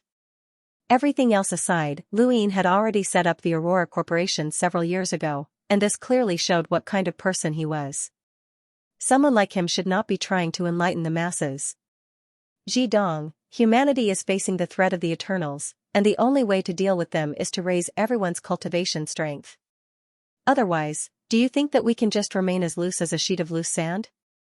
Even the secret progenitor has betrayed us. Although I don't think that the people of this era are any worse than the people of the past, there is one thing that is certain: humanity in this era is far inferior to the era of the Daosaur sect. Even during the Daosaur sect's era, humanity had already wiped out 4 continents. If we continue to hide our inheritances, we will only erase history. Luin poured himself a cup of tea. Ji Dong looked at Luin deeply. The Aurora Corporation is willing to contribute 6 cosmic-grade personal spacecraft. Luin smiled. Thank you. Those who understood Luin could not see through his motives, as only he knew where the threat he was facing was coming from. No matter how one looked at it, the appearance of the fifth pagoda was beneficial to the fifth mainland, and that was enough. The Aurora Corporation can also contribute to the construction of the fifth pagoda, Ji Dong said. Luin shook his head. There's no need for that. The construction of the fifth pagoda isn't difficult. I will set up a test for each level, and it will be a combination of virtual and real life. I will do my best to make everyone who walks out of the fifth pagoda look brand new. I hope so, Ji Dong replied. A few days later, Flying Willow arrived at the Aurora stronghold with Little Sapling. Luin had asked them to bring Little Sapling here because his next stop was Shamrock Enterprises headquarters. There were many things that needed to be taken care of. In order to deal with the threat of the cosmic tree, Luin needed to purge his internal organizations, such as Shamrock Enterprises. Lu Yi and Flying Flower had brought over 500 pieces of paper, which meant that Luin now had 310 new universal armors. Although it wasn't much, it was still equivalent to 310 enlighters, which wasn't bad. Alliance Master Lu, I would like to speak with you, Lu Yi said solemnly. Luin nodded. Sure. Lu Yi looked at Sister Flying Flower. I would like to speak with Alliance Master Lu alone. Sister Flying Flower was stunned. Alone? Lu Yi answered seriously, alone. She frowned, looked at him, and then at Luin before slowly walking away. Luin was astonished, but he didn't say anything. After making sure that Sister Flying Flower couldn't hear him, Lu Yi opened his gadget and displayed an image of what had happened on the Astral River Arc after Luin had fused with his body. Luin quietly watched it and then looked up at Lu Yi. What are you trying to say? Lu Yi stared at Luin. What happened? I don't have any of those memories. Luin shrugged. You must have met the person you wanted to see the most. Lu Yi was confused and looked at Luin in confusion. Luin smiled. Kue Luo. Lu Ye's eyes narrowed. Kue Luo? Luin nodded. Aside from him, I can't think of anyone else who could easily control you and make your memories blank. Only he could do that, and if it wasn't him, I have no way of explaining it. Lu Yi had thought of many possibilities, but Kue Luo had never crossed his mind. Kue Luo was a dignified half-ancestor, so why would he control Lu Yi? Just to say a few words? What was the point? But if it wasn't Kue Luo, then how could he explain it? Lu Ye's cultivation was very high, and there weren't many people who could surpass him, especially in this abandoned land. Even powerhouses with power levels in the millions would find it difficult to control him and make his memories blank. Lu Ying didn't mind as he watched Lu Yi fall into deep thought. No one would have thought that he had an innate gift like the Dai's possession. Fusing with someone else's body? Even a half-ancestor wouldn't be able to explain it. Sir, did you specially send this paper over just to ask about this? Lu Ying asked. Lu Yi nodded. If you were being controlled, you would want to know the reason as well. Then, what do you plan to do next? Lu Ying asked. Lu Ye's expression became complicated. He didn't know either. To live in seclusion with Sister Flying Flower? Or find a way to return to the astral tree? If you don't have any plans, why don't you join the Great Eastern Alliance? Mr. Lu Yi shook his head. My wife does not wish to be bound. Lu Yin's eyes flashed. Sir, do you know about the fifth tower? Mr. Lu Yi was stunned, and he looked deeply at Lu Ying. You've made me see you in a new light. I never thought that someone would actually be willing to pass on their legacy to others. If everything goes smoothly, your name will become the most resplendent page in history in a few years' time. You've changed the structure of humanity. Lu Ying smiled. Then, would you like to join? Mr. Lu Yi thought for a moment. My wife and I have a few battle skills that can be put into the fifth tower. That's not what I meant. Under Mr. Lu Yi's confused gaze, Lu Ying said seriously, I want to invite you to oversee the fifth tower. Mr. Lu Yi was surprised. Overseeing the fifth tower? Lu Ying nodded. The fifth pagoda has been successfully established, and the battle skill inheritances within are all-encompassing. However, even though there are half-martial ancestors guarding the tower, they won't be able to frequently take action against small fries. That's why I want you and your wife to guard the fifth tower and protect the countless legacies. You don't have any plans anyway. Mr. Lu Yi muttered to himself. Lu Ying continued, and if I remember correctly, your disciples are still in the astral tree realm, and you might not be able to see them for the rest of your lives. The fifth tower will definitely be a gathering place for all of the fifth mainland's geniuses. You can choose your disciples and leave your legacies behind. Most importantly, according to history, you were one of the earliest guardians of the fifth tower. Mr. Lu Yi was moved. He didn't care about leaving his name in history, but he cared about his legacies. Their legacies couldn't disappear. I need to discuss this with my wife, Mr. Lu Yi said. Lu Ying nodded. He didn't expect Mr. Lu Yi to really join him, but overseeing the fifth tower wasn't bad either. Otherwise, he would have to send someone else. Not long after, Mr. Lu Yi agreed to oversee the fifth tower. Lu Ying was delighted. The fifth tower was located in the Cosmic Sea, between the Core and Leon's Legion. It could be considered the central region of the Cosmic Sea. If one wanted to go to the fifth tower, they would first have to pass through the Cosmic Sea, which was also a test. In the future, the Cosmic Sea would become the most lively place in the fifth mainland. Not long after Mr. Lu Yi left for the Cosmic Sea, Lu Ying left Aurora Fort as well. He brought the sapling and the second Night King to the Glory Realm. Sometimes, the second Night King felt really aggrieved. Not only did he have to protect an enemy like Lu Ying, but he also had to act as Lu Yin's driver. At this moment, he grabbed a personal spacecraft and headed for the Glory Realm with Lu Ying and the sapling inside. The sapling was very curious about the universe, but it was also a little afraid. Its branches wrapped tightly around Lu Yin's fingers, and its leaves emitted a warm glow that made people feel comfortable. Beep beep beep beep. His gadget beeped, and Lu Ying looked over to see that it was Lu Qianjue. The sword sect's 13 swords were in the fifth tower, so Lu Qianjue should have contacted him long ago. Sect Master Lu, I've been busy recently. Once I return to the Innerverse, I'll send Lu Hao to the sword sect, Lu Ying said. Lu Ying had agreed to send Lu Hao to the sword sect in order to take over the war against the Astral Beast domain. Otherwise, the sword sect wouldn't have been able to survive that war. Lu Qianjue said, Thank you, Alliance Master, but that's not why I'm looking for you. What else is there? Lu Ying pretended not to understand. Lu Qianjue lowered his voice and said, Alliance Master, why are you asking when you already know the answer?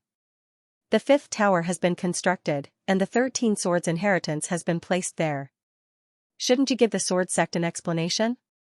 The 13 swords are the foundation of the sword sect. Lu Ying smiled. I was careless and didn't explain it to Sect Master Lu. In terms of understanding of the 13 swords, no one in the universe can compare to the sword sect. Then, how many people in the sword sect have been able to learn the 13 swords? Only 4 at the moment, Lu Qianjue replied.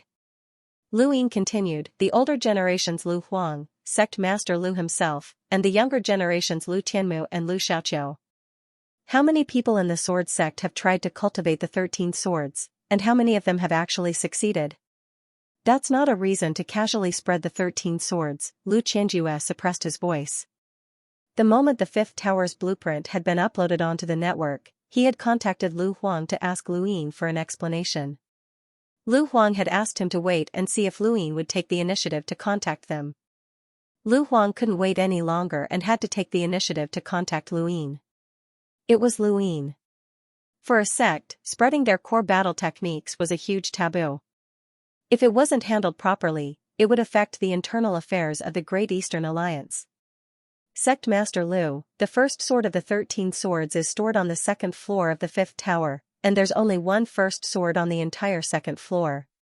If someone obtains it, I'll immediately know. The chances of an outsider learning the 13 swords are extremely low, and even if that person is lucky enough to learn the 13 swords, I'll immediately notify the sword sect so that you can bring it back to Sword Mountain. If the sword sect doesn't allow it, then that person won't be able to obtain the complete inheritance of the 13 swords.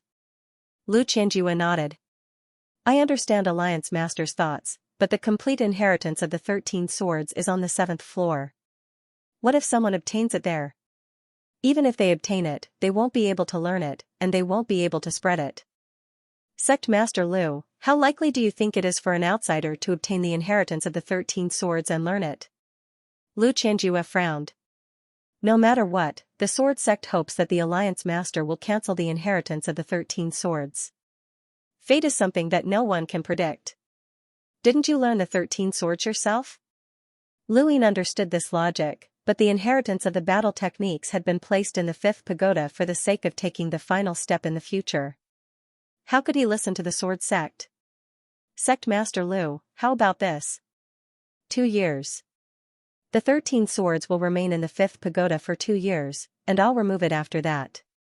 I can guarantee you that it's unlikely that anyone will be able to reach the 7th floor in 2 years, Lu Ying said. Lu Qianjue still wanted to say something, but Lu Ying interrupted him. This is already the greatest concession that I can make. Sect Master Lu, please consider this carefully.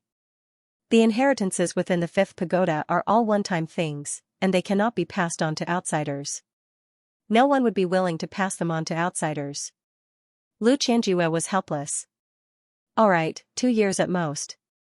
I believe in the Alliance Master, but please keep an eye out for the inheritance of the 13 swords. Lu Ying smiled, as he understood Lu Qianjue's intentions. If someone really did manage to reach the 7th floor and learn the 13 swords, they would either have to hand it over to the sword sect or give them an explanation. This was the sword sect's bottom line. Don't worry. There's one more thing. Lu Qianjue hesitated. Something strange has happened to me, and it's related to the Alliance Master. I hope that I can get an answer from you. Lu Ying raised a brow, as he naturally knew what was going on. Just like Mr. Lu Yi, Lu Ying had fused into Lu Qianjue's body and given orders to Elder Li, which had aroused Lu Qianjue's suspicions. Speak, Lu Ying said.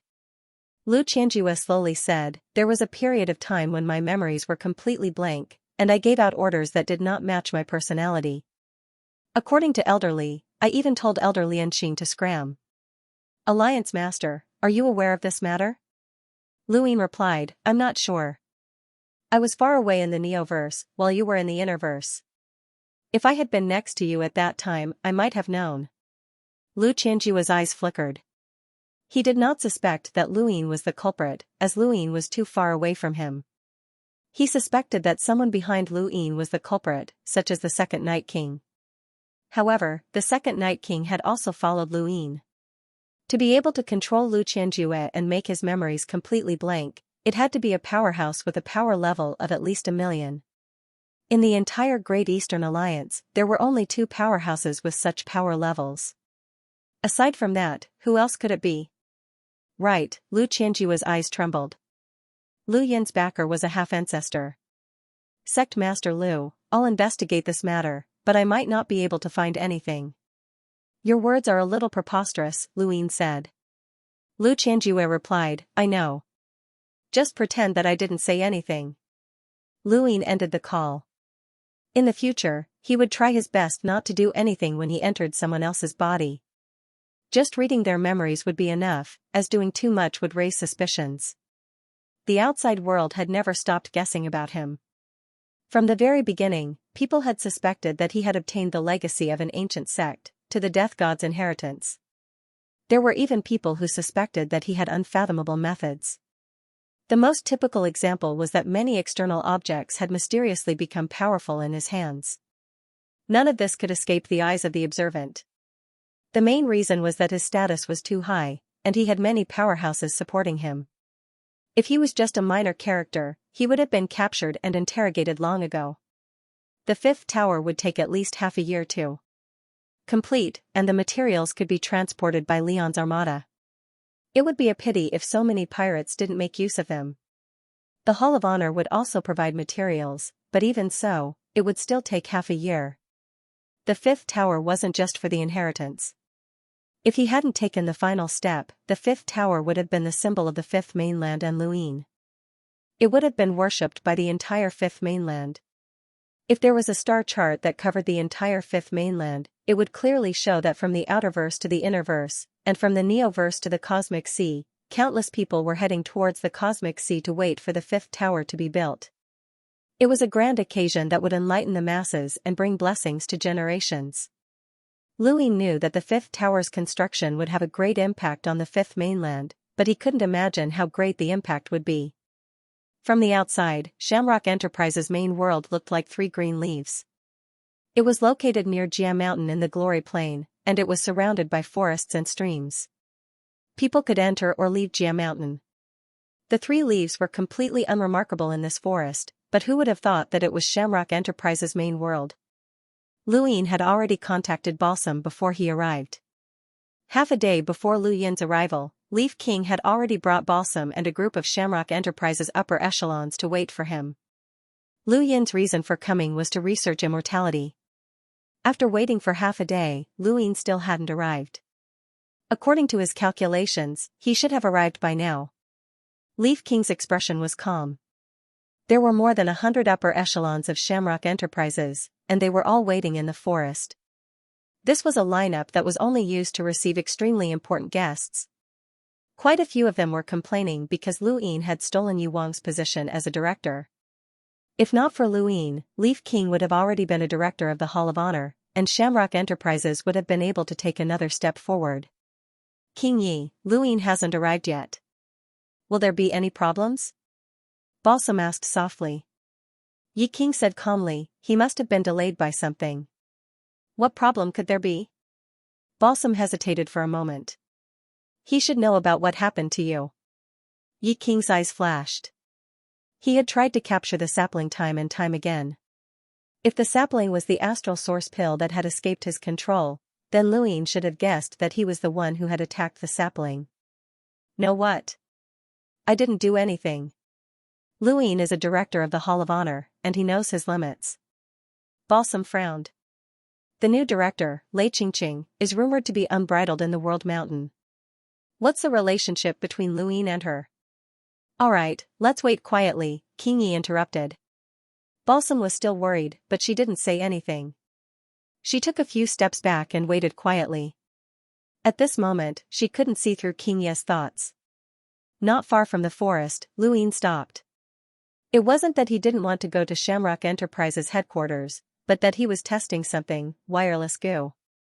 Wireless goo was a very special goo developed by the Divine Goo Dynasty Xiaoqing. It was said that it could allow communication regardless of distance. Lu Yin had been interested in it back then because it could allow communication between the astral source universe and the real universe. This was something that a personal terminal couldn't do. Ever since then, Lu Yin had Prince Bei lead Xiaoqing's people in all directions of the fifth mainland to explore the furthest distance that the wireless goo could reach. Just now, Prince Bei had personally contacted him and asked him to take out the wireless goo. On the other end, someone had contacted him from an unknown star region. Currently, the leaders of the Great Eastern Alliance's 8 Great Flow Zones were all equipped with special personal terminals that could connect the Neoverse to the Innerverse and Outerverse. This was the Starlink network's support for the Great Eastern Alliance. Lewin looked at the various shapes of the wireless goo and was amazed. At the same time, he looked at his personal terminal and saw that the youth called Little Fa was beside Prince Bay. "What's the meaning of this?" Lewin asked. Little Fa looked at the shape of the wireless goo and excitedly said, "He's saying hello to you." Lewin was surprised. Location? I don't know. Astral wilderness.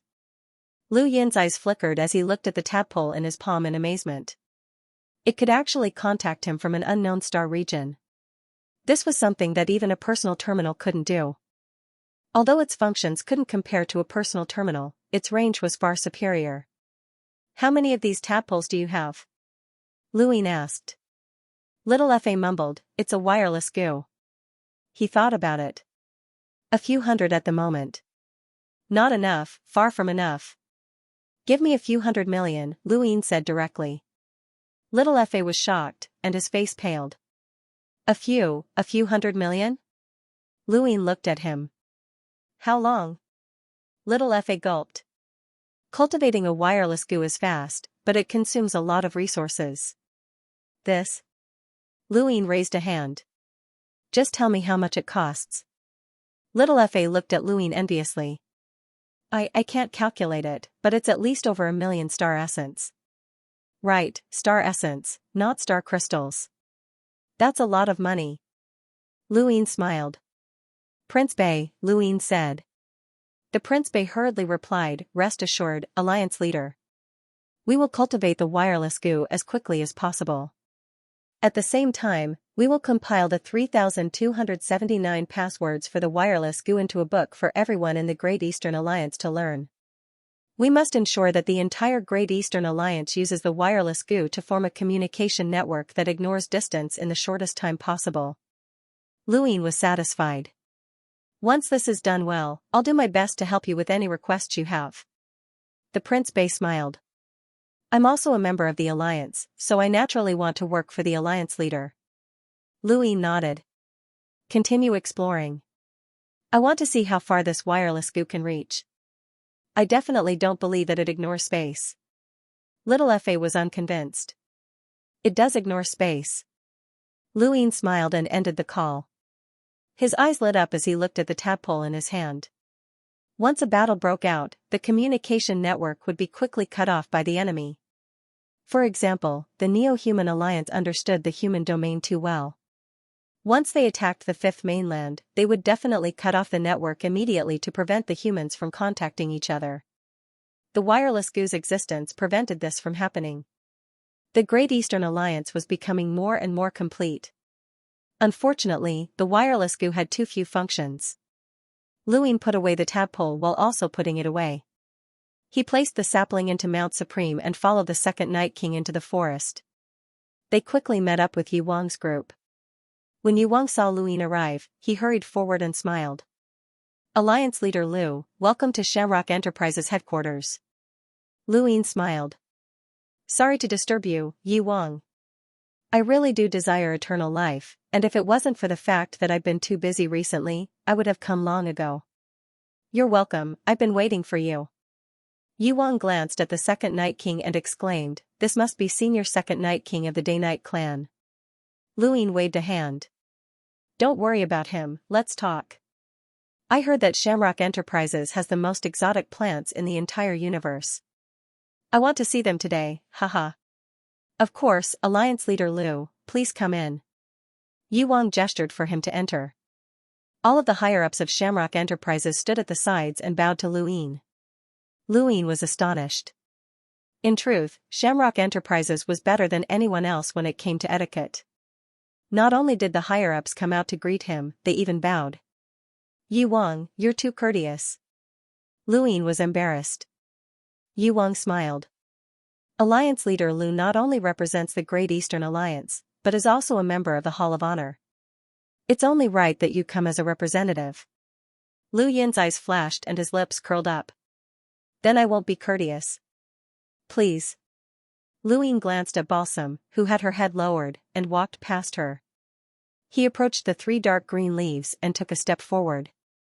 His figure flashed as he entered a strange space. This was a mystical space that was completely composed of plants. Not only were the ground covered in plants, but even the sky was covered in plants. The plants were also the ones that glowed with light. They were emerald green, and it was very comfortable to look at. This was a strange ecosystem that was completely composed of plants. Yuwang appeared beside Luine with a smile on his face. He had always been handsome, and it was very comfortable to look at. Alliance Leader Lu, this is Shamrock Enterprises headquarters. Everything that flies in the sky, walks on the ground, and swims in the water are all plants. Whether they're moving or not, they're all plants. All of our food comes from plants. Let me show you around. Luine nodded and followed Yuwang as they walked through the strange world of plants. This world wasn't very large, and for someone with Lu Yin's cultivation, he could see the entire place in the blink of an eye. Even so, he was still amazed. He saw natural treasures that could help him avoid danger. There were no restrictions, and he could walk around freely. He also saw strange fruits that were grown from plants and some plants that were quite powerful. Alliance Leader Lu also likes to collect strange plants that can walk. These plants are everywhere in my world, and there's one that you'll definitely be surprised by. Yuwang brought Luine to a tall mountain with flowing water. Above them was a giant tree with drooping branches and leaves that glowed with a fluorescent light. Leaf King led Luine to the back of the waterfall, where he saw a strange plant. It was a colorful flower with petals that were several meters wide. It didn't look very beautiful, but strangely, there was meat on it. Luine blinked. This is meat? Yuwang, didn't you say that all of the food in this world comes from plants? That's right, it does come from plants.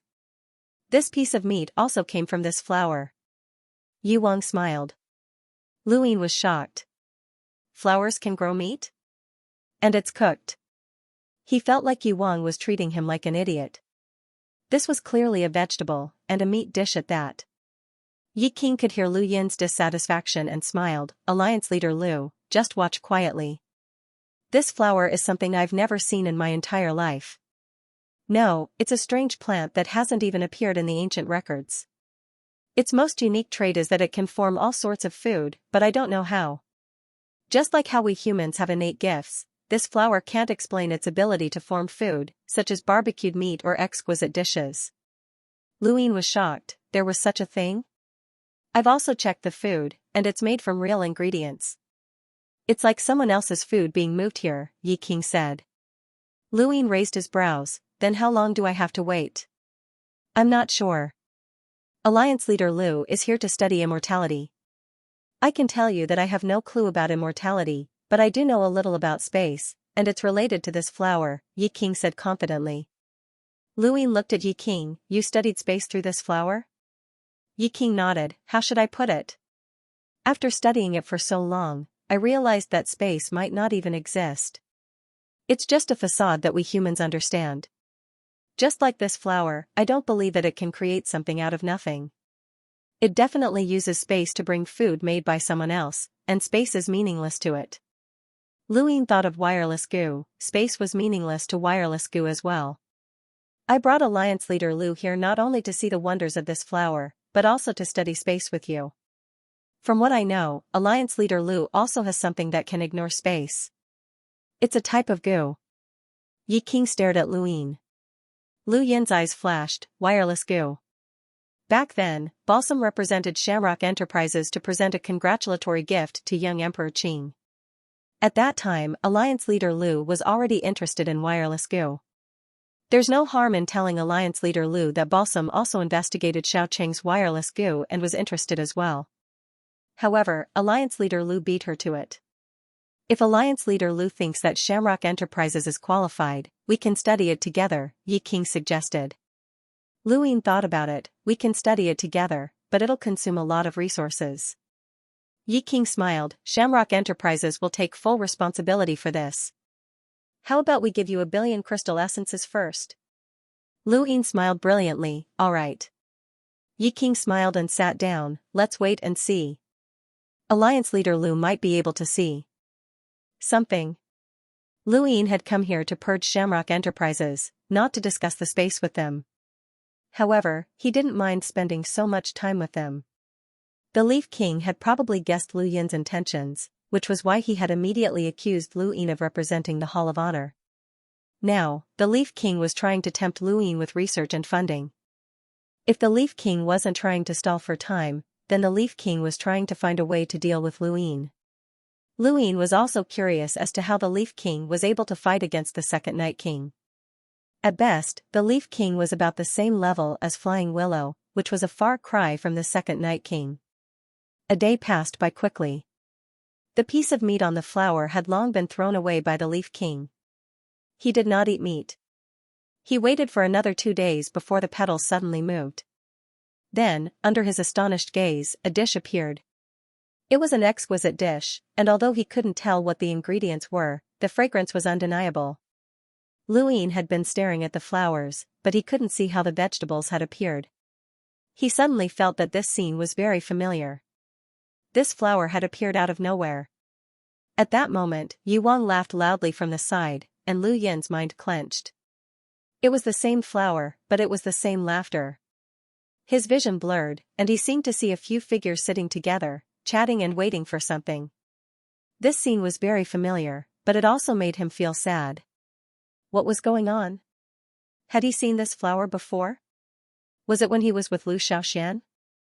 Then these people were the 7 heroes? Alliance Master Lu, the Leaf King called out as he looked at Lu Yin. Lu Yin was stunned, and the blurred scene disappeared. He saw the Leaf King inside. What is it? The Leaf King asked. Did you see it clearly, Alliance Master Lu? Lu Yin was puzzled. See what? The appearance of food, the Leaf King said. Lu Yin shook his head. No. The Leaf King was disappointed. It can appear out of thin air. It can either be created or transferred. This is what I told Alliance Master Lu. If we can study this flower thoroughly, we might have a similar ability. The ability to create food? Lu Yin's eyes lit up as he blurted out, as if he had said something similar before. The Leaf King was stunned. Of course it's not food. It's the ability to control space. He looked at Lu Yin strangely. A normal person wouldn't think of food, right? Lu Yin stared at the flower in a daze, recalling the familiar scene. He was stunned again. The Leaf King's eyes flashed coldly when he saw Lu Yin's expression, and his fingers twitched. At that moment, a roasted pig appeared on the flower petal, and the fragrance wafted out, waking Lu Yin up. Lu Yin grabbed the pig leg and ate it, but his mood didn't improve. His memories and emotions had all been sealed, and even if he occasionally thought about them, he would still feel sad. Perhaps the seal wasn't a bad thing, as he wasn't as happy as he was now. After finishing the pig, Lu Yin stood up and casually wiped his hands on his clothes. Great. The Leaf King was puzzled. This Lu Yin was like a completely different person. Did he have a split personality? Let's go. Lu Yin turned around and left the waterfall. The Leaf King followed. Alliance Master Lu, let's study space together. It's the most mysterious power. Lu Yin didn't answer and instead asked, I heard that the Leaf King represents creation and healing. I understand healing, which is Shamrock Enterprises. Then, what is creation? He then looked at the Leaf King. The two exchanged glances, and the Leaf King smiled. What creation? It's just a mystery created by my subordinates. If they didn't say that, why would others care about Shamrock Enterprises? Lu Yin retracted his gaze. That's reasonable. At that moment, a figure crossed through the void in front of him. It was a young girl with bright eyes and white teeth. She was beautiful, and her eyes were crafty and charming. Yu Er greets the Leaf King and Alliance Master Lu. The young girl approached the two and bowed respectfully. Yu Er, what's the matter? The Leaf King asked. Yu Er pursed her lips and smiled. The company has prepared all the information on immortality. The Leaf King grunted and then looked at Lu Yin. Alliance Master Lu, if you're interested in immortality, then this is all that Shamrock Enterprises can do. Let me show you. There's no rush. Lu Yin then looked at Yu Er. You're Yu Mu's disciple? The Leaf King looked at Yu Er. Yu Er bowed respectfully.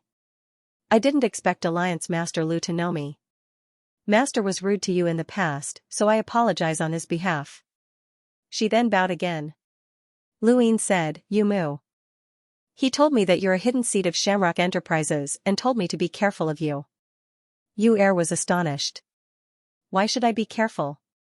Did this little girl do something wrong? Or did Master misunderstand? Oh, right. Yu Er seemed to recall something, and she looked aggrieved. Master wanted me to accompany him, but I didn't agree, so. Lu Yin's eyes narrowed as he looked at the Leaf King.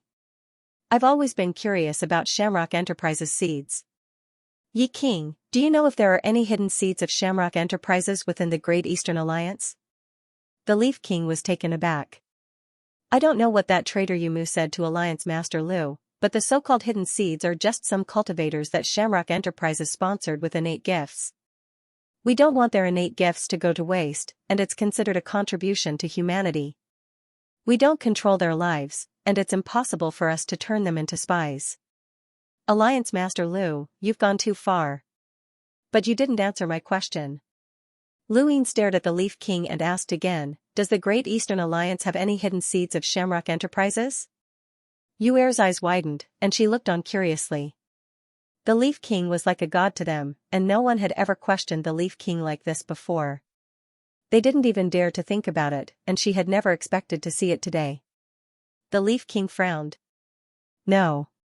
Lu Yin and the Leaf King looked at each other for a while, and then Lu Yin smiled. I trust you, Leaf King. The Leaf King's expression turned ugly. Alliance Master Lu, I welcome you to Shamrock Enterprises headquarters. Whether it's the company's research secrets on immortality or the flower that I see as the future that can be used to research space, I've already shared them with you. However, Alliance Master Lu's attitude towards me doesn't seem too friendly. Shamrock Enterprises might not be as good as the Great Eastern Alliance, but we won't bow and scrape. Lu Yin smiled. Don't mind me, Leaf King. We haven't gotten to the main point yet. Alliance Master Lu, you can take away all of Shamrock Enterprises' research on immortality as a gift. There's no need to talk about anything else, the Leaf King said unhappily. Lu Yin was astonished. Shamrock Enterprises' research on immortality is accumulated over many years. This gift is too valuable, and I'm flattered. The Leaf King said, I only hope that Alliance Master Lu won't disappoint me. If you're still willing to research space with me, I welcome you. Of course, but there are some things that need to be clarified. Lu Yin clasped his hands behind his back and looked at the Leaf King. Xianxia said that you were the one who let him go. The Leaf King's eyes widened. What's Xianxia? I don't know what Alliance Master Lu is talking about. Lu Yin's lips curled up. You don't know? I went to the Seven Courts and specifically asked Xianxia. He was captured by the Great Eastern Alliance and imprisoned in the Ross Empire's stronghold. You were the one who let him go. The Leaf King's fingers twitched, and his expression darkened. So Alliance Master Lu is here to denounce me. Lu Yin raised his head. Not really. Tell me the reason. Maybe I don't care. The Leaf King's eyes flickered. I didn't let him go. You can have Xianxia confront me. Besides, I don't have a reason to let him go. A reason? Lu Yin touched his cosmic ring and suddenly looked at Yu Er. Your Leaf King is known to represent creation and healing. Do you know what that means? Yu Er was stunned, as she had not expected Lu Yin to ask her such a question. I don't know. Lu Yin smiled. It's very simple. Healing represents Shamrock Enterprises, and creation. He stared at the Leaf King. It represents the Astral Origin Pill. As soon as Lu Yin uttered the words Astral Origin Pill, King Yi reached out and grabbed at Lu Yin. He was extremely decisive. The moment Lu Yin mentioned the Astral Origin Pill, Leaf King no longer hesitated. Lu Yin had already laid all his cards on the table.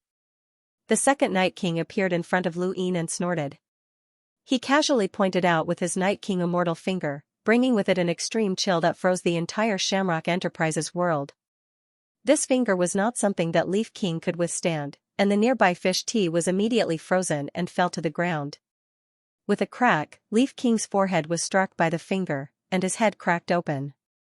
Strangely, there was no blood, and his body split in two, turning into a split tree that wrapped around the second Night King. The second Night King disdainfully flicked his finger, causing his astral source to sweep out and tear through the void, causing countless cracks to appear in the outside world. Outside, the 3 emerald leaves cracked, unable to withstand the second Night King's explosive power. Luin continuously retreated, as Shamrock Enterprises definitely did not have the power to face the second Night King head-on. He looked in the direction where the flower had been, he had to take it away. Although it was impossible to create a spatial dimension by studying a flower, that flower could still evoke his memories. Unexpectedly, the second Night King's astral source did not push away the tree that Leaf King had turned into. The entire world suddenly changed, and all the plants quickly shrank as trees appeared on the ground and shot up into the sky, surrounding the second Night King. The trees continued to combine and gradually wrapped around the second Night King. Lu Yin's expression changed. This kind of tree? With a boom, all the plants in Shamrock Enterprises' world disappeared, leaving only the incomparably large tree in the sky that sealed the second Night King. A deafening sound came from within, accompanied by the second Night King's angry roars. He could not break through. Lu Yin was in disbelief. What kind of tree could trap the second Night King? Was this Leaf King's trump card? Behind him, the void distorted, and Leaf King walked out with a pale face. He stared at Lu Yin, his originally handsome face now filled with malevolence. Lu Yin turned around and met Leaf King's gaze. "What are you?" Leaf King grinned. "Brat, you're too arrogant. I didn't want to fall out with you, but do you really think that you can do whatever you want with the second Night King's protection? Didn't you want to know what my creation was? This is creation. Can you see it clearly?" Lu Yin's eyes flashed. "This isn't your power. Ha ha ha ha, there's no need for my strength. The second Night King is trapped, and I can kill you before he escapes. Although I don't know what method you used to control the second Night King, if you die, he'll be freed. Not only will he not attack me, but he'll even thank me," the Leaf King said sternly as he stepped forward and punched Lu Yin. Lu Yin struck out with a palm, the clear void palm. Bang! A loud explosion shook the sky, and the two of them retreated at the same time. King Yi, he was shocked. "Your power?" Compared to Yi King, Lu Yin was even more astonished. Not only did Yi King possess the strength to directly resist the emptiness palm, but he was also able to ignore spiritual force and domain. How could this be? Ever since he had become an emissary, even though he had to keep the 3 astral cyclones and seal the 3 stages, reducing the boost to his strength, he was still strong enough to challenge elites with a combat power of more than 800,000. After that, with the help of Elder Jioshan's 1,000 stacks combat techniques, his strength had improved by leaps and bounds. But he did not expect that he would not be able to defeat Yi Wang in one go. One must not underestimate King Yi. Back then, he had escaped from Lu Huang's sword. Today, he had even trapped the second Night King. Thinking of this, Lu Yin raised his hand and continued with the clear void palm. This time, he displayed the emptiness palm's greatest power, the 1,000 stacks emptiness palm. Yi King charged at Lu Yin, allowing the emptiness palm to strike him. It only slowed him down, but it was unable to harm him. Lu Yin had fought countless battles, and Yi King's true strength should be about the same as his. Even so, he had not expected that Yi King would be able to withstand the emptiness palm. "So what if I can trap the second Night King? I can get out," Lu Yin shouted. The Leaf King sneered. "Unless you directly destroy the outside world, don't even think about leaving." He then shouted, "Shifting stars, changing leaves." He waved his hand, causing a strange undulation to sweep across Lu Yin's body. The astral source that Lu Yin had released turned into leaves. This was a battle technique that the Little Leaf King had used in the Mountain and Sea Realm and during the Sovereign Tournament. It could turn an opponent's star energy into fallen leaves, and Lu Yin had seen it before. Now, Yi King was actually able to turn his own astral source into fallen leaves. Once one reached the astral realm, one had to be careful when releasing their astral source in battle, even if they had the aura concealment stone. Yi King's star-shifting leaf had restricted Lu Yin's movements. Lu Ying raised his foot and took a step forward. The moment Yi King arrived in front of him, his body swayed as he took a step backwards. Yi King punched out, breaking through the void. It should have hit Lu Ying, but it didn't. How could this be? Lu Yin's eyes turned into runes as he used the Codex of Aeon Evolution, knowledge denial, weakening. Yi King's expression changed, and he felt a chill in his chest. His eyes narrowed as he saw Lu Yin's palm strike out.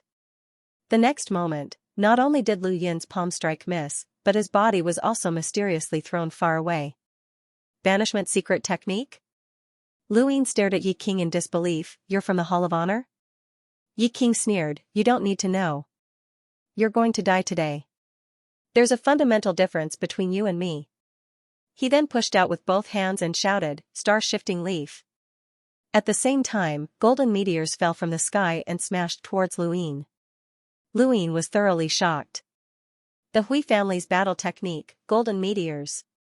How could this be? Yi King not only knew the Hall of Honor's secret technique, but also the Hui family's battle technique. Yi King was extremely mysterious at this moment. The golden meteors smashed towards Lu Yin, each one containing the power of an emissary with a power level of 800,000. This was something that Yi King had been nurturing for countless years, and it was second only to his trump card that had trapped the second Night King. Even if dozens of emissaries attacked Clover World at the same time, they would still be destroyed by this golden meteor attack. In the face of such a powerful attack, Lu Yin could only use the Codex of Aeon Evolution. Yi King sneered, and under Lu Yin's incredulous gaze, his eyes turned into runes. You think you're the only one who knows the Codex of Aeon Evolution? I know it as well. He then stared at Lu Yin, weakening. Lu Yin was shocked, but he did not have time to think about why Yi King knew the Codex of Aeon Evolution. He used the reverse step and dodged the golden meteors. Each one shook the greater world as they crashed down, and it was as if the apocalypse had arrived. There were many people living in Clover Enterprise's greater world, and after the plants had been absorbed, they had begun to panic. Now, as they watched the golden meteors explode, they were all terrified that they would be killed. Balsam looked into the distance with a pale face. Yi King had finally displayed his true strength. No one in this universe understood Yi King, not even the Hall of Honor. She, on the other hand, had only glimpsed a little of Yi King's power and was already willing to submit. Trapped. The second Night King might seem inconceivable to others, but she knew that Yi King could do it. In this greater world, Yi King was invincible. Lu Yin had underestimated Yi King. He had thought that he would be able to easily suppress him, but he had not expected the second Night King to be trapped. This was his first real battle after becoming an emissary, and he did not want to use any external items. Yi King was very strong, so he would become Lu Yin's first test after becoming an emissary. Lu Yin had underestimated Yi King, but Yi King had also underestimated Lu Yin. He had thought that after breaking through Lu Yin's cosmic evolution scripture, he would be able to suppress Lu Yin with his golden meteors. At the very least, he would be able to force Lu Yin to use his trump cards, such as external items. However, he had not expected that Lu Yin would be able to dodge the golden meteors with just his footwork. These golden meteors were not real meteors, and they could be easily avoided. Each meteor had an attack with a power level of 800,000, which was equivalent to an attack from a powerhouse with a power level of 800,000. How could Lu Yin dodge them so easily? However, Lu Yin had still been able to dodge them with ease. Yi King had no choice but to stop his golden meteors and stare at Lu Yin. Where did you learn this footwork technique from? I've never seen you use it before. Lu Yin raised his head. There are many things that you haven't seen, Yi King. To be honest, I've underestimated you, but this is the end of it. I'm very interested in your secrets. He then used reverse steps to quickly close in on Yi King, disrupting the void so that Yi King's attacks could do nothing to him. He also visualized the immovable Heavenly King elephant, increasing his strength tenfold as he struck out with a palm. Yi King could move stars and change leaves, and facing him was like facing an enlighter facing an envoy. It was difficult to fight, but not impossible. Yi King gritted his teeth. This is the end of it? You can try. He then raised a hand to meet Lu Yin's palm head-on. Bang! An earth-shattering explosion tore through the outside world, and one of the green leaves was directly torn apart. Everyone in the outside world felt their minds explode, and those who were below the Enlighter realm immediately fainted. Some were even killed by the shockwave. Lu Yin and Yi Qing's palms collided, and they both retreated at the same time. Lu Yin's eyes narrowed. Impossible. His strength had increased tenfold, and under a power level of 1,000,000, no one should be able to resist him unless they were corpse kings of the Eternals. Yi Qing sighed. Everyone says that your physical strength is unrivaled, and it seems that it's true. You're the only one who can face me head-on in so many years. Both sides were shocked by each other's strength, but they could not understand how the other could possess such strength. Who exactly are you? Lu Yin barked, and his body suddenly vanished as he pushed reverse step to its limit. It was as if he was using a teleportation array, and 38,000 stars transformed into serious sword technique that slashed down. At the same time, Lu Yin's eyes transformed into runes that weakened Yi Qing's rune lines. Yi Qing raised a hand and used a secret technique, banish. However, he did not banish Lu Yin himself, but rather serious sword technique. Even though Lu Yin had used the 14th sword to display serious sword technique, he was still suppressed. Yi Qing's use of banish far surpassed that of the Prime Clear and the others. Lu Yin released his hand, and serious sword technique transformed into stars that revolved around him. He then struck out with a palm, using serious palm. Yi Qing's eyes also transformed into runes that met Lu Yin's eyes. They weakened each other, and they both struck out with their palms at the same time. Dozens of palms collided, but neither side could do anything to the other. Gradually, Lu Yin began to feel pain. Previously, he had not felt any pain even when they had used their strongest attacks, but now, he suddenly thought of something. You can magnify the 5 senses? Magnifying the 5 senses was also a secret technique of the Hall of Honor. If Yi Qing could use banish, then he could also magnify the 5 senses. Yi Qing sneered. I've already told you that you're not on the same level as me. He then slapped out with both hands to meet Lu Yin's palms. Yi Qing then grabbed Lu Yin tightly. Behind Lu Yin, another Yi Qing walked out. Lu Yin sensed this with his domain and was shocked. Soul-splitting? How is that possible? Leaf King's lips curled up. It's over. The Leaf King behind Lu Yin slapped at the back of Lu Yin's head, but at the critical moment, his attack was invisibly blocked. Sourcebox array, flow diversion diagram. The other Leaf King's attack was extremely powerful, and the flow diversion diagram split his strength into thousands of streaks of light that swept out in all directions. At that moment, another Leaf King walked out from Lu Yin's side. The Lingling clan's soul-splitting battle technique allowed one to split into 3, and this was the third Leaf King. The third Leaf King slapped at Lu Yin's head, but his hands were grabbed by the Leaf King to control his body. The flow diversion diagram blocked the Leaf King behind him. From the Leaf King's point of view, Lu Yin would not be able to dodge this attack. Lu Yin's gaze turned cold, and the star-scattered chessboard appeared beneath his feet, reversal. Strangely, the third Leaf King's palm inexplicably returned to its original trajectory, and the space around it was completely restored. This was reversal. The attacker affected the space around them, and reversal restored the space around them. In order to restore space, the attacker's attack had to be returned to its original path. Based on Lu Yin's current realm, he could make the third Leaf King's attack return to the previous second. 1 second was more than enough. Lu Yin stared in front of him as his astral sources enlarged one by one. The Leaf King that had been holding on to him suddenly disappeared and then reappeared. He had been absorbed into Lu Yin's astral sources. This was the profound creation realm's control. Lu Yin's control of star energy had reached the profound creation realm, and after breaking through to become an envoy, it had taken him some time to adapt. His control of astral sources had also reached the profound creation realm. The Leaf King was stunned and looked at Lu Yin in shock. You actually... Lu Yin waved his hand, and the stars gathered once more as Sirius slashed out. The 14th sword tore apart the 2 Leaf Kings that had appeared behind Lu Yin. Lu Yin pointed his sword at the Leaf King. You really do surprise me. The Hall of Honor, the Hui clan, and the Lingling clan. Who exactly are you? The Hall of Honor's secret techniques and the Hui clan's battle techniques are one thing, but the Lingling clan's soul-splitting technique is their inherited battle technique. Without the Lingling clan's bloodline, it's impossible to learn it. How did you learn it? Leaf King's gaze was cold. There are no inherited battle techniques in my eyes. At this point, his eyes suddenly widened, and they were filled with excitement. I remember now. For you to be able to cultivate to this level in just a few decades, your bloodline should be quite extraordinary. It should be worth researching. Lu Yin's gaze swept past the Leaf King, and he looked at the giant tree floating in the sky. The second Night King was still trapped inside, but Lu Yin did not know if the second Night King was doing this on purpose or if he was faking it. Even now, the second Night King had not come out. Furthermore, the Leaf King did not seem worried at all, and he even had the time to talk. But it was hard to say.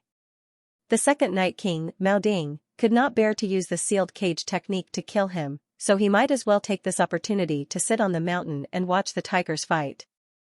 You've only just become an emissary, yet you're able to reach this level. You surprise me, Lu Yin, but it's a pity that you'll have to stop here. Leaf King stretched his arms and smiled. I heard that you're close with Master Yuan. Do you know what battle technique he cultivates? Lu Yin was confused. Master Yuan's battle technique? It's called the martial technique. This battle technique's initial power is very weak. It's just a technique that analyzes other people's battle techniques and assists one's own to increase their power. The more you study and observe other people's battle techniques, the stronger the technique becomes. Master Yuan's delay in breaking through to the seventh tribulation is related to this martial technique, but I can tell you that he's far inferior to me when it comes to cultivating the martial technique. Today, I'll show you what a true martial technique is. With that, the Leaf King bent his fingers, causing a strange fluctuation to distort the surroundings and spread out to the entire outside world. This was the shifting stars leaf technique, and the Leaf King had not only used it on Lu Yin, but also on the entire outside world. Regardless of whether it was astral sources or star energy, they all transformed into fallen leaves that drifted throughout the outside world. This scene was extremely spectacular. It was as if fallen leaves had replaced the air, and as far as the eye could see, there were only fallen leaves. Leaf King suddenly charged towards Lu Yin with a strange gait that was close to being reversed. Lu Yin was shocked, but the Leaf King appeared in front of him and reached out to grab him. Lu Yin instinctively struck out with his palm, but because his astral sources had been shifted, he could not use serious or other battle techniques.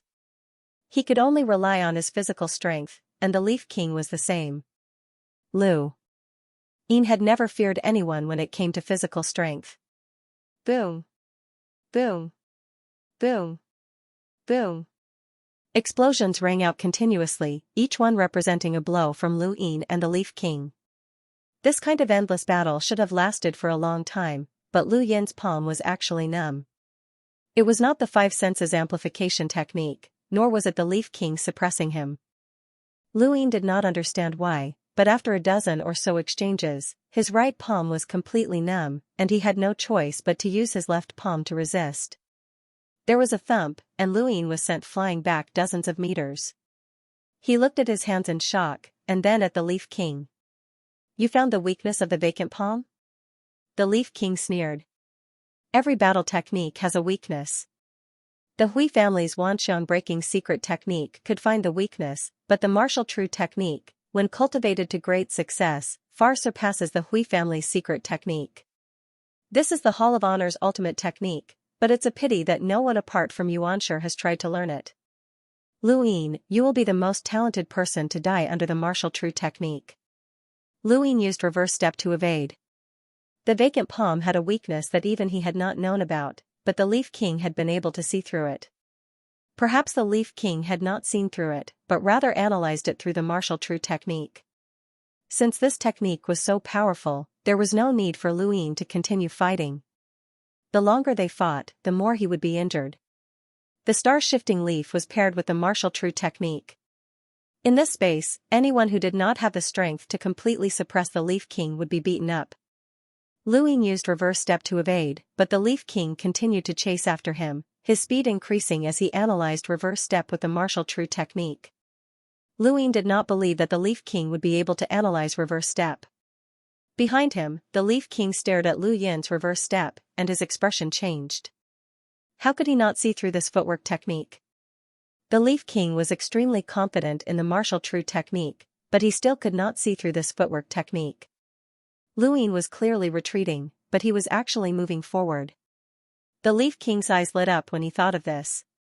Lu Yin was a treasure trove in his eyes. He had so many battle techniques, and secret techniques, but now, he had actually seen a footwork technique that was connected to time and space. If he had known earlier, he would not have waited for Lu Yin to shed all pretense of cordiality.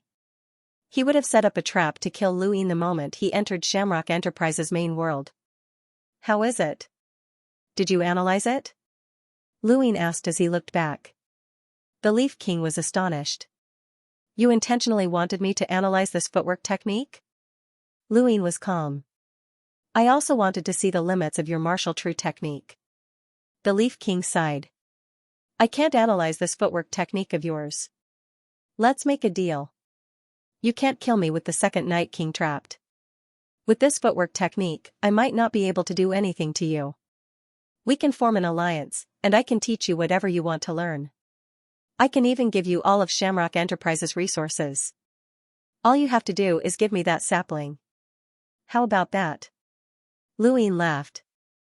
Aren't you confident that you can kill me with the martial true technique? The Leaf King's eyes narrowed. As long as there's enough time, the martial true technique can definitely analyze this footwork technique of yours. If you insist on fighting to the death, then we'll see how long it takes for the second Night King to escape and how long you can survive my analysis. Do you want to bet? Lu Yin shook his head and sighed. It seems like you really don't have the confidence to analyze this footwork technique. Then it's worthless.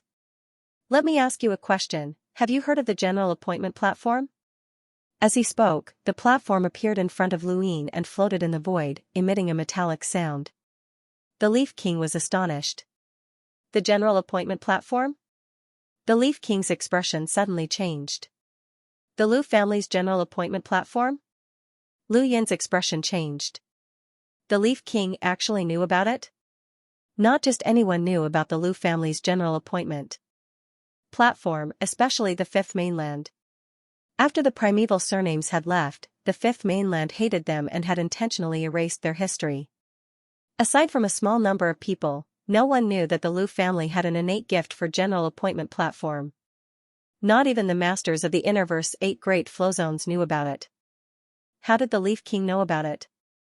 The Leaf King's identity was definitely not simple. He had learned many things, but he had always hidden them. I'm even more curious about you now. You even know about my Lu family's General Appointment Platform. Who exactly are you, Leaf King? Lu Yin was filled with vigilance and curiosity. I didn't expect you to be from the Lu family. You even have the talent to be a general. Even in the Lu family, you would be considered a direct descendant. No wonder you've reached your current level in such a short time. It seems like the Lu family has been helping you. Those primeval surnames haven't forgotten about this place, and they've been plotting against this place all this time, haven't they? Lu Yin felt more at ease after hearing this. The Leaf King didn't know anything about him, which meant that the Leaf King couldn't receive information on Elder Chan's level. From the Leaf King's words, it seemed like the Leaf King didn't know what had happened in the Astral Tree domain either. Of course, it was also possible that the Leaf King had been to the Astral Tree domain before, just like the head judge. At that time, the Lu family had still existed, and the 4 cardinal scales had not been established. It seems like you know quite a bit about the Lu family. Lu Yin didn't expose the Leaf King. Yi King's eyes flickered, and his heart sank. He didn't care about Lu Yin, no matter how high Lu Yin went. However, if Lu Yin had the Lu family behind him, then things were completely different. That was the Lu family, a colossus that stood at the pinnacle of the Fifth Mainland. As far as Yi King knew, the Lu family had always stood at the peak of the Fifth Mainland, and no one dared to defy them. This was especially true for the General Appointment Platform. Anyone from the Lu family who had won was an invincible existence. The Leaf King had never dreamed that Lu Yin was actually from the Lu family. There were many people with the surname Lu in the universe, so why did it have to be that family? No, if Lu Yin was from the Lu family, then there was even less to be afraid of. This region of the universe was hostile to the primeval surnames, and while the Lu family was powerful, it wasn't enough to completely influence this region. The Leaf King had read about Lu Yin's history. Although it was a miracle, it hadn't been smooth sailing, and Lu Yin had almost died several times. If someone from the Lu family had been helping him, then why was it so difficult? Any random expert from the Lu family would be able to crush this region of space. Yi King looked at Lu Yin fiercely, and there was even a hint of excitement in his eyes. You're from the Lu family. The Hall of Honor probably doesn't know about your identity. Otherwise, even if they didn't kill you, they would have chased you away. It must be a coincidence that you're here, or else why would a direct descendant of the Lu family be here? There's also another possibility. You made a mistake in the Lu family and were abandoned. Lu Yin sneered. You have quite a lot of ideas. Yi King sneered. It doesn't matter if you have someone from the Lu family backing you, you're going to die today. Leaving you alive is just a disaster, so I might as well take a gamble. If the Lu family helps you, I'll admit defeat. Lu Yin shook his head. There's no need for the Lu family to do anything. Once the general appointing platform appears, you won't have a chance. Yi King sneered. Even the Lu family's general appointing platform requires astral sources to display its power. Besides, with your ability, how many experts can you summon? Stop being so pretentious and prepare to die. Before the general appointing platform had appeared, Yi King had wanted to negotiate an alliance with Lu Yin. Now that the platform had appeared, however, he was no longer willing to do so. Lu Yin's bloodline was too attractive to him, and he desperately wanted to obtain it. Besides, the second Night King hadn't made a move yet, so Yi King did. That tree was split into 2 layers. And with the second Night King's strength, he should be able to break through the second layer. He should be breaking through the first layer right now, but he still hadn't broken through the second layer. Yi King could understand the second Night King's thoughts. If that was the case, then he would kill Lu Yin and steal his bloodline. Lu Yin was disdainful, as he had yet to display his true strength.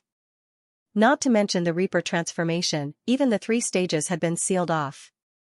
Using the general appointment platform today was just an attempt to test out a new way of fighting, one that used death chi to replace astral sources. He had learned this from Tiando. Summon the generals with my blood, Lu Yin said. Outside the general's appointment platform, figures appeared one after another. This was Lu Yin using death chi to summon generals. There were a total of 5 people, and all of them were emissaries. They were the Amethyst Beast, Song Zhou, Dragon King, Johan, and the Cultivator from the 6th Mainland Stone Realm. Yi King was shocked. Impossible. How can you summon these people without astral sources? These people must be using astral sources. Lu Yin was too lazy to explain to him.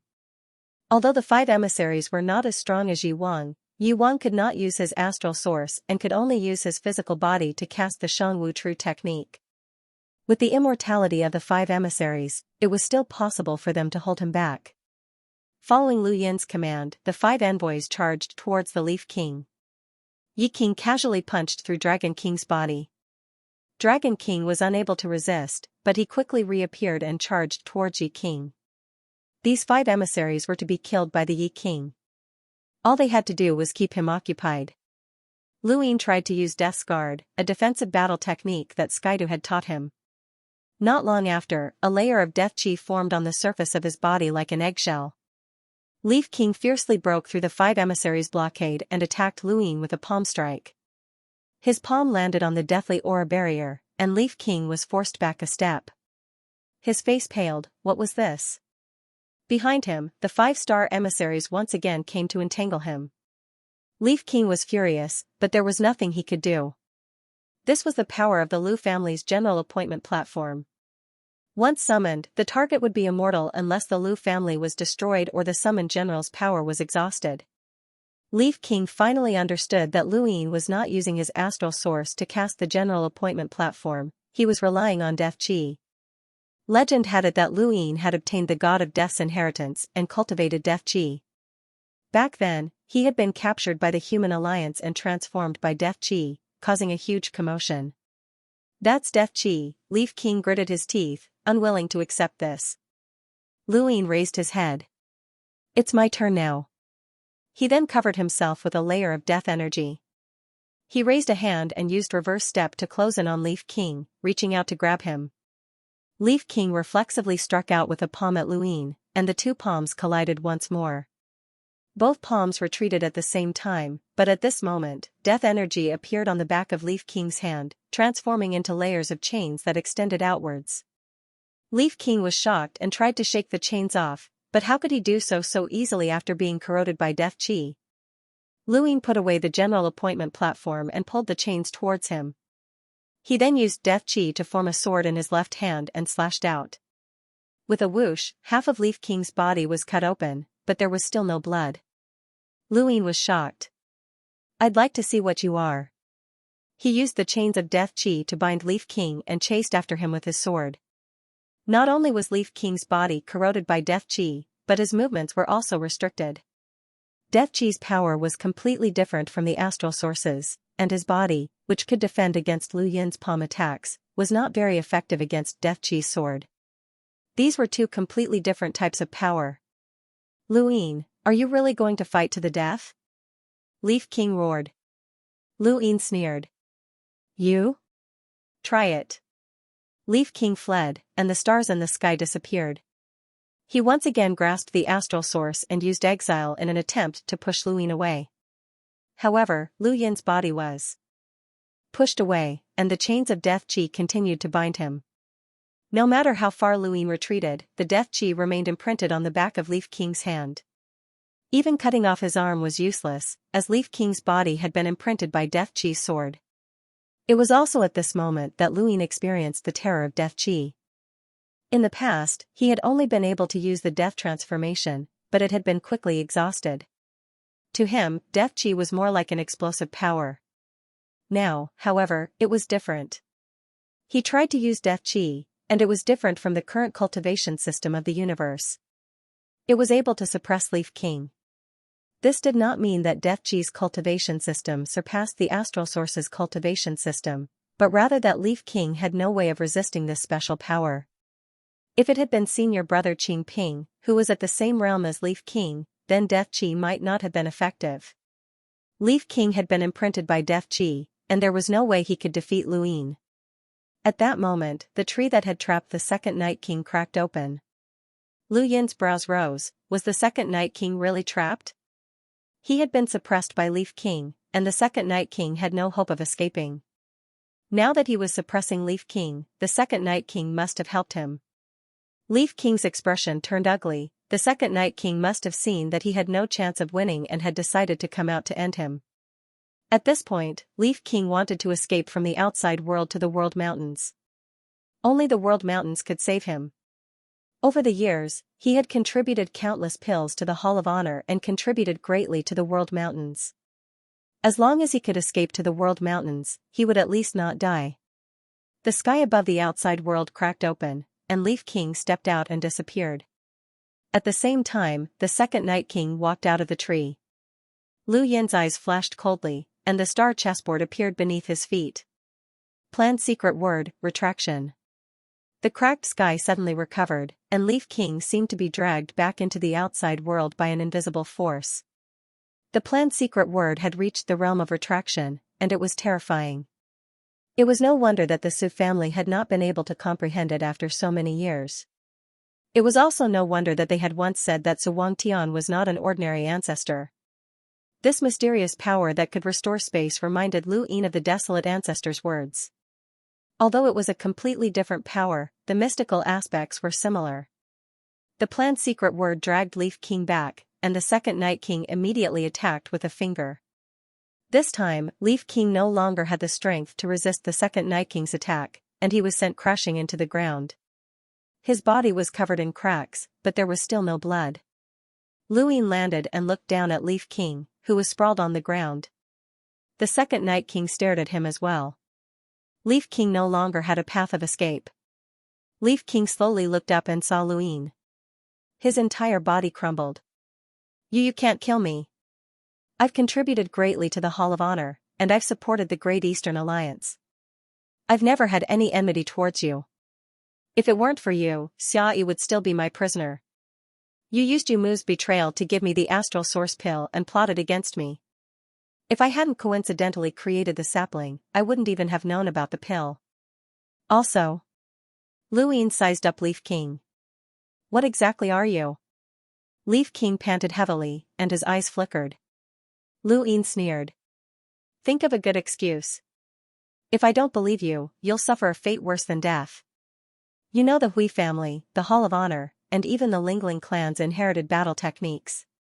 You also know the truth behind the primeval surnames and that the Lu family has the innate gift of the general appointing platform. Tell me something that I can believe, or I'll let you know what despair is. Leaf King stared at Luin and gritted his teeth. If I tell you, will you let me go? Luin squatted down and met Leaf King's gaze. Let's see if you have any value. Yi Wang's eyes widened. Of course. I can use the astral source pill to help you monitor the whereabouts of everyone who has it. I can even detonate the pill to create a powerful attack. Even if your opponent is at the same level as you, they will definitely lose if they are disturbed by the pill. That's how I killed Yumu. Luin nodded, as the truth behind Yumu's death had been revealed. Not a bad use. Continue. Let me remind you that Balsam is still in the outside world, and I don't know how much she knows about you. If the two of you don't agree, then it won't be good. Leaf King's expression changed, and in the end, he sighed. The Hui family, the Hall of Honor, the Lingling clan, and even the true scripture of Aeon evolution were all things that I learned over the years. I relied on my innate gift.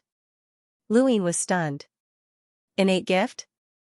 Leaf King bitterly replied, actually, I'm human, really human. My innate gift is absorption. It was this innate gift that allowed me to transform my body into a special tree that had fused with the mother tree's material. It was also because of this innate gift that I was able to cultivate the Lingling clan's inherited battle techniques and obtain all sorts of battle techniques. I even managed to cultivate the true martial technique to a level that surpassed Master Yuan's. The astral source pills are actually the seeds of my current body. They aren't pills at all, but rather my power. They contain a trace of my power, and I can sense the location of every single astral source pill. The reason why I sent Balsam to test you back then was because the astral source pills that she had given you had escaped her control. This is the truth about me, and there's nothing special about it.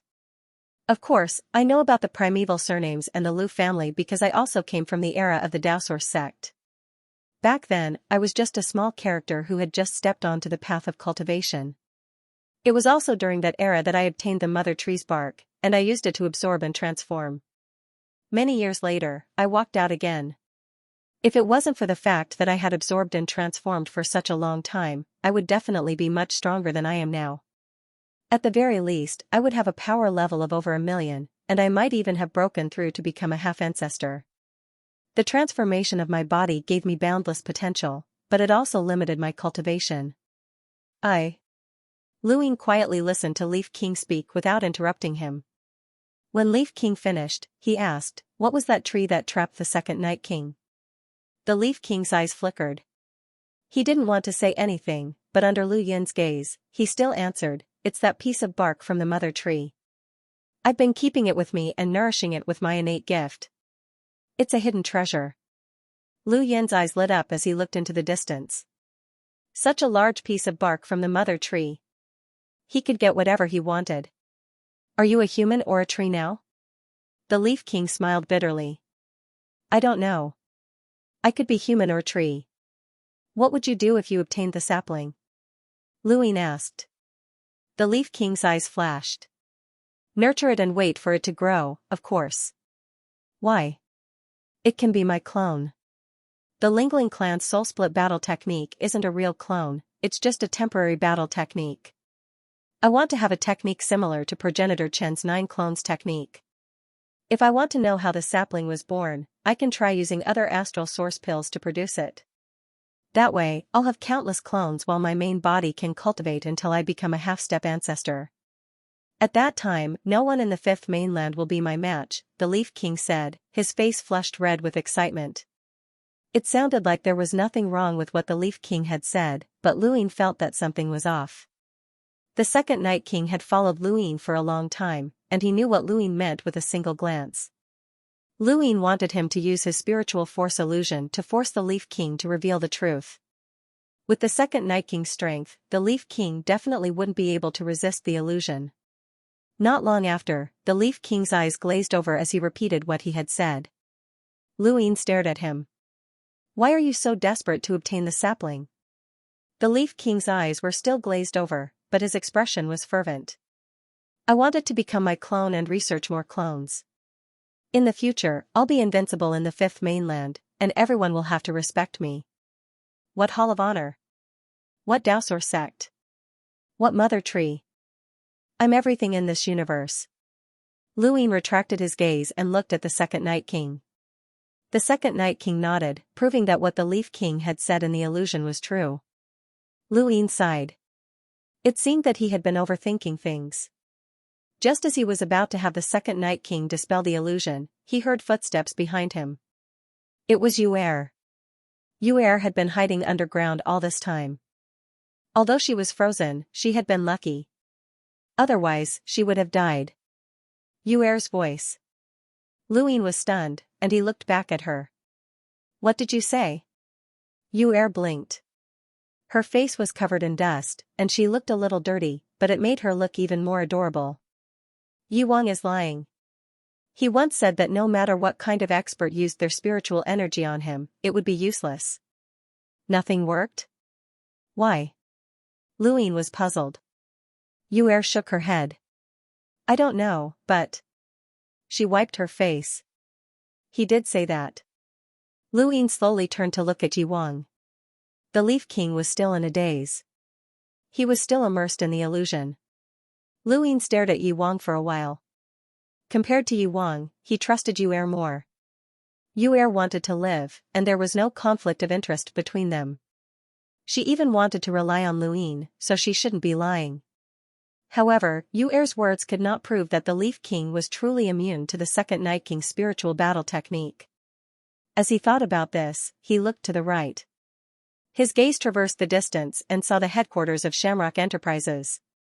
He saw countless people trembling and fainting on the ground. He saw the little Leaf King lying on the ground, his life or death unknown. She looked up at Luin at the same time as Luin.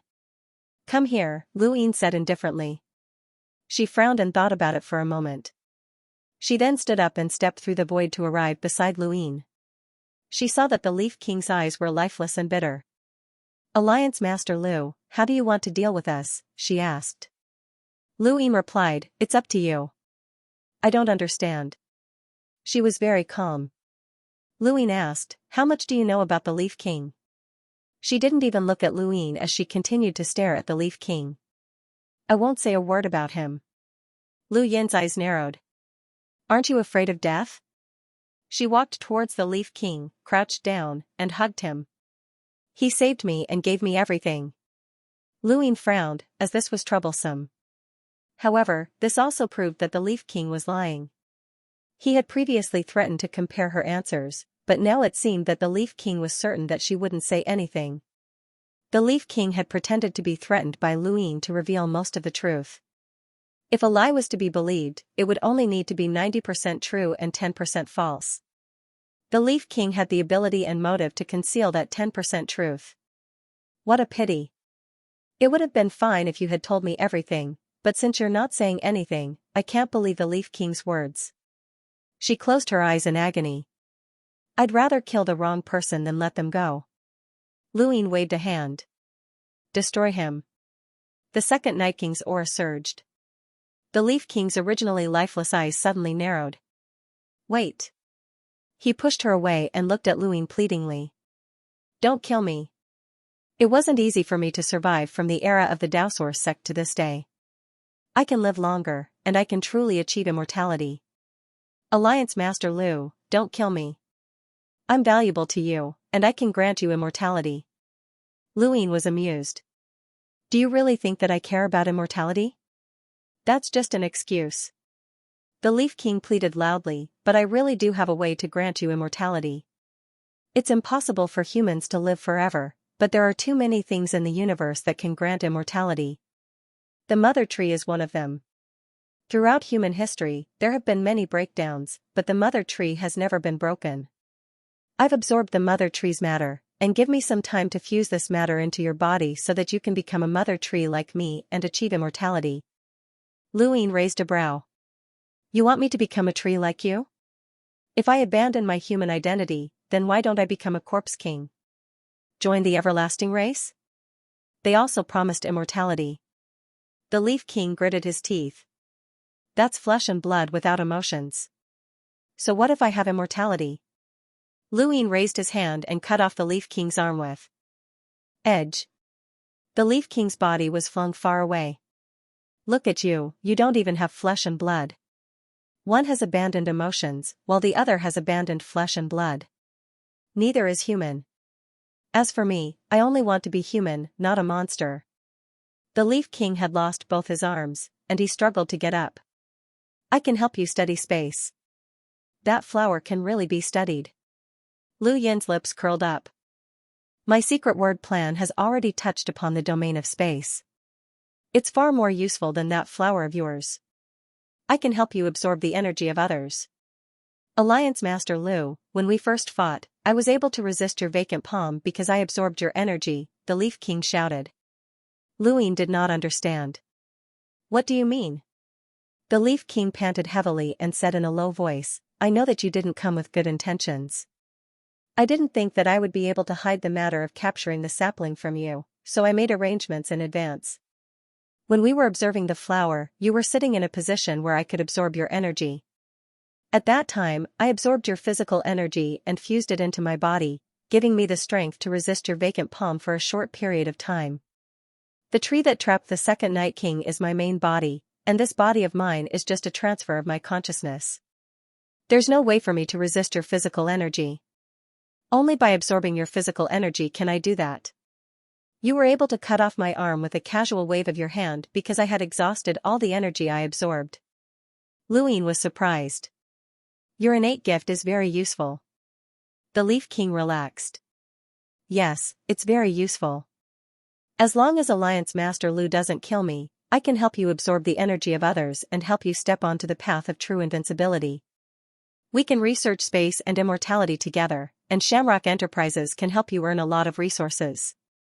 Alliance Master Lu, killing me won't do you any good, but keeping me alive will allow me to do many things for you. The second Night King looked at Luine, and he was tempted. This Leaf King was indeed useful, and no one knew better than the second Night King how difficult it was to survive from the era of the Daosaur sect until now. After a moment of silence, Luine clasped his hands behind his back. I'm very tempted. The Leaf King's eyes gleamed. What a pity.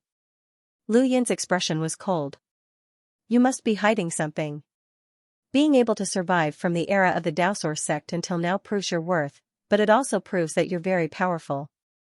Powerful people can either become my friend or... Luine did not finish his sentence, but his meaning was clear. He was apprehensive of the Leaf King and did not want to let him live. The second Night King's aura surged once more, and he stared at the Leaf King with murderous intent. The Leaf King's expression changed. Wait, I said that the reason I want to take the sapling is because it's the mother tree. The Leaf King's words shocked both Luine and the second Night King. Balsam Ji and Yuer did not know anything about mother trees, but they did. What did you say? The two asked at the same time, as if they had heard something unbelievable. The Leaf King seemed to have exhausted all of his energy to say those words. He lowered his head and chuckled, though it was unknown whether he was laughing at himself or at the others. Luine did not rush him and simply waited. The Leaf King slowly raised his head and let out a long breath. I absorbed the mother tree's matter and became half human, half tree. The astral source pill is both my power and the power of the mother tree's matter. The sapling was born from the astral source pill, so there's only one possibility, it relied on the mother tree's matter to grow. I don't know how you did it, Alliance Master Lu, but logically speaking, it shouldn't have been able to produce a sapling just by relying on the mother tree's matter. However, it actually appeared. I don't understand the process, but since it appeared, it means that it's the mother tree. Obtaining it is equivalent to obtaining the complete mother tree, and I can rely on it to take root in the astral source universe and absorb astral sources to strengthen myself. I can also rely on it to absorb more of the mother tree's matter and perfect my body. It's very useful to me, and who wouldn't care if they found out that the sapling was the mother tree? Since ancient times, there has only been one mother tree. It was born in outer space and could not be planted. But now, a second one has appeared, and it is truly immortal. I can replace it and become the true mother tree to achieve immortality. Alliance Master Lu, with the sapling and my help, you can live forever. You really can. Everyone wants to live forever, and even if you don't want your body to turn into a tree, I can still research that substance and accelerate the sapling's growth. You can become a second mother tree. Lu Yin's eyes widened in shock as he continued, Alliance Master Lu, with this sapling and my help, you can live forever. Lu Yin looked at his cosmic ring and saw that the sapling was currently inside Mount Supreme. Was it really the mother tree? According to Yi King, it was possible that Lu Yin had upgraded the astral source pill substance, which was unique to the mother tree. Was it because of that substance that the sapling had been created? Is it very difficult to extract the mother tree substance? Lu Yin asked. Yi King heaved a sigh of relief, as Lu Yin's question gave him hope of survival. He was valuable, I've lived for so many years and tried, but aside from my innate gift, there's no other way to absorb it. I dare say that as long as I die, no one in this universe will be able to obtain the mother tree's substance, and no one will be able to help you achieve immortality. This was Yi King's greatest value, and it was his innate gift of absorption. Lu Yin nodded, I believe you. If it was possible, this news would have spread long ago. Then, show me how valuable your innate gift of absorption is.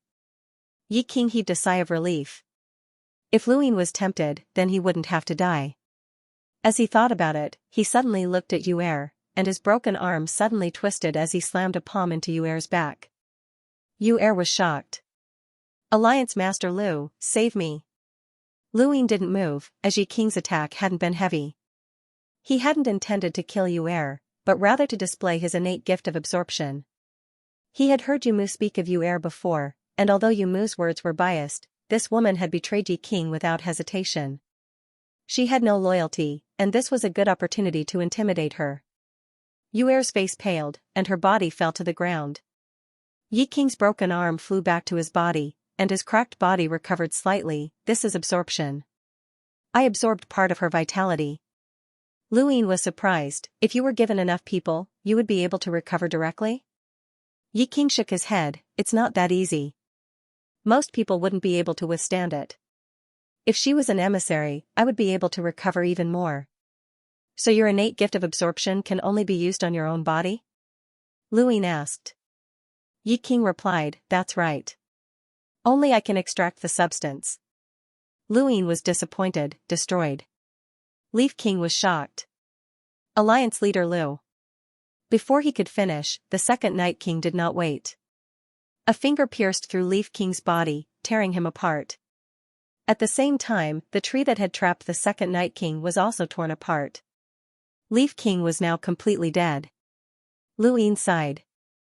If the innate gift wasn't directly used on him, then he could use his Dai's possession to borrow the Leaf King's innate gift. The Leaf King wouldn't have to die, and he could be imprisoned in Mount Supreme. However, if the innate gift was only used on him, then it wouldn't have any value. Even if the sapling was the mother tree, it would take some time before it could take root in the stellar source universe and absorb the stellar source. Who knew how long it would take? Relying on the Leaf King's materials alone was like trying to put out a burning cart of firewood with a cup of water. He had no interest in nurturing more saplings, so he could only try one method, which was to extract the materials directly from the Leaf King's body. He remembered that the sapling had grown slightly after absorbing the Star Source pill. Thinking of this, he took out Mount Supreme and was about to release the sapling, but before he could do that, the general appointment platform appeared again. In my name, general appointment. With that, the Leaf King's image imprinted itself onto the platform, and a true expert appeared on it. The Leaf King was an expert that could rival the Flying Willows.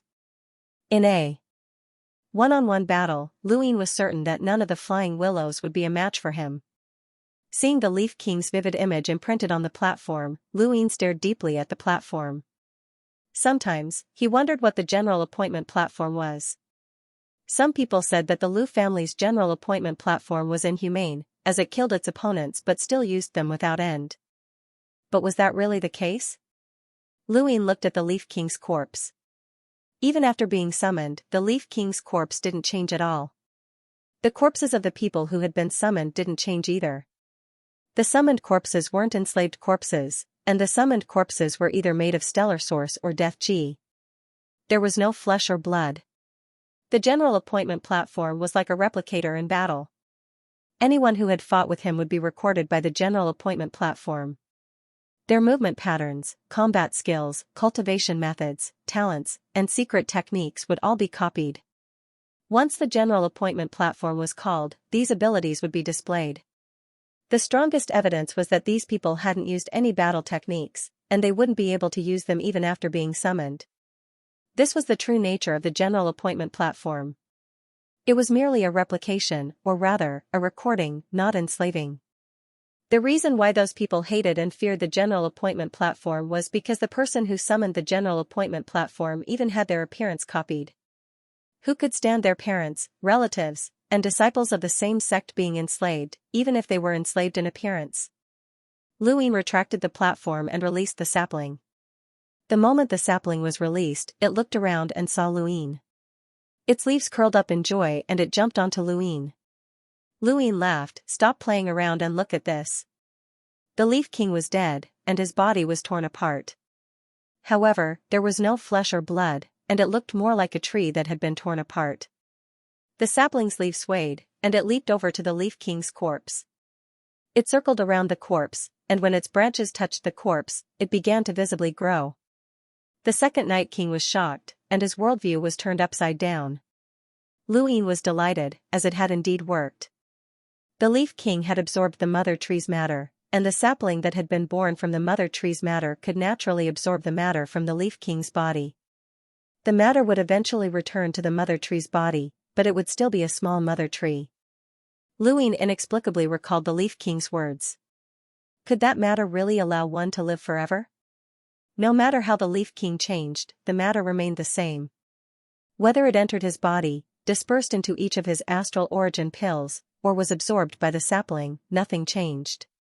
What kind of matter was that? Could the mother tree really be immortal? If a person could perfectly absorb that matter, would that person really be immortal? Luin was somewhat tempted, but he didn't want to become a tree. He watched as the sapling grew at a rate that could be seen with the naked eye. In the blink of an eye, it was already dozens of meters tall, and it was still growing. He looked at Balsam. How big is the Leaf King's main body? Balsam's face was ashen, and she looked at the Leaf King's body that had been torn apart like a tree. Alliance Master Lu, I'm no threat to you. Can you let me stay in this broken world and guard the Leaf King's coffin? Luin quietly watched the sapling grow taller and taller, and he didn't know how big it would become. It wasn't cute at all, it had turned into a tree.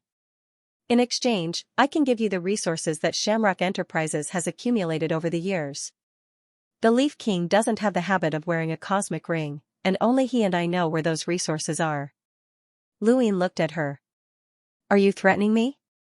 She calmly replied, I'm just speaking the truth. It was obvious that she had lost all hope. Threats were useless against such a person. Luin thought about it. You can't leave this world, but I can let you live. Balsam wasn't surprised. Rather than kill her, it would be better to exchange her for a huge amount of resources. Anyone would know how to calculate this, as those were the resources that Shamrock Enterprises had accumulated over the years. It was an enormous amount that far surpassed the Universe's 8 great flow zones. After all, those organizations weren't in the business world. Shamrock Enterprises' medicine was spread all over the Fifth Mainland, and although they couldn't compare to the Mavis Bank, they were still considered wealthy. Luin looked forward to Shamrock Enterprises' resources and watched as the sapling continued to grow. In the blink of an eye, it was already as tall as the outside world, and it was still growing. Luin was worried that this world wouldn't be able to contain it. Fortunately, it seemed to be able to control its size, and it no longer grew. Instead, it shrank, but it was still absorbing the Leaf King's body. Luin didn't know how much the Leaf King had absorbed over the years. That tree had been able to trap the second Night King, which was quite terrifying. Luin believed that the sapling's usage of that material far surpassed the Leaf King's.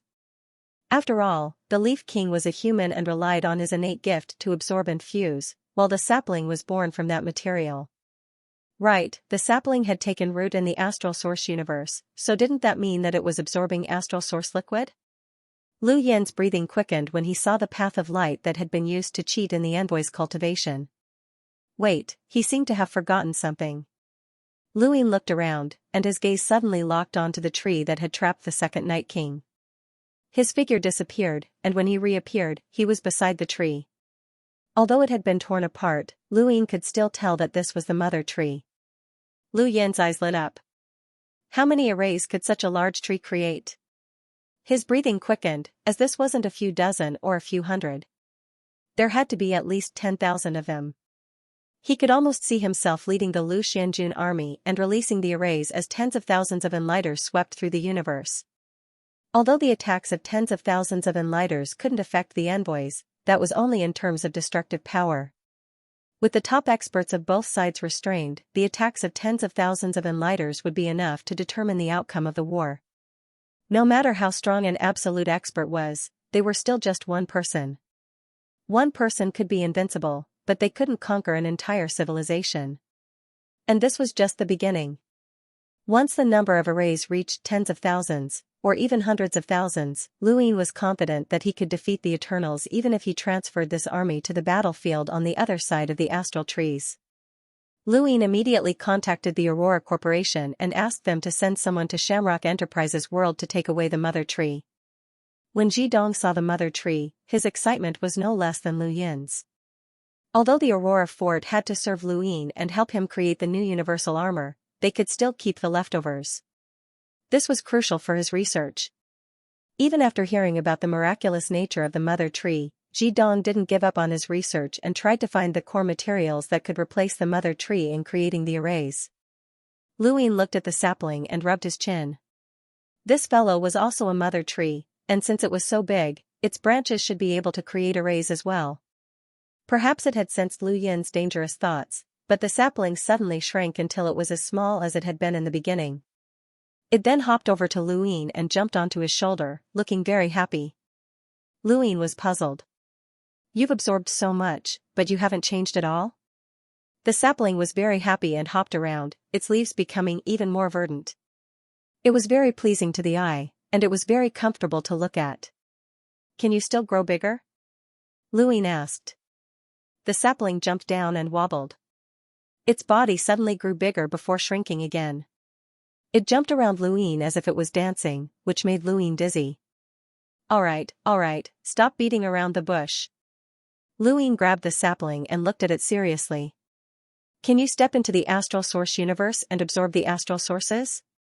The sapling's two branches shook, not understanding. However, it was still happy enough to jump around. It felt like it had grown bigger. Lu Yin was speechless. He thought about it for a moment before stepping into the astral source universe and looking at the sapling. The sapling was stunned. Lu Yin had disappeared? It panicked, and its branches trembled as it tried to find Lu Yin.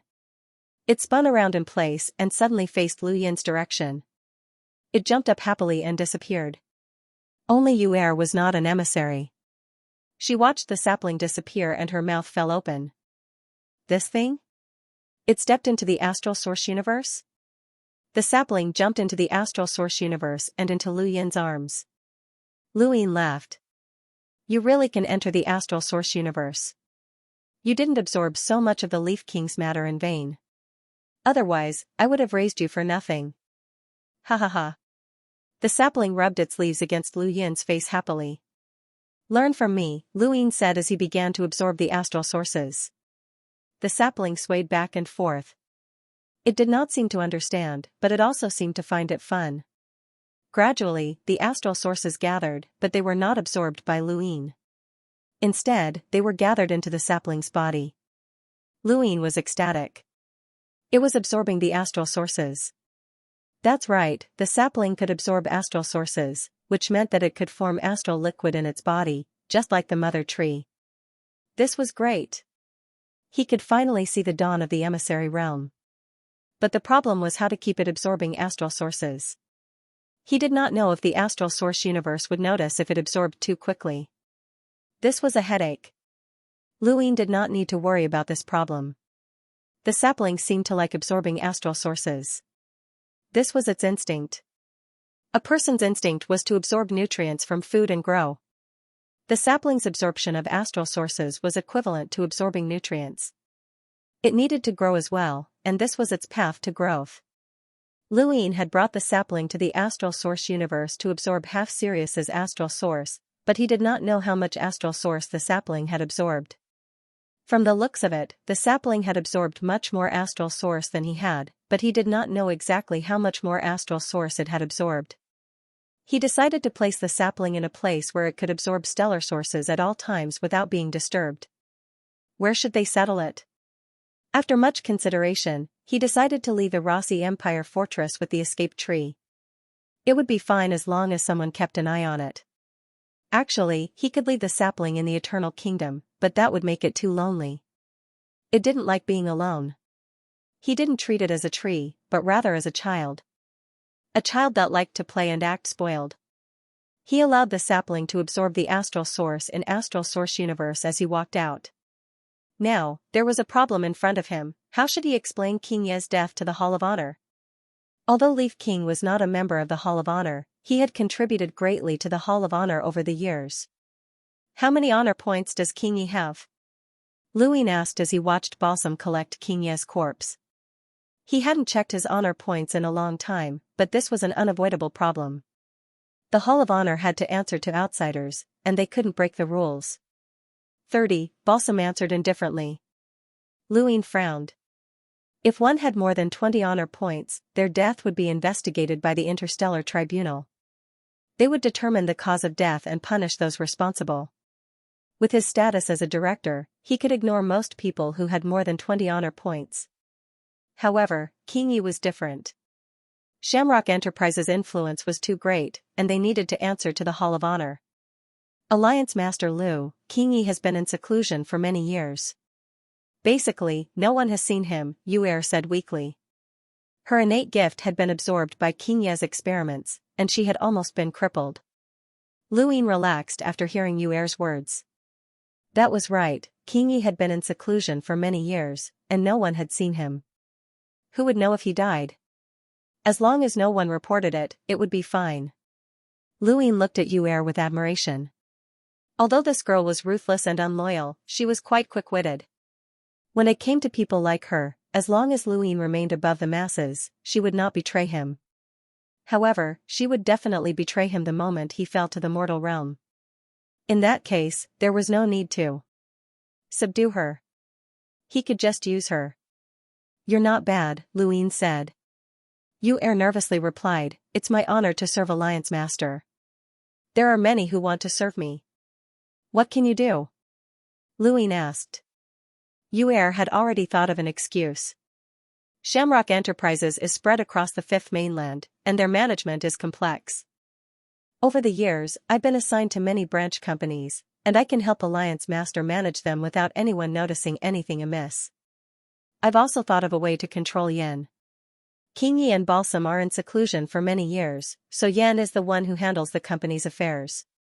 As long as we control him, Shamrock Enterprises operations will not have any problems. Not only that, but I also know of many hidden seedlings that I believe can be of help to Alliance Master. Luin looked at Balsam. He could not use this woman, but he could keep Yuer here. Even if Amir and Lighter betrayed him, it would be useless. Besides the resources that King Ye had left behind, there was nothing else that Luin cared about. The natural treasures and countless strange plants that could avoid danger had all been absorbed by the tree the moment it had appeared, except for the flower. Luin looked behind the waterfall and wanted to take the flower away. His domain swept across the outside world, and Luin brought Yen and the unconscious King Ye over.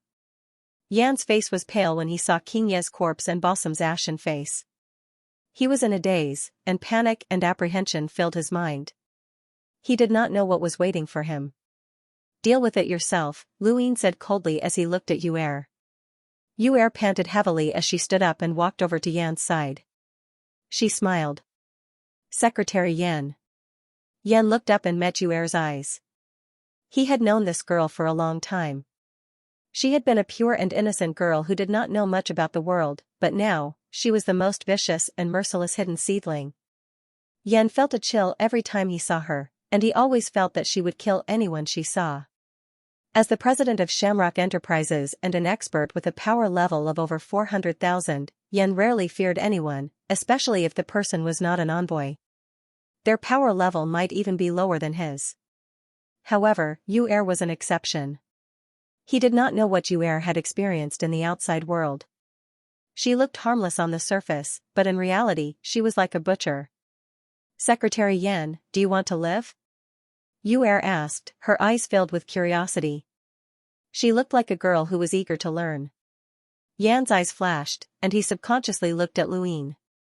The battle just now was beyond his comprehension, and any of the aftershocks would have been enough to kill him. Of course he wanted to live. "Yes," Yan replied. Yu rolled her eyes. "The Alliance Master can let you live, but he doesn't trust you. You seem to be loyal to King Yi and Balsam." Yan gulped. "It's just my job. I'm the president's secretary, and it has nothing to do with loyalty." "Is that so?" Yu pointed at Balsam, whose back was facing them. "That woman is over there. She's looking at you. Please kill the young Leaf King." Yan's eyes narrowed. Balsam's body trembled, and she slowly turned around. Her eyes were filled with coldness and anger as she glared at Yu. Yu looked at Balsam and smiled. "I'm sorry, sister. I want to live too." "Look, didn't you also sell King Ye's resources to survive? The young Leaf King is just one of them." Balsam didn't say anything and just stared at Yu. Luin stared at Yu deeply. This girl was truly ruthless, and it was no wonder why Yumu had warned him to be careful. If Luin had still been an enlighter, then he might not have spared her life. But now, no matter how ruthless she was, she couldn't do anything. The more ruthless she was, the fiercer she would bite her enemies, and perhaps one day, she would bare her fangs at Luin. Yan hadn't expected Yu to ask him to kill the young Leaf King. He suddenly thought of something and looked at Luin. He had been brought here just now, and so had the young Leaf King. What did that mean? Had Yu told Luin about it? Or had Luin thought of this as well? The more he thought about it, the more his heart sank. Luin was curious. "Is the young Leaf King really King Ye's son?" Yu replied, "I don't know, but King Yi is very concerned about the young Leaf King." Luin looked at Balsam. She remained silent and didn't say anything. Luin didn't say anything either, as he didn't care about the young Leaf King's status. Perhaps the young Leaf King really was King Ye's son, and perhaps the young Leaf King had left behind before absorbing the mother tree's essence. After all, King Yi had already become a tree, so how could he have a son? It was said that the young Leaf King had been sealed in ice for thousands of years, but that didn't seem right either. Even if he had been sealed in ice, the young Leaf King couldn't have survived from the era of the Daosaur sect until now. The young Leaf King definitely wasn't King Ye's son. If the young Leaf King truly cared about the young Leaf King, then it was more likely that the young Leaf King had adopted the young Leaf King. Yan looked at Yu and then at Luin. Finally, he glanced at Balsam. Balsam clenched her fists and stared coldly at Yu. Yan knew that if he tried to kill the young Leaf King, then he would have to betray King Yi and Balsam for the rest of his life, just like Yu. "What? Secretary Yan, are you unwilling? Then I'll just have to find someone else." Yu propped up her chin and blinked innocently. Her appearance made Yan want to vomit, and he wanted to tear her face apart. "I understand." Luin didn't continue looking at her. Instead, he went to a certain corner of the outside world. King Ye's resources weren't stored in a cosmic ring, but rather underground, just like the frigid immortal sect's secret vault. Luin had thought that King Ye's collection of resources would be massive, but he hadn't expected it to be this massive. It was a bit too exaggerated. Luin had a similar feeling to when he had first seen the star essence that had been stored in the sixth mainland. At that moment, he had seen an endless mountain range that had been completely formed from star essence.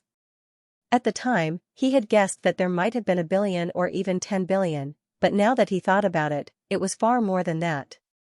The resources that King Yi had stored underground in this world definitely exceeded 100 billion. This was 100 billion star essence, and the entire underground mountain range was filled with star essence. It was no wonder why Balsam had been so confident that Luin would not kill her.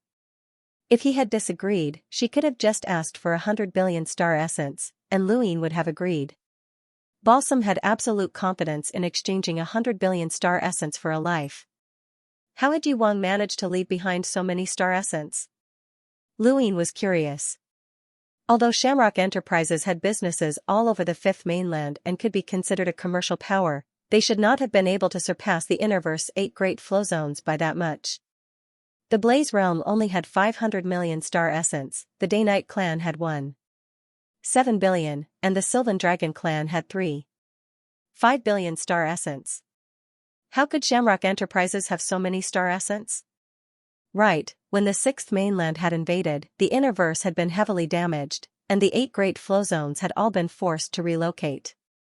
The loss of resources had been immeasurable, and the star essence that had been transported on that transport ship had all belonged to the Innerverse. A considerable portion of it had belonged to the 8 Great Flow Zones.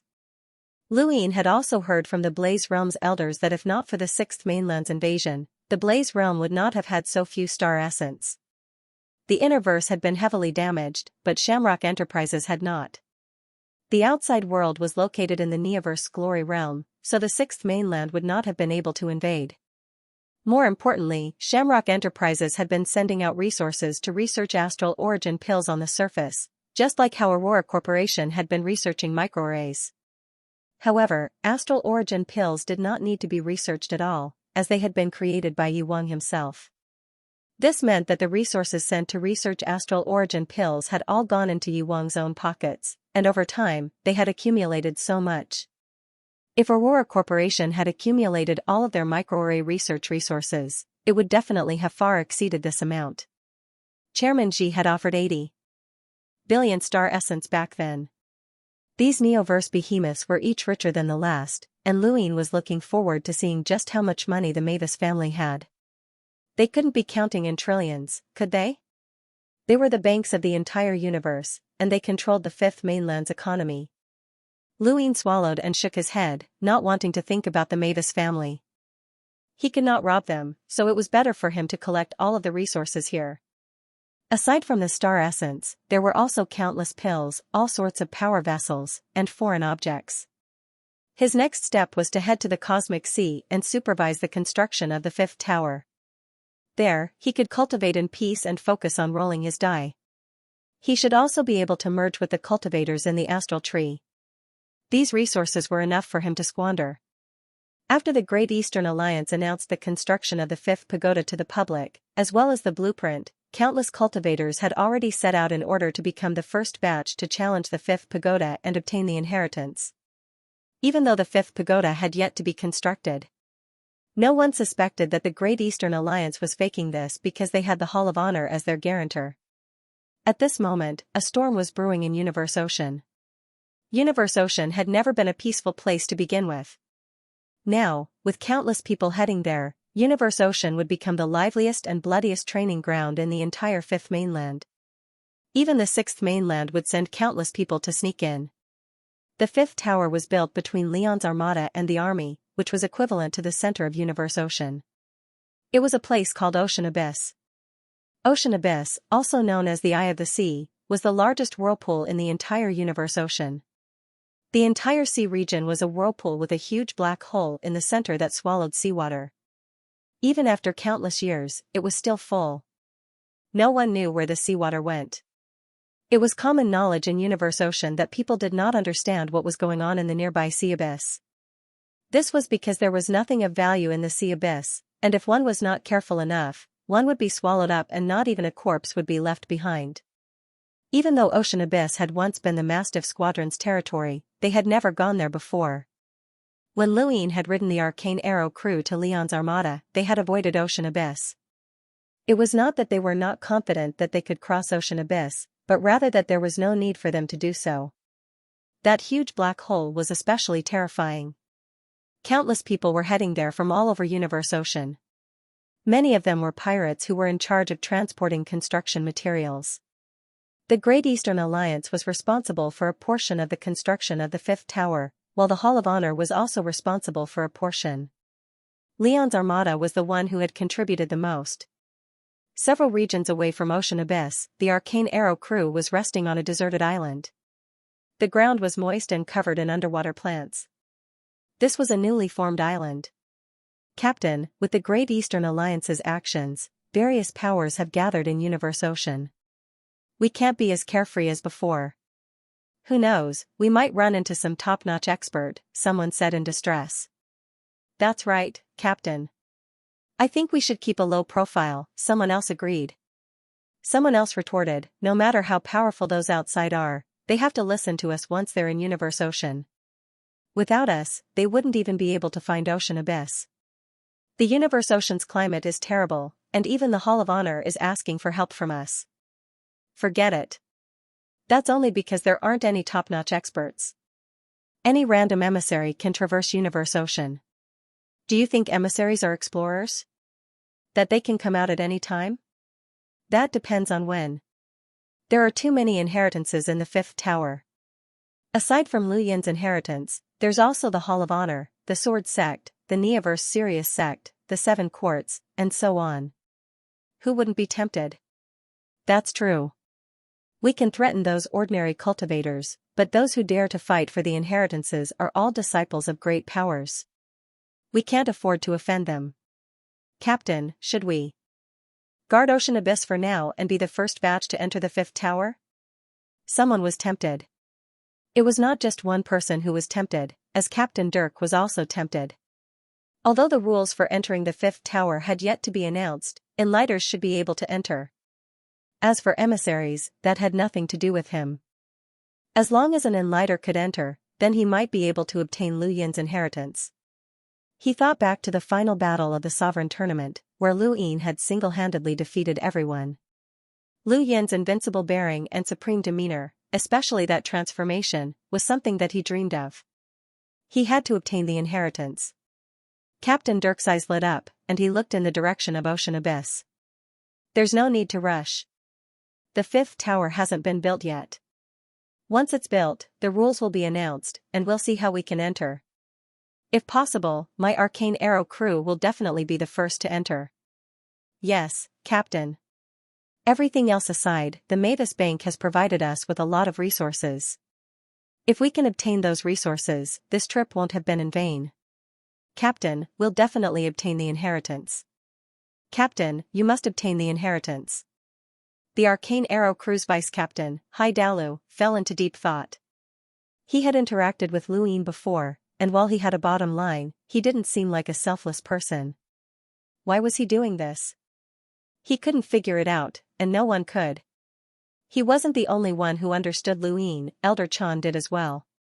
But the more he understood, the more he couldn't see through Lu Yin's motives. What would he gain by doing this? Was it really as he had said? Would he have a better chance against those corpse kings? Increasing the overall strength of the human race? Aside from the four tyrants, there were also many smaller groups in the Cosmic Sea. The most representative of them all was the unyielding battle crew. Xianxia sat cross-legged at the bottom of the sea and looked in the direction of Ocean Abyss. He had to go to the fifth tower. It was impossible for him to compete with Lu Yin, but if he could obtain some inheritance, it would improve his situation in the Cosmic Sea and prevent him from being swallowed up at any time. Your height is already unreachable. Xianxia sighed. He wasn't referring to Lu Yin's strength, but rather his breadth of mind. He was willing to increase the strength of the entire human race, which wasn't something that just anyone could do. Many people had obtained great strength but kept it a secret. It was human nature to be selfish. Xianxia admired Lu Yin for being so selfless and giving everything he had. Lu Yin had also come here through the burial gate, and before he left, he had advised Xianxia to either destroy the gate or leave. Xianxia had listened and left the burial gate. Not long after, the gate was destroyed, and the group guarding it was completely annihilated. If not for Lu Yin's reminder, the unyielding battle crew would have been annihilated. Lu Yin, I owe you my life. The unyielding battle crew owes you my life, Xianxia muttered to himself. I hope to repay this favor in the future. This was the ocean abyss, located at the center of the cosmic sea, and it was constantly swallowing up endless seawater. The closer one got to the ocean abyss, the more one would feel like they were being swallowed. To the west of the ocean abyss, many warships were anchored, led by Leon's armada. It was like a giant that was eyeing the ocean abyss covetously. These warships belonged to Leon's armada. On the deck, Sister Faye and Xianxia were looking at the ocean abyss. "What do you think Little Seven is doing?" Xianxia rolled his eyes. "How would I know, but it's definitely not as selfless as he says." "Are you sure?" Sister Faye was surprised. Xianxia smiled brightly and winked. "Because he's from Leon's armada." Sister Faye was disgusted. "Stop winking at me. Is my handsomeness affecting you now?" Xianxia shouted exaggeratedly. Sister Faye was speechless. Cough, cough. The ghost doctor walked out from behind them, her back hunched as if she would collapse at any moment. When the two saw the ghost doctor, their expressions changed. Not only did they respect her, but they also feared her. This old woman's strength was second only to Lu Feng's, but her methods were far more vicious. She was an expert at using underhanded methods. Little Seven built the fifth pagoda for the sake of the fifth mainland. "He's different from us, so you should learn from him," the ghost doctor slowly said in a strange, hoarse voice. Xianxia smiled. "I know, I'm just kidding." With a splash, the merfolk from the merfolk battle group charged into the sea and headed for the ocean abyss. The ocean abyss seemed terrifying, but as long as one was strong enough, they could still swim out. It was not a dangerous place. "Ghost doctor, what are we waiting for? Did the captain say anything?" Sister Faye asked. The ghost doctor walked to the edge of the deck and looked into the ocean abyss. "We're waiting for someone." "Who?" the two asked curiously. The ghost doctor solemnly replied, "Someone who can change the ocean abyss and build the foundation for the fifth pagoda." "Isn't it the captain?" Sister Faye was surprised. The ghost doctor shook her head. "The captain can do it, but he's not sincere enough. The fifth pagoda represents the will of the fifth mainland. It can't be a half-ancestor, right?" Xianxia exclaimed. The ghost doctor looked at him. "You guessed right." The two of them looked at each other in shock. Although they belonged to Leon's armada and were backed by the Long Sky Island, they had never seen a half-martial ancestor before. Although they said that they had the support of a half-martial ancestor, it was just a rumor. They had never expected to see a half-martial ancestor. They didn't expect Xiaoqi to be able to invite a half-ancestor to help build the fifth pagoda. Just as the ghost doctor had said, if the fifth pagoda was to be built, it had to be built from the beginning to the end. There was nothing more dazzling and convincing than a half-martial ancestor laying down the foundation, especially when this half-martial ancestor was none other than Elder Chan. Elder Chan was not only a half-ancestor but also the master of the Hall of Honor. His identity and status meant that the fifth pagoda would be extraordinary. Once the foundation was laid, the fifth pagoda would be recognized by the Hall of Honor and become the symbol of the fifth continent. At this moment, Leon's armada was waiting for Elder Chan to lay the foundation with its 7 subordinate regiments and countless battleships. Once the foundation was laid, they would start building the fifth pagoda. It's a pity that Lu Feng is trapped in Burial Garden and can't come out. Otherwise, we would have been able to see a half-ancestor. What a pity. The ghost doctor said, everyone has their own fate. Perhaps Lu Feng had a fortuitous encounter in Burial Garden. Half a day later, Haizaj Lian walked out with a tyrant blade in hand and looked at the abyss. At this moment, everyone outside the abyss looked over. Someone had appeared in the sky. It was an elder, and it was Elder Chan. Elder Chan stood in the starry sky and looked down at the cosmic sea. He opened his hand as if he wanted to grab the entire abyss. As his palm fell, the universe trembled. For everyone who saw it, they could only see the universe. This universe was trembling, and the abyss whirlpool gradually slowed down. Immediately after, soil appeared in the distant starry sky. Elder Chan pulled it over and landed in the center of the abyss whirlpool, which was the opening that swallowed the seawater. More and more soil appeared, gradually forming a continent that lay across the starry sky. The entire new universe was connected by soil. Legend had it that this was the soil of the fifth continent that had collapsed. Countless cultivators in the new universe had cultivated on this soil. It was said that only then could one become a half-ancestor.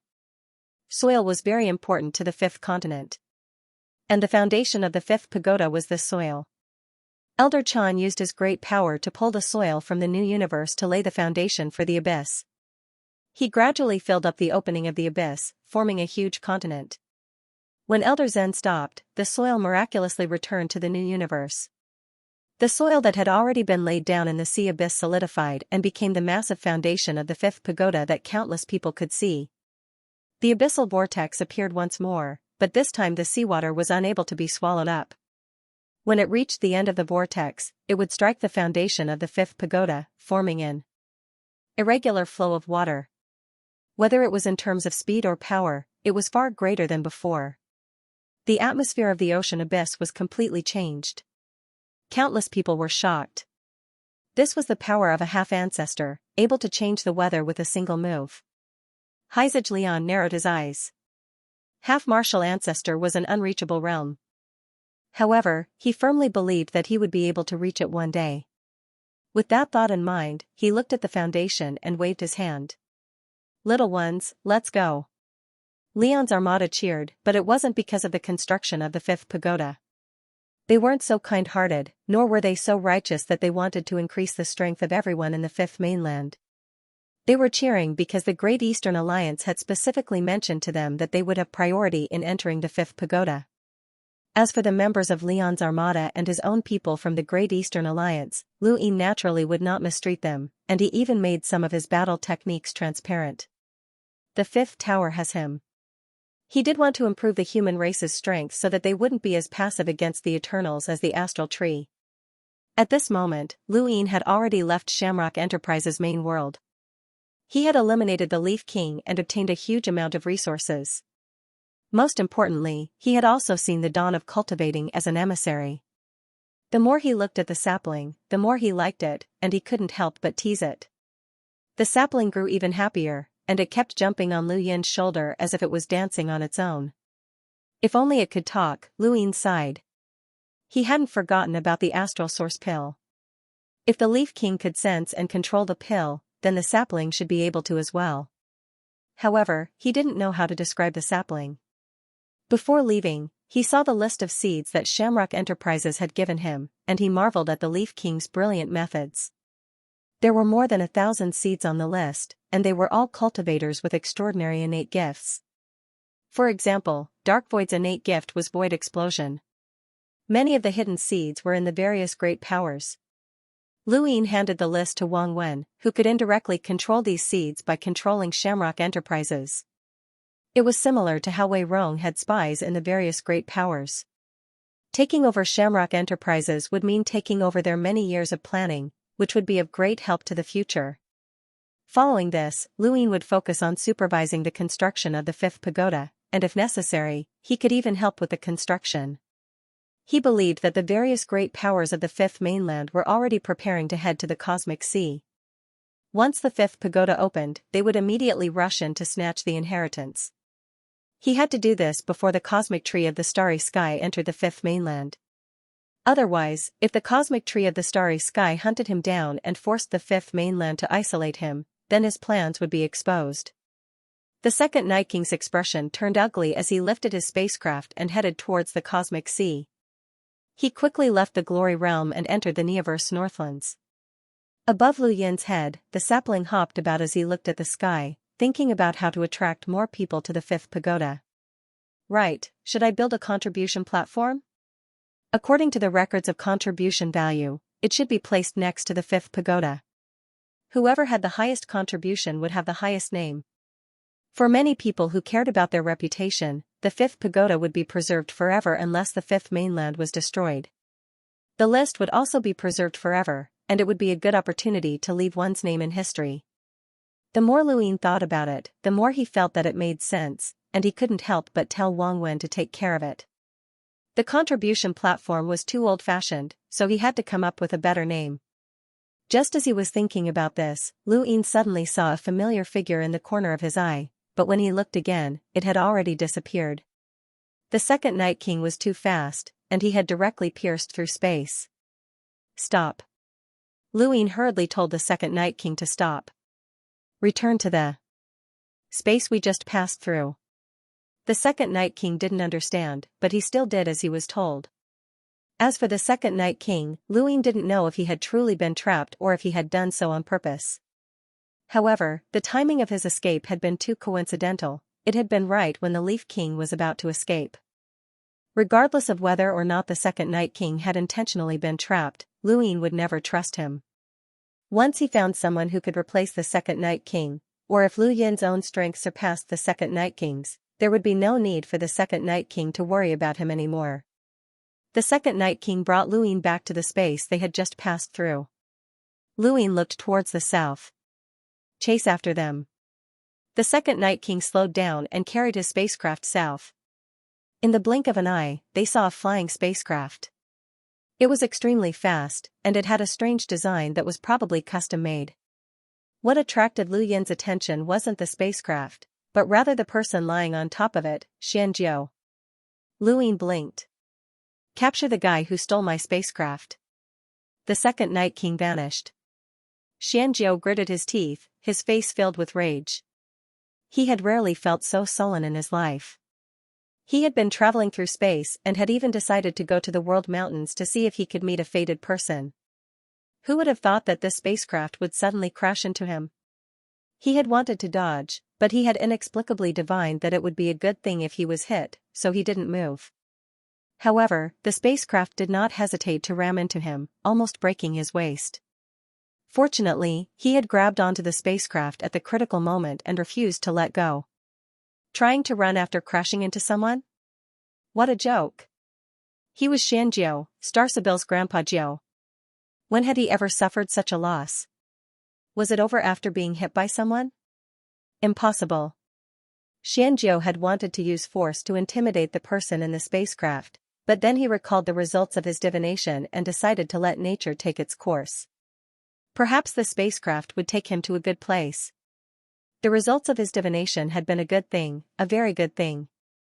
He rubbed his waist as he took out his signboard. No matter where he was, he could not lose his signboard. Just as he was thinking about where the spacecraft would take him, the world spun and space suddenly changed. The spacecraft was gone, the signboard was gone, and he was being picked up like a chick. Xianxia was stunned. What was the meaning of this? Where was he? What was he doing? He slowly looked up and saw an expressionless face. His mouth fell open. The second Night King? The second Night King lowered his head, surprised that this person actually knew him. Long time no see, Xianxia. A familiar voice sounded from behind him. Xianxia's hair stood on end, and he slowly turned around with a smile that was uglier than crying. Luine. If not for the fact that he was being held down, Xianxia would have slapped himself. How could this be a good thing? This was clearly the worst thing that could have happened. He had actually bumped into a plague like Luine. It was over. His involvement with fate had deepened. This was an inauspicious person, an extremely inauspicious one. He had never thought that he would one day be tricked by himself. When it came to divination, good things could turn into bad things. Thus, he had a bad reputation in this line of work, but he still enjoyed it. He had never thought that he would encounter such a situation. Luine was very happy to have bumped into Xianxia. He had previously thought that Xianxia was a fraud, and that was what others had told him as well. However, ever since this guy had spat out blood when he had divined Lu Yin's family, Lu Yin's opinion of him had changed.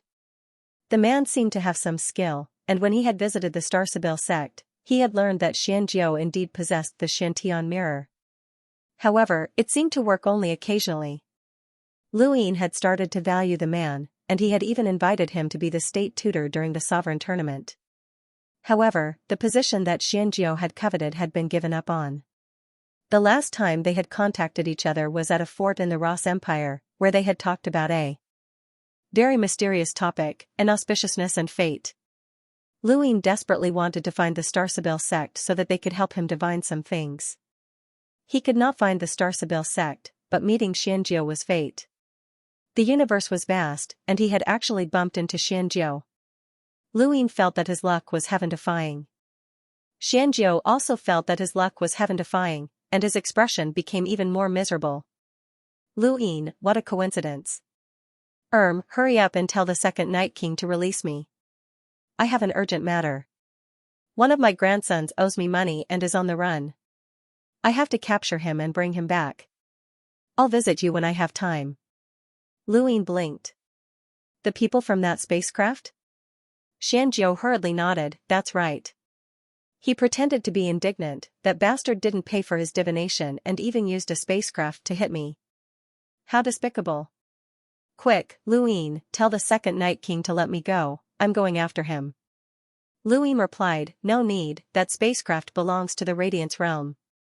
I recognize the symbol, it's someone from the Yang era. I'll contact them and help you find out who it is. Xianxia's expression changed, don't, Lu Yin, you don't understand. It's taboo for others to interfere with divination. I'll go myself. You?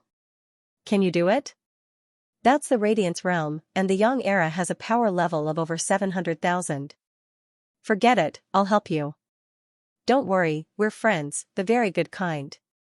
Lu Yin smiled warmly. Xianxia was about to cry, don't do anything rash, Lu Yin. Don't get involved with me, I'm begging you. Let me go, I really don't want to have anything to do with you. Can we just pretend we never met? Lu Yin pursed his lips, that's your fault.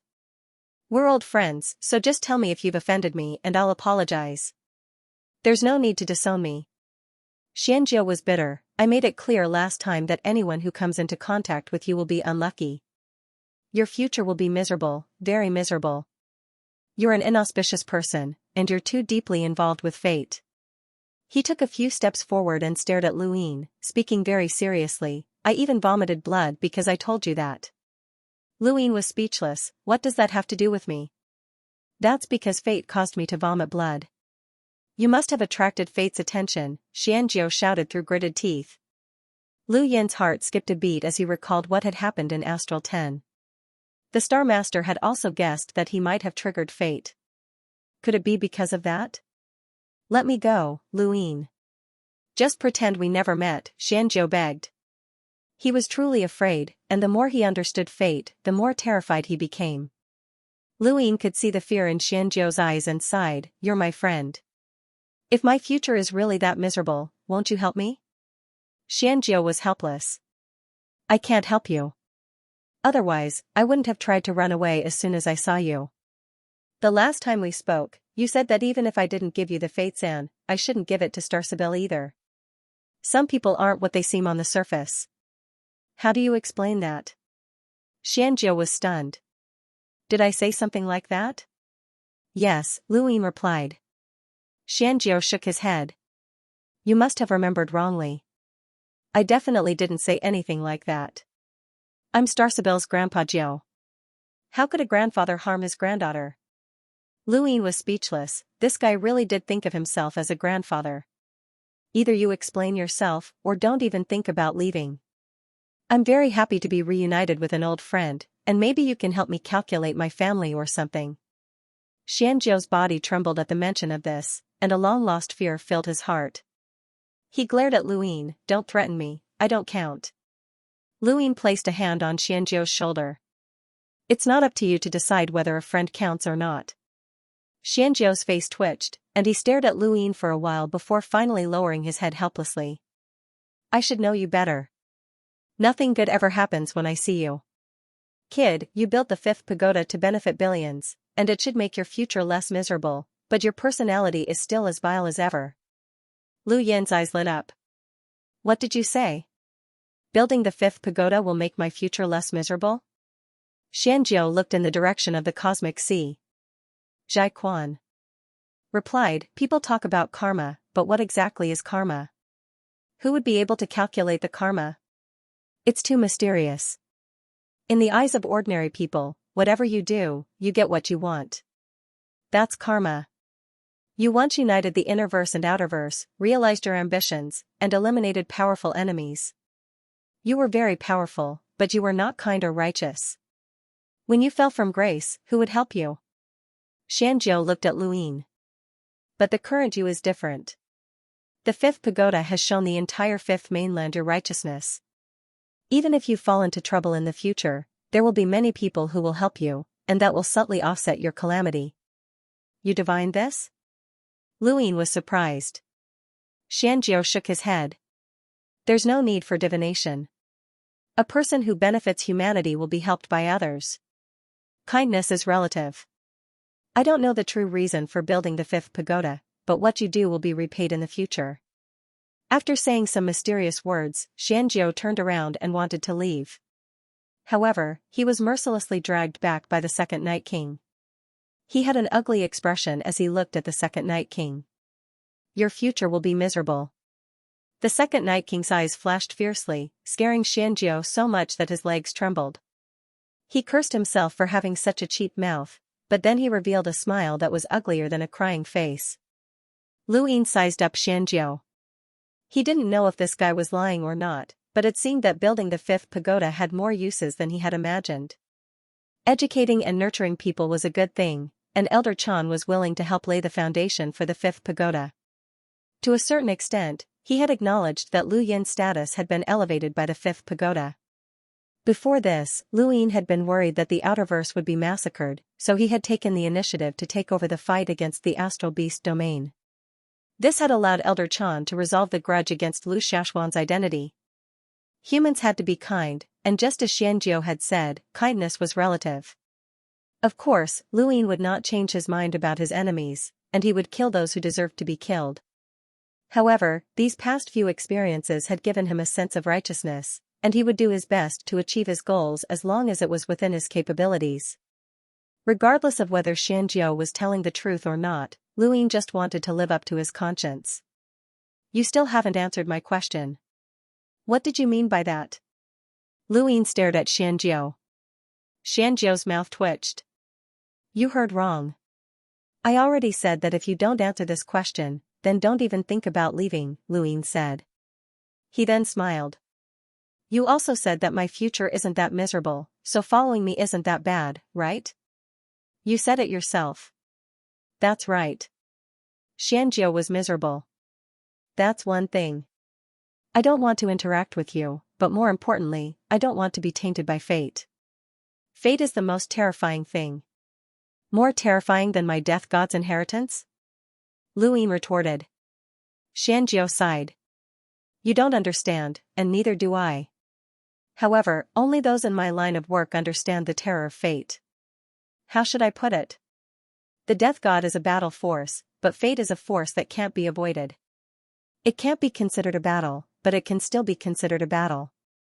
Luin did not understand. I'll say it again. Don't even think about leaving if you don't explain yourself. Xianxia was helpless.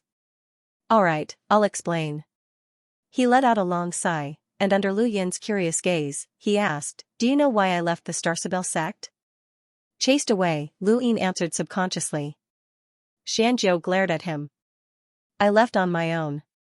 There's something wrong with the Starsibel sect. What's the problem?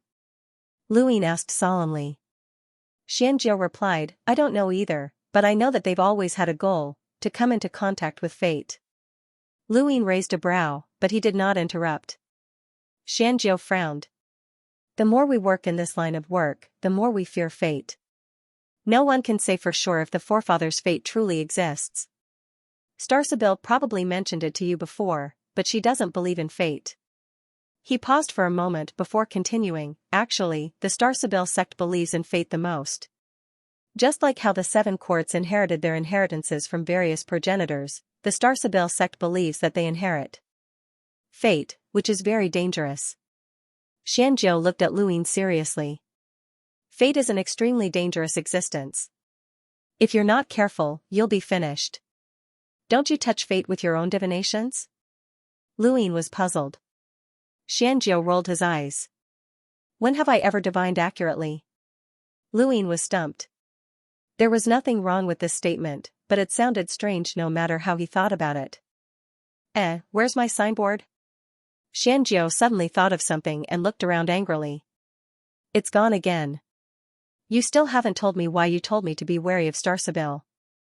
Xianxia replied, they claim to be fate's inheritors, and you have fate's an. What do you think? Luin understood, as this was similar to the Death God's inheritance that he had with the Spectre clan. Even though the Spectre clan seemed to have submitted to him on the surface and made him their king, Luin did not believe that the Spectre clan, which had developed for so many years, would recognize an outsider like him as their king. If the Starsibyl sect claimed to be Fate's inheritors, then Luin had so much Fate's in on him, and he had even touched Fate before. In their eyes, he was just like the Death God's inheritance to the Spectre clan. Xianxia raised his head. Don't overthink it. I don't know what the Starsibyl sect's goal is. If I knew, would I still be alive? He looked at Luin. I've said everything that needs to be said. Let me go, and we won't see each other again in this lifetime. Lu Yin's lips curled up.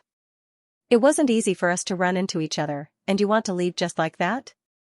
Xianxia's jaw dropped, and then he grew angry. Luin, you said that you would let me go. Kid, don't go back on your word. Be careful that Grandpa Jiu doesn't curse you to die a horrible death. Luin put an arm around Xianxia's shoulder. Don't say that. Help me calculate a place, and we'll leave once we're done. Xianxia glared at Luin. Don't try to trick me. You don't want to leave? Luin raised a brow. Xianxia's heart sank, and he sighed deeply. He had no choice but to listen to Luin. Where is it? Hurry up and tell me.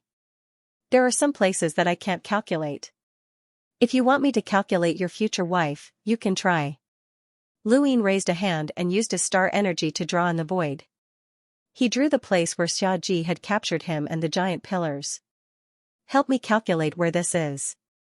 Xianxiu looked at it. What for? When Xiaji captured me, he brought me here. Luin didn't try to hide anything from him. Xianxiu was astonished. A half-ancestor from the Seven Courts? He's actually connected to the home of the gods? The home of the gods? Luin was shocked. Xianxiu nodded. This is a trial platform in the home of the gods. Don't you know about it? Luin stared at the drawing he had drawn. Are you sure? Xianxiu replied, I've been there before. Each pillar is huge, and it's like a continent. Each pillar produces a different trial, right? Luin was puzzled. The trial platform was a very common place that could easily be exposed. Xiaji wouldn't have captured him and brought him there unless he wasn't afraid of being exposed. But if he wasn't, then he wouldn't have knocked Luin unconscious and left him in the cosmic sea. It was obvious that he didn't want anyone to know about his connection to the home of the gods. In fact, according to normal logic, Xiaji shouldn't have exposed his connection to the home of the gods. Are you sure it's the trial platform of the home of the gods? Luin asked again. Xianxiu grumbled, definitely. Let's do a divination. Xianxiu was speechless and glared at Luin. You still don't believe me? Luin replied, Xiaji shouldn't have exposed his relationship with the home of the gods so easily. Even if they were related, he's not that stupid. He wouldn't have captured me and brought me to a place that would be easily exposed. Xianxiu understood. You misunderstood. This trial platform is different from the others. It's only open to emissaries. Luin didn't understand. Xianxiu explained, the biggest difference between the Neoverse and the Innerverse is that it's not that difficult to produce emissaries. Every sect has a trial platform specially prepared for them. The Sirius sect, Everlasting Island, and the Hall of Honor all have them, and the Home of the Gods is no exception. Although it's not that difficult to produce emissaries. That's only relatively speaking. Even a colossus like the Home of the Gods only has a few emissaries, so not everyone has seen the trial platform before. If it weren't for a coincidence, I wouldn't have seen it either. You wouldn't have been able to find out even if you wanted to. Luin understood. The Innerverse emissaries were absolute experts, and even the Sword sect only had 2. It was impossible for them to have a trial platform specially prepared for them. However, the Neoverse was different. The Home of the Gods had nearly 5 emissaries, and it was impossible for them to have a trial platform specially prepared for them. Furthermore, Xiaji hadn't expected to be injured by Lu Yin's counterattack and even escape the trial platform. With the power of a half-ancestor, it was easy for him to trap Luin within a trial platform. As long as he didn't escape the platform, Luin wouldn't have known that it was a pillar. Xiaji had actually been very cautious. If it had been any other arrogant half-ancestor, they would have locked Luin in their own backyard. The question was, what was Xiaji's relationship with the home of the gods? If Xiaji could capture Luin and bring him to the home of the gods, it meant that he was very familiar with the place. Could one of his clones be a high-ranking member of the home of the gods? However, he couldn't rule out the possibility that Xiaji would randomly find a place to interrogate him. Given his abilities as a half-ancestor, he could go anywhere he wanted. However, this would contradict the fact that Xiaji had knocked him unconscious and left him in the cosmic sea. If Xiaji had simply found a random place, he would not have cared if Luo Yunyang found out that he was in the home of gods. He would have even been happy to let Luo Yunyang face off against the home of gods. However, since he had knocked Luo Yunyang out and thrown him into Universe Ocean, it meant that he did not want Luo Yunyang to discover that it was the home of gods. This was the most suspicious point. It was very likely that Xiaji had a clone in the home of the gods. Regardless of whether or not Xiaji's clone was hidden in the home of the gods, Luin still had to make a trip there. At the very least, he wanted to take a look at this trial platform and test it out. That's right, I've been planning to go to the home of the gods for a long time. This trip to the Neoverse has finally been resolved. The Seven Courts, the Mavis family, the Aurora Corporation, and the Sirius sect had all been visited, so the home of the gods would not make much of a difference. Not only were there clues that he wanted to investigate there, but there were also ruins from the Rune technology civilization. Furthermore, the home of the gods had invited him many times. It seems like you have quite a few enemies in the Neoverse. The Seven Courts, a half-ancestor, and the home of the gods. Your path won't be easy. Xianxia sighed. He recalled his previous divination that Luin had even more hidden enemies, but it seemed like there weren't enough of them. Luin felt helpless. Yeah, the path won't be easy, so I need a friend to help me.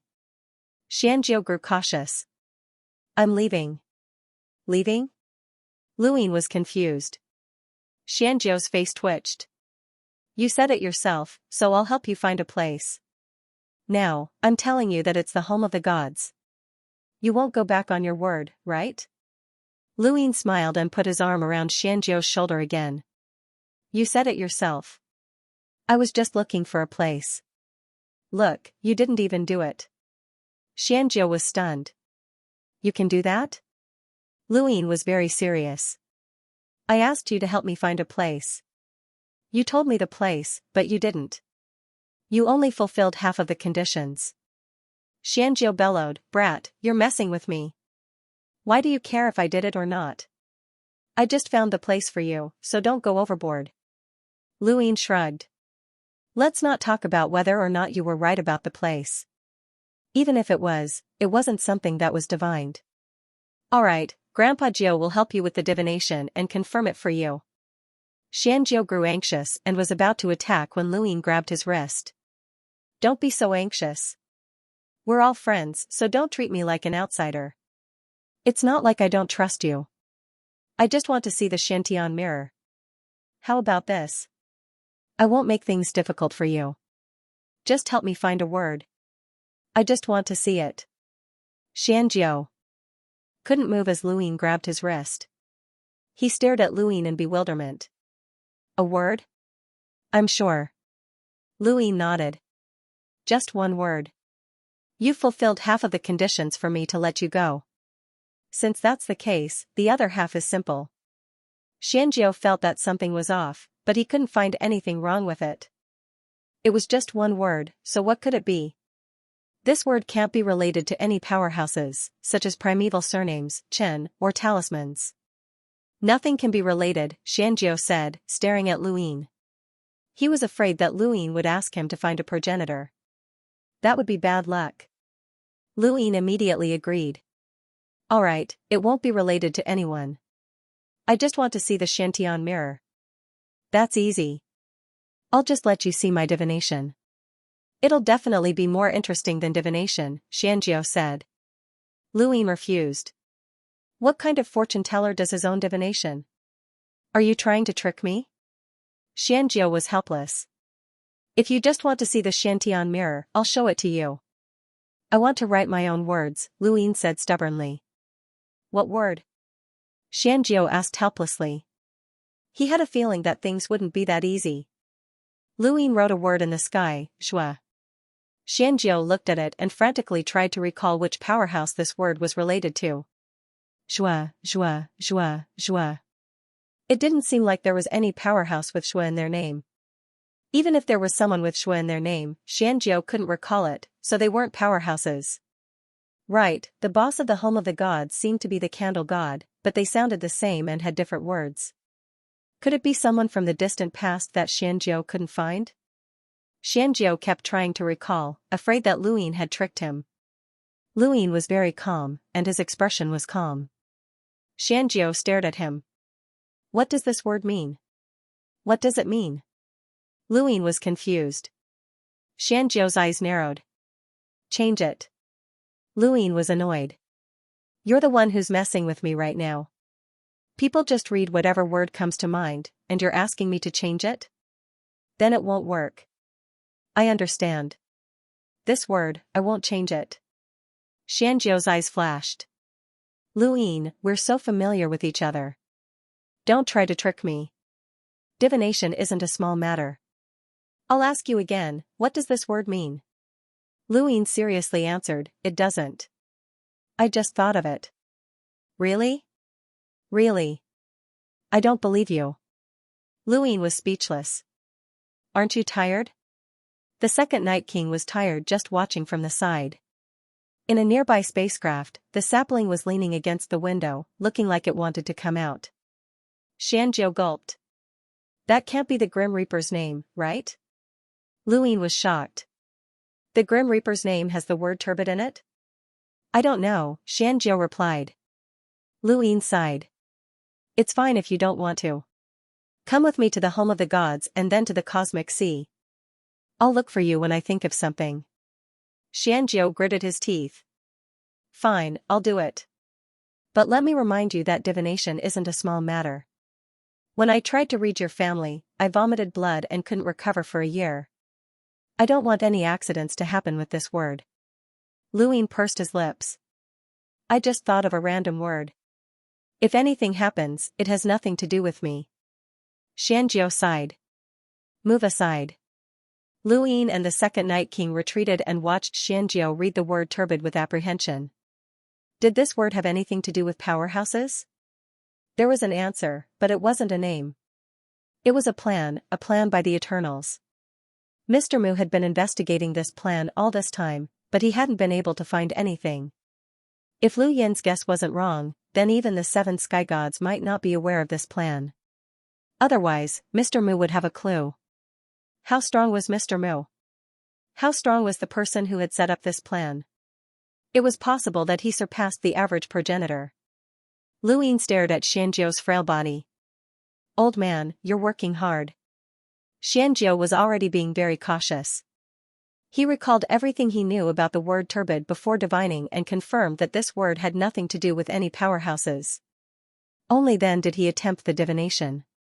Furthermore, he didn't try to read the word directly. Instead, he used the Shantian mirror to revolve around the word. It was just a test, but then, he vomited blood and collapsed. Luyin was shocked and hurriedly went up to support him. Xianxia's face was as white as a sheet, and his body was constantly trembling. His eyes were filled with fear, and the surface of his body was visibly cracking. It was as if an unimaginable power had descended upon him. Luyin and the second Night King were shocked, as they hadn't sensed any power at all. What had happened to Xianxia?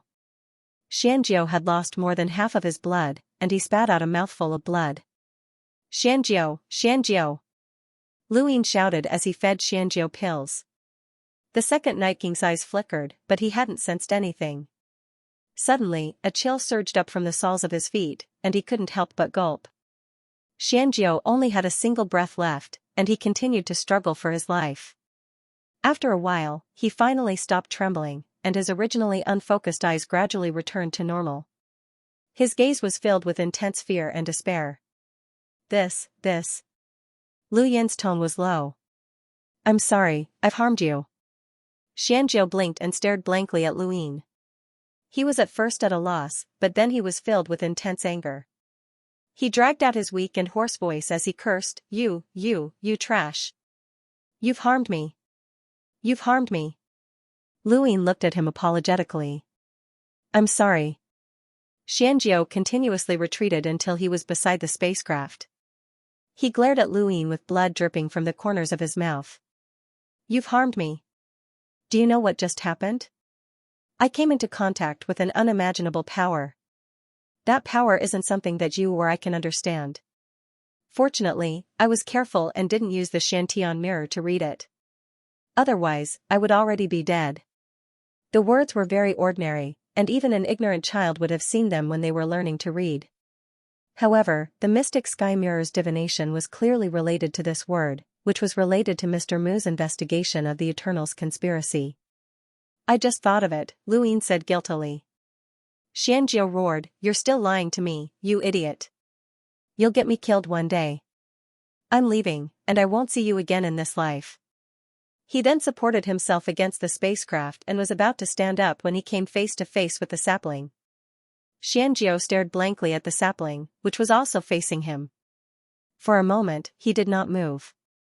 It was only when the sapling jumped up that Xianxia came back to his senses. He looked back at Luin and pointed at the spacecraft. What's that? Luin walked over to Xianxia. Sorry, I didn't expect this. But what did you divine? Xianxia wiped the blood off his face. I told you, unimaginable power. I couldn't divine anything, and I was almost destroyed. He then looked at Luin solemnly. I don't care where you heard this word or why you tried to divine it, but I'll give you a word of advice, don't touch it, ever. This isn't something you can touch. Now I know why you're an inauspicious person. You're related to destiny, and this power is definitely not below destinies. You even have the death god's inheritance. Kid, I'm not joking. He was heavily injured, but he endured his injuries and continued to flee. He wanted to get as far away from Luin as possible. This time, Luin did not stop him. He truly did feel apologetic towards Xianxia, and Xianxia's words had made him wary. Project Chaos was related to the Eternals and Mr. Mu, so it was not something he could touch upon right now. However, he would not give up on investigating. Mr. Mu had been so serious, and Xianxia had also said that the word divination involved boundless power. The situation was very serious, and it might even affect the fate of the entire human race. Luin would not be a savior, but if something happened to the human race, then what was the point of his existence? The second Night King looked at Luin strangely. He had only said one word, but Xianxia had actually spat out blood. It was too strange. At that moment, a cosmic ring flew over from afar. Luin caught it and casually retrieved a drop of Xianxia's blood from outer space. He opened it, revealing 3 grains of fate sand and a slip of paper. I'm out of stock. I only have 3 grains of fate sand, and I'll give them all to you. Don't come looking for me in the future. We don't know each other, so let's not meet again in this lifetime. Luin put away the fate sand, as it seemed that Xianxia was being serious. Xianxia had tried to think of a way to obtain the fate sand from Luin, and now, Xianxia had directly given the fate sand to Luin because he did not want Luin to look for Xianxia again in the future. To him, the significance of fate sand was different from that of others. It seemed that the turbid divination had truly frightened him. Will we not meet in this lifetime? Far away, Xianxia was coughing up blood continuously. He had finally found a planet to stop at, but after some thought, he decided to continue running. That bastard wouldn't chase after him, right? How unlucky. He had actually screwed himself over. The divination was clearly a good thing, but he had ended up in such a miserable state. He had even lost his fate sand. However, this was also good. Now, he had completely severed his connection with fate, and that good for nothing. Xianxia panicked when he thought about the word he had just divined. That power was unimaginable, and he had not known that such a terrifying power existed in the universe. He would never meet that good for nothing again in this lifetime. Because of Xianxia's episode, Luin felt that the bright future of the 5th pagoda was once again shrouded in haze. The good news was that the fifth pagoda seemed to bring him unexpected benefits. In ancient times, someone had created the Daosor sect, and now, he had built the fifth pagoda. Many years from now, would these two events be discussed together? Luin was looking forward to it. The sapling hopped around on his shoulder, and Luin took out Mount Supreme. He then brought the sapling inside and found Longxi. For the time being, he did not bring the sapling back with him. He would let it follow Longxi for now since he only trusted her. Longxi looked at the sapling in surprise as it hid behind Luin. Is this a moving tree? Luin was not afraid that Longxi would guess the sapling's identity, as it was impossible. It was too inconceivable. Who would have thought that this sapling was actually the mother tree? He suddenly thought of a problem. If the sapling could move, then what about the mother tree? Help me take care of it for a while. Luin carried the sapling out and passed it to Longxi. This scene was filled with a strange warmth. Longxi did not accept it. Why do you need me to take care of it? Are you going to die? Luin replied, of course not, but I need to go into seclusion for a while. The sapling's branches wrapped tightly around Lu Yin's fingers, and its green leaves glowed with a hazy halo. Longxi liked it as well, but she had a cold personality, so she ignored Luin after taking the sapling. Luin put away Mount Supreme as they arrived at the home of the gods. They had originally been in the north and were not far from the home of the gods. With the second Night King's speed, they arrived in the blink of an eye. When Luin arrived at the home of the gods under the second Night King's lead, he was stunned by the scene he saw. The home of the gods was built on the backs of gigantic humanoid statues. Each of the statues was kneeling on the ground with pious expressions on their faces. On their backs were mountains, rivers, and earth. Rainbows hung in the sky, misty clouds, and the sound of bells rang out.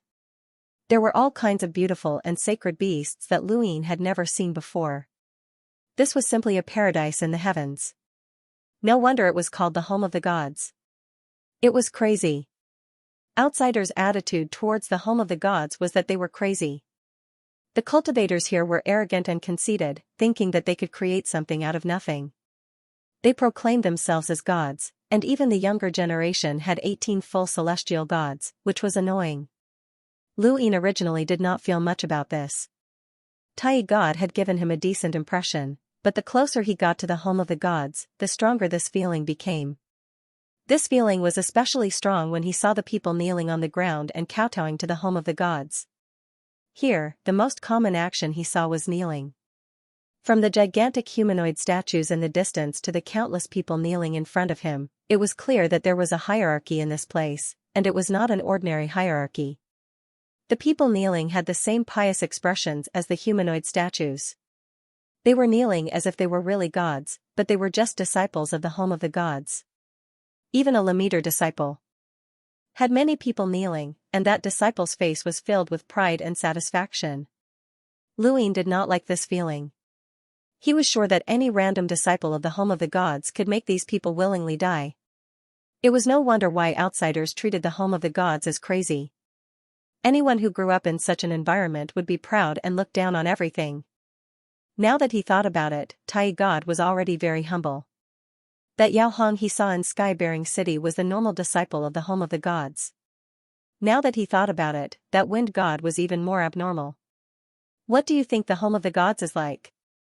Luin spoke to the second Night King. The second Night King replied, just like that. You've been here before? The second Night King nodded. Back then, my Day-Night clan wanted to enter the Neoverse under the first Night King's leadership. We visited the behemoths of the Neoverse, and the home of the gods was one of them. However, we couldn't even enter the door. They simply looked down on outsiders. Luin nodded. The Aeon Evolution scripture was an incomparably mysterious power created by the rune progenitor. It could create something out of nothing and turn reality into nothingness. With such a mysterious technique, it was not impossible to call someone a god. This was especially true for ordinary people. Even ordinary cultivators would be attracted by the various mysterious techniques of the home of the gods and call them gods. After a long time, it was easy to understand why the home of the gods had become like this. Knock on the door. This time, I'll take you in, Luin said. The second Night King was a calm person, but when he heard this, he could not help but retort. Why would he need someone to take him in? There was no one in the home of the gods who could deal with him. The ripples spread out and quickly swept past the home of the gods. The ordinary disciples did not sense it, but the mirror god suddenly stood up with a serious expression. He was an absolute expert. He thought about it and took a step forward. At the same time, the wind god also sensed it and walked out of space. The entire home of the gods changed in an instant, and Luin could vaguely sense some sort of danger that surprised him. The home of the gods still had some foundation, but he did not know if the candle god, who had been in seclusion for many years and had never left the home of the gods, was still alive. It was said that he was in existence second only to a half-ancestor, and with the Aeon evolution scripture, he might be able to challenge a half-ancestor like Qing Ping had. In front of him, two figures walked out of the void. They were the mirror god and the wind god. When they saw that it was Luin, they relaxed. The mirror god chuckled. So it's Alliance Master Lu. Why didn't you tell us in advance so that we could have been prepared? Luin smiled. I was just passing by and wanted to take a look. The mirror god smiled. It's our honor to have Alliance Master Lu here in the home of the gods.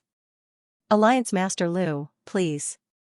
With that, all of the disciples in the home of the gods slowly bowed in Lu Yin's direction. Luin was stunned. The wind god said, "This is the etiquette for an esteemed guest." Throughout the history of the home of the gods, this etiquette has rarely been used. Luin replied, "You're too courteous." The home of the gods was being so courteous to Luin because they wanted to know the location of the statue. They were even more courteous than the seven courts. Although these people were arrogant and conceited to outsiders, they would submit very quickly if someone was even more ruthless than them. They weren't truly crazy. The second Night King's eyes flickered. Back when the first Night King had brought him, the third Night King, and the White King to visit the home of the gods, they hadn't even been able to enter. This wasn't because they weren't strong enough, but rather because the first Night King had expressed that the home of the gods didn't welcome them to the Neoverse. Now, Lu Yin's Great Eastern Alliance had also expressed that they would enter the Neoverse, but the home of the gods' attitude was completely different from when they had first met them. In the end, the difference in power was just too great. Back then, the Day-Night clan had been far less powerful than the Great Eastern Alliance. The disciples of the home of the gods bowed in Lu Yin's direction, while the ordinary people who had been kowtowing to the disciples changed their direction and kowtowed to Lu Yin's group. Luin looked down at the world as countless people bowed to him. This feeling of being high up in the air could easily make one lose themselves. Let's go. I've admired the home of the gods for a long time, Luin said to the mirror god, unmoved by the people's worship. The mirror god's eyes flashed. Alliance Master Lu, please. Luin nodded and did not stand on ceremony as he stepped into the home of the gods. Thank you for your support, brothers. The next chapter is about to begin, the clash of ancient and modern. Who will be king? Thank you for your support, brothers. Senior mirror god, are these giants part of the giant bloodline? Luin was curious. Mirror god replied, of course not, the average giant isn't that big. These are just giants that we created using rune lines, and they have symbolic meaning. They have nothing to do with the giant bloodline. Luin looked at the kneeling giants that carried the home of the gods on their backs. Every face is different. That's right, the giants are symbolic, and the faces of these giants were once great enemies of the home of the gods. Every enemy that was killed would transform into a giant and carry the home of the gods on their backs to atone for their sins. They would only be released after a certain number of years, or they would be replaced by an even greater sinner. Luin frowned as he thought about the Lu family's general appointment platform. The Lu family's general appointment platform had been used to select enemies for battle, not to humiliate them. At least, Luin didn't. No matter how deep the hatred was, there was no need for that. However, the home of the gods had truly humiliated their enemies, and their only goal was to humiliate them. It was no wonder why outsiders called them lunatics. If one day, I accidentally become enemies with the home of the gods and get killed, will I end up like these people? Luin asked with a smile. Mirror God was startled and hurriedly explained, Alliance Master Lu, please don't misunderstand. How could you and the home of the gods be enemies?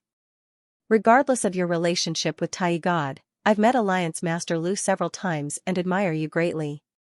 We are not enemies now, and we won't be enemies in the future. Lu Yin smiled. Senior, you're being too serious. I was just joking. Lu Yin saw the face of one of the giants. That's annihilation? Mirror God followed Lu Yin's gaze and his expression sank. That's right, that's annihilation. The home of the gods raised that traitor and taught him how to cultivate, but he didn't show any gratitude and even tried to invade the candle god's seclusion grounds to spy on his cultivation. This traitor will bear his sins for eternity, and he will never be forgiven. I heard that the candle god has been in seclusion for a very long time. I really want to meet him. I heard that this senior is of the same generation as Elder Chan and the others, and he's probably in seclusion to break through to half-ancestor, Lu Yin said. The group then stepped onto a piece of land on the back of one of the giants. A dazzling palace floated in front of them, and all creatures that they had never seen before could be seen flying about. These creatures had a special characteristic, which was that they were full of holiness, like a picture scroll. The home of the gods vividly displayed the ethereal and merciless nature of the immortal realm. Wind God led the way. Tai God and many other higher-ups of the home of the gods were already waiting for them. The 18 celestial deities, including Yao Hong, stood at the very back with her head bowed. At the mention of the candle god, the mirror god said regretfully, in front of Alliance Lord Lu, there's nothing we can hide in the home of the gods, so I'll be frank with you. He paused for a moment, then said seriously, it's too difficult to become a half-martial ancestor by cultivating the Ian derivation true scripture. The candle god is in seclusion all year round because he wants to break through to the half-martial ancestor realm. However, there hasn't been any news from him even now, so we don't know what's going on with him. Lu Yin's eyes flashed. Not dead? It was widely rumored that the candle god was dead. Of course, the home of the gods would never admit such a thing. It was precisely because of the candle god's existence that the home of the gods was a colossus in the Neoverse. Otherwise, with the mirror god's 700,000 combat power, how could it defend the home of the gods? No matter how miraculous the Book of Eternity Evolution was, it could not have done so. It's very difficult to break through to the half-martial ancestor realm while cultivating the true scripture of Ian evolution? Lu Yin asked. The mirror god led Lu Yin towards the main hall of the home of the gods as he explained, it's extremely difficult. If you just cultivate the Ian derivation true scripture, then don't even think about breaking through to the half-martial ancestor realm. Even breaking through to the half-martial ancestor realm is as difficult as ascending to the heavens. Only the candle god has managed to do so in the home of the gods, and he is cultivated to a level that's second only to a half-martial ancestor. In other words, he's an 8th origin tribulation realm cultivator. However, breaking through to the half-martial ancestor realm is far too difficult. According to our research on the ruins of the rune technology civilization, it might be related to the rune progenitor. When the rune progenitor was still around, the rune technology civilization was at its peak and gave birth to many experts. However, the rune progenitor is no longer around. Although cultivating the Ian derivation true scripture is miraculous, it's still missing something. Lu Yin's eyes turned into runes as he looked in front of him. There were strange creatures and dazzling palaces. Everything was formed from runes, and it was like a strange runic world. These runes could change at will, causing the buildings, the mountains, the earth, and even the creatures to change into different forms. The palaces could transform into mountains, water could transform into flames, and creatures could transform into white clouds. This was the home of the gods. Alliance Lord Lu, is the Ian derivation true scripture within the 5th tower? The mirror god asked. Lu Yin was helpless. I want to, but unfortunately, I don't know how. I cultivated the Ian derivation true scripture and opened my eyes with the help of the Astral Combat Academy Sky platform. I admire Alliance Lord Lu. The establishment of the 5th tower has benefited the entire human race. Alliance Lord Lu is selfless and has not joined our home of the gods in terms of innate talent.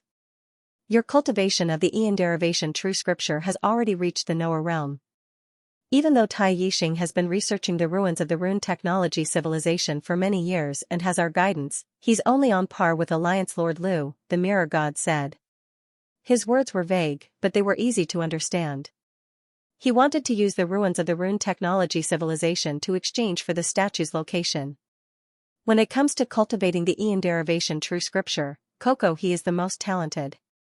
He's the first genius of our generation to display the Noah realm. The mirror god's expression turned ugly. It's all because of traitors. That traitor Ember stole a great treasure from the home of the gods, which allowed Coco he to cultivate. Otherwise, Tai Yishan greets Alliance Lord Lu. Qing Guanshan greets Alliance Lord Lu. Xiaobai greets Alliance Lord Lu. Feng Huashen. The 18 celestial gods were the younger generation's geniuses in the home of the gods. The older generation's powerhouses were envoys like the Mirror God, Violet God, and Wind God. The Enlighters in the middle had a lower status than the 18 celestial gods. Luin had done his research and found that there were 18 celestial gods in every generation, but only a few stood out in the end. For example, Wind God was the only one who stood out among the 18 celestial gods of a certain generation. Luin smiled. There's no need to be so polite. Brother Tai Yixing, we haven't seen each other in a long time. Tai Yixing looked up at Luin and smiled bitterly. Alliance Lord Lu, you're walking too fast. I can't keep up. Luin had a good impression of Tai Yixing. No matter what the outside world said, Tai Yixing had never acted like a lunatic in front of Luin and had even helped him. It was Tai Yixing who had told Luin about the Liu family that had allowed Luin to uncover Xiaoji's scheme, which had led to the war in the Cosmic Sea. During the war in the Cosmic Sea, it was also Luin who had led Tai Yixing to the home of the gods. I'm here now, aren't I? Brother Tai Yixing, are you free to show me around the home of the gods? Luin smiled. Tai Yixing glanced at Mirror God, who nodded subtly. Tai Yixing walked out and smiled. As long as Alliance Lord Lu doesn't mind, I'm willing. In the back, Yao Hong's head was still lowered. Her original arrogance, that insufferably arrogance, now towered up into the sky. Her arrogance had disappeared. The Wind God had slapped her in front of Luin, and after returning to the home of the gods, she had received quite a bit of punishment.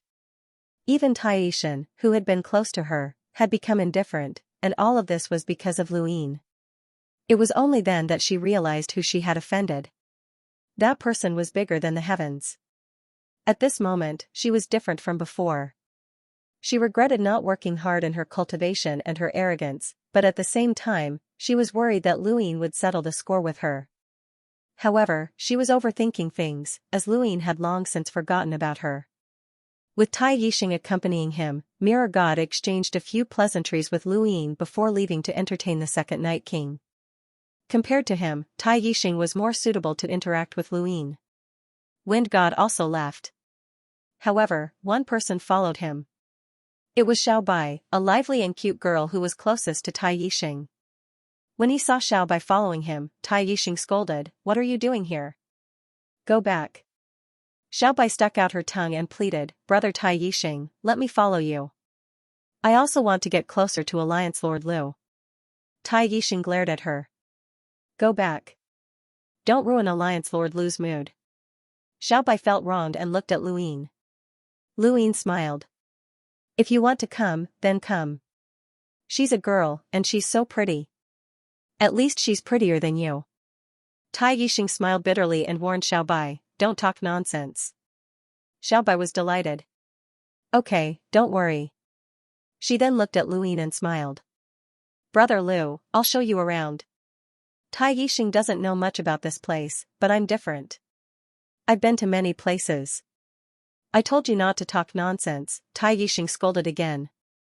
Luin replied, "It's fine, Brother Tai Yixing. You're too serious. This isn't like you back then. Gu Xiao'er mentioned that you were going to introduce Xiaobai to him." Tai Yixing's expression changed. Xiaobai narrowed her eyes and stared at Tai Yixing. Her tone turned sinister. "Brother Tai Yixing, is what Brother Lu said true? You actually thought of introducing me to that idiot Gu Xiao'er?" Tai Yixing felt awkward. "I drank too much and spoke nonsense. Don't mind it." If you have the ability, introduce me to Brother Lu." Xiaobai rolled her eyes. Luin was speechless. Why did she mention him? As Lu Yin's status and strength increased, his former friends and acquaintances gradually changed their attitudes towards him. Fortunately, a joke made the atmosphere much more relaxed, and with Xiaobai around, Tai Yixing gradually relaxed. He also started to address Lu Yin as Brother Lu instead of Alliance Lord Lu. Lu Yin didn't care what Tai Yixing called him. In essence, he also wanted to have friends and not be tied down by benefits. After thinking about it, although he didn't have many friends, he had many relatives. Leon's Armada, Wendy Yushan, Brother Hui Kong, Senior Brother Referee, and so on. He wasn't alone. Xiaobai was an exception among the 18 gods. She didn't have the arrogance of the others and was essentially a lively girl. She brought Lu Yin and Tai Yixing around the home of the gods and was very happy. Seems like there aren't many guests in the home of the gods, Lu Yin said as he watched Xiaobai cheerfully introduce something. Tai Yixing nodded.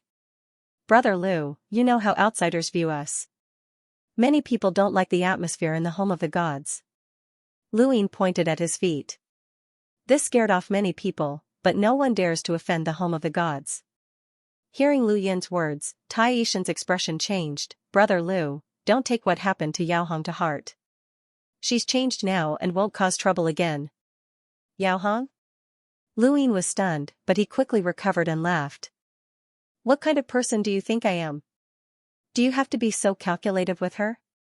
Tai Yixing replied, of course, I know that Brother Lu has never taken Yao Hong seriously, but I still want to apologize on her behalf. Many disciples in the home of the gods aren't bad by nature, but it's easy to lose yourself in this kind of environment.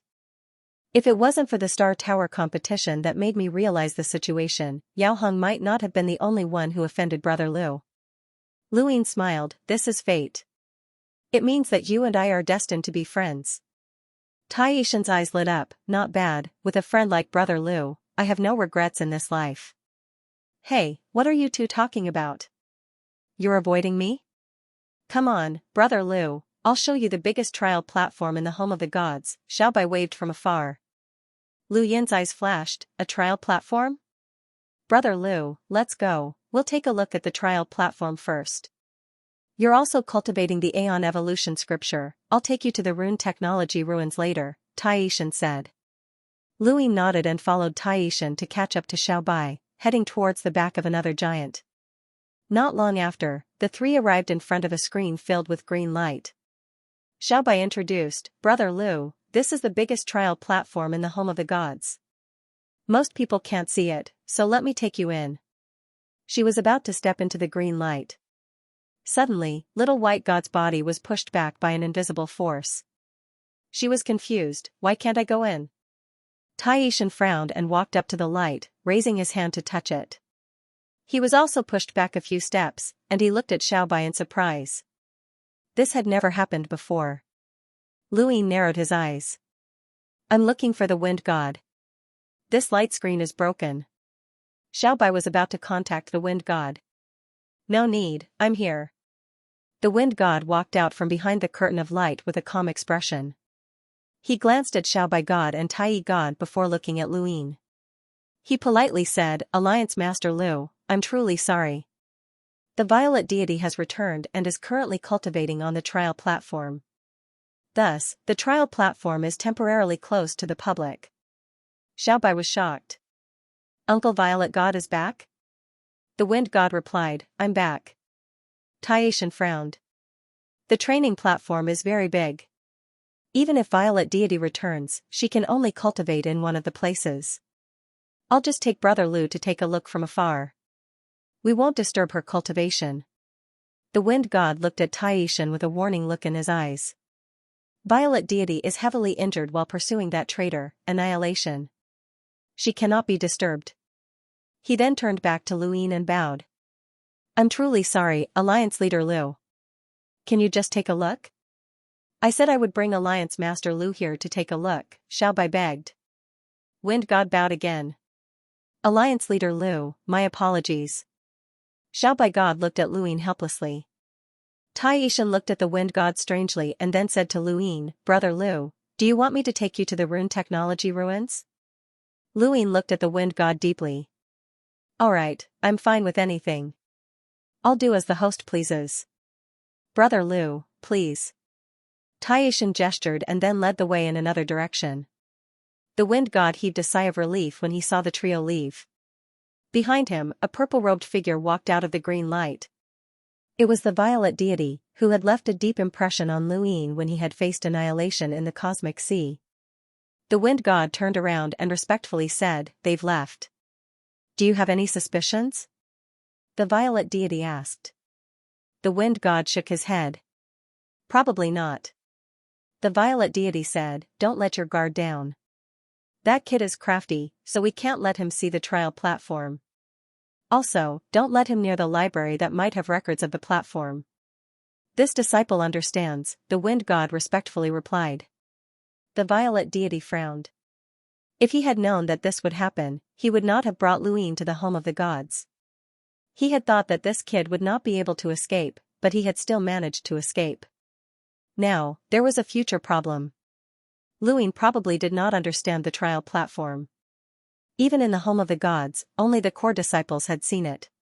Once he saw the platform, he would definitely be able to guess his relationship with Xiaji. That would be troublesome.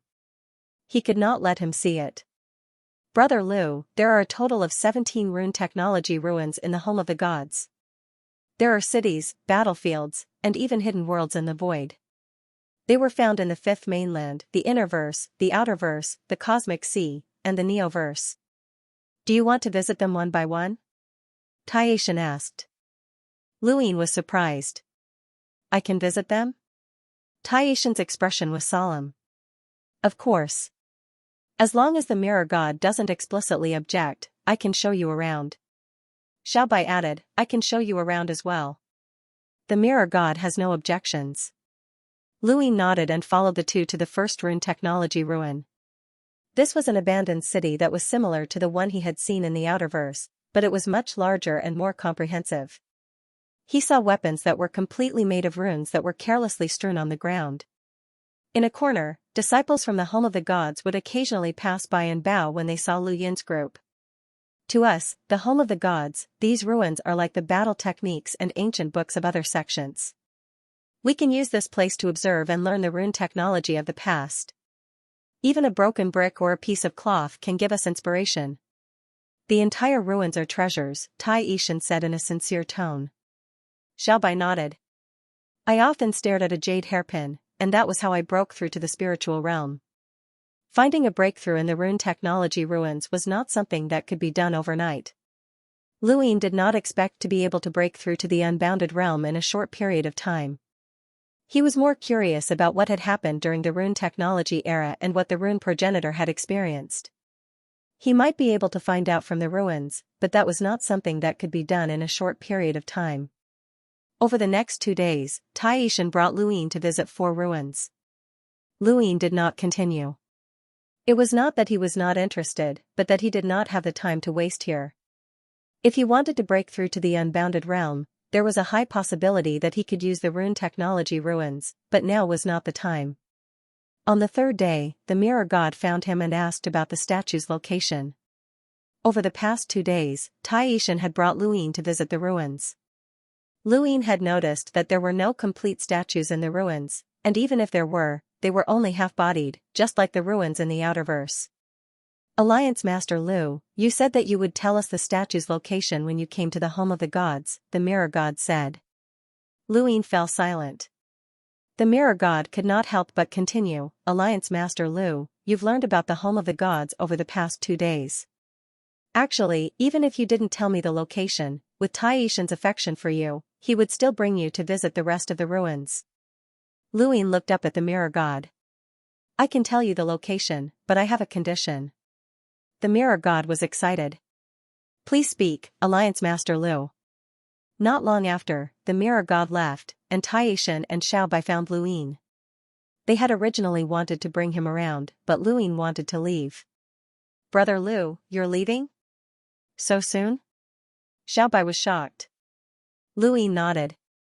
"I need to supervise the construction of the 5th pagoda in the cosmic sea. I have no choice, I'm too busy." Taishan sighed. "Brother Lu, you've built the 5th pagoda and enlightened the 5th mainland." Xiaobai was excited. "Brother Lu, can I go to the fifth pagoda? Luin smiled. Of course. There are many inheritances in the fifth pagoda, and even if you're not interested, there are still many resources. How could I not be interested? Xiaobai was delighted. That's your inheritance, the sword sec's 13 swords, the vacant palm, the sourcebox array, and the unprecedented golden battle force. It's all enviable. Luin laughed. Golden battle force is not unprecedented. You'll understand once you go. The fifth pagoda welcomes everyone from the fifth mainland, but it won't be that easy to obtain the inheritance. Alright, I'm leaving. See you there. Taishan nodded and solemnly said, see you there. Xiaobai was reluctant to part. Brother Lu, see you there. Outside the home of the gods, all of the disciples bowed while the kneeling commoners faced Luin and kowtowed 9 times. Luin wasn't used to this, and he quickly left after exchanging a few pleasantries with the mirror god. After Luin and the second Night King left, Xiaobai said, Brother Taishan, Brother Lu isn't that fierce. You guys made him sound like a bad guy. Taishan sighed. He treats us as friends. If we were enemies, you'd understand. Mirror God said, don't underestimate Luin. King Qing was crushed by him, and he won't show mercy to his enemies. He then glared at Xiaobai. Especially you. Don't spout nonsense and repeat Yao Hong's mistakes. Xiaobai stuck out her tongue. Got it.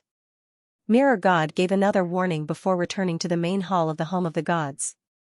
Not long after, the violet deity arrived. Did Luin tell you where the statue is? Mirror God nodded. He did. Fortunately, Taishan showed him around, and I didn't stop him from visiting the ruins. Otherwise, it wouldn't have been so easy. The Wen family has been hanging by a thread. Where is it? The violet deity wasn't interested in listening to Mirror God's nonsense. Mirror God was put in a difficult position.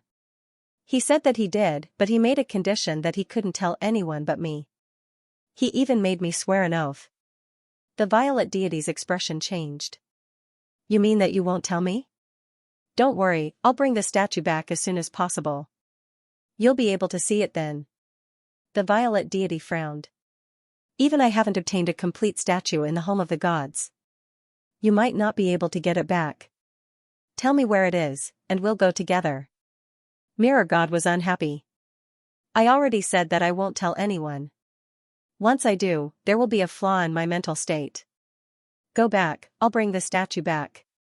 The violet deity's gaze turned cold, and she turned to leave. Mirror God frowned. This violet deity was becoming more and more overbearing. She was clearly chasing after Ember all year long, and she wasn't even in the home of the gods. She hadn't contributed much to the home of the gods, but she was still putting on airs. Mirror God tidied up a bit, and after half a day, he confirmed the location that Luin had told him and prepared to leave. The Wind God arrived and respectfully said, Mirror God, I have something to report. What is it? Mirror God asked. At that moment, Violet God arrived. You don't need to tell me where it is. I'll go with you. As long as you don't say anything, it won't count as breaking the vow. Mirror God grew even more dissatisfied.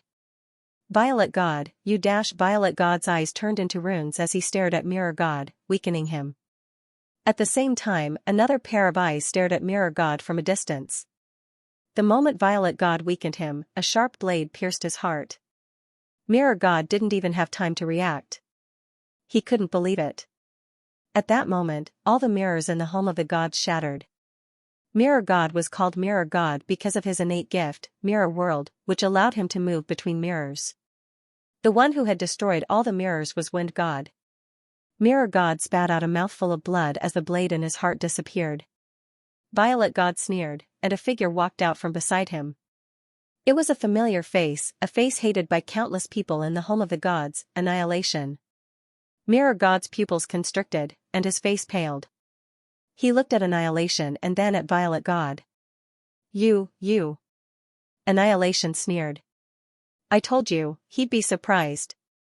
Violet God looked at Mirror God. Tell me where it is. You don't need to think about cultivating anymore. As long as you tell me where it is, I'll spare your life and allow you to join us. From now on, you'll still be the mirror god of the home of the gods.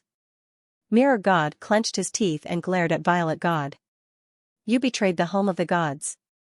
He then looked at Wind god. You're a traitor too. You can't call me a traitor. I was the one who raised her, Violet god said indifferently. Mirror god stared at Violet god. Why? Violet god's eyes flashed. Tell me where it is. Why did you betray the home of the gods? Why did you work with Annihilation? Mirror god shouted, and his gaze suddenly swept across Violet god, Annihilation, and Wind god. Violet god and Annihilation took a step back, and Wind god's body disappeared without a trace. Even she didn't react. There was no sign of her attacking. This was the true scripture of Ian, the way rune technology fought. Even an emissary could disappear without a trace. Purple god placed a hand on Wind god's shoulder, allowing her body to regenerate. Annihilation waved his hand, and a sharp blade appeared in his hand, slashing at Mirror god. The blade spun in midair, and as if it was alive, it slashed at Annihilation himself. Annihilation's eyes were cold, and the blade spun again, moving between Mirror god and Annihilation. Puff Mirror god spat out another mouthful of blood. The violet deity stared at his wounds, and his eyes flashed coldly. Mirror god's wounds began to tremble, and his blood began to evaporate. They turned into runes and disappeared. Mirror god immediately used the knowing and unknowing realm to stop the violet deity's attacks. The three of them didn't move much, but they experienced an extremely thrilling battle. The wind god's body had recovered by more than half. Her entire body was trembling and her face was pale. She had almost died just now. If the mirror god had completely disappeared, she would have truly disappeared from this world. Unless an even stronger user of the Ian Evolution True Scripture took action, she would be as good as dead. Mirror god's injuries worsened in the blink of an eye. He was gasping for breath. How long can you last? Annihilation sneered and raised his head. Sharp blades appeared around the mirror god, making it impossible for him to escape. The mirror god stared at the violet deity. Why are you working with that traitor? The candle god didn't mistreat you. The violet deity didn't reply. Why? Roared the mirror god. He still couldn't believe what was happening. Enough nonsense. Either you hand over your position, or you're the traitor of the home of the gods. Once you die, you'll replace my face, said Annihilation impatiently. The mirror god's expression changed. That face was the face of a giant. To have him carry the identity of a traitor in the home of the gods was an endless humiliation. Annihilation, you're the traitor. You're all traitors. Just you wait, the candle god will definitely come out of seclusion. He won't let you off. Annihilation laughed. The candle god? You're overthinking things. I went to the candle god's seclusion area to see how he was doing. Let me tell you. His lips curled up. There was no one there. The candle god's seclusion area was empty. He cultivated himself to death a long time ago. The mirror god's eyes widened. Impossible. The candle god has always been in seclusion trying to break through to the half-ancestor realm. He's trying to break through to a higher level of the Ian Evolution True Scripture. Annihilation shook his head and looked at the violet god.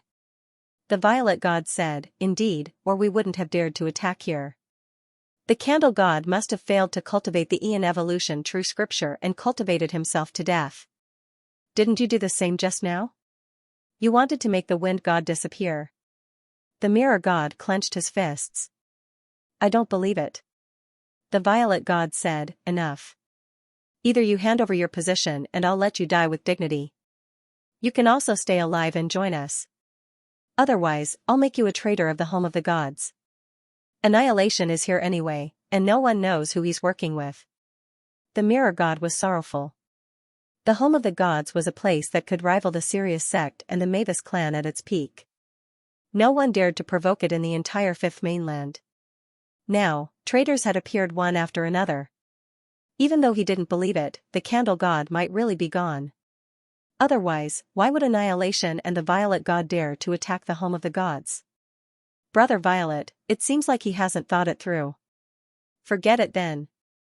The Aeon evolution true scripture isn't your main power anyway, said Annihilation. The Violet God frowned and stared at the Mirror God. One last chance. The Mirror God stared at the Violet God with bloodshot eyes. I just want to know why you betrayed us. You can obtain everything in the home of the gods. The Violet God shook his head. It seems like you want to die. If he doesn't want to say it, then I'll tell you, a voice suddenly spoke up, causing Violet Deity and Ember's expressions to change. They all looked towards the corner at the same time, only to see Luin leaning against the wall at some point. He was watching this scene with interest, and there was a hint of a smile in his eyes. The Violet God's eyes narrowed. Luin? Annihilation's expression changed, and his heart sank. Luin clapped his hands, wonderful, truly wonderful.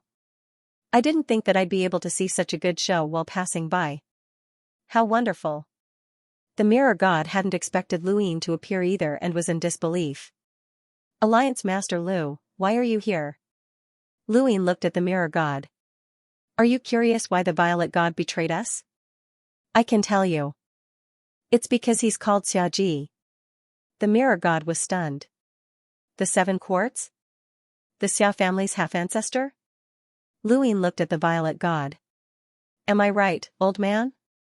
The Violet God's face darkened, but he was terrifyingly calm. Nonsense. Luin clasped his hands behind his back. Xiaji was the one who captured me and tried to force me to use the serious art in order to obtain its secrets. He also wanted to steal the Death God's inheritance. The place where I was captured was the trial platform of the home of the gods. The Wind God is one of your people, so he prevented me from seeing the platform because he was afraid that I would recognize him. Am I right? The Violet God's face darkened. Junior, if you insist on identifying me as the Xia family's half-ancestor. If you have the ability, then go find that half-ancestor from the Xia family for revenge. I won't entertain you. He then tore through the void with Annihilation and entered Astral Source Universe in an attempt to escape. If Luin had been alone, they wouldn't have cared, but the Second Night King and Luin were inseparable. How could they be a match for him? They wanted to escape, but they had to be able to do so first. The Second Night King was a terrifying existence that was second only to a half-ancestor. The two of them only had a power level of around 700,000, and they were immediately blasted out of Astral Source Universe. The Second Night King raised a hand to suppress them, immobilizing them. The Violet God's face turned sinister, and a terrifying aura suddenly erupted from his body. His power level surpassed 700,000 and reached nearly 1,000,000. Annihilation wasn't surprised, and he stared at Luin. His pupils turned into runes as he tried to make Luin disappear. Luin had been on guard this entire time. As a half-ancestor Xiaji's clone, even if the Violet God was weak, he should still have a power level of 1,000,000. How could he possibly display a power level of 700,000? The moment he unleashed his full strength, the Second Night King attacked as well. Lu Yin's own opponent was Annihilation. Annihilation was adept at sneak attacks, and he had first ambushed the Mirror God. Now, he was trying to ambush Luin. The Mirror God hurriedly attacked, and 2 waves of the Aeon Evolution Scripture's power exploded in front of Luin like a gale that lifted his hair. Annihilation coldly glanced at the Mirror God and then turned to flee. No matter how much power the Violet God used, he was no match for the Second Night King. He only wanted to escape as far as possible. Luin raised a hand and unleashed a clear void palm. Annihilation's entire body was protected by the Aeon Evolution Scripture, and when the clear void palm touched that layer of protection, it was weakened. Even so, Annihilation was still unsteady. Annihilation was shocked. How could Luin be so powerful? He had clearly been very weak during the battle at the Cosmic Sea. With Lu Yin's current strength, how could he let Annihilation escape? A chessboard appeared beneath his feet, and he instantly disappeared to reappear in front of Annihilation. Annihilation had already stepped into the Astral Source Universe, but Luin still blocked his path. Scram! Annihilation barked as he glared at Luin. Tears of blood flowed from the corners of his eyes as he tried to make Luin disappear. Luin sneered and unleashed a terrifying power, causing his rune lines to rise without limit. No matter how miraculous the Aeon Evolution Scripture was, it couldn't be used to challenge someone of a higher realm. Lu Yin's rune lines had already surpassed the total number of rune lines that Annihilation could instantly vanish. Besides, Lu Yin also cultivated the Aeon Evolution scripture, so Annihilation's attacks didn't even tickle him. Lu Yin raised his hand and struck out once more. Annihilation hurriedly used Omniscient Denial. Omniscient Denial was the strongest defense of the Aeon Evolution scripture. Lu Yin's eyes lit up, and he used the reverse step to approach Annihilation. Annihilation didn't understand at first, but as Lu Yin got closer and closer, the chaotic void made him uncomfortable, and he couldn't maintain Omniscient Denial. The reverse step directly broke through Annihilation's Omniscient Denial. Annihilation was in disbelief. How could a single movement technique break through the Aeon Evolution scripture? Lu Yin's Omniscient Denial had been broken through by progenitor Chen's clone using the reverse step, but now, he was the one who had broken through it. Bang! There was a loud explosion as Annihilation's body was sent flying out of the astral source universe. Half of his body shattered as he crashed into the ground of the home of the gods' main hall. Lu Yin walked out and flicked his finger, causing a gust of wind to pierce through Annihilation's limbs. He was pinned to the ground, unable to get up, and fresh blood flowed out. Annihilation's face was pale, and there was blood at the corner of his mouth as he glared at Lu Yin. End of chapter 1977. Don't forget to subscribe, like, and share the video to support the channel.